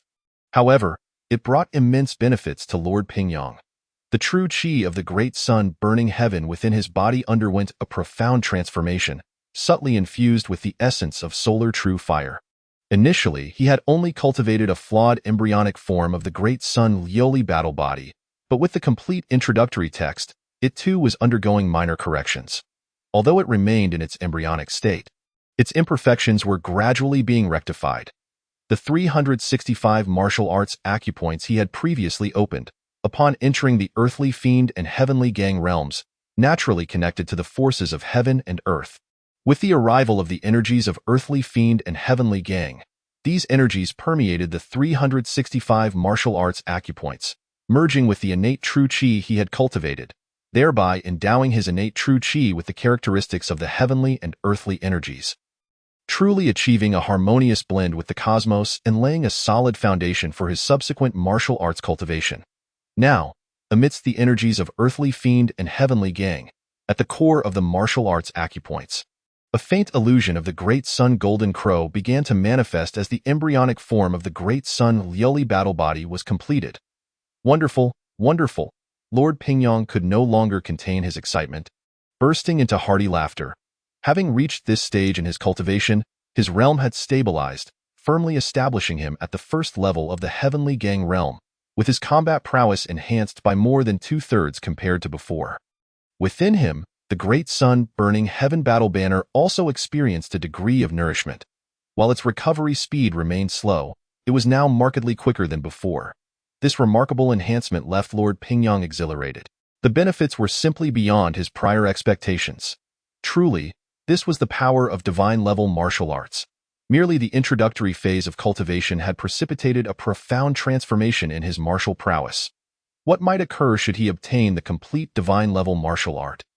The great sun-burning heaven technique? He must acquire the complete version at all costs. No one could thwart him, however. Recalling the price, Lord Pingyong felt a twinge of pain, as the shadowy figure behind the scenes had evidently calculated his every move, thus daring to raise the stakes without reservation. Yet, alas, he found himself in a position where he was indeed at their mercy. He could only focus on adjusting his bidding strategy. His gaze flickered, ablaze with determination. Only by mastering divine-level martial arts could he truly comprehend the immense power and terror of a complete divine martial art. Within that grand divine tomb lay authentic divine-level martial arts legacies. Such a treasure trove warranted a modest increase in price. Surely, it was reasonable to raise the stakes a bit more. Yi Wu waited patiently, and before long, Steward Qin hurried back, presenting Yi Wu with a storage pouch. "Young master, I have fulfilled my mission. Was I not discovered?" "No, Steward Qin shook his head, a smirk of irony gracing his features. However, you were not entirely mistaken. That old fox indeed hoped to catch me off guard. But alas, I had already anticipated his anticipation. Even in the heavenly gang realm, he was utterly powerless against me. That old fox must be fuming now, having been led on a wild goose chase. To be cautious, I employed the unique sealing technique taught by the Marquis, placing multiple seals on him. Even if Lord Pingyang had left any special tracking methods, they would not work unless he undid the seals. Yiwu nodded, relieved that no incidents had occurred. He refrained from opening the storage pouch and instead utilized the system panel for assessment. Soon, lines of text cascaded upon the system panel, culminating in a concrete value. 1,500 points of source power. This revelation illuminated Yiwu's eyes. Lord Pingyang indeed possessed wealth, effortlessly acquiring treasures worth 1,500 points. It seemed that the benefits bestowed upon Lord Pingyang by the Divine Tomb exceeded his expectations. Had he known, he would have demanded more. Next time, he must sharpen his scythe to reap even greater rewards. Upon returning to his chamber, Yiwu unhesitatingly deposited the entire storage pouch, along with its myriad treasures, into the system. Even if Lord Pingyang had left numerous contingencies within those treasures, they would be of no consequence. If he possessed the capability, let him contend with the system and see who would prevail. Before long, the source power value on the panel flickered slightly before transforming. Source power. 3000 system. Initiate the completion of the Great Sun Burning Heaven technique. Would you like to consume 3,000 points of source power to complete the inferior divine level martial art? The Great Sun Burning Heaven technique? Yes. Yiwu nodded decisively, surprised at how swiftly he had amassed the necessary source power for the complete Great Sun Burning Heaven technique. Lord Pingyang truly was a benefactor in his time of need. With that, there was no reason to delay any further. A full 3,000 points of source power surged like a tidal wave into the Great Sun Burning Heaven technique, fervently cleansing its essence. At that moment, the Great Sun Burning Heaven true chi within him surged violently, colliding and igniting in a fierce blaze, seemingly transforming forcibly into solar true fire. A minuscule spark of solar true fire, smaller than a sesame seed, quietly emerged from the tumultuous solar true chi, rapidly expanding like a raging inferno, beginning to voraciously consume Yiwu's dantian and the Great Sun Burning Heaven true chi within his acupoints, strengthening itself through this foundation. From a mere flicker of a spark, it eventually devoured all the Great Sun Burning Heaven true chi, evolving into a size comparable to a mung bean, though still only as large as a mung bean. The aura it emanated was beyond compared. At its core, it seemed to cradle a true miniature sun, nestled deep within Yiwu's dantian. Upon entering the dantian, this tiny spark of solar true fire exhibited an unparalleled dominance, relentlessly assaulting the Zhongtian true chi, as if intent on driving it out completely and claiming the dantian for itself. Chapter 49. Countdown to the cornerstone of the wall. The solar true fire displayed an extreme form of tyranny, adopting an attitude of submit or perish, only to be met with a fierce counter from the Zhongtian true chi, which filled the dantian like an abyss, nearly expelling the tiny spark from the dantian altogether. Even that initially minuscule spark nearly flickered out. Witnessing this scene, Yiwu could not help but draw in a sharp breath, his eyes widening in astonishment, his heart shaken profoundly. What he faced was not the Great Sun Burning Heaven true chi cultivated from the technique, but rather the evolved, pure solar true fire. Its terrifying might was self-evident. A mere wisp of solar true fire could incinerate all in its path. Even a warrior of the heavenly gang realm would not dare confront such a flicker head-on. It would truly incinerate them alive. Yet now, before the Zhongtian true chi, the once formidable solar true fire appeared utterly insignificant, akin to an adult overpowering a child, easily restrained and manipulated. The Zhongtian technique, it seemed, had underestimated the prowess of this technique.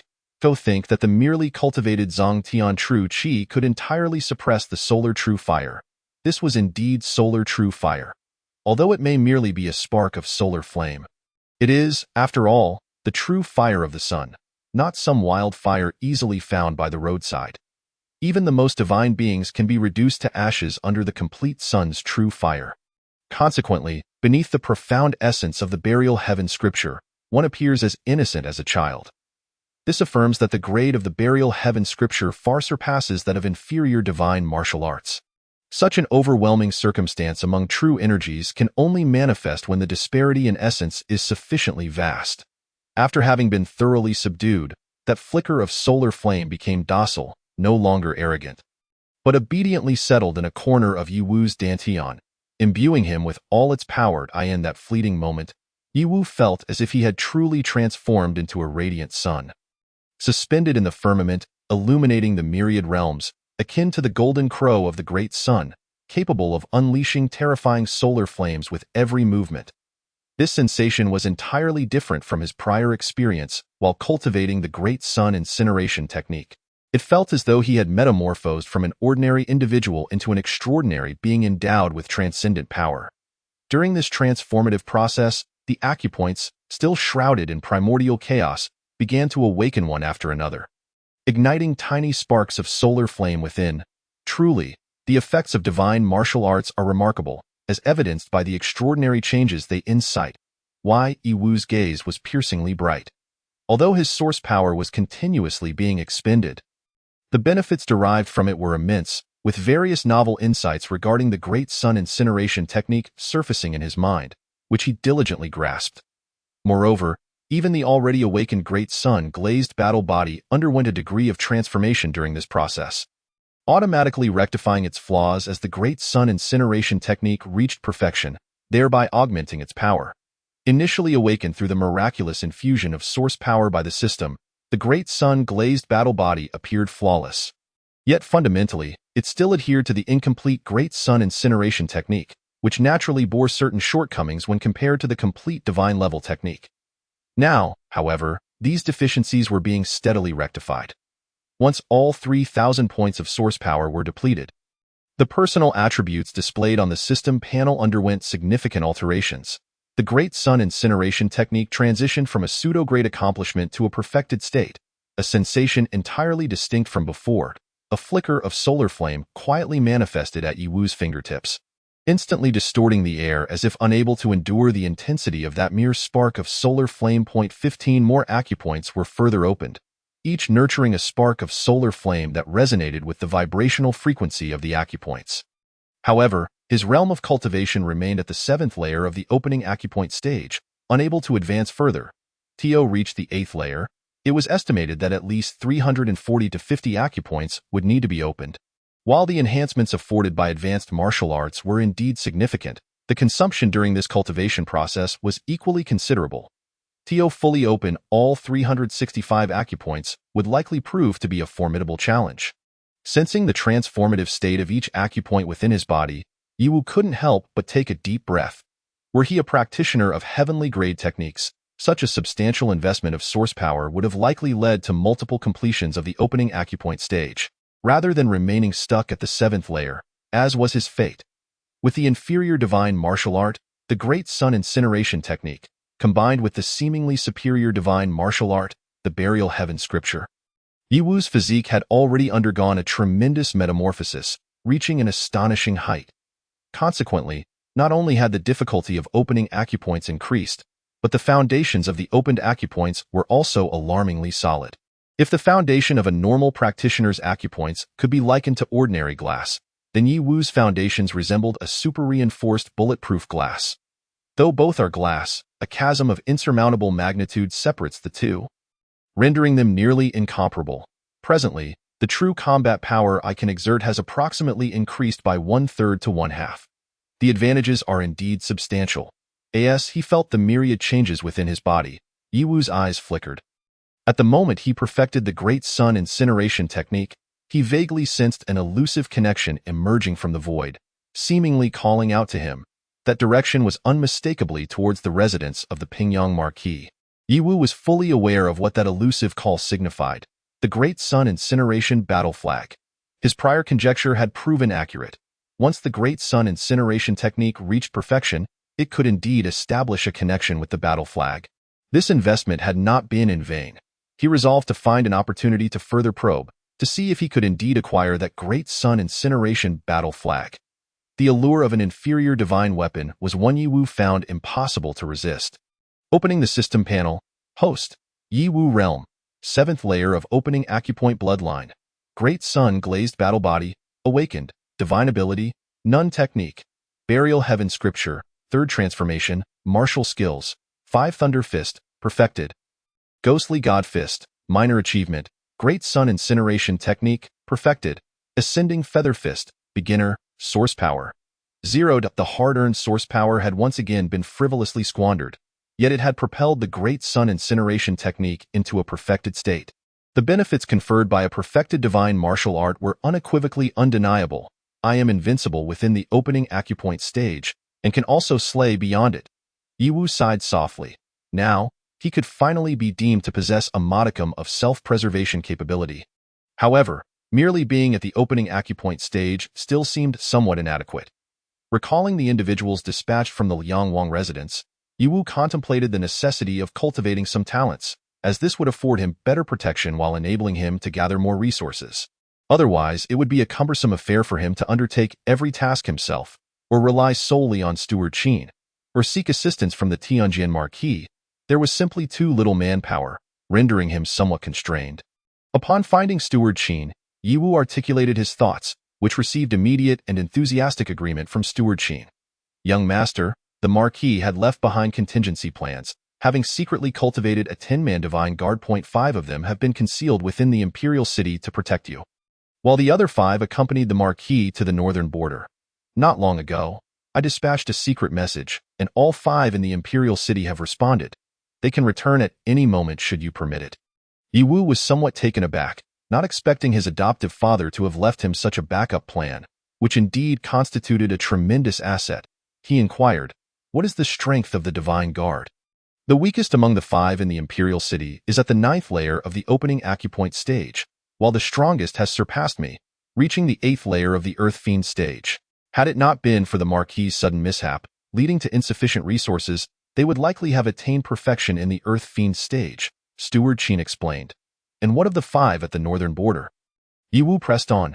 Steward Qin shook his head, replying, "Those 5 are even stronger, all at the Earth Fiend stage.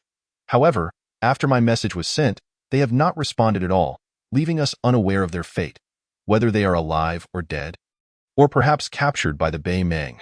Steward Qin sighed deeply, his worry palpable. He understood all too well how much effort the Marquis had invested in cultivating this team of divine guards. Should half of them be lost, the repercussions would be immense.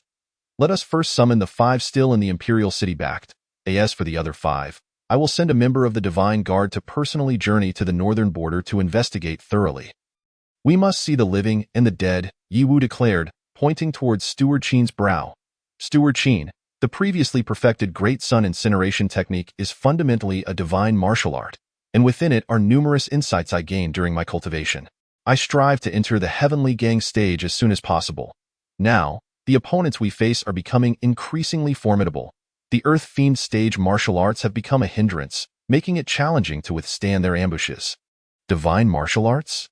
Housekeeper Qin was immediately struck with profound astonishment as he sensed the cultivation method of the Great Sun burning heaven technique in his mind. The excitement coursing through him was palpable. His previous martial arts training, which had been a commendable heavenly grade skill procured for him by the Marquis of Divine Might, paled in comparison to this formidable technique. Merely catching a glimpse of it allowed him to perceive its immense power and terrifying potential. Qin had not anticipated that Yiwu would place such unwavering trust in him, readily imparting a divine-level martial art without the slightest hint of caution. This gesture deepened Qin's gratitude towards Yiwu. With the Great Sun burning heaven technique at his disposal, he would not only successfully break through to the celestial grit realm but also double his combat prowess, evolving into an even more formidable force. Before long, 5 individuals stealthily infiltrated the Marquis of Divine Might's estate, each seamlessly blending into the night as if they were mere shadows, devoid of any discernible presence. "Young master, these are the Divine Might guards left by the Marquis, carefully nurtured by him. Each one is staunchly loyal to our house and would never betray us," Housekeeper Qin introduced, urging them to pay their respects to Yiwu. "We bow to the young master." The 5 Divine Might guards materialized from the shadows, exclaiming with curious expressions as they regarded Yiwu. Being in the Imperial City, they were well aware of their young master's reputation, but they had never encountered him at such close quarters. The transformation from a martial arts underachiever to an unparalleled prodigy had occurred in the blink of an eye, leaving them momentarily stunned. While they were unwaveringly loyal to the Marquis of Divine Might, their feelings towards Yiwu were another matter entirely. Yiwu, perceptive to the internal thoughts of the 5 Divine Might Guards, offered a slight smile in the next instant. A terrifying aura, akin to that of a deity or demon, erupted forth, enveloping all 5 guards present. Since they harbored doubt in their hearts, he would compel them to yield. Underneath the might of an absolute fist, any dissent would be shattered into fragments. Housekeeper Qin, standing nearby, recognized Yiwu's intentions and refrained from intervening. The strength of these 5 Divine Might Guards was indeed commendable, yet they were still insufficient before his young master. The moment Yiwu unleashed his overwhelming aura, the 5 Divine Might Guards' expressions shifted dramatically, instinctively releasing their own energies to counteract his. They understood Yiwu's purpose, but, as Divine Might Guards, they possessed their own pride. Chosen by the Marquis of Divine Might, their innate talents were undoubtedly exceptional. Although they had heard of Yiwu's remarkable achievements, they had never truly experienced his prowess firsthand. Now, they were finally grasping the true meaning of dread. The first to falter was the 9th layer of the Aperture Realm Divine Might Guard, whose face turned pale, his energy rapidly collapsing. Following him, 3 others from the 1st, 3rd, and 5th layers of the Earthly Fiend Realm also succumbed, collapsing to the ground with terror etched in their eyes. They could scarcely believe that the Marquis of Divine Might's heir could be so fearsome. Even at the 7th layer of the Aperture Realm, he was able to crush them solely through sheer momentum. Ultimately, the 8th layer Earthly Fiend Realm Guard also succumbed, choosing to bow his head in surrender. The heir is indeed formidable. We concede with full admiration. The 5 Divine Might Guards retracted their initial arrogance. Realizing the futility of their pride in the presence of It was only then that they truly comprehended the despair felt by those earthly fiend warriors who had previously fallen to their young master. Despite their might, they were still no match. With their mindset transformed, the 5 Divine Might Guards were filled with exhilaration, recognizing that serving such a master was undoubtedly a fortuitous opportunity. Housekeeper Qin breathed a sigh of relief. It was splendid that his young master could win over these 5 through his own strength. Subsequently, Yiwu learned that the Divine Might Guards did not have specific names, only codenames: Shenlu, Shenqi, Shenba, Shenjiu, and Shenshi. The first 5 had gone to the northern wall and had yet to return. Yiwu couldn't help but smirk at the casualness of their naming convention. Though he had to admit it was quite memorable, he had no intention of renaming the Divine Might Guards and proceeded to impart the introductory chapter of the Great Sun Burning Heaven technique. Additionally, he embedded restrictions within the technique using methods from the Burial Heaven Sutra, ensuring that the Divine Might Guards could not pass it on nor allow others to pry into it. This Great Sun Burning Heaven technique should not be unfamiliar to you. However, it is not the heavenly grade martial art you might know, but a divine level technique. Although you are currently learning only the introductory chapter, mastering it will undoubtedly bring about a seismic shift in your current cultivation. As for the subsequent cultivation methods, that would depend on your future performances. Employing a strategy of both reward and challenge, Yiwu adeptly conveyed his intentions. Upon realizing the extraordinary opportunity they had received, the 5 Divine Might Guards trembled with excitement. This was divine-level martial arts, a concept that had only existed in legends. The recent uproar in the Imperial City regarding the Divine Tomb illustrated the immense value of a divine-level inheritance. Should it be revealed, it would undoubtedly incite a whirlwind of chaos and bloodshed. We vow to serve the young master unto death. Understanding the magnitude of the opportunity they had received, the 5 Divine Might Guards were acutely aware of what was expected of them. They were already akin to the Marquis of Divine Might's loyal soldiers, and now, with such a significant boon bestowed by Yiwu, how could they not pledge their utmost loyalty? As for why their young master possessed a more complete version of the Great Sun Burning Heaven technique than the Duke of Pingyang, that was beyond their concern. As subordinates, they understood precisely which questions were appropriate and which were not. Their current priority was to diligently practice the introductory chapter of the Great Sun Burning Heaven technique, transforming their previous martial arts cultivation into the power of the Great Sun Burning Heaven technique. Though their prior techniques had been commendable, they were no match for the divine-level martial art, which stood in stark contrast. As time passed, the date for the auction of the Divine Tombs token drew nearer, and the number of outsiders in the imperial city surged, each hailing from ancient families or top sections. Even from the Beast Mountain, ancient beasts had emerged, concealing themselves within the city. During this time, some ill-intentioned individuals sought to obtain the token of the Divine Tomb in advance, only to be met with a swift execution by experts dispatched by the martial emperor, who eliminated a high-ranking celestial grit martial artist on the spot, instilling fear in the hearts of the ancient families and rogue sect members, deterring them from further reckless actions. This left Duke Pingyang immensely relieved, recognizing the correctness of his prior decision. Without the martial emperor's protection, he would have had no chance of safeguarding himself the moment the token was exposed.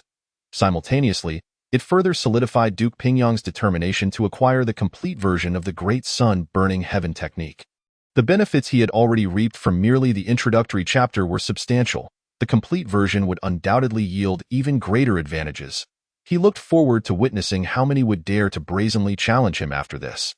In recent days, he had found himself in a rather difficult position, with many treating him as a soft target. Meanwhile, a master from the Golden Wolf Guard of the Northern Ming Dynasty had concealed his identity and arrived at the Great Zhou Imperial City, silently infiltrating the Liang Prince's residence. Upon seeing the visitor, the Liang Prince's expression changed instantly, his voice sharp and piercing as he exclaimed, "Do you wish to die?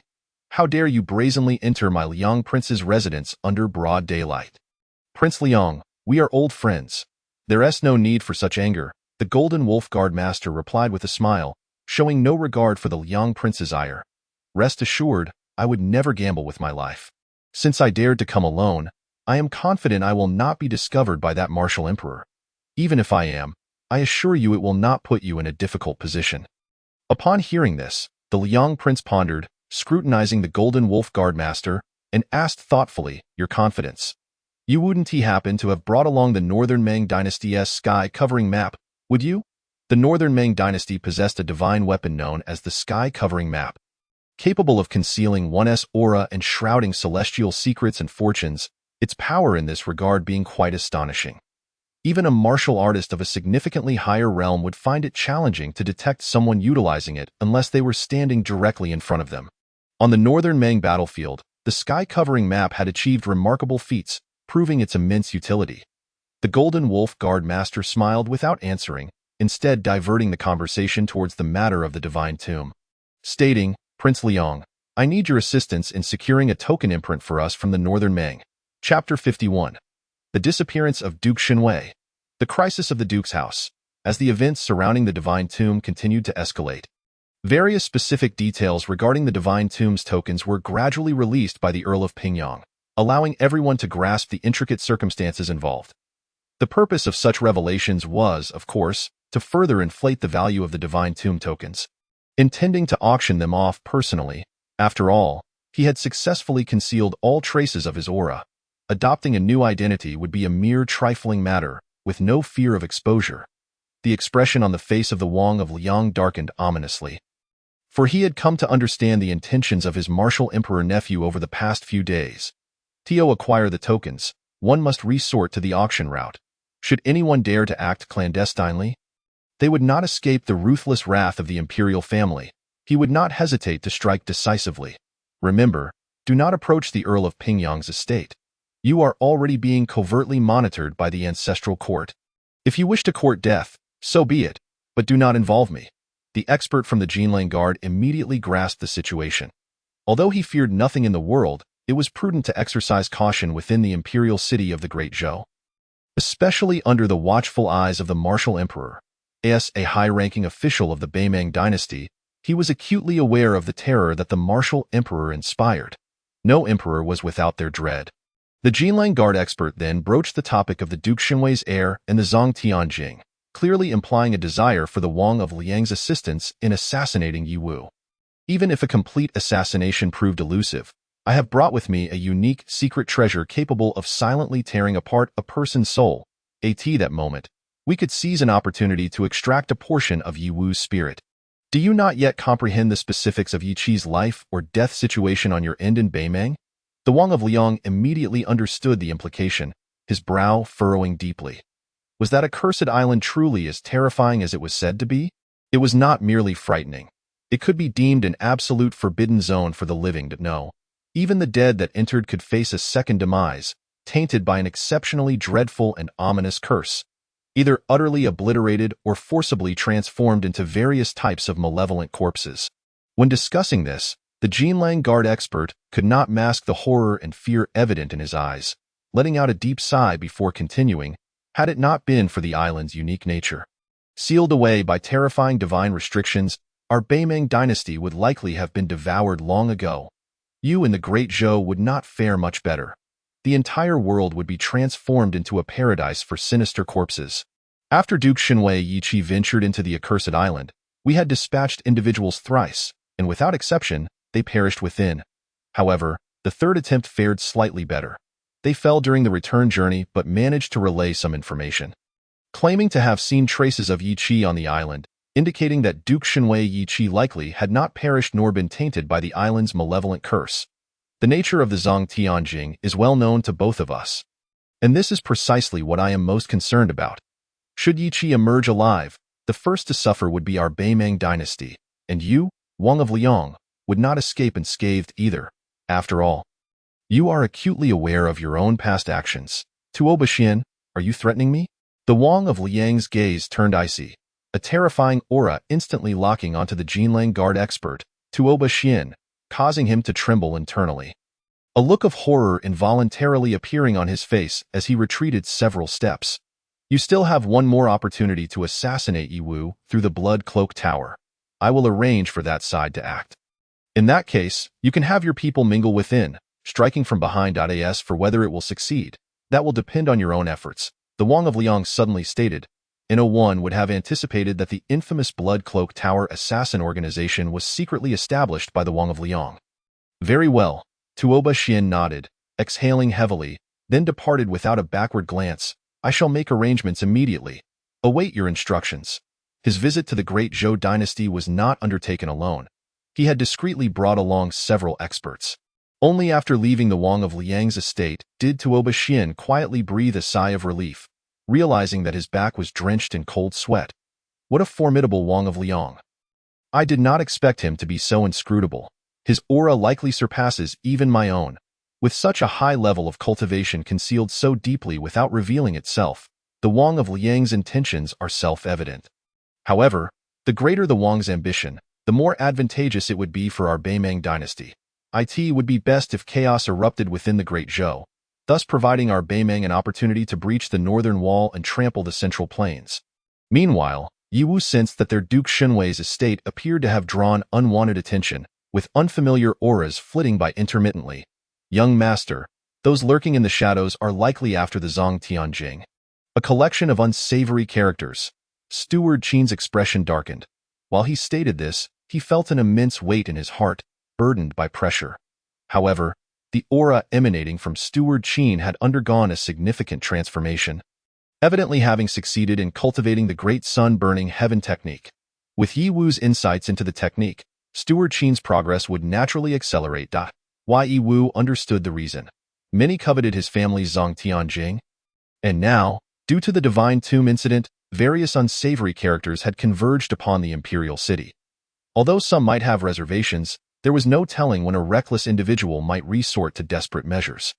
There is no need to worry. Simply enhance our vigilance. If any shameless person dares to act, we are not without means of counteraction. Rubbing the protective jade pendant around his neck, Yiwu spoke calmly. His father had indeed left him some formidable trump cards. Next, he would await the successful auction at the Earl of Pingyang's estate, after which he would reap a bountiful harvest and further enhance his cultivation. Yet, on that very night, a sudden gust of wind swept through, causing all the servants within Duke Xinwei's estate to succumb to weakness, and before they could react, they all fell unconscious. This novel can be downloaded through the open source Freestar Xin downloader developed by Xingyu. If you obtained this novel file through a proxy download and the merchant did not provide the software's source code or open source address, please request a refund and report the merchant.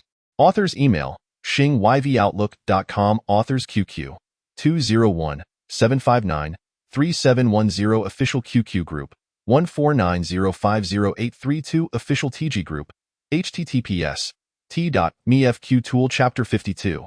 displaying great swordplay before Guangong's steward Qin, who had been on high alert. Promptly reacted, his face changing drastically as he realized they were under attack, but it was already too late. He too felt a wave of weakness wash over him, his internal energy severely affected, rendering it sluggish and inefficient. Steward Qin bellowed, alerting the 5 members of the Shenwei Guard. Not all 5 were concealed within the Duke's estate. They were strategically dispersed around it, monitoring the entire estate. Should any disturbance arise, they would detect it immediately. However, this time, they felt nothing until Steward Qin sent the signal, at which point they suddenly became aware. Yet, the 5 remained unfazed, seasoned veterans of the Beimang battlefield. They instinctively knew how to respond to maximize their chances of diffusing the crisis. Who could this be? Yi Wu sensed the sudden change, noticing the signs of weakness within himself, indicating that someone was covertly using poison. However, as he circulated the perfected Great Sun Burning Heaven technique, the signs of weakness dissipated entirely. Swish! The air trembled slightly, and 2 shadowy figures appeared in a flash, their sword lights hurtling toward Yi Wu with lethal intent. Yet no visible forms accompanied them. Assassins from the Blood Cloak Tower? Yi Wu squinted, remaining calm despite the gravity of the situation. What a bold move to deploy gold medal assassins from the Disha realm. Unexpectedly, they had even resorted to poison. Truly, they were the rats in the sewers, never failing to disappoint me with their underhanded tactics. 5 Thunder Fist. Though it was an earth-tier martial art, once cultivated to perfection, its power was unparalleled. A terrifying force of lightning erupted forth, shattering the sword light, and he pursued relentlessly. How come you were not afflicted by the 10 fragrant soft muscle powder's poison? A shadow, compelled by the relentless force of the 5 Thunder Fist, was forced to plummet from the air, bearing an expression of astonishment. Yet, the movements of his hands remained unfaltering, imbued with an unwavering intent to kill. Swish, swish, swish. Subsequently, a barrage of blood-red silver needles shot forth towards Yi Wu, effectively sealing off all avenues of retreat. Each silver needle was laced with a potent toxin. Should it pierce the skin, a horrific venom would invade the body, leading to instant demise. However, upon contact with Yi Wu's body, the blood-red silver needles were unexpectedly deflected, failing to penetrate his skin. The assassin in the crimson garb who launched the needles was struck with disbelief. It was known that these silver needles were all of medium-grade magical artifacts, each possessing extraordinary power, and their toxic enhancement rendered them nearly unstoppable. Even a warrior of the earthly fiend realm, whose flesh had been tempered by the power of the earthly fiend, would succumb to their piercing force. Yet, unbeknownst to them, the Burial Heaven Sutra inherently possessed the ability to strengthen the physique. Furthermore, Yi Wu had mastered the perfected Great Sun Incineration technique, which, during the process of opening his body's acupoints, had undergone a second tempering with the true sun fire. This culminated in the awakening of the Great Sun glazed battle body, naturally elevating Yi Wu's physical strength to an astonishing level, far surpassing his own martial realm. In such circumstances, the mere medium-grade magical artifacts were utterly incapable of breaching Yi Wu's physical defenses. It was a futile endeavor, akin to a dreamer chasing phantoms. Yi Wu grasped the blood-red silver needles, unperturbed by their toxins. With the true sun fire at his disposal, these toxins were rendered utterly ineffective. Akin to brandishing a sword before the legendary Guangong, disguising their collection as items for storage, he funneled them into the system. Source power, 100, even the smallest morsel holds value. The gains were substantial. Yet, the owner of the blood-red silver needles faced misfortune. After the system drained the source power from the needles, all traces of their presence were forcibly erased, leaving him subjected to a backlash. Spewing forth blood, the 5 members of the Divine Might Guards, initially apprehensive and poised to intervene, found themselves calmed by the spectacle, intrigued as they concealed themselves, observing their young master's display of prowess. With their honed perception from experiences on the North Meng battlefield, they recognized that these 2 earthly fiend assassins were no match for their young master. Their sole objective now was to remain vigilant, guarding against any unforeseen circumstances. In the current chaotic state of the Imperial City, the appearance of the Blood Clothing Tower's assassins suggested that others might also emerge to exploit the turmoil. They had also sensed that various warriors were stealthily converging towards the Marquis's residence, seeking to glean insights into the happenings within. Butler Qin exhaled a heavy sigh of relief, fervently channeling the Great Sun incineration technique to neutralize the effects of the tin fragrance soft muscle powder's toxicity. Gradually regaining his strength, Tio come without reciprocation is impolite. Yiwu unleashed the ghostly god fist, striking with an unrelenting fervor, each blow landing with ferocity. Given Yiwu's current cultivation, his reckless application of the ghostly god fist unleashed a terrifying force.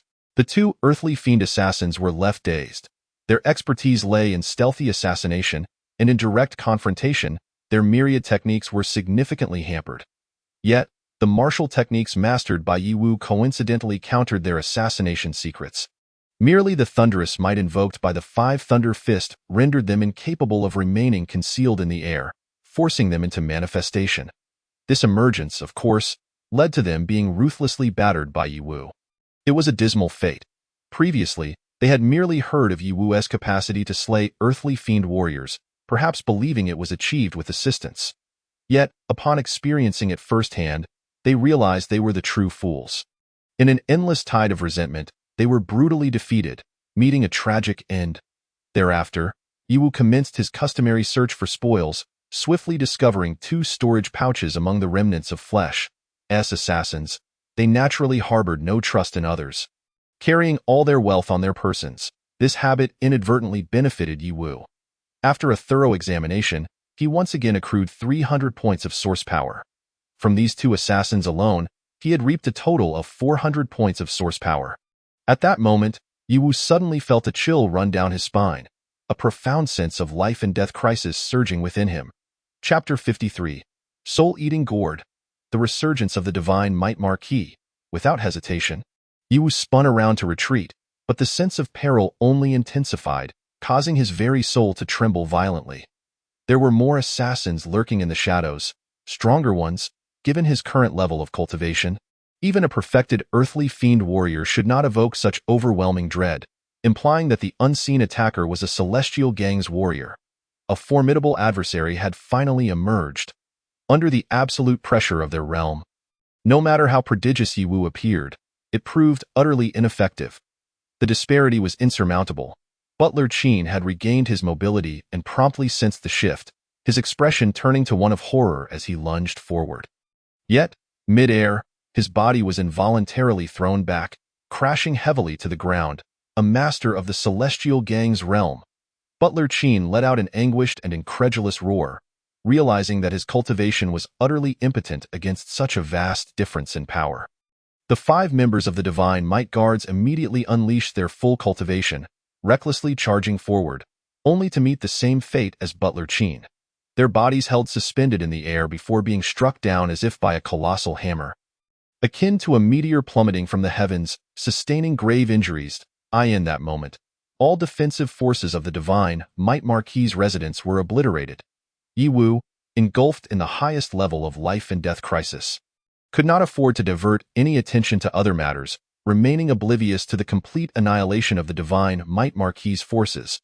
The mantis stalks the cicada, unaware of the oriole behind.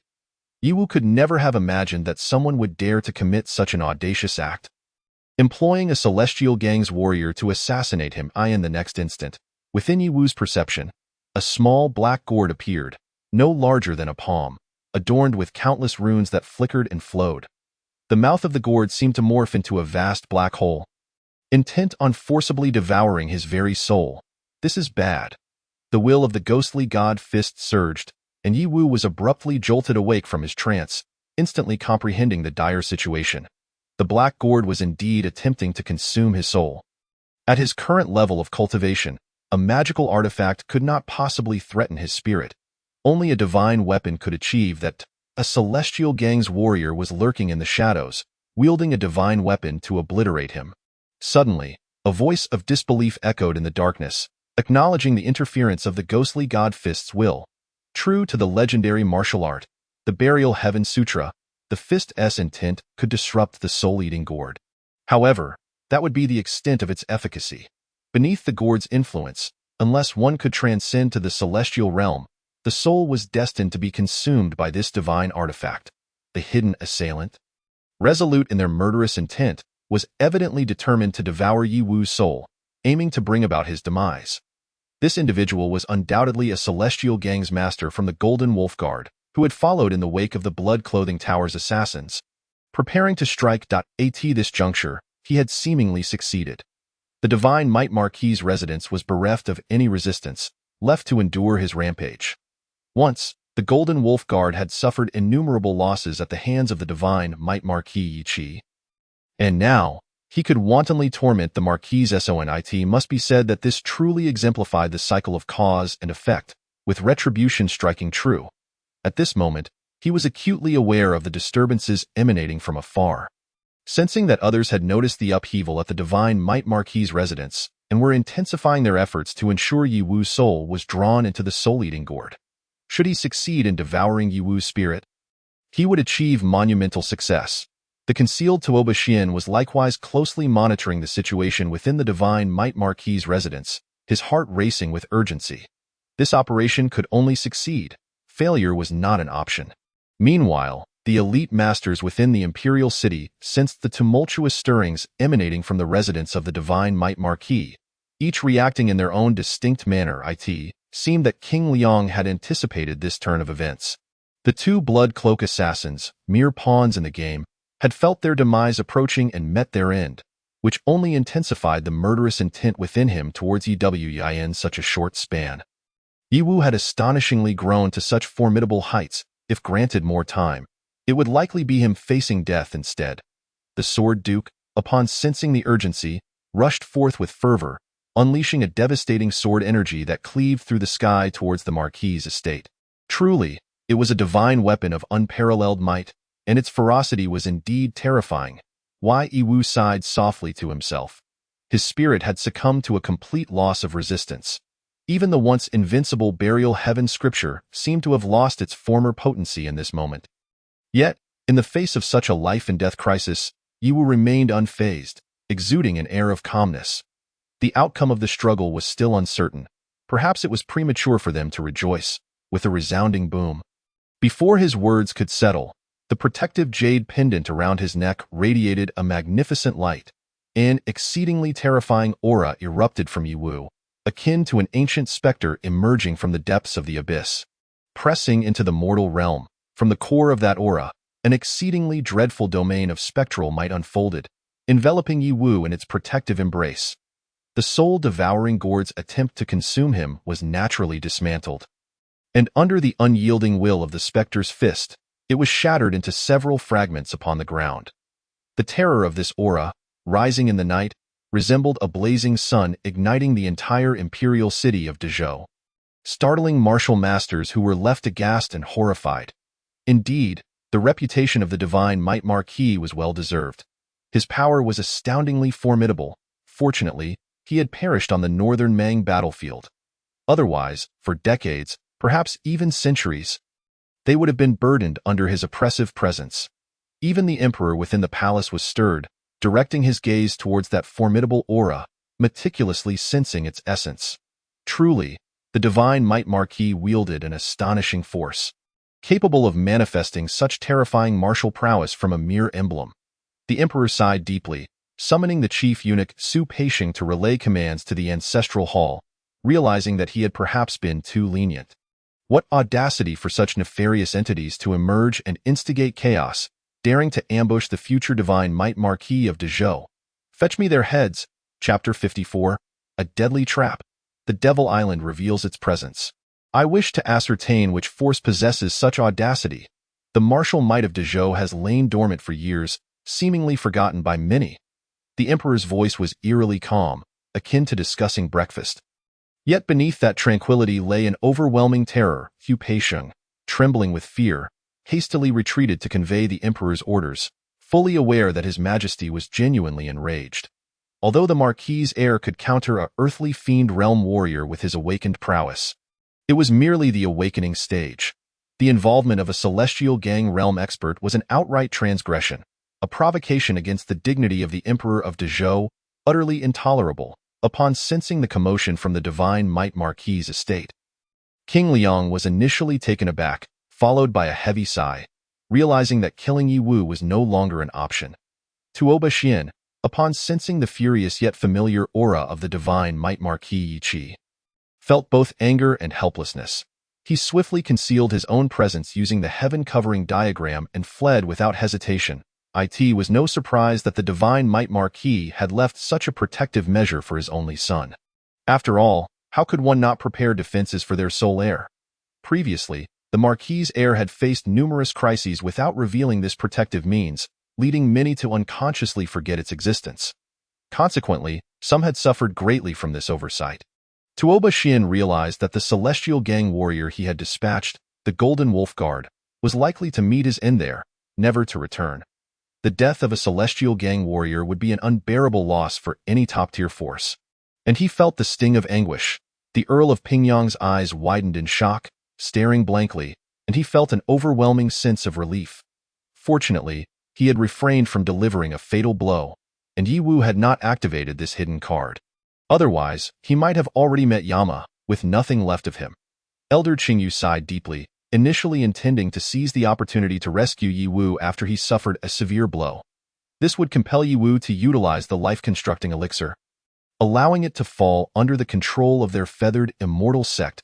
However, now the divine might Marquis, as he beheld the terrifying figure resembling a ghostly deity, the celestial gang warrior of the Golden Wolf Guard felt as if struck by lightning. His face draining of color as he instinctively sought to flee.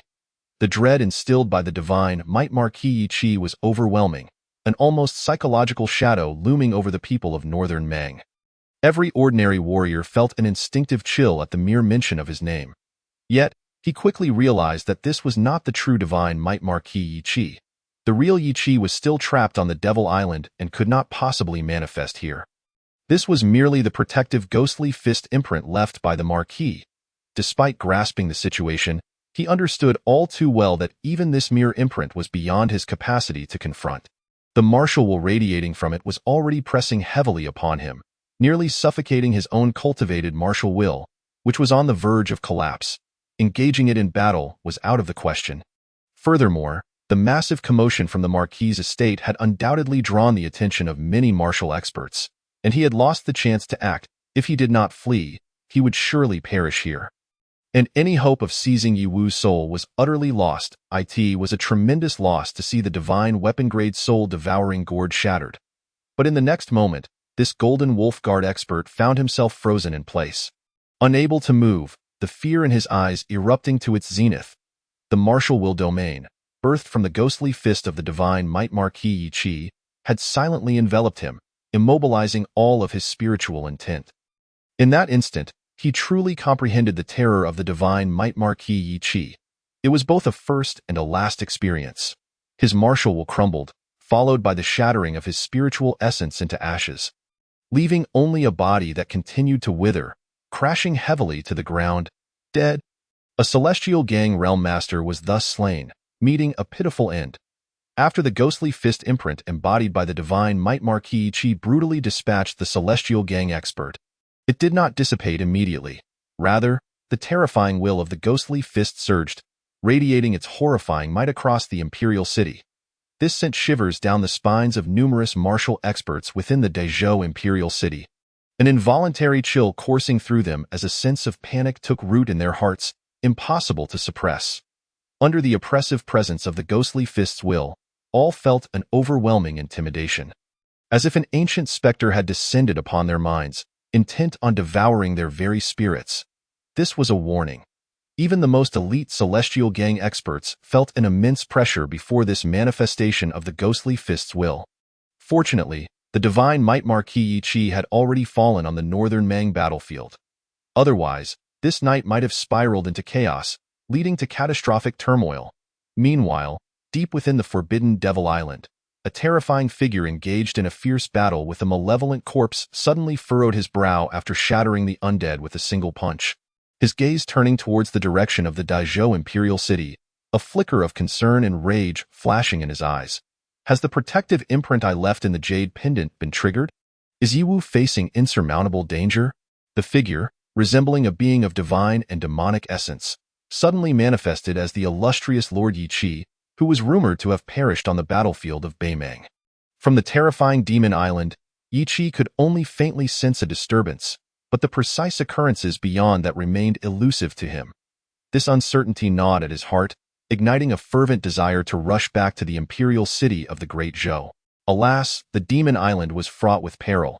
The numerous aberrations and malevolent corpses were merely the beginning, with formidable divine seals in place. Although he had managed to breach its confines, finding a way to exit unscathed would prove a formidable challenge. Humph!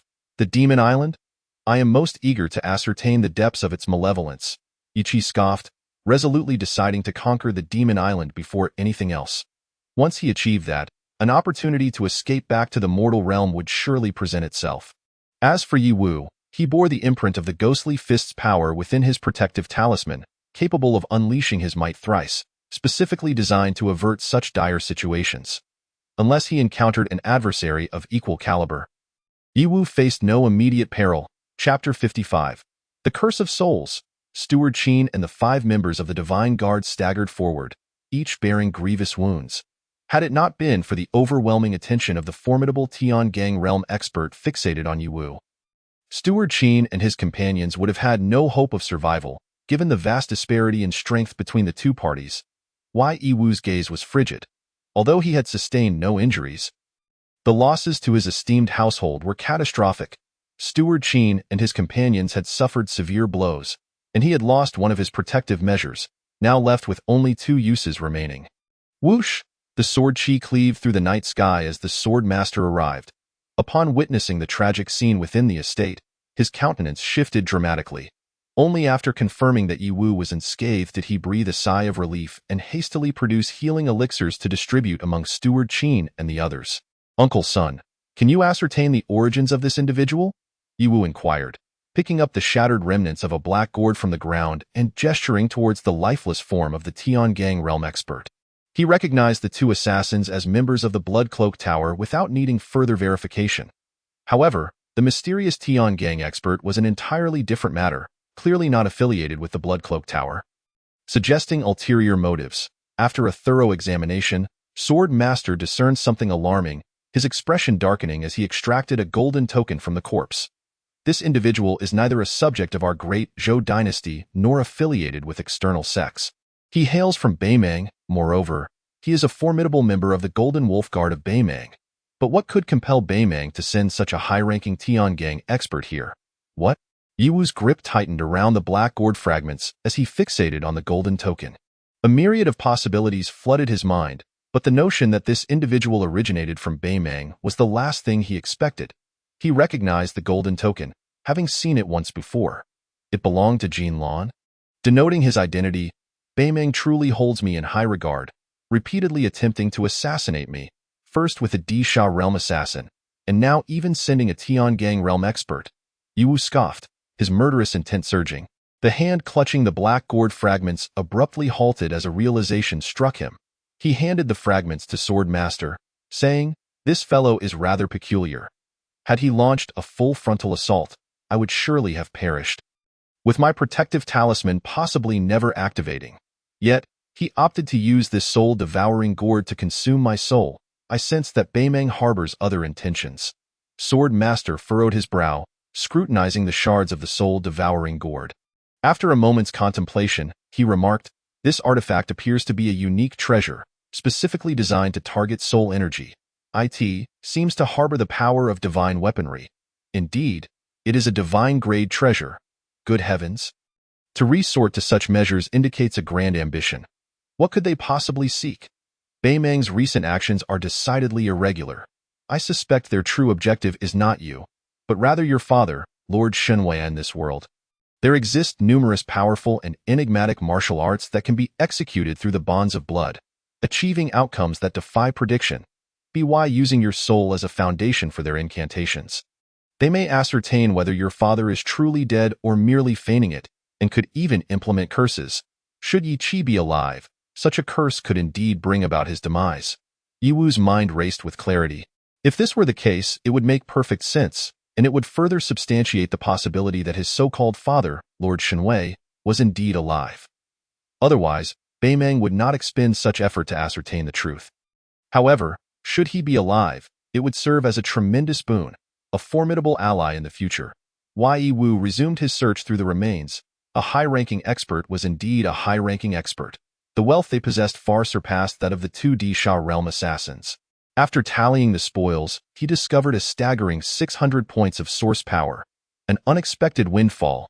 Truly, as the ancients say, one must seize fortune when it presents itself. Regrettably, he found no more valuable healing elixirs among the spoils. Remarkable, the power emanating from merely a fragment of martial will is astonishing. Suddenly, a figure entered the estate, flanked by a retinue of soldiers. Prince Xianyang, Sword Master, immediately recognized the newcomer, a royal from the Great Zhou dynasty who had once fought in Beimang, only to retire after sustaining grievous injuries. After producing a vial of superior healing elixirs, Prince Xianyang quickly explained his purpose. Upon receiving orders from the martial emperor, he had hastened to their aid but sensed the terrifying aura of the ghostly fist en route, leading him to comprehend the gravity of the situation. By the time he arrived, the situation had already been resolved, rendering his involvement unnecessary. Amidst the shock, Prince Xianyang felt a surge of rage. A Tiangang realm expert had been able to infiltrate the imperial city and attempt to assassinate the future Lord Shenwei. This was a blatant affront to the dignity of the Great Zhou dynasty. What? The Golden Wolf Guard of Beimang. Prince Xianyang's expression darkened further, his fury intensifying. Although he was aware of a previous infiltration by a Sha realm member of the Golden Wolf Guard, this new development, a Tiangang realm expert, was an unprecedented provocation. After examining the wolf-headed golden token, Prince Xianyang confirmed its authenticity, realizing it was indeed a Tiangang realm expert from the Golden Wolf Guard of Beimang, an egregious insult to the Great Zhou. Sword Master, things may not be as straightforward as they appear. Sword Master swiftly relayed their previous suspicions, causing Prince Xianyang to pale further. This revelation was even more shocking than the last. I must immediately report to the palace, Prince Xianyang declared, turning to leave, instructing his men to take away the corpses, each a piece of damning evidence. The following dawn, the news of the assassination attempt against the heir of Lord Shenwei erupted into public discourse, overshadowing the matters of the divine tomb. Particularly upon learning the assassins' identities, many within the Great Zhou were incensed, vociferously condemning the audacity of the Beimang people. An assassination was one thing, but to resort to such underhanded tactics was a direct affront to the dignity of the Great Zhou. This was intolerable. Many from external sects eagerly anticipated the unfolding drama, astonished by the audacity of the Golden Wolf Guard in perpetrating such a scandalous act, uncertain of how the Great Zhou would respond. Especially after enduring repeated humiliations, they speculated on potential retaliation. Should conflict arise, they hoped for mutual destruction, allowing them to seize the opportunity to thrive amidst the chaos, perhaps even reclaiming the glory of past dynasties. In the imperial palace, the martial emperor sat silently upon the dragon throne, his gaze somber, having grasped the entire sequence of events. Yet, the oppressive atmosphere permeating the hall rendered the ministers stiff with trepidation, none daring to utter a word.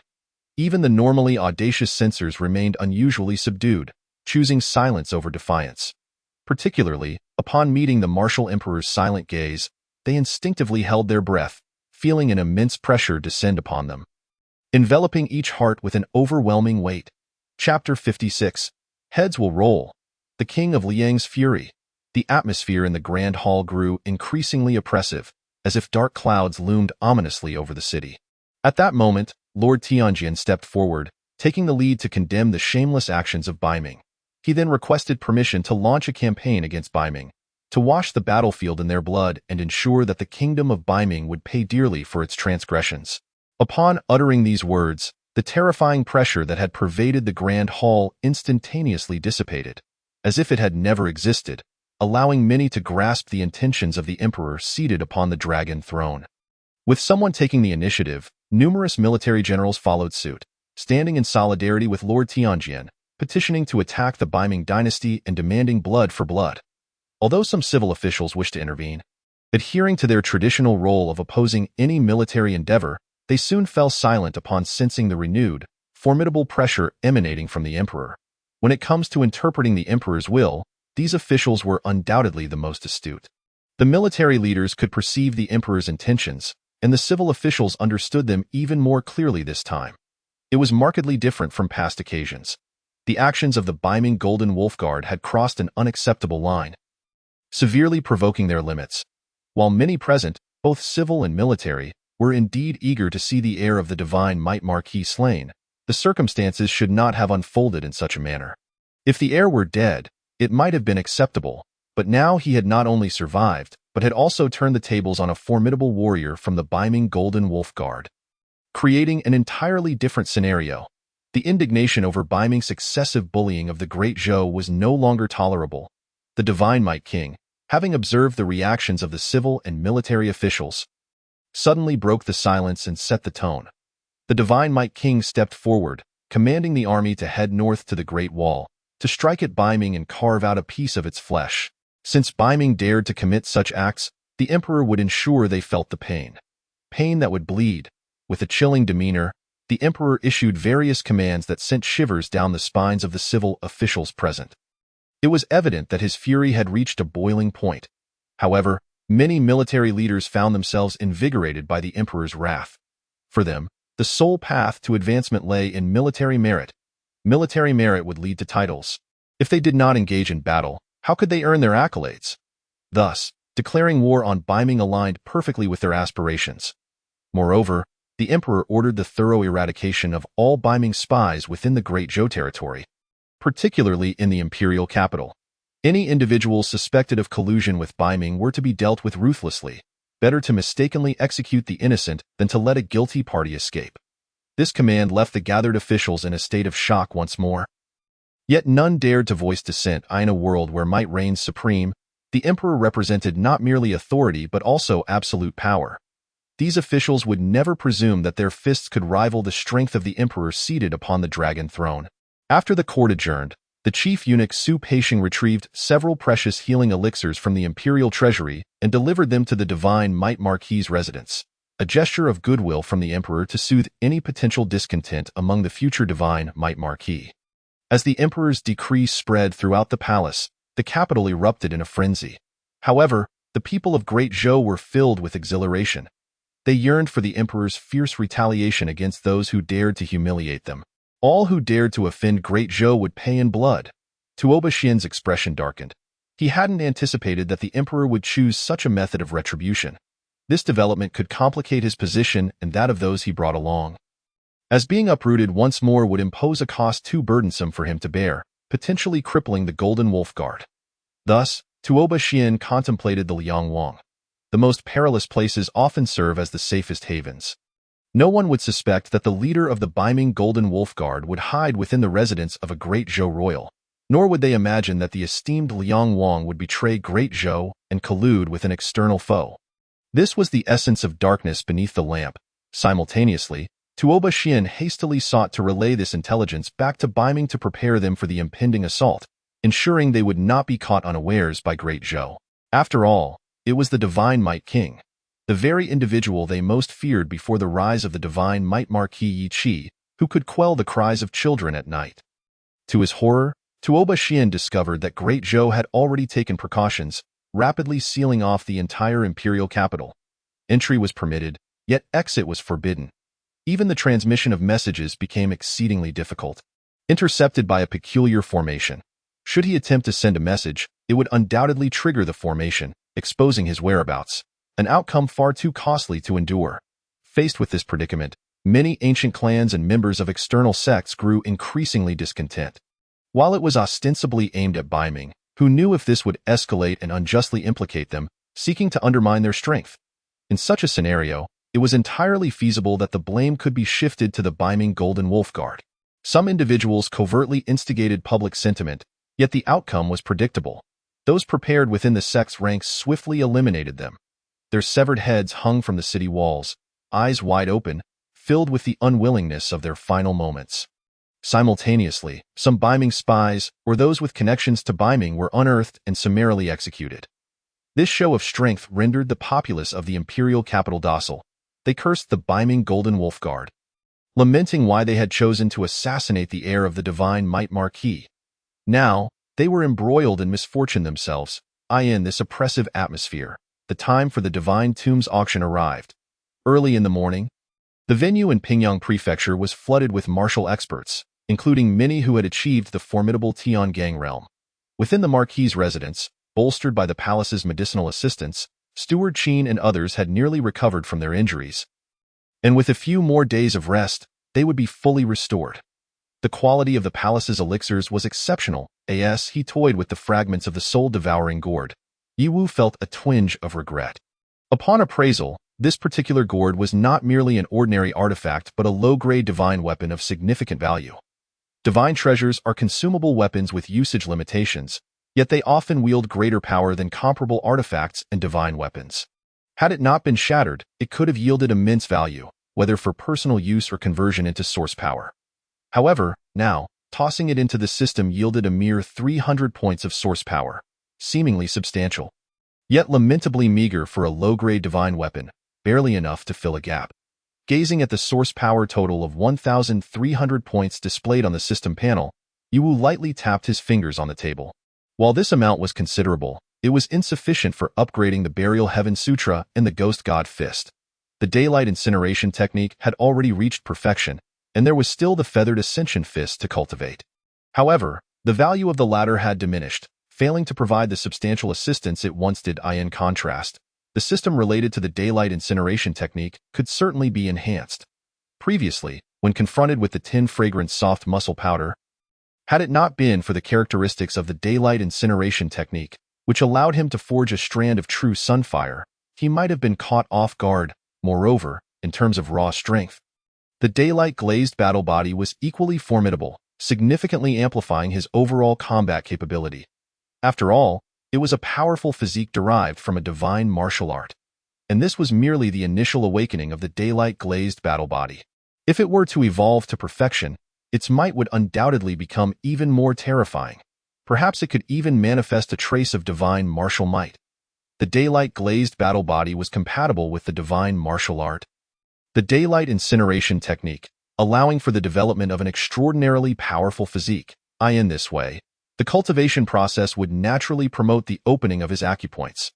Upgrading the Daylight Glazed Battle Body would consequently accelerate his own realm enhancement and hasten the perfection of his acupoint opening. It was a dual benefit. Therefore, Yiwu resolved to channel all the accumulated source power into upgrading the Daylight Glazed Battle Body. Chapter 57. 3 Times of Catastrophe. Boom. In that fleeting moment, the great sun-glazed battle body fully awakened. Resembling a true solar war god traversing through time, embodying within Yiwu. The more than 300 acupoints that had been opened previously instantly ignited with blazing solar true fire, enveloping Yiwu entirely and evolving into a cocoon of solar true fire. As if nurturing some terrifyingly powerful fiery entity. Once the cocoon of solar true fire dissipated, over a dozen additional acupoints were quietly opened. Opening the system panel. Host. Yiwu Realm. 8th layer of aperture opening realm bloodline. Great sun glazed battle body. Minor completion. Divine ability. None cultivation method.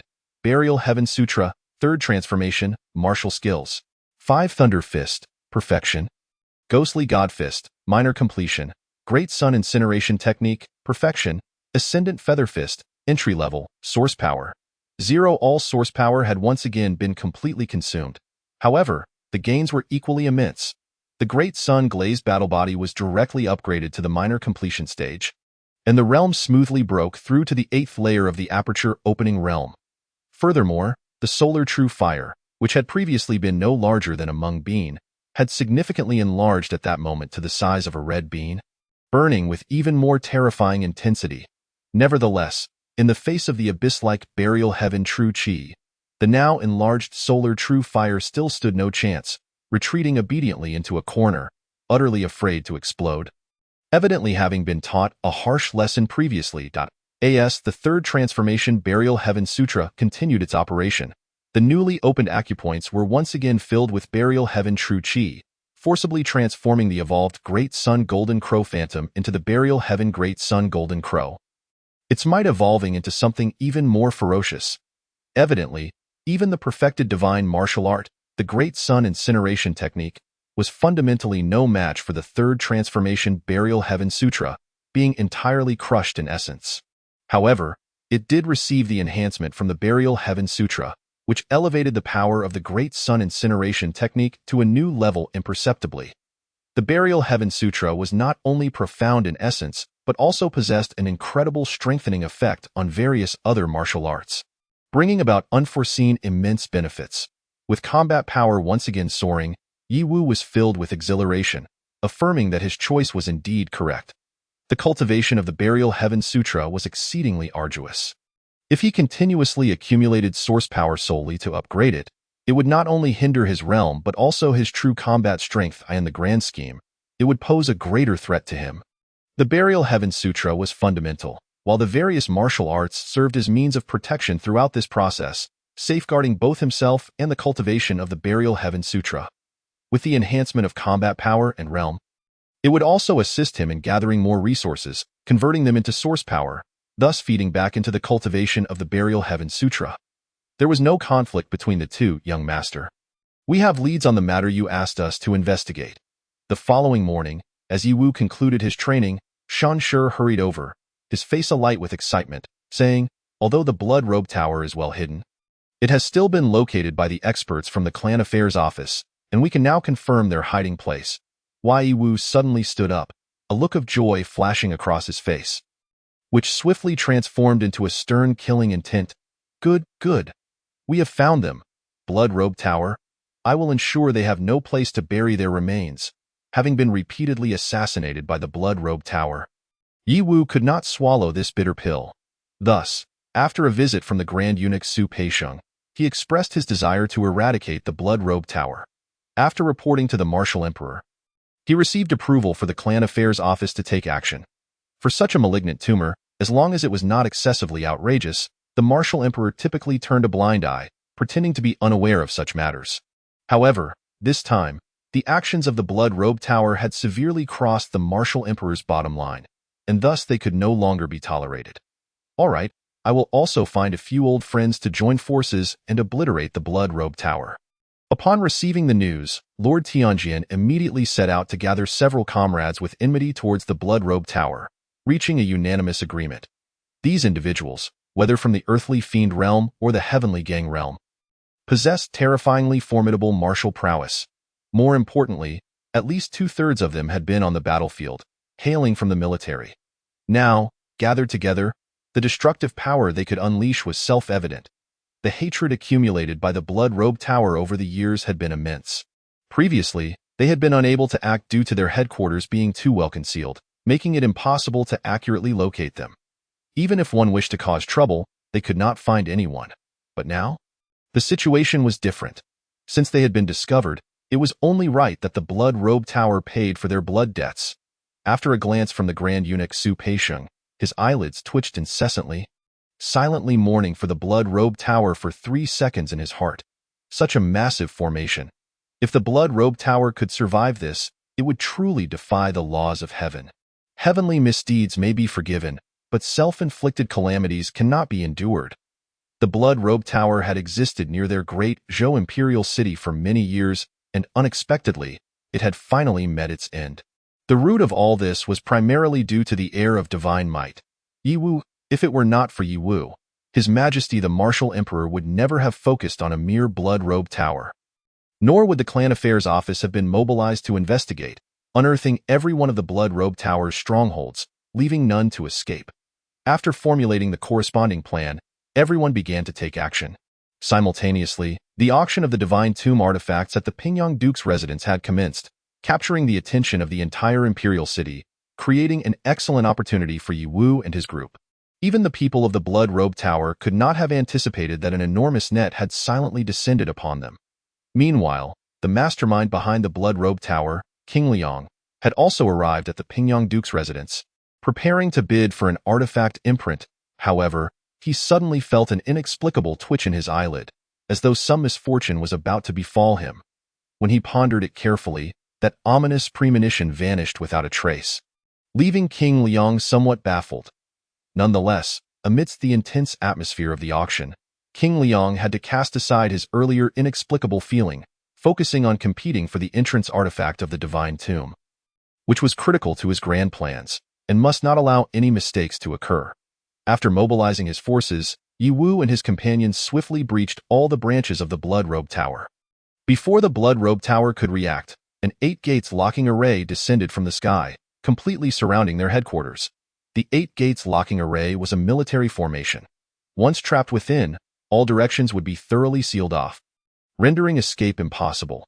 Only then did the many assassins within the Blood-Robe Tower headquarters realize what had transpired, but it was already too late. Due to the recent crackdown in the Imperial City, even the Blood-Robe Tower did not dare to recklessly provoke the martial emperor's wrath. Under King Liang's secret orders, they had ceased operations, planning to wait until the storm had passed before resuming. As a result, they inadvertently provided Yi Wu and his group with an opportunity, leading to their complete capture, with not a single individual able to escape. The assassins within the Blood-Robe Tower naturally were not inclined to surrender easily, fighting back fiercely and utilizing all their hidden cards in a desperate bid for survival. However, the Lord Tianjian and his seasoned veterans from the Beimeng battlefield had long anticipated these assassins' reactions, sealing off all escape routes and allowing no chance for survival. The air was filled with blood-curdling screams and wails, as blood stained the ground, and shattered remnants of various artifacts lay scattered everywhere. After a brutal battle, the outcome was unsurprising. The headquarters of the Blood-Robe Tower was utterly flattened, and all the assassins were annihilated. These battle-hardened veterans were known for their ruthless nature.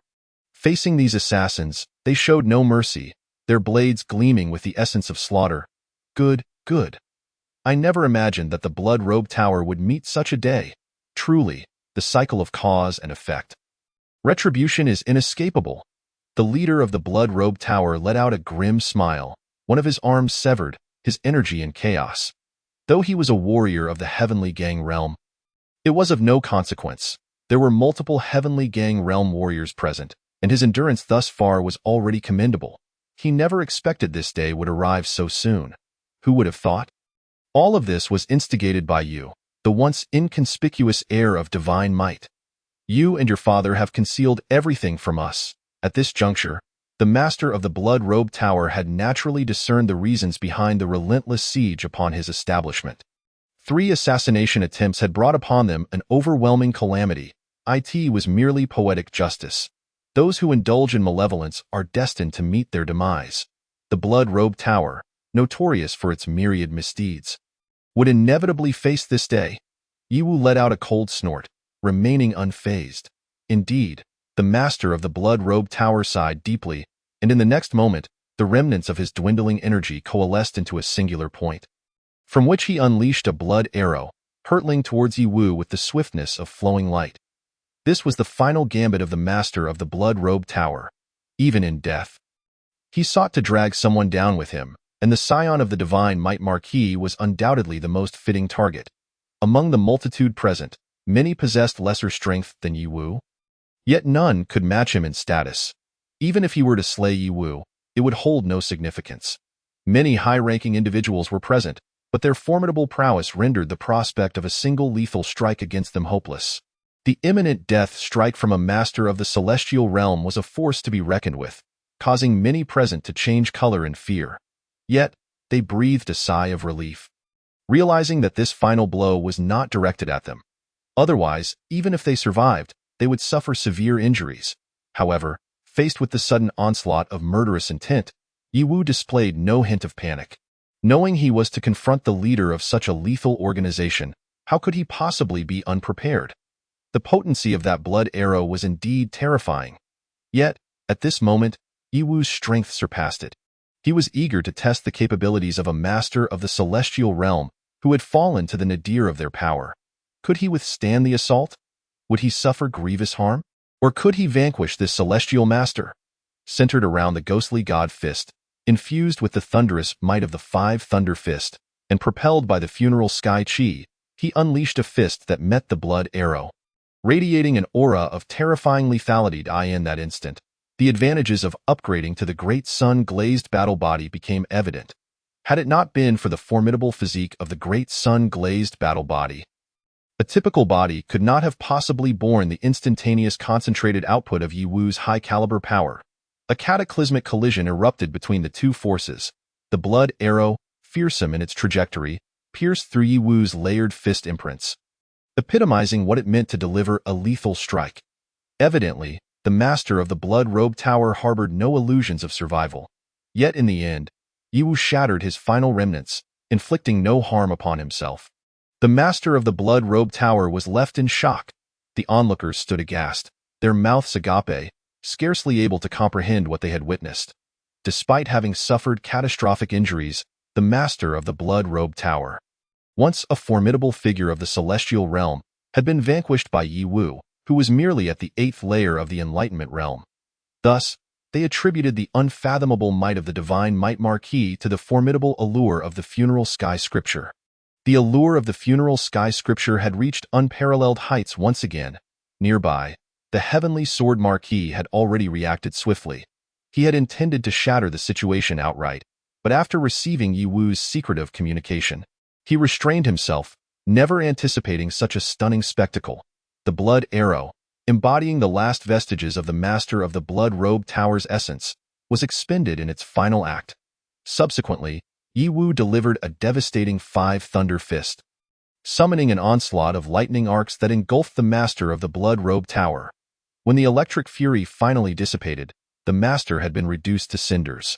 Thus, the blood-robed tower, a scourge for over a decade, was utterly annihilated. The assembly of onlookers could only express their astonishment. With all adversaries dispatched, it was only natural to divide the spoils. The blood-robed tower had thrived for many years, amassing treasures aplenty. Some of these artifacts would leave even celestial realm experts drooling, let alone Yiwu. Should all these treasures be entrusted to him alone, he could amass several thousand points of source power, propelling him beyond the Enlightenment realm and into the heavens. Alas, Yiwu averted his gaze, choosing not to dwell on the matter. With so many participants in the fray, he could not claim all the benefits for himself. After a thorough inventory, Yiwu received treasures valued at 500 points, a sum reflective of his decisive blow against the bloodied master of the blood-robed tower. Such was the reality. With many wolves and scarce meat, though the blood-robed tower's treasures were numerous, the number of individuals present was equally vast. Thus, after division, the spoils would inevitably dwindle. A lesser share was preferable to none at all, especially given the resolution of a significant threat, sparing him the anxiety of perpetual vigilance against a mercenary organization. Having dealt with the blood-robed tower, the news spread like wildfire, prompting glee and applause from many who harbored grievances against the organization. Eager to celebrate with firecrackers, the factions within the imperial city had long suffered under the tyranny of the blood-robed tower. Meanwhile, the auction at the Pingyang Marquis estate had also concluded successfully. Representatives from various factions exited the estate with grim faces, some casting glances back at the Pingyang Marquis estate, seemingly wishing to engrave the location in their memories, their eyes glimmering with unquenchable malice. They had been duped. Similarly, the Liang Wang was displeased. Although he had secured a slot to enter the Divine Spirit tomb, the cost exceeded his initial estimations. However, soon after, the Liang Wang received shocking news. The blood-robed tower had been obliterated, its headquarters razed to the ground, blood staining the earth, and corpses unceremoniously discarded in a mass grave.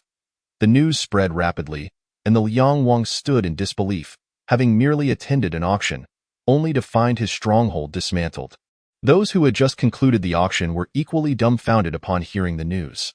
Yet, once they learned the specifics behind the event, they quickly grasped the situation, with the martial emperor issuing a strict decree for the Zhongren mansion to act. It was unfathomable that the blood-robed tower would still exist. The various factions expressed only mild surprise before returning home to focus on the Divine Spirit tomb, dismissing the annihilation of a mere mercenary organization as inconsequential. Having secured the tokens for entry into the Divine Spirit tomb, their next objective was to enter without letting others seize the opportunity for the divine inheritance within. Yet, the imperial city remained under lockdown, posing a considerable obstacle. Upon returning to the Liang Wang's estate, he quickly learned the intricacies of the situation, and upon discovering that the incident was linked to the divine might Marquis Yiwu, he was incensed to the point of nearly grinding his teeth to dust. How detestable! The blood-robed tower was a crucial force under his command, providing essential financial support for his endeavors and assisting in clandestine operations that would be difficult for him to undertake openly. Over the years, he had leveraged the blood-robed tower to orchestrate numerous covert actions, making it an indispensable asset. Now, all was lost. Years of effort had culminated in failure. The prospect of nurturing another capable blood-robe tower seemed a distant dream. Tuaba Xian. The Liang Wang's expression darkened as he glanced at Tuaba Xian, who had also managed to obtain a share of the divine tokens. Faced with the Liang Wang's ire, the adept Tuaba Xian felt a hint of awkwardness. The destruction of the blood-robe tower was partly his responsibility. Had he not dispatched an overly powerful celestial realm warrior, the martial emperor's response would likely have been less severe, thus averting the blood-robe tower's annihilation. The crux of the matter lay in the fact that the blood-robe tower was obliterated, and his own men perished, yet his objectives remained unfulfilled. I can offer some compensation, Tuaba Xian stated, fully aware of the necessity of humility in light of their shared circumstances. Now was not the time to sever ties with the Liang Wang, as they had numerous subsequent collaborations to navigate. However, he insisted, you must assist me in vacating the imperial city swiftly. The martial emperor's response has been excessively vigorous.